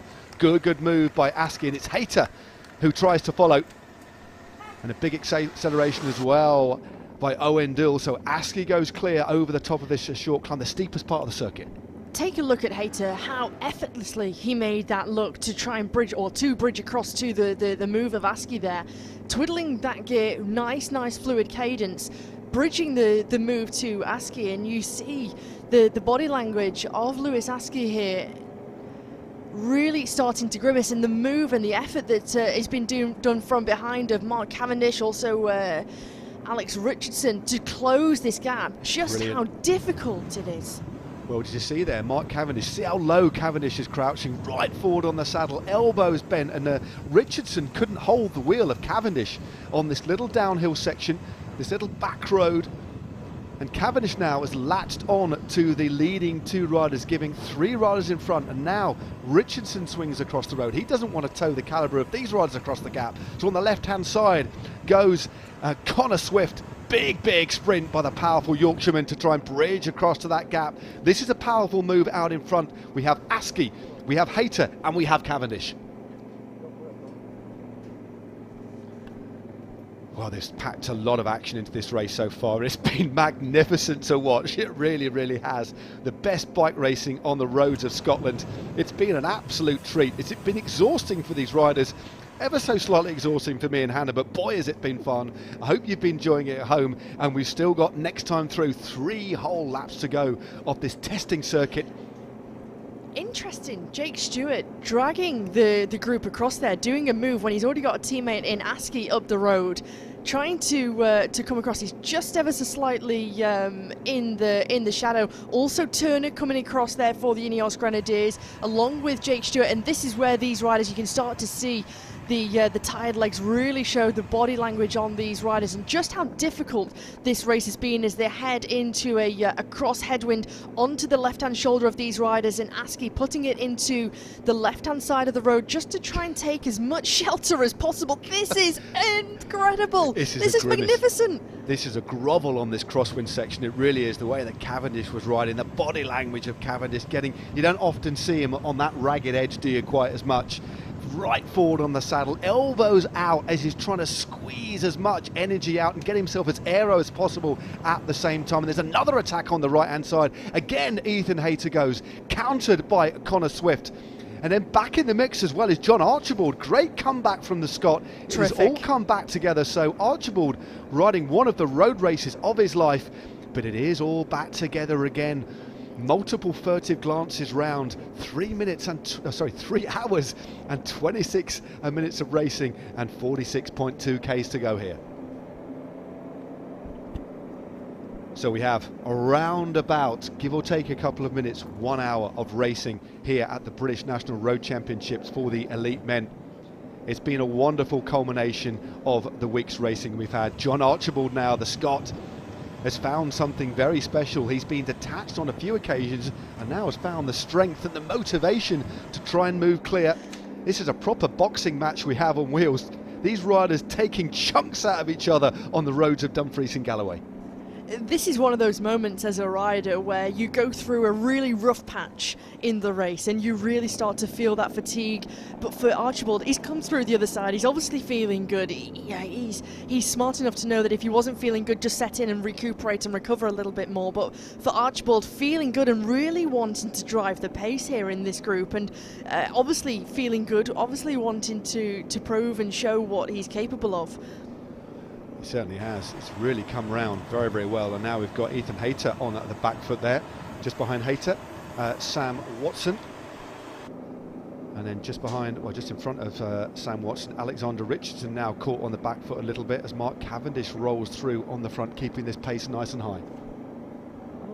Ben Turner taking his turn on the front, and again Richardson on this little tailwind section, bringing things back together.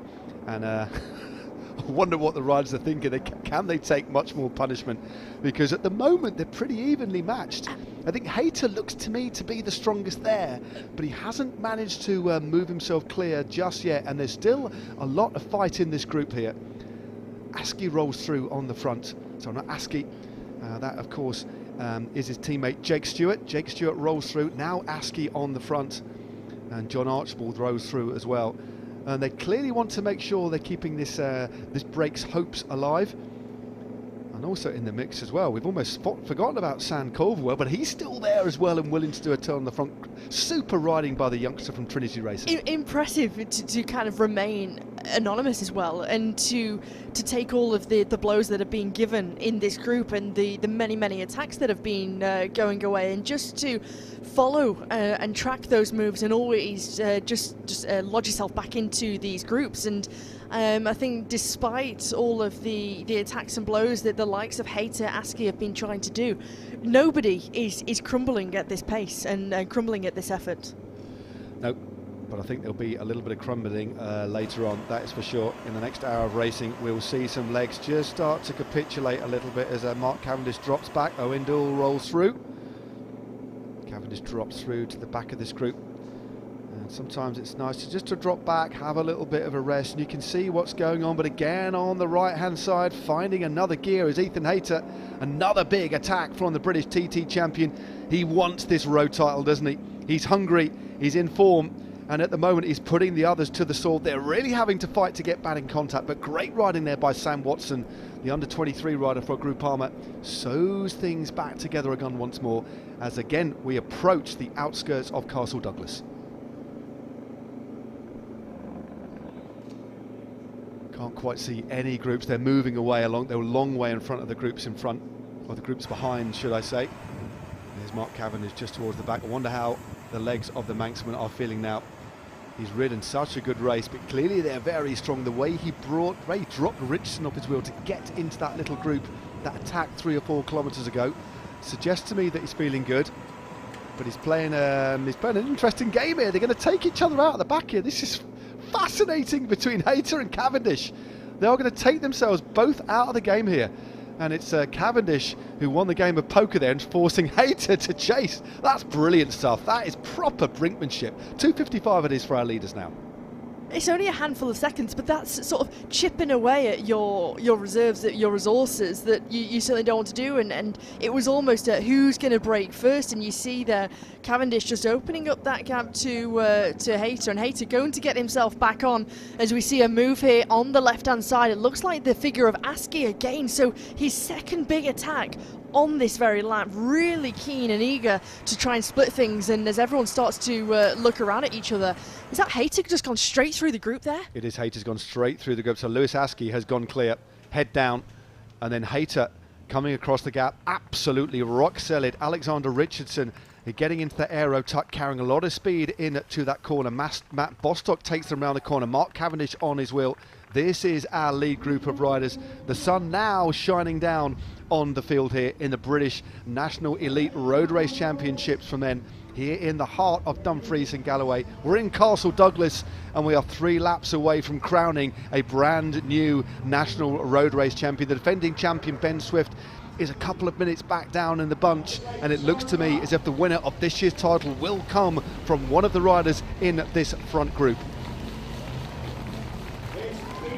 3 laps to go now in the British Road Championships, 41 kilometres, and the race is on. Connor Swift surges through that group to try and bring back the trio containing a very dangerous and a remarkably strong, calm and smooth looking Ethan Hayter. We have got, Hannah, a massive race on our hands now. This is going to be an attritional, difficult, entertaining for us anyway, last few laps.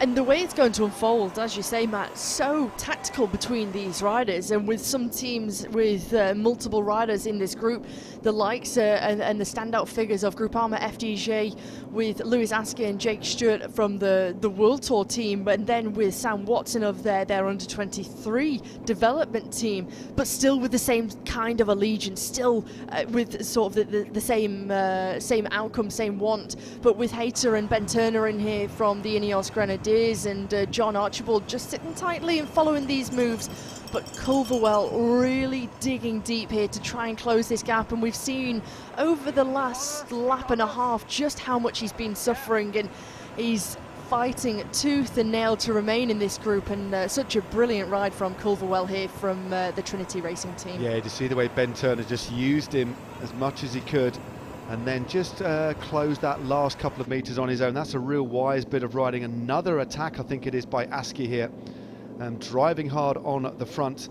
Scott Thwaite is the man on his wheel from Alpecin Phoenix, then Mark Cavendish in third, and there's another split in this little group. These attacks continuing to fracture this group, then it knits itself back together again, and then it goes. So the cohesion that we saw a few laps ago has now been replaced by war between these riders here. Everybody constantly looking at each other, and it's now Cavendish who goes on the left-hand side of the road, but Bostock brings him back again. Cavendish clearly feeling good. In third place now, Ben Turner. Fourth place, Owen Doull. Then we have Connor Swift, and you can just see the way the wind is buffeting them on this particular section of road. The riders really having to lean into that wind to keep the bike open, keep the bike stable. And you can notice by the wheel setups that most of these riders have very shallow section rims, because any deeper than that and it becomes very difficult to control the bike. It does, and especially in the crosswind section that we'll have. Incredibly difficult to control when you've got the deep section wheels, and so the different equipment options for these riders, going for the more shallower of the options that they've got, as Bostock, the newly crowned circuit race champion, who's also been selected for the Isle of Man to represent the Isle of Man at the Commonwealth Games, driving things at the front, and the time gap well for those chasers there in that peloton. I think, to be honest with you, Matt, race over, no coming back from them now. No,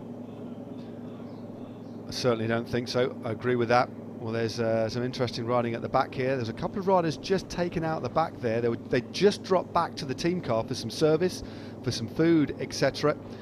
And then there was a little bit of movement. The split started to occur, but a big pull.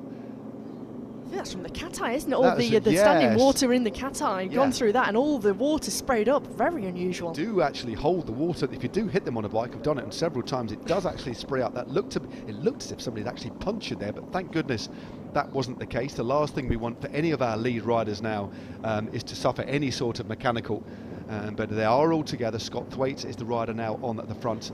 I wonder if you're right there with the rider from Groupama FDJ. Yeah, definitely. There's definitely a puncture there. Yeah. So he's had to pull over. Not too sure. I think it looked like it was actually Sam Watson. Yes, Jake Stewart is still in this group, as is Lewis Askey. That's very unfortunate for Sam Watson. So Lewis Askey is the rider rolling through, just rolling over the top of Matt Bostock. And another attack on the left-hand side by Ethan Hayter. What can anybody do here? But Alex Richardson knows, as he was the next rider in line, that he has to sew this back if he can. Big effort by Richardson. He's now going to be riding for St Piran after this race. And again, it's all back together again. It's almost as if we're in the closing stage of the race. We've still got around 35k still to go. And it is all back together. Absolutely fascinating stuff. Really unfortunate timing there for the rider from Groupama FDJ to have that mechanical problem. You see how quickly he was serviced from his own team car as well, because they've got a number of riders. As you can see, looks like he's coming back through the convoy to get himself back in at this point. Here's Turner also bridging and coming back to this group as well.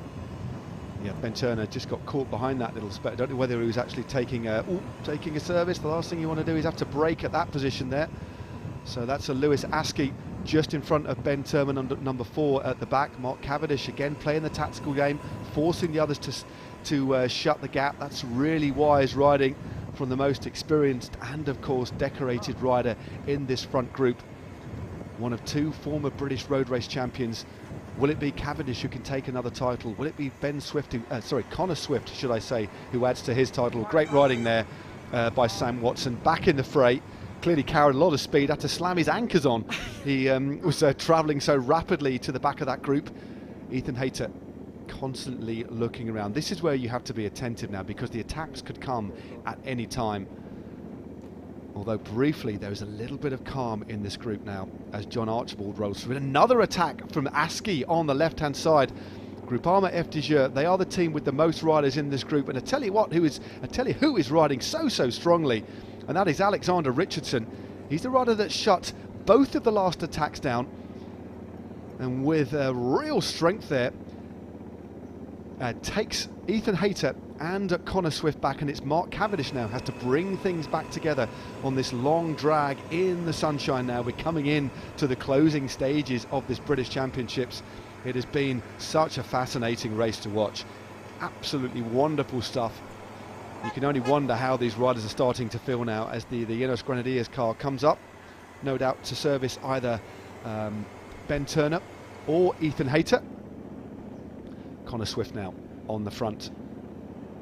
Well, the wind continues to blow, still riding into this cross headwind here to see the way the riders' bikes are leaning in to this wind.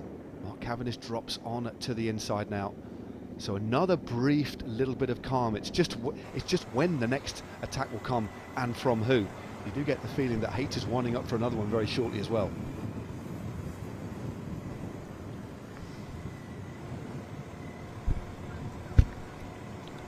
So coming up, we're into 2.5 laps to go now, coming up through the feed zone again, and the riders all calling for a little bit of food, all calling for their team cars, making sure they're fully fueled up, and perhaps a little bit of a conversation about what do I do. And meanwhile, Owen Doull puts them all in the gutter, swings over to the left-hand side, checks to see if he's caused any damage at all. Scott Thwaites is there. He's one of the riders that, for me, he's been pretty quiet in this group. He's always there or thereabouts, but he is one of the riders from this group that does have a real punch at the end of this race. And Mark Cavendish, on paper, is the quickest finisher by a long way. And there's another attack. This time it's from Ben Turner. On the right-hand side of the road for him. The left-hand side, as we look at it, Mark Cavendish straight on to the wheel of the clock. Look at him leaning over the bars, fighting to get in contact straight into the slipstream of Ben Turner, and the gaps again starting to open up. The rider in position number 3 is Alexander Richardson, who's looking very strong. Cavendish just trying to get some leverage on the cranks there, trying to get onto the move of Ben Turner, and there is a distinct split here. Thwaites trying to come across from Albertson Fenix. Hayter on this side of the split, and also this is Jake Stewart here of Groupama FDJ, who seems to have started to lose his way through here. We saw his teammate in Sam Watson have that mechanical, have that puncture, have a swift and quick change. Doull also on the wrong side of this split, and as they snake their way across the road, no one really willing to come through and do the chase to this group of 5 riders that have just gone clear. Well, this is very interesting indeed. This actually looks like it is Sam Watson, the under-23 rider from Groupama FDJ. Ben Turner is on his wheel. Matt Bostock is there. Alexander Richardson is the rider just in front of Mark Cavendish. Cavendish again fighting to get onto the wheel of the rider just in front of him, just over this little lip. And this is the devastation that is being caused behind. Riders at 6s and 7s trying to stay in contact. And 5 riders now starting to move clear of this group. And you get the sense of whose legs are starting to puncture. And one of the riders who is clearly in a lot of difficulty was Lewis Askey towards the back of this group. This is Sam Caldwell about to be dropped as well. Also towards the back of that group, John Archibald. But this group is moving clear and looking good. So 5 riders moving clear. Next time through the finishing line, there will be 2 laps to go in this front group that have just moved clear from our leading group of riders. Sam Watson, the under-23 rider from Groupama FDJ. He's the rider in 2nd position there in the red, white and blue kit.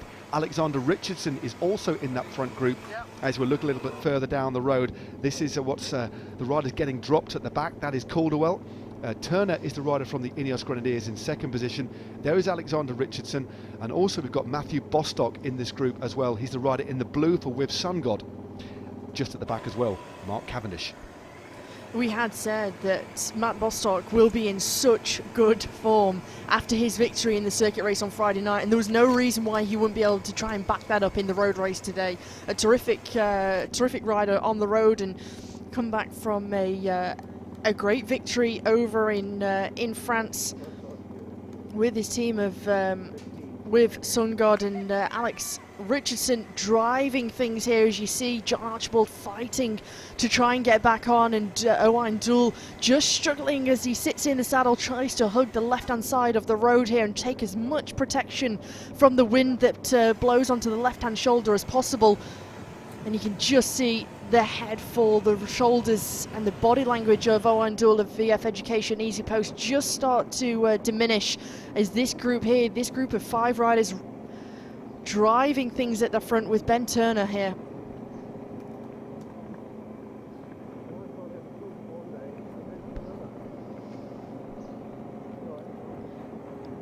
Cavendish driving things on the front for Quickstep Alpha Vinyl. One of the riders that was a part of that original quartet of riders who was away from the very early beginnings of this British Men's National Road Race Championships. Sam Watson, the silver medalist on Friday evening in the circuit races here for the Groupama FDJ Under-23 development team.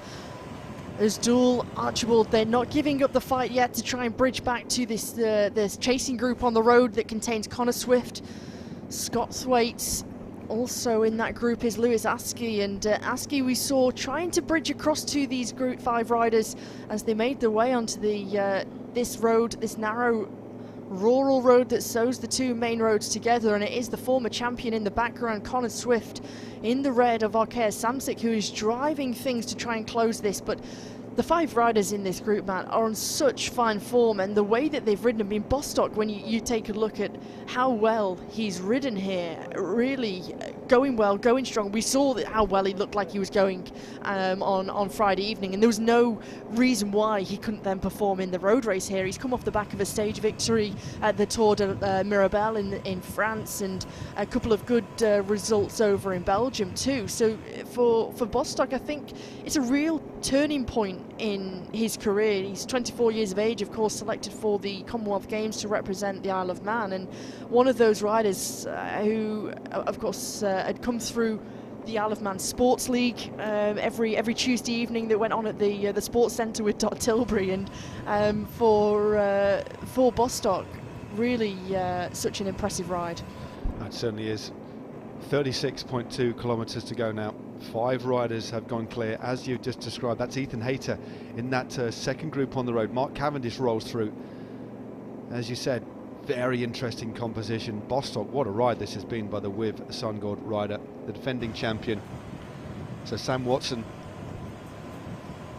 the rider that you would have least expected from the two, because they're two World Tour riders in the front here.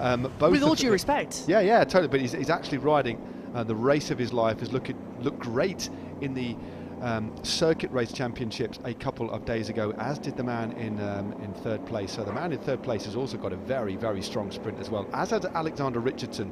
Just at the back is Ben Turner.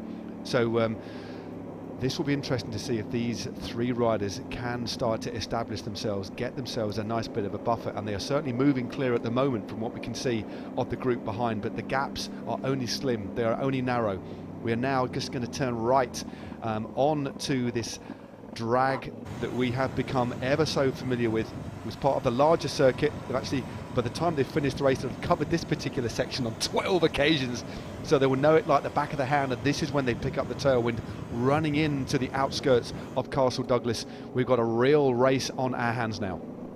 Samuel Watson, I mean, you take a look at the season that he's had with the development side of Groupama FDJ, and had some brilliant results early on, winning the Under-23 Gent-Wevelgem, winning a relatively large bunch sprint into Ypres. You're beating some really strong, fast sprinters in the likes of Tim Teutenberg of Germany, and for Watson, certainly one you can't underestimate with a turn of speed, and especially that finish line as it starts to rise up onto King Street. Yeah, it's a tough finish, as you say. Slight tailwind, so the wind will be helping, but they are moving clear now. Then that group is ever so slightly out of focus now. So as you said, winning something like the Under-23 Gent-Wevelgem, that is a big coup. So it's no wonder that Groupama FDJ have him on their books as a development rider, and you'd imagine, depending on what happens today, that he might be riding, moving into World Tour level. Other wins as well, the Course de la Paix, that's basically the peace race, a stage win there as well. Well, it's the Course de la Paix Grand Prix. That's in the Czech Republic, shall I say. So not the peace race, that's actually a junior race now, the peace race. But this is the chasing group. Owen Dool at the back. The man who led earlier on, Ethan Hayter, number 2 there. You wouldn't have thought he'd do too much chasing behind, considering he does have a rider in at the breakaway in the form of Ben Turner. But that group in front, from what we can see here, do appear to be moving just that little bit quicker. They're reduced in number, but of course a couple of riders you wouldn't imagine would be riding. So there's 4 essentially versus 5, and this group of 5 are moving clear. in that position where they're in a position where they might perhaps come into this race, of course, knowing that they've got good form, but to be in this position, they're fully committed to this move. With Matt Bostock, Alex Richardson, and especially with Sam Watson, of course, with Cavendish and Turner, we know their strong capabilities to be in this position, to be in with a chance of taking the national title. But for Bostock, Richardson and Watson, despite being terrific riders, they're really making the most of being in this select group of 5, and it hasn't been an easy road to get to this point in the race and to get to this real selective part of the race. Well, 5 riders clear, and it is a very interesting mix. Exceptionally talented bike riders, as you would expect this deep in to such a prestigious race. This is the British National Road Championships, and up for grabs is the final jersey. The 10th jersey will be awarded, well, the 9th and the 10th jerseys, because we have an under-23 championships as well. The sun is now out, in complete contrast to the weather conditions we had at the start of the day. It's been, well, tumultuous, shall we say, but they've now been blessed with relatively warm conditions, although the wind has not abated. It's a very gusty wind, gale force in fact. Earlier on in the day and midway through this elite men's race, we had gusts between 40 and 50 miles an hour. But we are heading into the outskirts now, as you can see, this suburban outskirts of Castle Douglas. This is the chasing group behind. That's Ethan Hayter just at the back, just on his wheel is Scott Thwaites of Alpecin Felix. Just in the black jersey in front there is John Archibald, a free ranger riding, well, Scottish free ranger, a rider who has no team at the present. We're just going in to the finishing straight yet again. This is King Street. Next time through the finish, they will see only 2 laps to go, and that equates to around 25 kilometres only. Mark Cavendish leads them through. What a ride it has been by Mark Cavendish. He has pushed himself to the very edge, and when you look at the composition of this group out in front, he is arguably the man that has spent most kilometres in this race out in front with his nose in the wind. He is a shining example of anybody who likes bike racing, of how to behave like a champion. He's been absolutely superb, as have the rest of the riders in this group, and they have opened up a handsome lead now. 2 laps to go now, 27.4 kilometres for our 5 leaders in the Men's Elite Road Race Championships. On your screens at the moment is group number 2 on the road. Lewis Askey is there in the red, white and blue. Former champion for Arkea Samsic there is Connor Swift. At the back of that group is Ethan Hayter for the Ineos Grenadiers. Not doing any work at all because he has Ben Turner in this group. Still too difficult to call, still 2 long laps to go here, Hannah. Yeah, it's certainly not all over for this chasing group, and it's not a done deal for those 5 riders who are out front. And with the 2 laps to go and 27.4 kilometres remaining on what we've seen on this short circuit, and just the difficulties that it shows to us, and just the fatigue that starts to set in for these riders. It's not a done deal at all, and despite the body language of some of these riders, they're still fighting to try and get themselves back into contention. We saw roughly 5 kilometres ago that Owen Doull really looked done and dusted. It looked like his day was over, but he's fought back to get to this position, to be in with a chance to get himself back into a winning or at least a podium position. He certainly has. It's been a quite amazing race.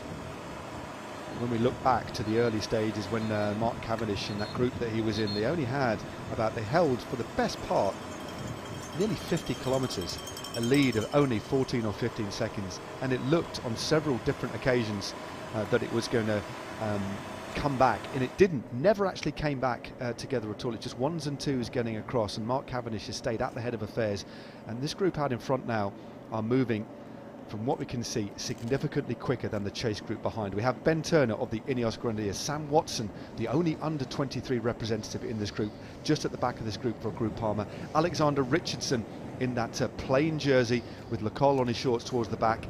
Mark Cavendish, former British champion in 2013, world road champion, of course, in 2011. And number 136, just rolling through in the blue there, is Matt Bostock, the newly minted circuit race champion won that title just a few days ago and has already had wins this year, as you said earlier on, in the Tour de Mirabel, second overall there in France, and also 8th place in the Elfenstone-Brugge, a 1.1 category race, and is looking very good in this group. It's worth noting as well that the Sam Watson is part of the Rayner Foundation, supported by what was formerly known as the Dave Rayner Fund, which was set up back in 1995, and since 2019 has had that charitable status.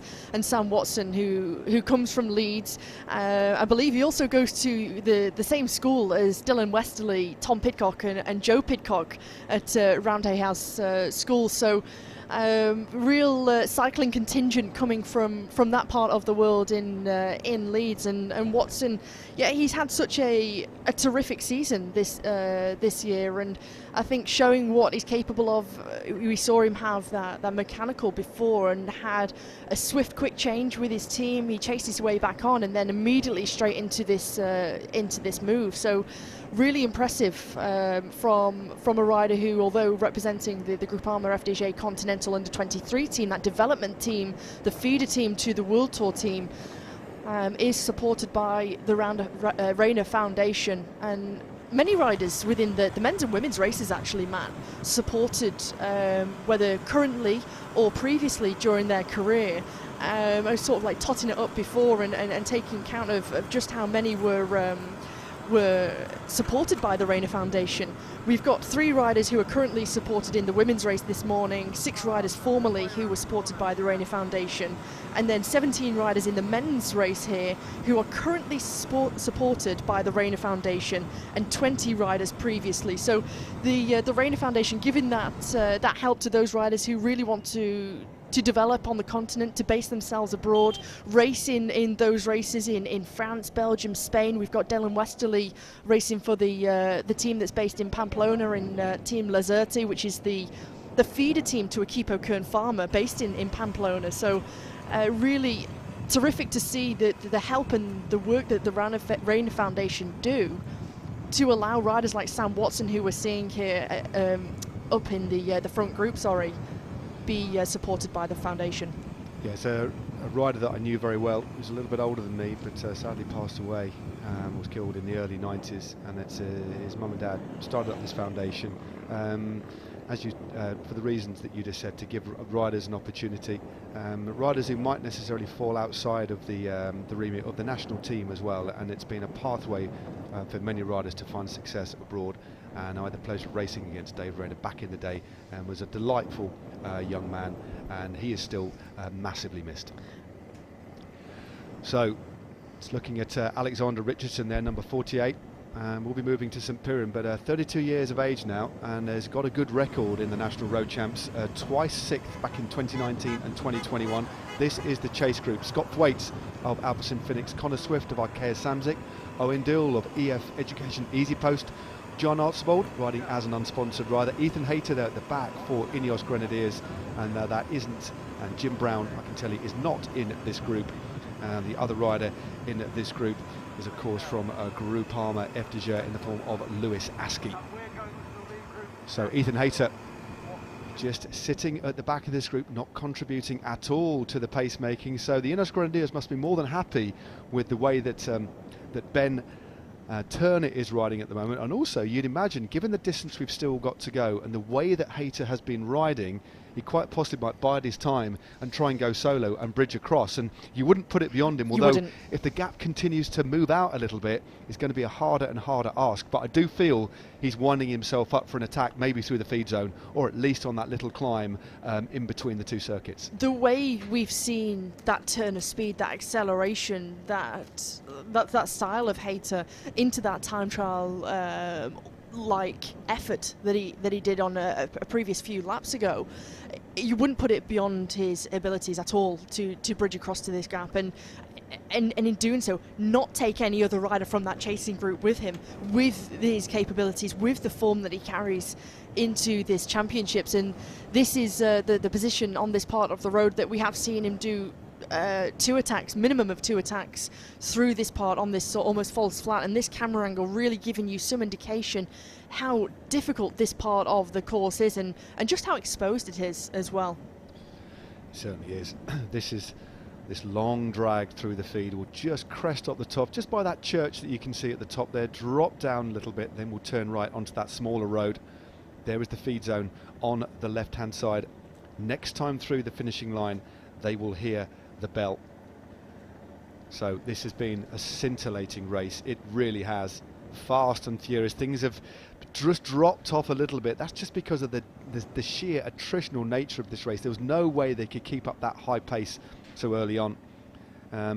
These riders have had to ride this race on the front foot, and if you look at the riders still at the front of the race now, Hannah, they are the riders that have been aggressive pretty much from the first quarter and the first third of the race. All of these riders have been in at the front splits at the start of the race there. So Mark Cavendish takes a beat on, drifts back into the wheel of Ben Turner. That's the kind of wheel you want. He offers up a lot of respite, a lot of shelter from the wind. We're just cresting the time. There we go. The lead group have 40 seconds over the chasers. You can just see the car turning right. That is where they'll be turning right in a few seconds' time. They'll then get that crosswind section before the helping hand all the way back into Castle Douglas to commence the final lap. So 40 seconds is the lead.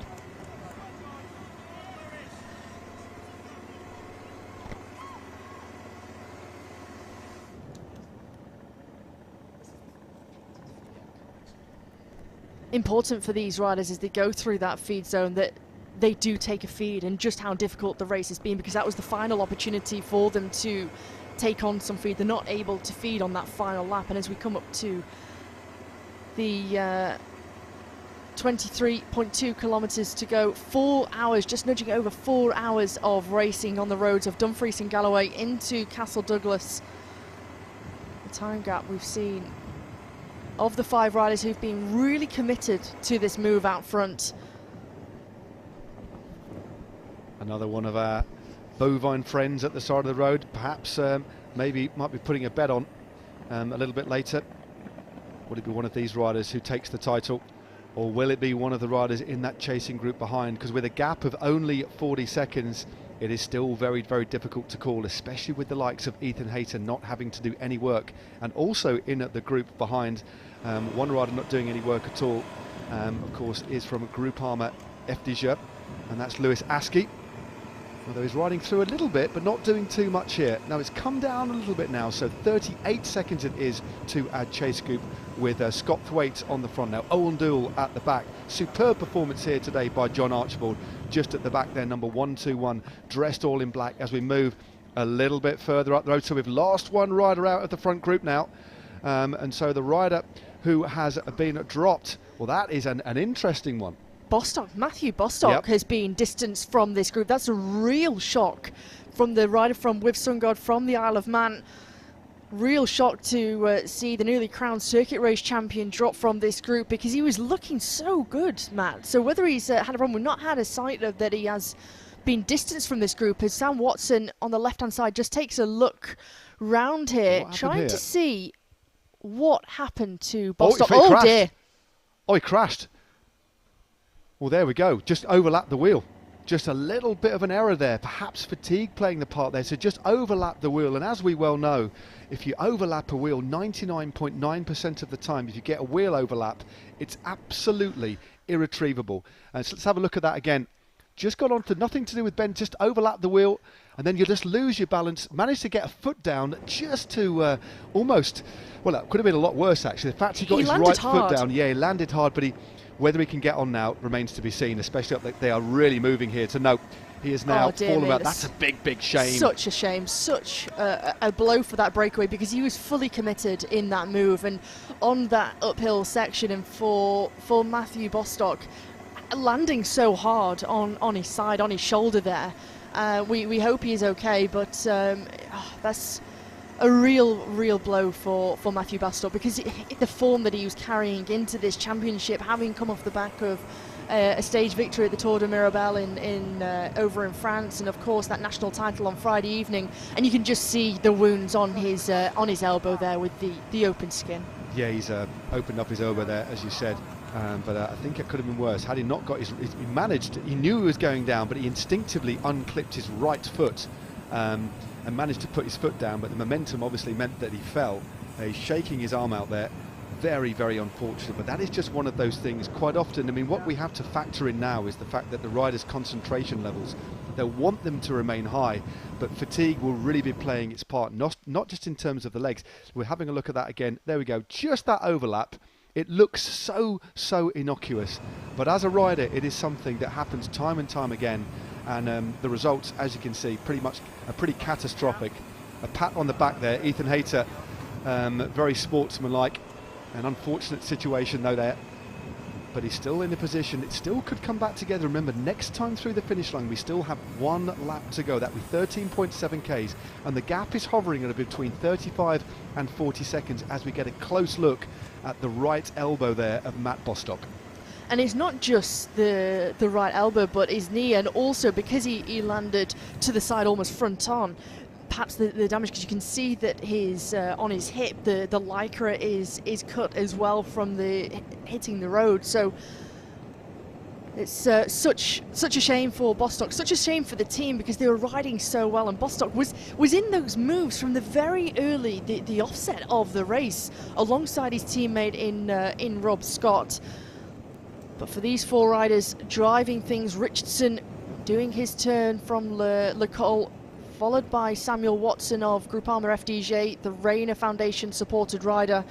Under 23, Ben Turner from the Ineos Grenadiers with number 4 on his back, and Mark Cavendish of Quickstep Alpha Vinyl. Yeah, it's a superb group out in front, a real multi-talented group. One rider coming towards, well, certainly not the end of his career, but he's in the autumn of his career, Mark Cavendish. We know he's hunting for another ride in the next couple of years, wants to ride for 2 more years, and I think that's wonderful news. And then the other end of the spectrum, the rider leading at the moment in the red, white and blue is Sam Watson, as you just said, from Leeds. Only 20 years of age, 16 years spanning both of these riders. It is absolutely wonderful. That's part of the beauty, the democratic nature of our sport, is that riders of 2 different generations can actually be together there. Sam Watson, of course, you just saw the names flash up on the screen, the only under 23 represented in this group as well. Yep. So for him, as an under 23 rider, racing on a development team where they combine those under 23 races, the Nations Cups, with an elite UCI racing program with that development team of Groupama FDJ, would love to sport that British Champions under 23 jersey in the likes of races like what he won this year in Gent-Wevelgem. Yeah, definitely. Well, that was a little bit of a sketchy moment there for Lewis Askey on the back. We nearly saw, because of this gusting wind that's coming from the left-hand side, it's coming from the south, roughly from the south anyway, heading north. It's coming over their left shoulder. It just blew across Lewis Askey there. He nearly overlapped with the wheel of Owen Dill. Meanwhile, a fair bit further up, probably around 500 metres, 600 metres give or take, is our group of 4 riders, our quartet, who are heading for the penultimate time towards Castle Douglas. I hope you've enjoyed this race. Thank you for watching it with us here. It's been amazing to watch such high frequency racing and still not decided. And a reminder of the composition of our front group. We have on the front, just rolling through now, Sam Watson of Equipe Continentale Groupama FDJ. As was just said by Hannah, the only under 23 rider in this group. Swinging to the back there, Alexander Richardson, riding as a solo sponsored rider in this race, will be moving on to ride for St Piran after this race, but a former double 6th place finisher in the British Championships and former rider for Alpecin Phoenix. Mark my words, he is a very, very strong rider indeed. It's rolling through on the front, number 4, Ben Turner, the 23-year-old, riding for the Ineos Grenadiers. An absolutely sensational debut season at World Tour for him, and then he needs no introduction. We're going to mention his name anyway. He has been, quite possibly for me, the man of the match today. He's been in every single move that's been off the front. He's been sniffing them out, and he's been riding brilliantly. Just like he loves bike racing. We know Mark Cavendish loves riding his bike, and Mark Cavendish, the finest sprinter ever, is in this group out in front, trying to sniff out his 2nd title as a British champion. And here he is riding on the front. This is this long straight drag into the town, and this is the 2nd from last time, Hannah, that they'll see this. Next time through, it'll be the winner. It certainly will, and as you say, Matt, echo your sentiments. Just how well Mark Cavendish has ridden today. It's been so impressive that he's always been on the front foot. It's that racing instinct that we know he's got, and really it's been quite magnificent to see how well and how physically that form is from Cavendish. Of course, number of victories this season as the gap to the chase is at 55 seconds now. Yeah, 55 seconds. It was up to 40, went back down to 38 seconds, and is now back up to nearly a minute as Sam Watson does a long turn on the front. Looks great on the bike. We talked about the way Sam Watson rides, the way he holds himself on a bike. He looks class, doesn't he? He really sits. Absolutely. He's got quite a, I'd like to say quite an old-fashioned. He looks like a real, just has a lovely comportment on a bike. Sits completely at one with his machine. Looks very efficient, and looks like he's going to be. Well, he's obviously a great rider already, but has the physiology. Looks to me as if he could be a man that rides well in the classics and also potentially in the Grand Tours as well, doesn't he? But only time will tell. But right now, he is in a very good position to potentially win the Elite Road Race Championships, but a little bit of a shake out of the legs, clearly a little bit of fatigue setting in. I don't think that was acting there. You often see riders dropping off the back, pretending they've got a bit of cramp, but I think that was absolutely legitimate as we pass through the town sign for Castle Douglas for the penultimate time. 4 riders out in front. Sam Watson from Groupama FDJ, number 39 there, rolling through. Mark Cavendish, Alexander Richardson and Ben Turner. This is the group behind, which are around about 50-55 seconds behind at the moment. There we go, 52 seconds it is to the chase group. So still this race isn't over. We've still got one more complete lap and a little bit to go before this road race is decided.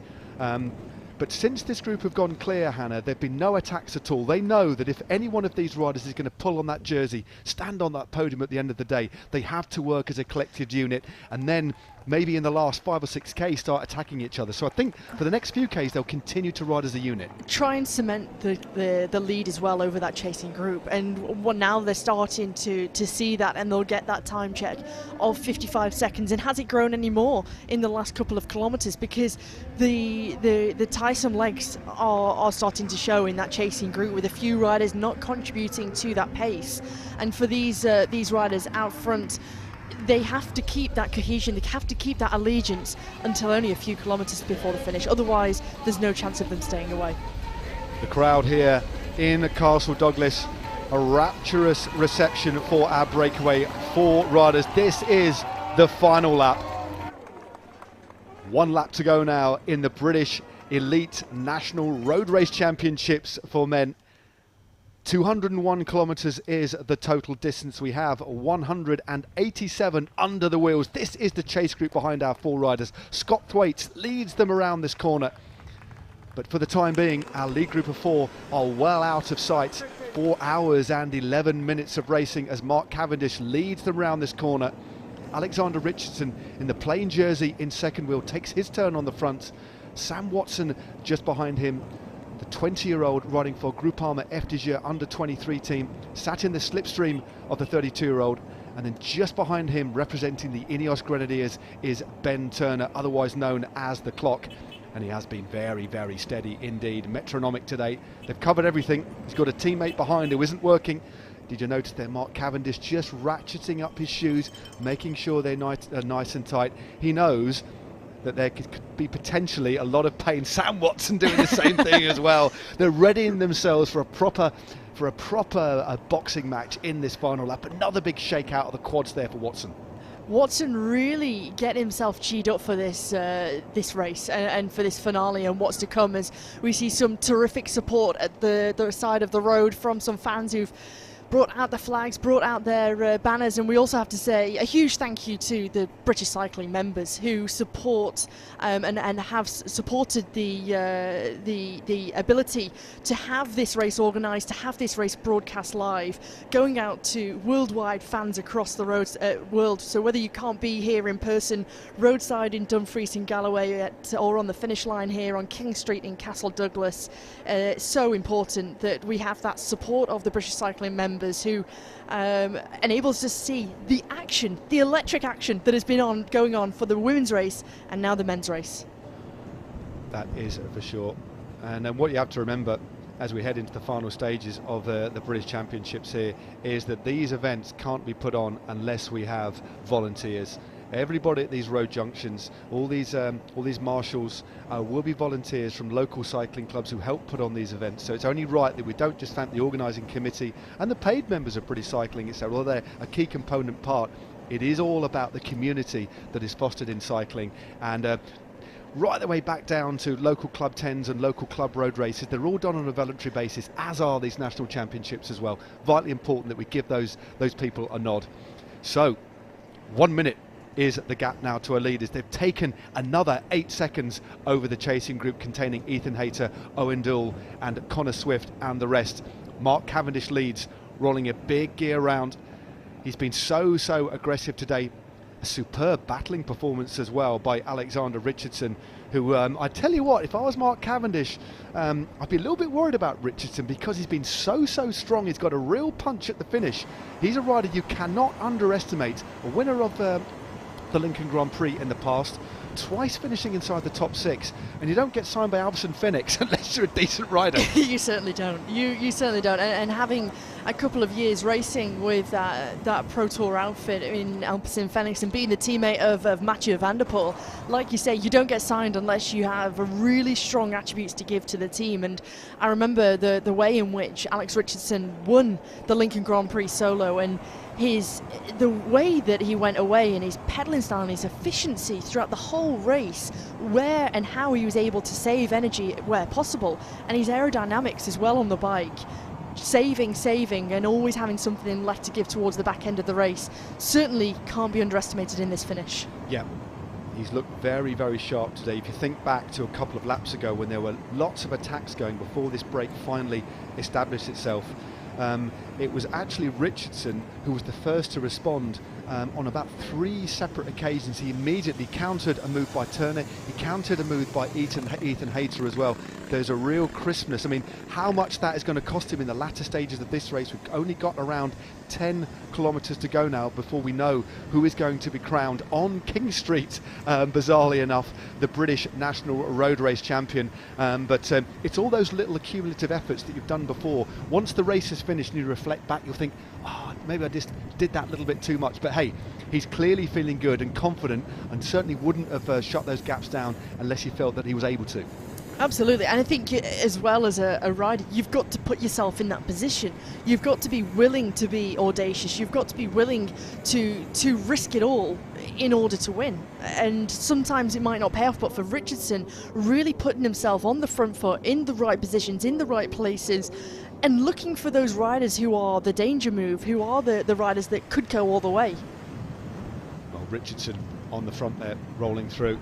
That was quite interesting. When he dropped to the back just a few moments ago, he was leaning back on his bike. I don't know whether he's starting to suffer from cramps, I'm not too sure, but there was an interesting position he got himself into on the bike. He was freewheeling and then locking his leg back a little bit. I mean, he might just be having a bit of a stretch. Quite often, that's the way riders do have a little bit of a quad stretch, but he's clearly looking good in terms of his form on a bike. He's looking great. Posture's great. Yeah, he's just adjusting his head unit there. Ben Turner, slight rocking of the shoulders. They can just see just towards the middle of your screen the race convoy, that flotilla of vehicles behind the chasing group. But given the speed they're riding into this block headwind, the gap's certainly foreshortened, and the gap is hovering at around a minute now. And once the gap gets to a minute and beyond, that's when we see the team cars drop in. So these 4 riders almost now with every single pedal stroke holding that lead, increasing that lead ever so slightly. You do get a very strong feeling that one of these 4 riders will be crowned British Road Race Champion, and one of them, if they stay away, would definitely be crowned the under 23 champion, and that's Sam Watson in the red, white and blue of Groupama FDJ. So the wind continues to blow. It's been an intriguing race. The weather has now calmed, but the racing certainly haven't. It's difficult to pick between these riders at the moment. It's difficult, really difficult to tell who certainly is the strongest. Normally I think, well, so-and-so is the strongest, I'm expecting attack. We know that Mark Cavendish could be the strongest at the finish here, or should be the strongest at the finish, but this is completely different, isn't it? The way that the race has unfolded from kilometre 0, when we saw that immediate reaction, that immediate attack, there's never really been a let-up in the race. And I have to say, I think this is probably one of the most exciting one-day races of this year that we've seen so far. And here. Ben Turner goes on the left-hand side of the road for the Ineos Grenadiers in pursuit of trying to win this British men's national road race title. That was a big move on the front. Mark Cavendish goes now, winds it up. He looks across at Sam Watson. And you can just see Richardson. Richardson couldn't respond, but it is now Mark Cavendish trying to bring back Ben Turner from the Ineos Grenadiers. That's a big move from the classic specialists. He's really made a name for himself over the last few months. He's opened up a little bit of a gap. Now Sam Watson takes his turn on the front. They are sharing the workload here. He's opened up a lead of about 15 or 20 metres. Now Watson has actually gapped Mark Cavendish. The rider who seems to be in a little bit of difficulty, or is at least sandbagging, is the man just on the back there, Alexander Richardson. But this is a strong move. Cavendish struggling to get onto the wheel of Sam Watson now as they slowly but surely drag back Ben Turner. This is remarkable here from Turner, the move that he has done on this false flat. And just take a look from this camera angle. This is no easy part of the course here. Watson trying to bring back Turner. Cavendish just closing the gap there. And a rider who we thought might have been starting to struggle in Richardson, really strong. He looks dangerous to me, Richardson. The way he was looking, the way he looked round at Mark Cavendish, just seeing where Ben Turner is, I think he's winding himself up for a bit of an attack here. He might just launch himself over the top. Cavendish grimacing here. The gaps are only small. He's either sandbagging here, or he's either winding himself up for a little bit of a move. This could be really dangerous. Ben Turner still out in front. Cavendish swings across the other side of the road, looking for support. Sam Watson now accelerates in the saddle. And finally, Cavendish forces Richardson onto the wheel of Sam Watson. It's only a slender lead, just 2 seconds for Ben Turner here.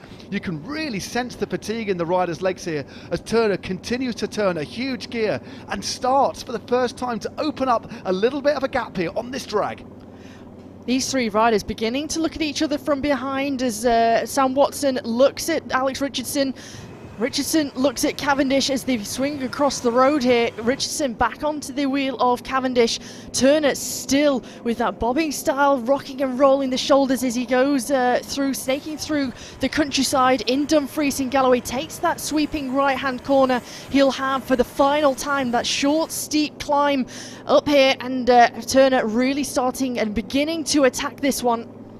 Well, Ben Turner finished 5th recently in the ZLM Tour with 10th in the TT Championships, and has now opened up at this stage of the race what I would call a pretty significant lead. 4th in Brabant-Sapal, 11th in Paris-Roubaix, as well as 8th in Dwars-Vlaanderen. Came from the cyclocross scene as well.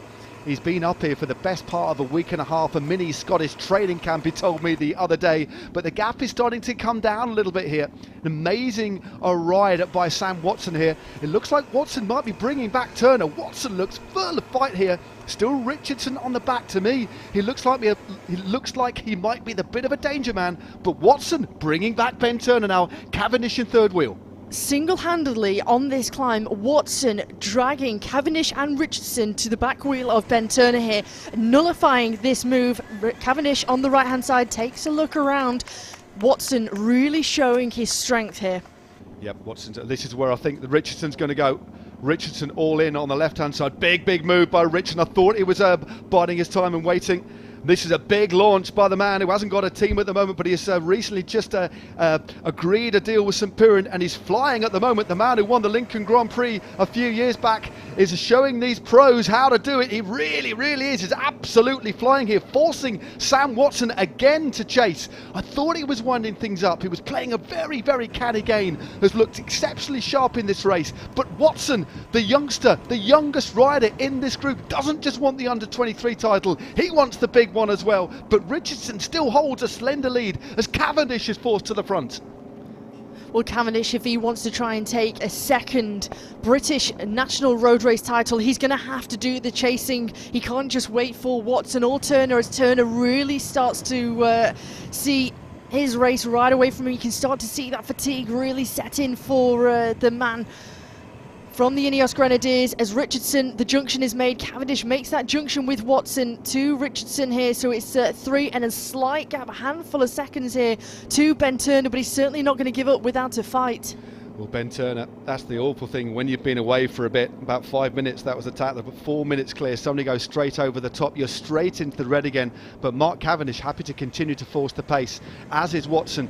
But Turner, he's made of very strong stuff indeed. He's churning. He's basically just recruiting all of the muscles in his body, including his back as well, to try and claw his way back into contention. But now Richardson back on the front again, know that they have the man from the Ineos Grenadiers on the back foot, on the ropes. He swings over. He sees if Watson will come through. He does, and the gap is opening up now to Turner. Desperate times here for the man from the Ineos Grenadiers. Take a look at the gear that Turner is in, churning that large gear in the big ring at the very bottom of the block, doing everything he possibly can on the back part of this course, on the narrow rolling roller coaster section of the undulations of the countryside in Dumfries and Galloway, trying with all his might to try and bring these three riders back as Cavendish flicks his elbow, wants Richardson to come through and do a turn into this block headwind. Well, this is absolutely awful here for Ben Turner.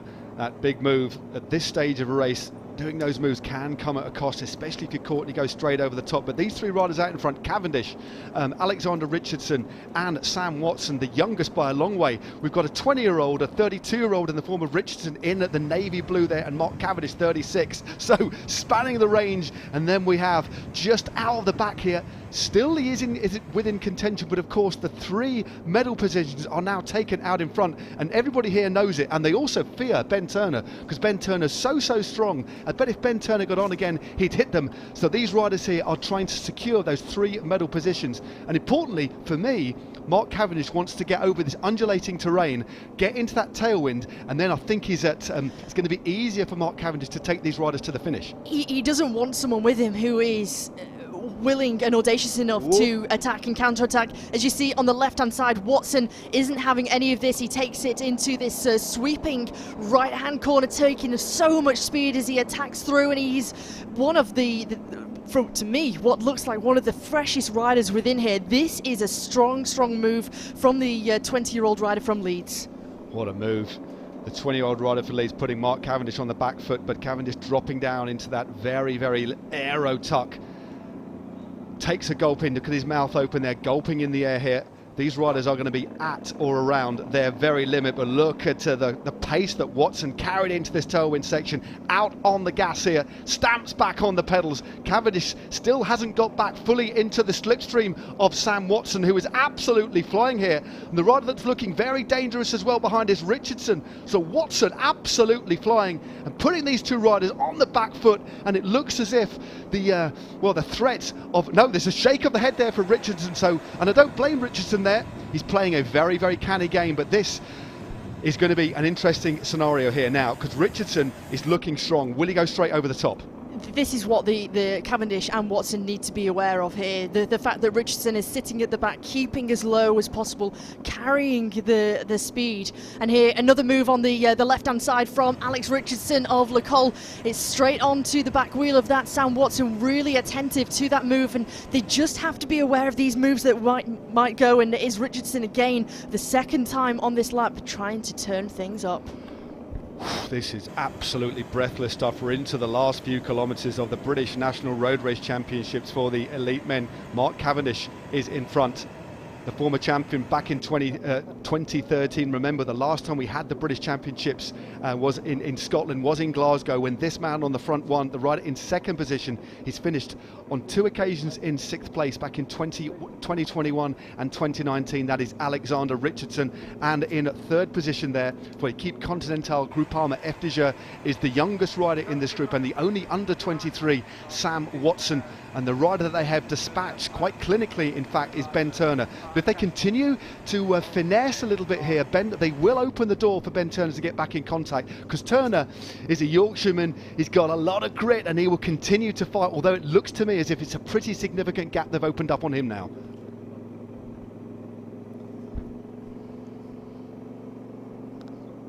So we have just a couple of kilometres to go now. This has been an amazing race. It really has. The sun is now shining here in Dumfries and Galloway. The finish is approaching in Castle Douglas, and one of the riders in front here will become the British National Elite Road Race Champion. Will it be Mark Cavendish on the back? One of the most decorated riders of all time, remember. There he is, just rolling through. He wants to make sure that Ben Turner is out of the picture frame, and he also wants to keep the momentum going from this group as well. What he doesn't want to do is to slow it down and get caught on the hop. A little bit of a stealth manoeuvre there from Mark Cavendish. Sam Watson drops into his slipstream. Alexander Richardson just on the back there, also dropping off, which can be suggestive of him trying to make a move. Rider generally would just leave a bit of sliding space.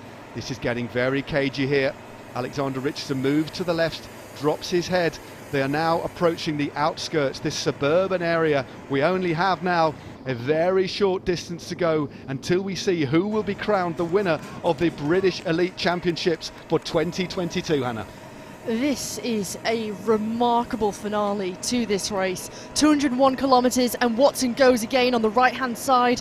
And at the moment, no reaction from Alex Richardson here. Cavendish is forced to try and chase things down. And the man from Leeds, the 20-year-old from Leeds, from Groupama FDJ Continental team, is going in full flight here in search of this elite British national road title. Well, Mark Cavendish has been forced to chase it. Alexander Richardson did exactly the right thing. They're forcing Mark Cavendish to chase. He's back on the wheel of Sam Watson. Now, this is where Mark Cavendish has got to be very, very careful indeed that Richardson doesn't go early. But Richardson was just off the wheel there, so 3 riders here.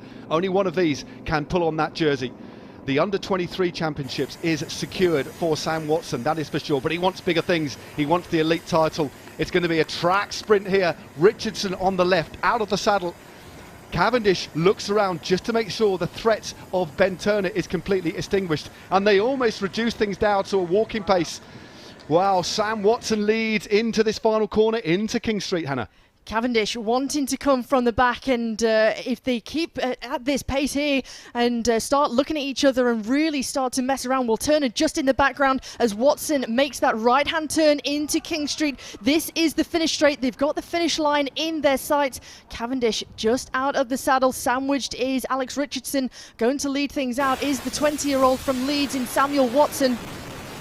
Samuel Watson leads them through on King Street here, in the centre of Castle Douglas. Who is going to take the title? Watson looks, Cavendish on the wheel there. Richardson is in second place here. So on the left-hand side, Cavendish opened things up. Richardson's looking quick though. Watson on the right-hand side, but Cavendish goes, turning a huge gear. Cavendish opens up the gap here. Mark Cavendish takes the title again.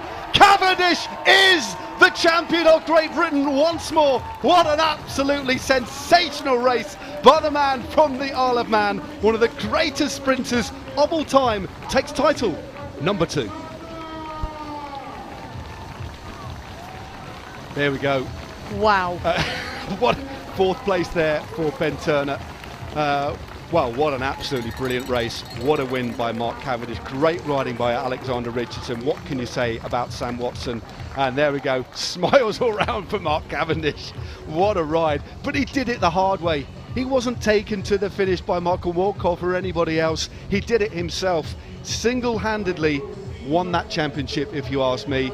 He rode with such shrewdness. He rode with real style, verve. He's a shining example of what it takes to be a true champion. The tenacity and the fighting back for Cavendish in the way that he rode, the form that he showed, and well, this is the group from behind. Connor Swift is going to take some speed into this corner, this final right-hand turn into King Street, followed by Lewis Askey. Ethan Hayter is there as well as Owain Doull. John Archibald, who was in that early breakaway, starts to come into this finishing straight.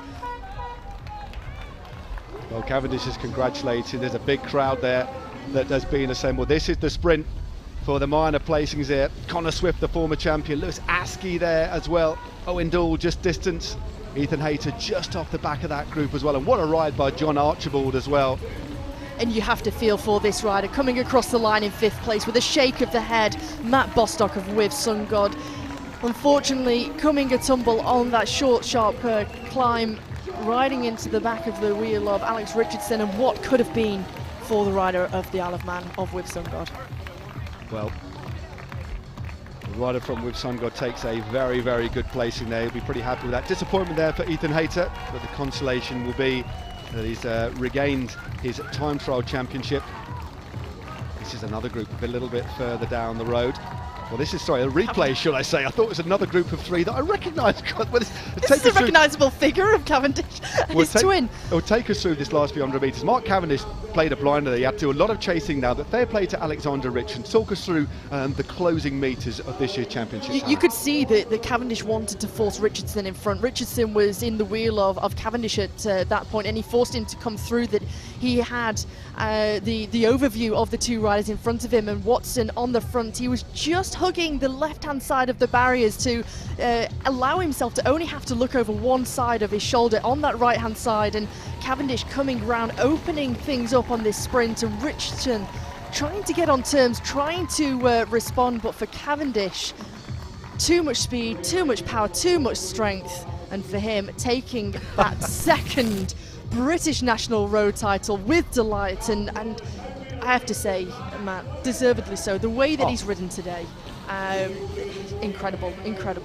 Yeah, and the youngsters here took it to him. He had to work very hard. I don't think, when you think back to all the racing that we've seen Mark Cavendish in, I mean, the way he took that win, how hard, should I say, he had to fight for that one. I don't think I've ever seen Mark Cavendish go so deep. He was absolutely on the ragged edge, but it's hunger, and importantly, belief. Unwaverable self-belief that Mark Cavendish has. I thought he was 36, he's 37 years of age. And I think that is a true testament to his character, and we saw that self-belief last year in his stage victories to equal the great Eddie Merckx on 34 Tour stage victories.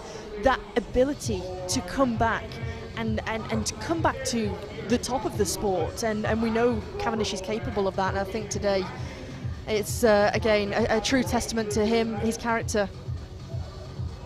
No, definitely. And his talent, of course. Indeed. Well, another win on the board for Mark Cavendish. This is another group. This field has been spread all over these beautiful country lanes here in Dumfries and Galloway. He put on a real show for us. Another small group coming in to the finishing straight. Finlay Pickering, one of the original breakaway riders, leading things out for the Continental Groupama development team. Up over the final few laps of this race just shows how hard a race this has been. Those opening few super quick laps, the first 4 laps of this race turned around in very, very quick order indeed. There's Ben Swift just coming through the line now, the deposed national champion. There's the chap coming across the line who looks like he finally got his overshoe off his shoes. Well, let's have a look back at what was a magnificent men's national road race championships.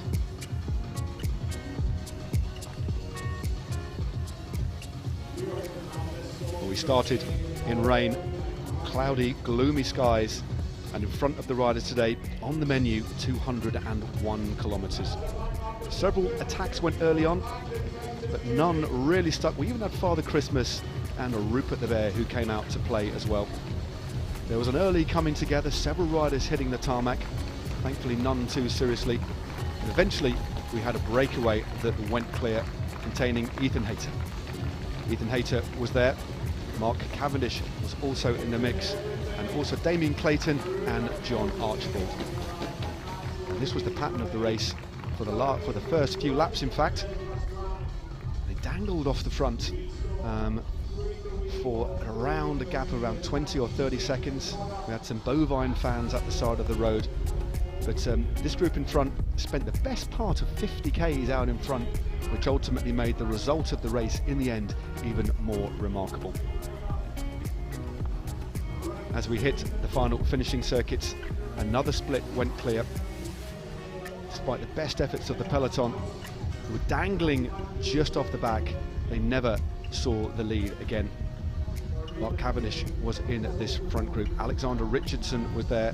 A couple of riders really enjoying their day out here in Dumfries and Galloway.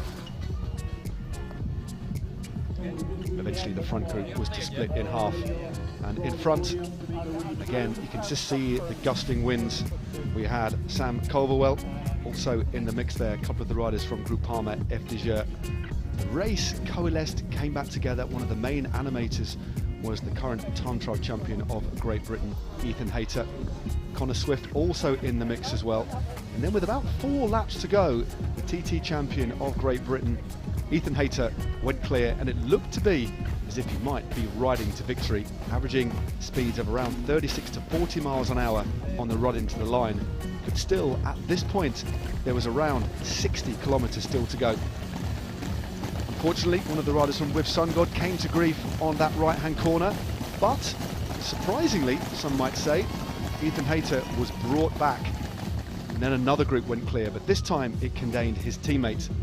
His teammate Ben Turner, Mark Cavendish, also in the mix, Sam Watson, and an exceptionally strong. This was the moment, unfortunately, that Matt Bostock hit the deck. An overlap of wheels meant that his time in the front was done. Ben Turner then attacked the group of four with about half a lap to go, opened up a bit of a gap. He was then caught, and straight over the top went Alexander Richardson, who was riding one of the races of his life.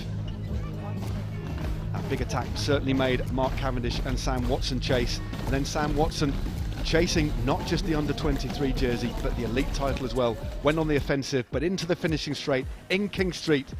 In the end, it was an emphatic victory. There was nothing any of these riders could do about the sheer pace, the sheer style and the panache of Mr. Mark Cavendish. Title number 2 for the Manxman.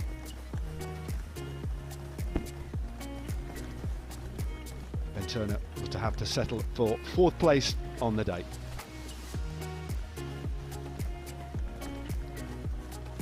Plenty of interesting distractions at the side of the road. We had herds of cows. We had Rupert the Bear, we had Father Christmas, and we had a lot of different coloured cows at the side of the road, all enjoying all the different sporting varieties. action. They all had a front row seat, didn't they, of such an emphatic British national championships, both in the men's and the women's, along with a few sheep as well. Indeed, no, it's great. I must admit, I think I'm emotionally shattered. Absolutely. It's been terrific, hasn't it? I mean, you take a look at how the racing has unfolded today and the weather conditions that the riders had to contend with, as we see a few bears, cows watching on. Yeah, please, no more. Again, I'm not going to tell you what our producers are shouting in our ear. Again, it was a pun worthy of the channel being taken off the air. It's been a great 10 days, well, not 10 days, it's been a great 6 or 7 days of racing here in Dumfries and Galloway. And in a few moments' time, we will see the 2 final jerseys awarded. The under-23 road champion will go on to the shoulders of a rider who has, well, been exceptionally impressive. Sam Watson, only 20 years of age, to settle for 3rd place on the day. It was a photo finish for 2nd or 3rd, actually. We need to get that confirmed. It was very close between him and Richardson for 2nd place. It would be really interesting to see the official photo finish of that between Richardson and Watson, because the lunge for the line between those two, and Watson coming back very, very strong as Richardson began to tire to the finish line. And although that straight run-in, it was a slight climb to the finish. It wasn't a flat one. It was quite a gradient to the finish line on King Street. And for Sam Watson, I think the way that he rode, he did everything that he possibly could in order to take the victory, and he really left everything out on the road. This was the moment where it was shoulder to shoulder between Watson and Richardson. Just look at the gear that Mark Cavendish is turning here, and I say this respectfully, he obviously had to work hard for this one, but as soon as he put the power down, he was untouchable, absolutely untouchable, but he had to work. There we go, a big smile, and even a bang on the hat. I don't think he can quite believe. Really? It looks like it was Sam Watson who got 2nd place there on the day. And a big wheel. If we get a replay of that finish, you see the big lunge for the line from Samuel Watson there. Yeah. Wheel in the air, Ilio Kaiser style, and I think he has got that. It does look like it's 2nd place for Sam Watson, 3rd place for Alec Richardson, but we know who the winner is. That is Mark Cavendish. Well, he's certainly going to be a big fan of Scotland, isn't he? Both of his titles won in this country. And we're going to get some podium action very, very shortly. Thankfully, the rain has abated, so the podium will be gratefully received. And I think our 3 riders on the podium will have a nice ripple of applause from the assembled crowd here, because it's been a tough day. It's been a superbly well organised event, and the riders have done themselves proud across all of the events. The time trials, the circuit races we had a couple of days in the nearby town of Kirkcudbright. Sorry, I had to look back through my notes to get the pronunciation right on that one, but I think the organising committee at Dumfries and Galloway can be very proud of what they've pulled together, and as we said before, it's the British cycling volunteers that we need to thank as well. Otherwise, without their generosity, events like this would not be put on. We cannot just rely on organisers alone. It does rely on the generosity of spirit of people who are the intrinsically part of the important fabric of cycling in this country. They are, and in helping, and their generosity in helping to put on the races as marshals, as helpers, whether that be in the HQ, the headquarters for the sign-ons, their help at all parts of club level, whether that be for your local leagues. Those volunteers are vital of keeping the sport going and growing, and seeing the talent that we have seen today be produced, because this is where they all start off, in local leagues, in local races, and with those marshals, those volunteers. They are all a part of the development of the sport here in Great Britain. No, they certainly are. Well, first up, in terms of the podium action, we will get the under-23 podium. Sam Watson, the winner there. We need to get confirmation of who finished in the silver and the bronze medal positions in the under-23, because the riders were scattered all over the road. And it just shows you don't need a ridiculously hard course to get great bike racing, do you? It's about racing hard, because big ring all day long, and you think, well, that's not very hard. Well, it is if you ride at 27, 28 mile an hour all day. And in the weather conditions that were presented to the riders at the start of the day, and I'm sure there was a lot of riders yesterday who took a look at the weather forecast with 100% chance of rain, 48, 49, 50 miles per hour wind that was forecasted at around 2, 3 o'clock, so right in the middle of when the men's race would have been. And for a lot of riders would have been starting to feel that pressure, starting to feel the nerves grow more so than they already were for this national championship. And I think the terrain, the course that's been put together has been terrific. It certainly has. Certainly echo those sentiments, Hannah. And thank you for your contribution to a great couple of days racing. It's always a pleasure having you alongside, giving us your inside track, casting your expert eye over proceedings.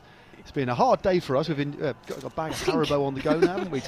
I was flagging in the last 10k. I was looking for caffeine and sugar, and we finally got through, didn't we? We did. I think 9.5 hours and counting, but we've got here, and it's been 2 exceptionally exciting races, and the thrill of the races that from the women's race this morning that got underway at 9 o'clock until now in the men's race, and still with that photo finish. We think it was Samuel Watson who took the second place, but still the excitement continues to grow. And Matt, been a pleasure to work alongside you again. Thanks so much indeed, Hannah. Well, the final proceedings of the day, in fact of the British Championships for 2022, in the next few moments will play out, and hopefully we might get a chat with the new national champion as well.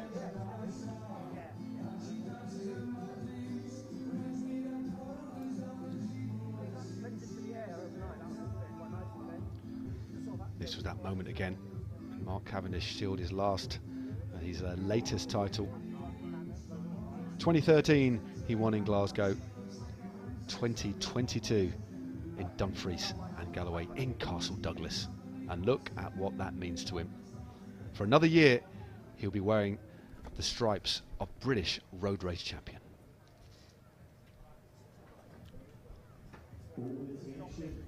Castle Douglas, are you ready for the medal ceremony for the British Cycling National Road Race Championships 2022? Let's see, make some noise!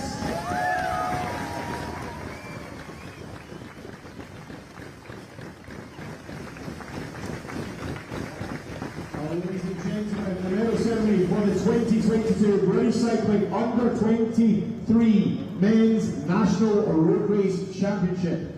The medals and jersey will be presented by Bob Howden, President of British Cycling. That's Bob Howden, President of British Cycling, going to present the prizes. Third place, a winner of the bronze medal, Jim Brown of With Sun God.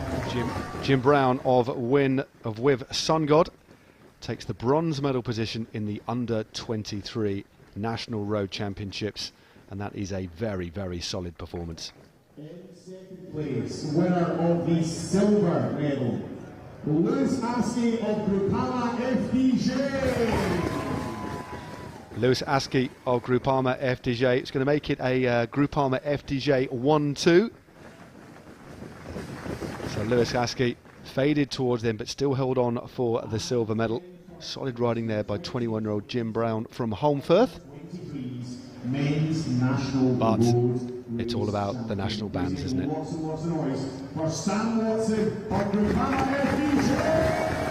Sam Watson of Equipe Continental Groupama FDJ is the under-23 elite, under-23 National Road Race Championship champion for 2022. Pulls on that iconic jersey, and we'll get confirmation of where he placed in the elite championships in just a few moments' time. We think he's second. We'll have to wait for the official confirmation. But there is your men's podium in the under-23 championships. Jim Brown of With Sun God in the bronze medal position. Lewis Askey in second place there for Groupama FDJ. But your winner, Sam Watson of Equipe Continental Groupama FDJ. Councillor John Campbell, Vice Chair of the Council's Communities Committee. So it is now time for that all-important champagne moment. At least things have warmed up a little bit for these riders. The poor women on the podium earlier on were shivering, weren't they? But it's a little bit more clement now. The rain has abated. We even got a little bit of sunshine to shine on male riders towards the back end of the race. There we go. Jim Brown, Lewis Askey and Sam Watson.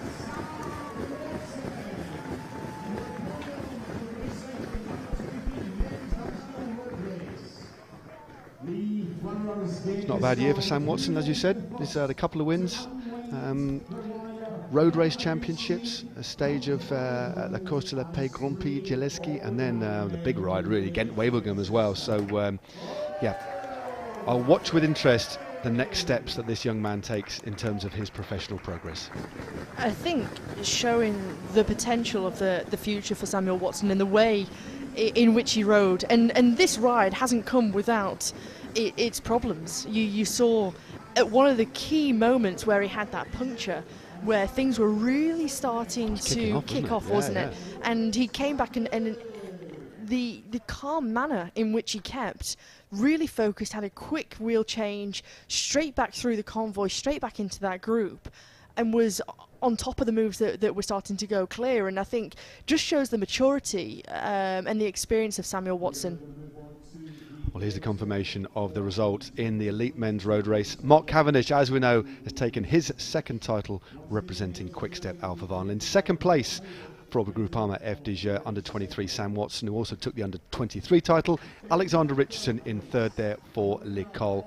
Ben Turner in fourth for the Ineos Grenadiers. Fifth place goes to the circuit race champion Matt Bostock of With Sun God. Lewis Askey in sixth place there, also the silver medalist, remember, in the under-23 championships. So Alexander Richardson representing L'École. Bronze medal in the British Elite Men's Road Championships. A superb performance by him. And again, back onto the podium for the second time today, Sam Watson. An excellent silver medal for the 20-year-old. He's going to be very happy with that. And what can you say about this man? 22 men's national road race champion, Mark Cavendish of Quick-Step. Well, that's the biggest roar of the day, I think, for Mark Cavendish. There he is, former world road champion, 34 stages in the Tour de France, an icon of the sport, and for the second time in his career, he is the elite men's British road race champion.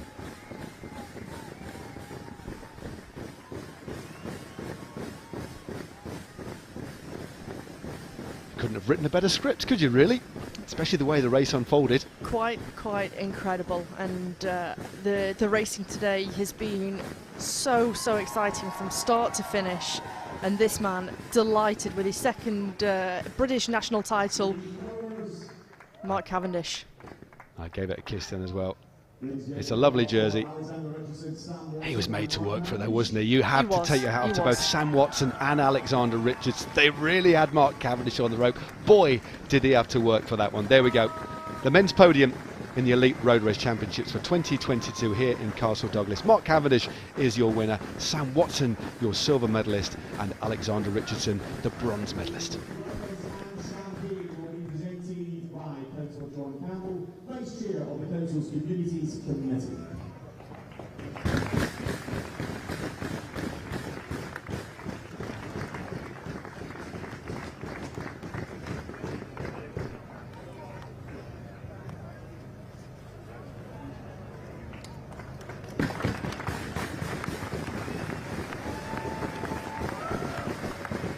Champagne time, flowers all round, a smile there from Richardson.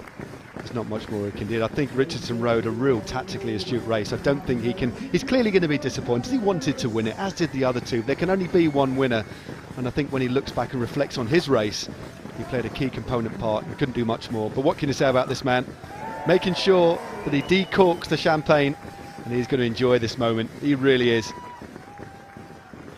Absolutely brilliant scenes here. And what a way to round out the championships for 2022. Thanks again to Dumfries and Galloway. Thanks again to their British cycling volunteers. Thanks of course to the riders for putting on such a wonderful show, real spectacle. And thanks of course to the Visit Scotland's event directorate for making this all happen. So as the riders exit the podium, as soon as we can, hopefully we'll get a chat with our winners.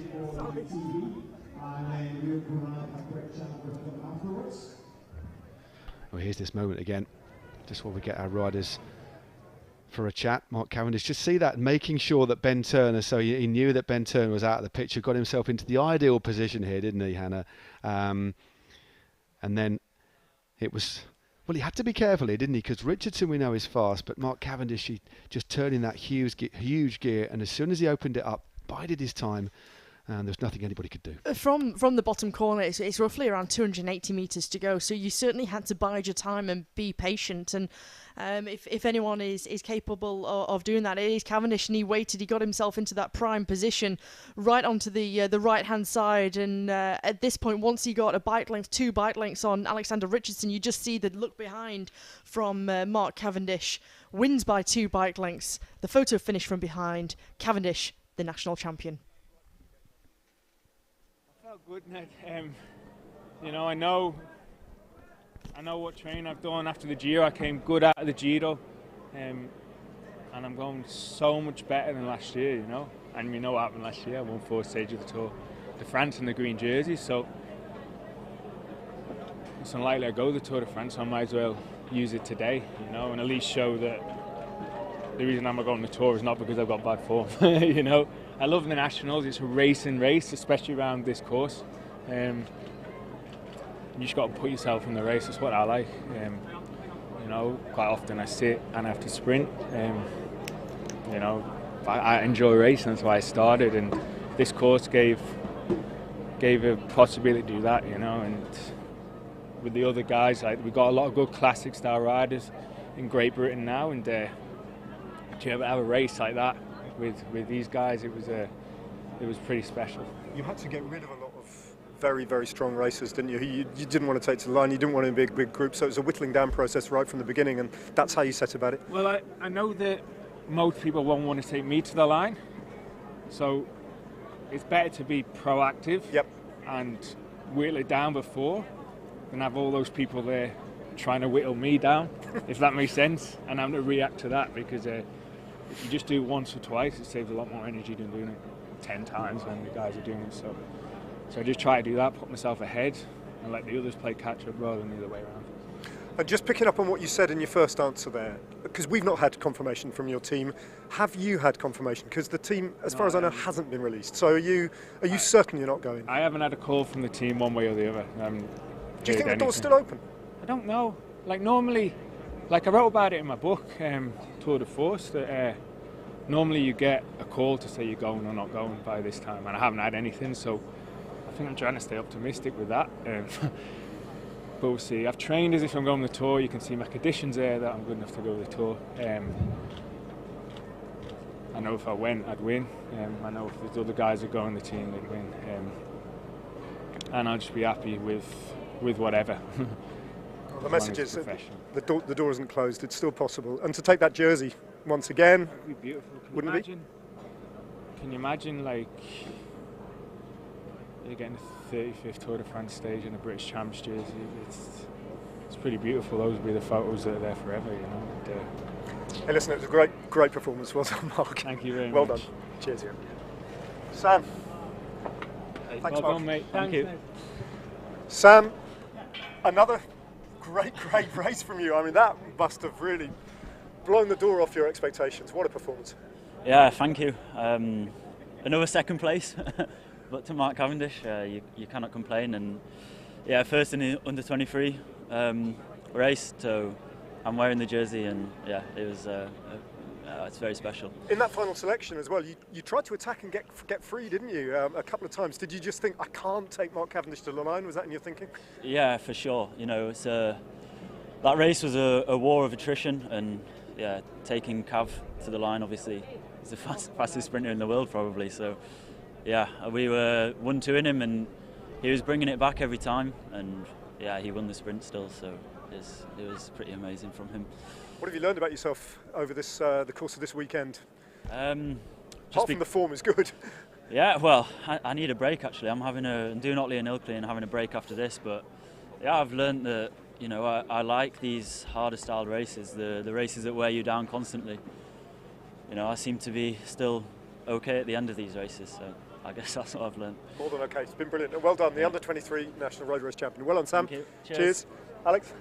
Hiya. What a race. What a day out. That's going to live long in the memory, and that bronze medal, you'd be mighty proud of that, I'd imagine.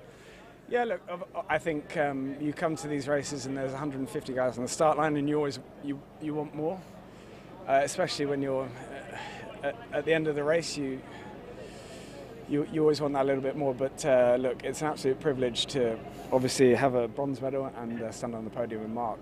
You know, he's an idol for us all. Was there anything else you could have done? I mean, we saw that attack. You were very economical when Turner attacked. You rode the wheels very cleverly, and then you launched your one big effort. I did a good effort on the climb. I felt good going up the climb. I had a gap over the top and a good gap. I had the legs to go to the finish, but look, they worked really well behind. I opened up a decent gap, I think, but when they're committing to chase behind, you've got to hold a little bit back in reserve to, you know, just in case something goes over the top of that. Ultimately, though, I guess you have to acknowledge you were beaten by a very special rider in Mark Cavendish, who obviously had a point to prove today as well. Yeah, I mean, you can never get a bet against the guy. He's fantastic, you know, and what a role model. I mean, the way he can pick himself up, you know, I think as an athlete you go through different emotions, and you know, he's a really resilient guy. I mean, it's inspiring. Anyway, brilliant performance, Alex. Well done. Cheers, Alex. Thank you. Nice to meet you guys.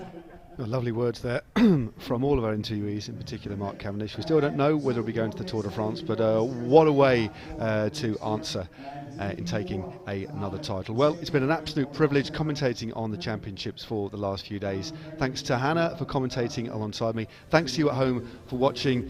It's been brilliant, and hopefully we'll see you all next year. But for me, from Matt Stevens in Castle Douglas, it's goodbye.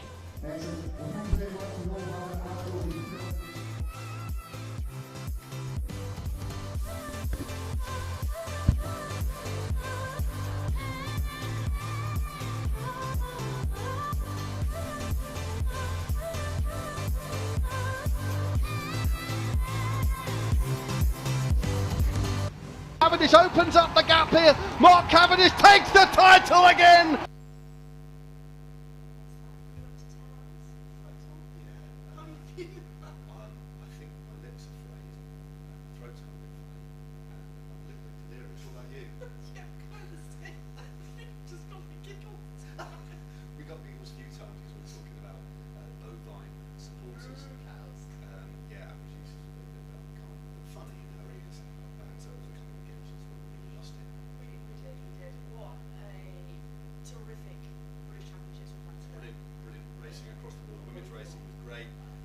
racing was great as well. We had everything but the kitchen sink. It's always great to commentate on the British Championships in 2022, certainly, isn't it? It did. Brilliant circuit, brilliant racing. Mark Cavendish, your elite men's national champion. Under 23, Samuel Watson in the women's. An amazing ride from